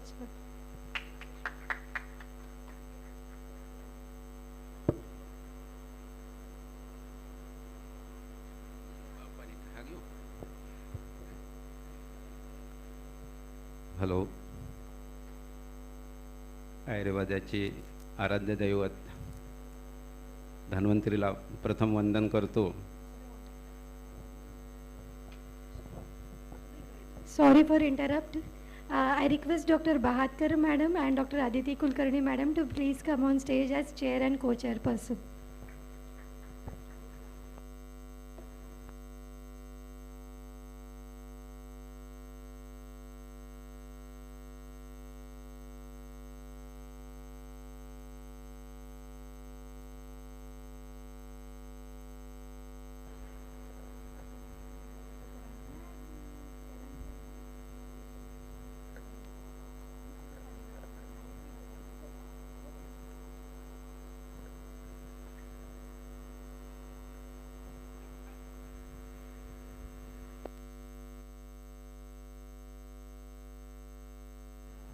Hello. आयुर्वेदाच्या आराध्य दैवत धन्वंतरी यांना प्रथम मी वंदन करतो आणि आरे पोद्दार आयुर्वेद महाविद्यालयाच्या माननीय अधिष्ठाता डॉक्टर संपदा संत मॅडम, कायचिकित्सा विभाग प्रमुख डॉक्टर भरत कडलकर सर आणि सर्व सन्माननीय NCISMचे chairman doctor Narayan Jadhav sir आणि व्यासपीठावर उपस्थित असलेले doctor Bahatkar madam, Aditi Kulkarni madam. वेळ भरपूर झालेला आहे, 6 वाजलेला आहे. मला एक सांख्यशास्त्रात एक सूत्र सहज आठवलं. असत करणात, उपादान ग्रहणात, शक्य करणात, कारणभावात. हा सत्कार्यवाद आहे. सकाळी 8 पासून 9 पासून 6 वाजेपर्यंत मला तर वाटतं माझ्या जीवनातलं पहिले अशी कॉन्फरन्स आहे. खरंच असं मला वाटून राहिलं का पुणे आणि मुंबई, डॉक्टर गिरीश किल्लू खरंच खरं मॅडम, आज आपल्याला जे मिळालेलं आहे, म्हणजे मला माहिती आहे माझा तो विषय प्रिलेज जे कोड ऑफ मेडिकल इथिक्सबद्दल आहे, तो विषय 15 मिनटात 20 मिनटात काही संपणार सारखं नाही. पण आपलं कर्तव्य हेच राहणार आहे, आपण ज्या भारत देशात राहतो आणि भारत देशामध्ये जे महाराष्ट्र राज्य आहे आणि महाराष्ट्र राज्यामध्ये पोद्दार आयुर्वेद महाविद्यालय, मला माहिती आहे मॅडम, आपण संयम, शांत, सहनशीलता फार मोठी आहे, असे फार कमी अशा व्यक्तीत असे म्हणजे पाहायला मिळतं. कारण एवढं सोपं नाही आहे पोद्दार महाविद्यालयाचे अधिष्ठाता म्हणून. कारण मला माहिती आहे, मी इथे 2001-2मध्ये आलेलो आहे, 2025 चालू आहे, आपल्याला येऊन 3 वर्ष झालेले आहे. संख्यात्मक गुणात्मक जेव्हा आपण तुलना करतो, आपलं गोल्डन ज्युबिली अहवाल आहे, गोल्डन ज्युबिलीची कॅपॅसिटी मला वाटते 100, 150, 200, पण रजिस्ट्रेशन ह्या आपल्या कॉन्फरन्सी 450-500च्या वर झाली. म्हणजे नियोजन एवढं सोपं नसतं. आपल्याला करायचं एकच आहे, मी फार म्हणजे असा मोठा व्यक्ती नाही आहे, पण आयुर्वेदानं आपल्याला जे दिलेलं आहे आणि हा आजचा जो टॉपिक आपल्याला AI जो दिला आहे, आर्टिफिशियल इंटेलिजन्स आणि आयुर्वेद, AI तर मला तर वाटतं 1986 पासून आहे. कारण माझा छोटा मुलगा जो श्रवण आहे, त्यांनी BTechला 3rd इयरला AIला ॲडमिशन घेतली चेंबूर शाहकच्ची इंजिनिअरिंग कॉलेजला. मी त्याला आज म्हटलं होतं, कारण श्रवण तू आज काहीतरी थोडंसं 5-10 मिनटासाठी ये आणि तू बोल, कारण आज त्याचा पेपर होता 29 तारीखला. नाही म्हणे पप्पा, म्हणे आज माझा पेपर आहे, मी तर काही येणार नाही म्हणे. असो, मी महाराष्ट्र काउन्सिल ऑफ इंडियन मेडिसिनचं एक प्रबंधक, मला हे चुकून कसं काय प्रबंधकपद आलं हे मला माहिती नाही. 2005 पासून मी काम करतो. तेव्हा प्रॅक्टिशनरची मॅडम संख्या होती 48,000. 28 डिसेंबर मला आठवते, 28 डिसेंबर 2005. आता कालची संख्या मी सांगतो तुम्हाला, आपल्या BMS डॉक्टरची प्रॅक्टिसची संख्या 1,24,000. 48,000 कुठे आणि आता 2025 1,24,000 आहे. जेव्हा माझं रजिस्ट्रेशन 10 फेब्रुवारी 1986ला झालं, तेव्हा माझा रजिस्ट्रेशन नंबर होता हा 16,891. 1986 म्हणजे बघा कशी परिस्थिती बदलत जाते. आता 2025 आहे. महाराष्ट्र राज्यामध्ये आयुर्वेद कॉलेजची संख्या ही 150 आहे आणि दरवर्षी 8,000 ते 9,000 प्रॅक्टिशनर बाहेर पडतात. आणि काहीतरी आपल्याला आपल्या ह्या जन्माचं काहीतरी पुढच्यासाठी असं जण लागेल का AI सारखा विषय आपण निवडलेला आहे आणि आपला इथिक्स जे असतं, आपण आपल्या महाराष्ट्र मेडिकल प्रॅक्टिशनर ॲक्ट 1961ला कुठंतरी बांधलेला असतो. आणि आपला हा व्यवसाय, जरी हा व्यवसाय म्हणजे की असा एक बिझनेस नाही आहे, हा जनतेशी आरोग्य सेवा, वैद्यकीय सेवा हे करण्याचा आपल्याला एक असं ह्या जन्मामध्ये दिलेलं एक मोठं योगदान आहे. ते आपल्याला करायचं आहे. नुसतं काय आपण इथे टीचर्स आहो, टीचर्स ठीक आहे, आपण विद्यार्थी घडतो, प्रॅक्टिशनर घडतो, सर्व गोष्ट, पण आपल्याला मुंबईसारख्या ठिकाणापासून ते एखाद्या ग्रामीण, आज मला तर मॅडम ह्या आपल्या कॉन्फरन्सला ज्यांनी रजिस्ट्रेशन केलेलं आहे, चंद्रपूरचे डॉक्टर कोणतरी एक रविकुमार चिंतावार तिथून आलेले आहे, नागपूरचे आलेले आहे, कारण त्यांना विषय हा नवीन वाटलेला आहे. म्हणून आपल्याला असं वाटतं का पुढे काहीतरी करायला वाटते. आणि सकाळी माझी संचालक कोहली सर आलेत, रेड्डी सर आलेत आणि आपल्या सहसचिव खरात मॅडम आल्यात. खरंच त्या आल्यात आणि त्यांनी तर एवढं असं कौतुक केलं. खरंच म्हणजे मला तरी वाटत 2001च्या नंतर आज ही कॉन्फरन्स झालेली आहे, तर कसं मला वाटतं एक रेकॉर्ड ब्रेक झाले. रेकॉर्ड ब्रेक झाल्यानंतरही सुद्धा आपल्याला पुढं करायचं आहे. मला माहिती आहे 1961 हा माझा जन्म आहे आणि आपली काउन्सिल किंवा आपला ॲक्ट हा 1961च झाला आहे. आज माझं वय 64 आहे, पण मला असं वाटत नाही की मी आज 64 आहे म्हणून, बिलकुल नाही. कारण माणसाने पंचवार्षिक योजना जी करायची असेल तर आपल्याला काम करायचं आहे. आणि आपण खरंच नशिबान आहो. आपण MBBS पण करू शकलो असतो, काय फक्त 2-3 मार्काचा फरक पडला असताना आपल्याला, पण कदाचित MBBS केलं असतं तर आज आपल्याला हे भाग्य मिळालं नसतं. खरंच आपण धन्वंतरी दैवत आहे. आपले जे असतात ना, धर्म, अर्थ, काम आणि मोक्ष, प्राणैष्णा, धनैष्णा आणि परलोककृष्णा, आज आपल्याला धन जे मिळालं, जे धन्वंतरी जे मिळालं, आपण त्या पैशाच्या याच्यात किंवा व्यवसायाच्या रूपात कधीच करू शकत नाही, कधीच करू शकत नाही. आज जर आपण आयुर्वेदाचं जर समजा प्रामाणिक जर काम केलं असेल तर आपली जी सरस्वती, आपली जी लक्ष्मी असेल तर आपल्यासमोर कधी कधी येतं आणि ते येणारच आहे. म्हणून मला असं वाटतं आजचा हा विषय चांगला आहे आणि मला असं वाटते का 1,24,000 प्रॅक्टिशनर महाराष्ट्रातले जर आपल्यासोबत असेल तर आजचा हा दिवस आपल्यासाठी एवढा चांगला आहे का भविष्यामध्ये जे सावित्रीबाई फुले पुणे विद्यापीठ मला माहिती नव्हतं का AIमध्ये तिथे एवढं चांगलं काम चालू आहे. पण जनरली 2 ते 3 महिन्यापासून ह्या आपल्या कॉन्फरन्सची जी तयारी चालू आहे आणि हा जो विषय होता मॅडम कडलसकर सरांनी सांगितलं आणि आपणालाच माहिती आहे, आपण डायरेक्टर सरांकडे गेलो, आपण कमिशनर सरांकडे गेलो, आपण सचिव सरांकडे गेला. हा विषय त्यांना खूप आवडला आहे, खूप आवडला. आणि मला नाही वाटत का आजच्या पहिल्या याच्यामध्ये आपले जे सोविनार निघालेले आहे आणि सोविनारच्या याच्यामध्ये पहिलं असं मला वाटतं का सचिव सर आणि कमिशनर सरांनी त्यांचे आपलं मनोगत दिलेलं आहे. ते आपल्यासाठी फार चांगलं आहे. म्हणून कोड ऑफ इथिक्स जे आहे एवढं लवकर संपण्यासारखं नाही आहे. मी अजून खूप अशी बोलू शकते, पण माझी विनंती राहणार आहे का ह्या इथिक्ससाठी मी परत एकदा बोलेल आणि मला सहकार्य करण्यासाठी आपल्या इथे डॉक्टर खटावकर सर आहेत. त्यांचा कोड ऑफ मेडिकल इथिक्समध्ये फार चांगला अभ्यास झालेला आहे. कमीत कमी ते 1 तास आपल्या याच्यामध्ये देऊ शकणार आहे आणि आपले जर परवानगी असेल तर मी की बोलेल, पण मला नाही असं वाटेल कारण का सकाळी 8 पासून 9 पासून पर्यंत आज आपण इथं बसलेल्याच आहे. मी माझं इथे संपवतो आणि धन्यवाद.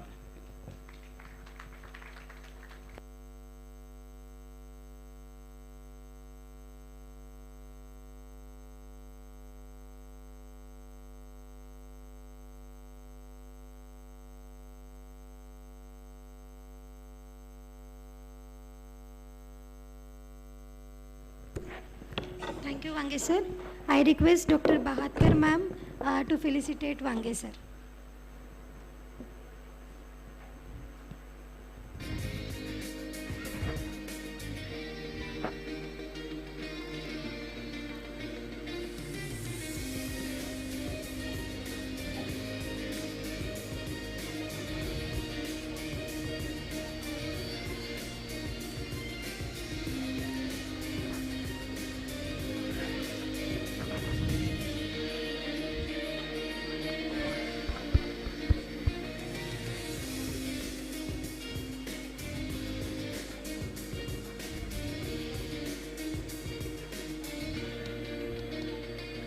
I request Dhate sir to please felicitate Aditi Kulkarni ma'am.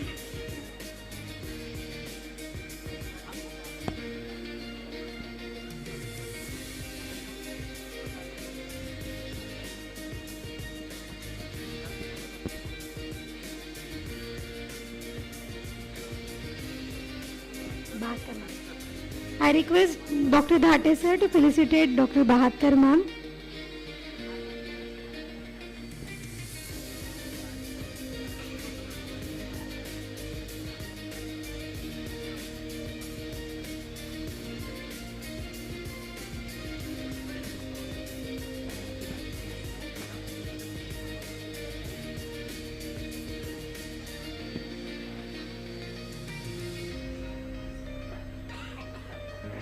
I request Dr. Dhate sir to felicitate Dr. Aditi Kulkarni ma'am.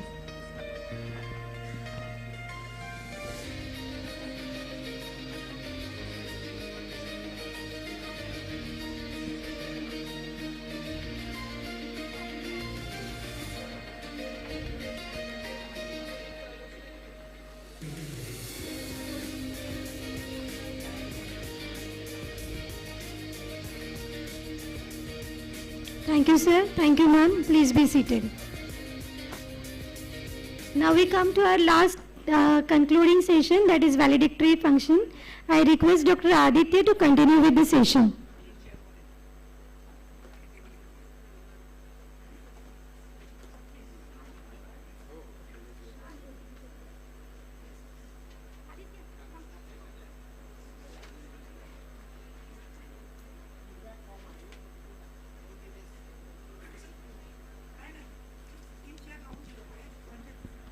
Hello. Good evening, all of you.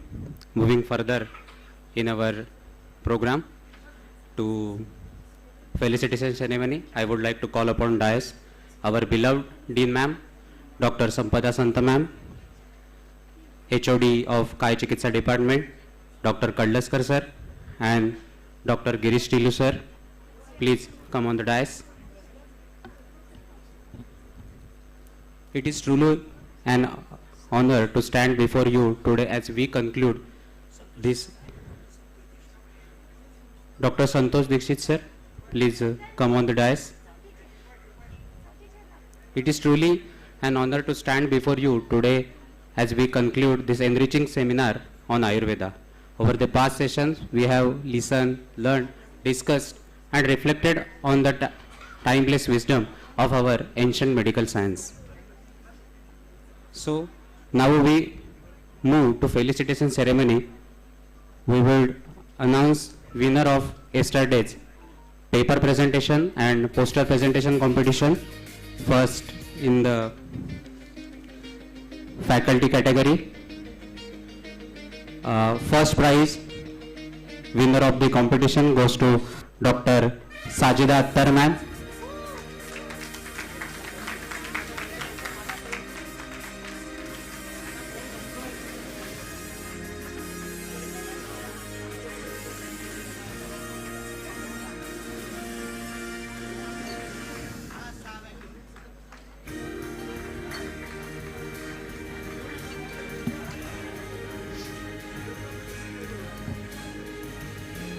Actually, the first prize is consolidated between two presenters. The first prize also goes to Dr. Nivedita Dhanvijay in faculty category. I would like to Dr. Sampada Santaman to felicitate Dr. Nivedita Dhanvijay.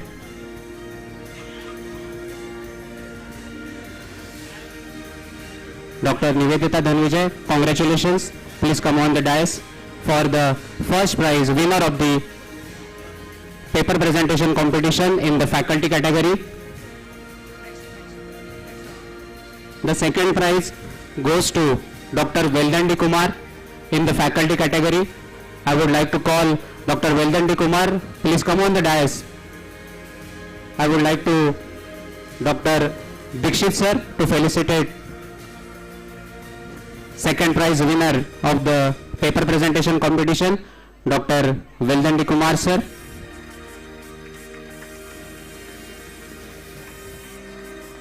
Congratulations sir. It was a great paper presentation competition. Total 60 presentations yesterday was presented by the candidates. Moving towards further the PhD category. The winner of the PhD category paper presentation competition, Dr. Shivani Dubey. Please come on the dais. Dr. Shivani Dubey, the winner of paper presentation competition in the PhD category. I would like to felicitate Dr. Shivani Dubey. Dr. Kadlaskar sir, please.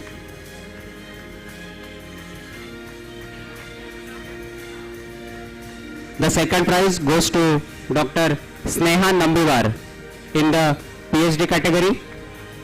Dr. Sneha Nambiwar, please come on the dais.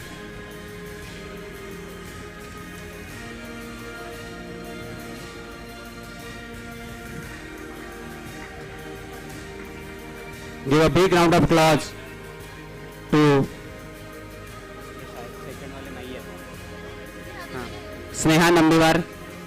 Okay, moving further to the paper presentation competition, PG student category. The winner of the paper presentation competition, Dr. Divesh Patil. Please come on the dais, Dr. Divesh Patil. I would like to Dr. Sampada Santa ma'am, please.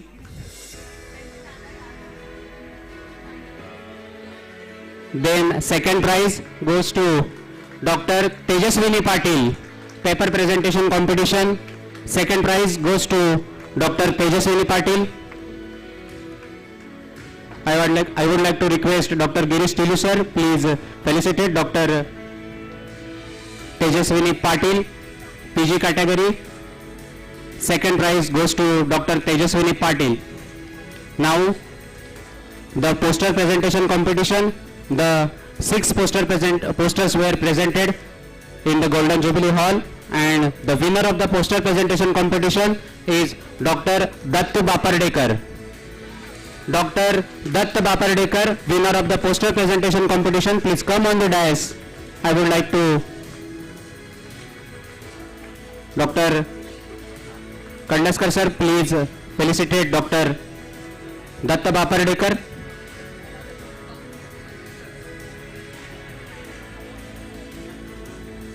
Congratulations, sirs.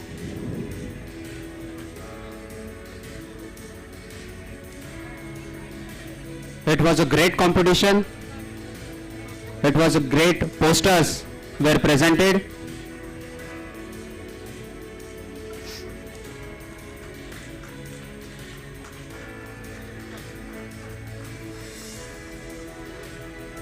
Now moving forwards, without timeless efforts of organizing committee and PG/UG students, the seminar could not be successful. So it is time to appreciate their efforts by felicitation. I would like to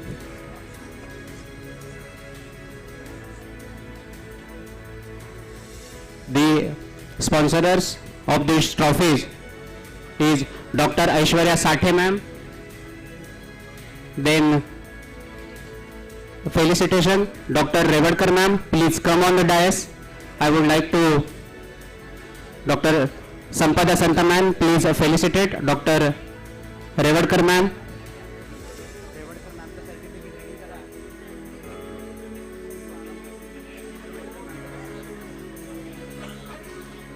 Without these efforts behind this whole seminar, the whole seminar could not be successful, as this seminar is successful very well. Many hands behind this program.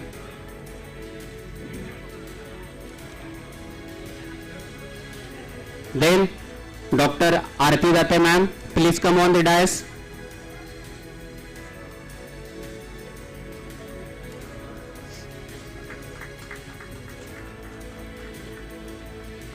It was a great opportunity for all the presentators, for the faculty, practitioners and PG students.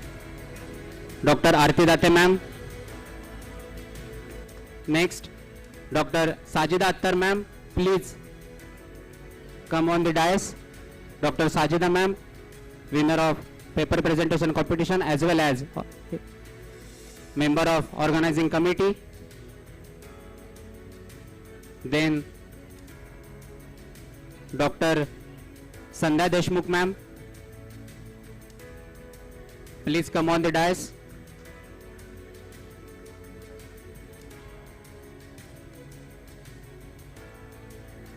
Dr. Sandhya Deshmukh ma'am, congratulations to all members of organizing committee for making such a huge event successful. Then Dr. Aishwarya Sathe ma'am, please come on the dais.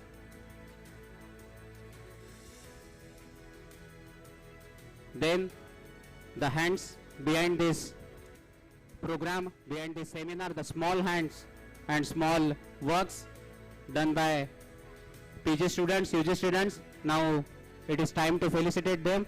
PG students, Dr. Divesh, Dr. Harish, Dr. Gagan, Dr. Pranay, Dr. Namrata.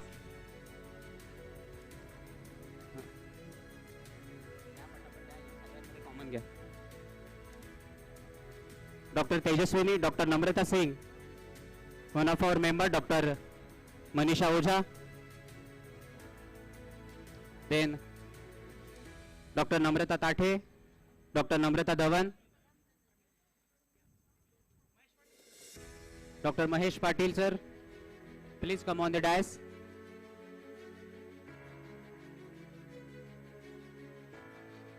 It is time to felicitate these hands behind the whole ceremony, whole function, whole seminar.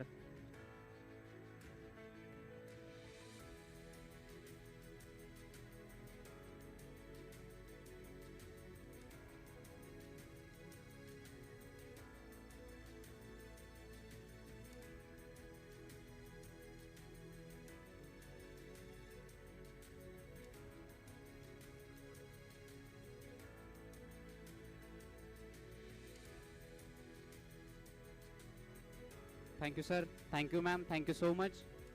Then, UG students, especially Mr. Chetan, Mr. Mayur, Mr. Ahmed, Omkar, and his team, please come on the dais. Mr. Chetan.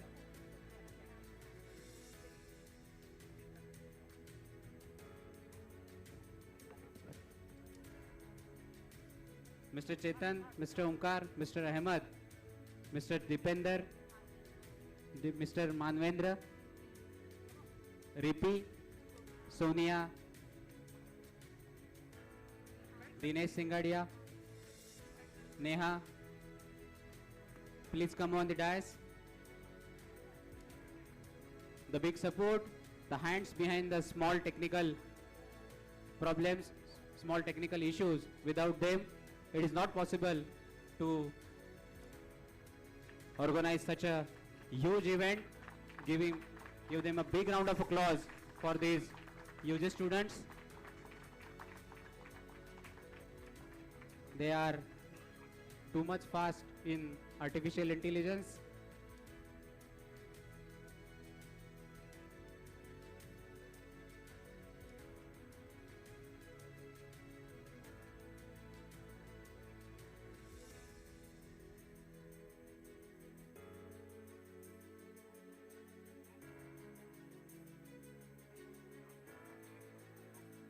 Thank you, sir. Now, I would like to call upon a dais Dr. Aishwarya Sate ma'am to give vote of thanks. Thank you.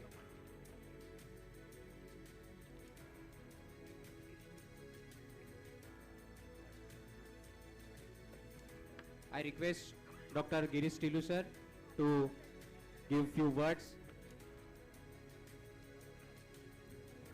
Best wishes for a new beginning.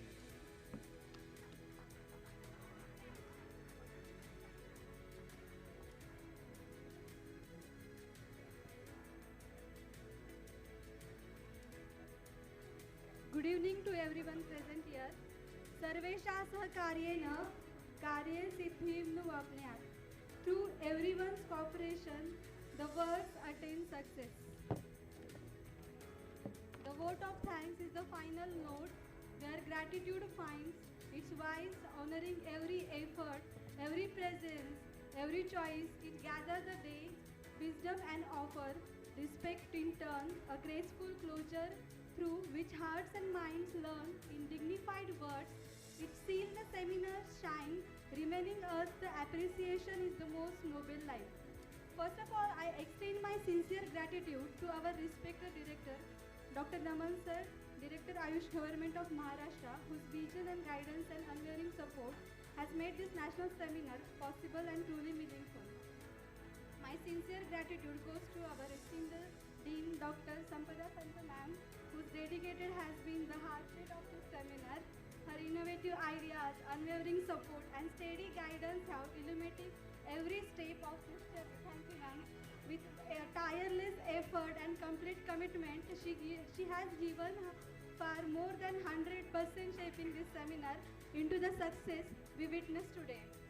We profound gratitude to Dr. Bharat Kadlaskar sir, HOD of the Department of Kayachikitsa and the chairman of this seminar. This seminar is truly the reflection of his vision, his dream and unwavering commitment, his guidance, tremendous support, pursuit of perfection have shaped every aspect of this event.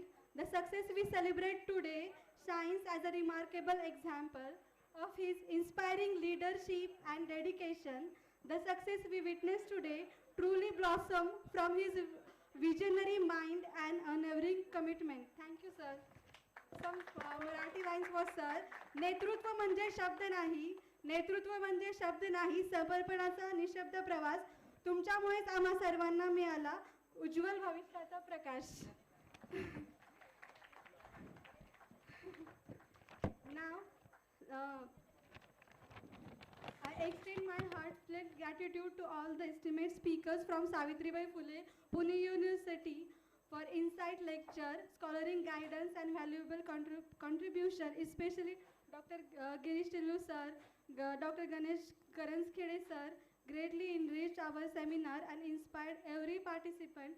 Thank you sharing your experience with us. Thanks you for all speakers. Dr. Santosh Dikshit sir, thank you for your valuable guidance. Now, thank you for this, our Secretary Dr. Wange sir for his meticulous coordination, constructive inputs and dedicated involvement throughout the event. I sincerely acknowledge and thank you Dr. Wange sir, his valuable support and productive effort in facilitating the credit point approval for this seminar, which has significantly enhanced the academic value of the event. As Secretary of this seminar, I express my gratitude to Dr. Revadkar ma'am for his dissipate her demanding responsibilities in handling both OPD and IPD. She graciously devoted her time to guide us, review our planning and extend every possible assistance for the successful organization of this seminar. I extend my sincere gratitude to our organizing secretary, Dr. Aarvi ma'am, for her devoted effort, meticulous handling of all committees, and her exceptional hard work is overseeing every arrangement with precious. Her dedication has been instrumental in ensuring the smooth and successful execution of this seminar. I also extend heartfelt appreciation to Dr. Sajida ma'am for her dedicated role as an organizer, especially for his sincere efforts in the preparation of the souvenir and her active involvement in coordination various arrangements. I express my sincere gratitude to Dr. Sandhya ma'am for efficiently managing the registration process, meticulously handling all the accounts and skillful coordination. The entire organizing team, her systematic approach and dedicated involvement have contributed greatly to the smooth functioning of this seminar. I express my gratitude to Dinesh Padisi sir for his valuable involvement and support regarding the smooth technical work throughout the event. Sanjay Mama always help us in a every work.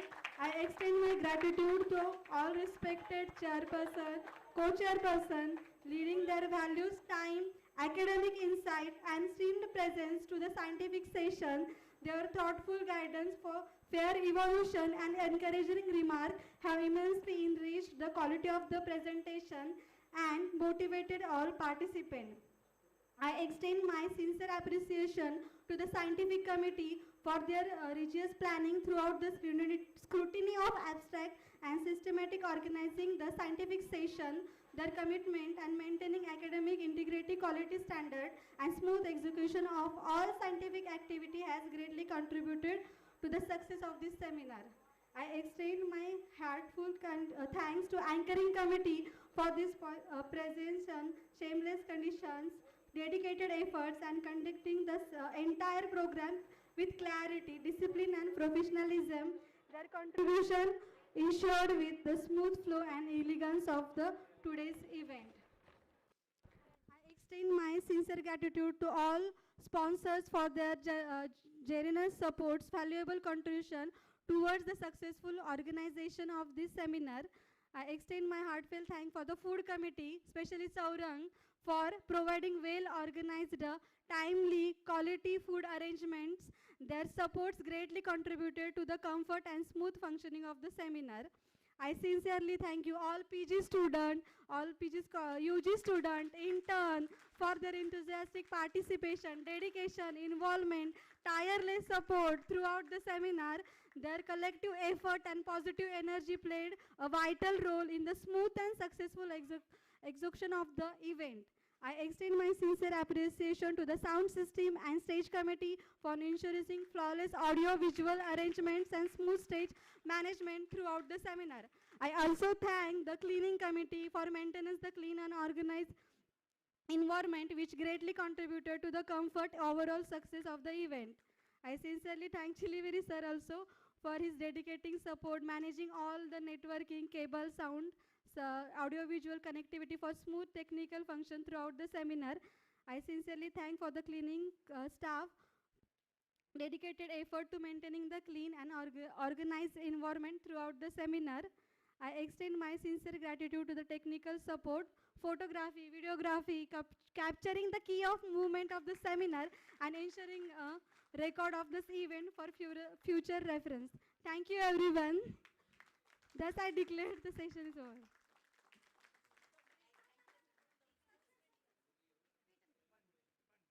Sorry, one felicitation is missed from our side.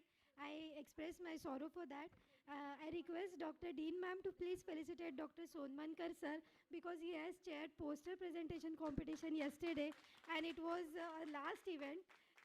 So we missed it. Sorry sir again.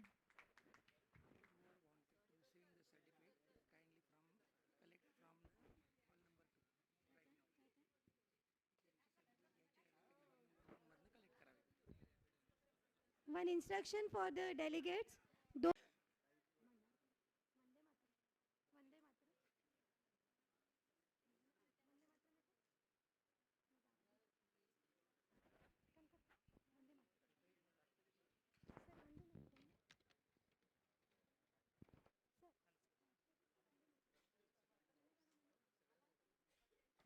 I request all of you to stand at your place for Rashtragit.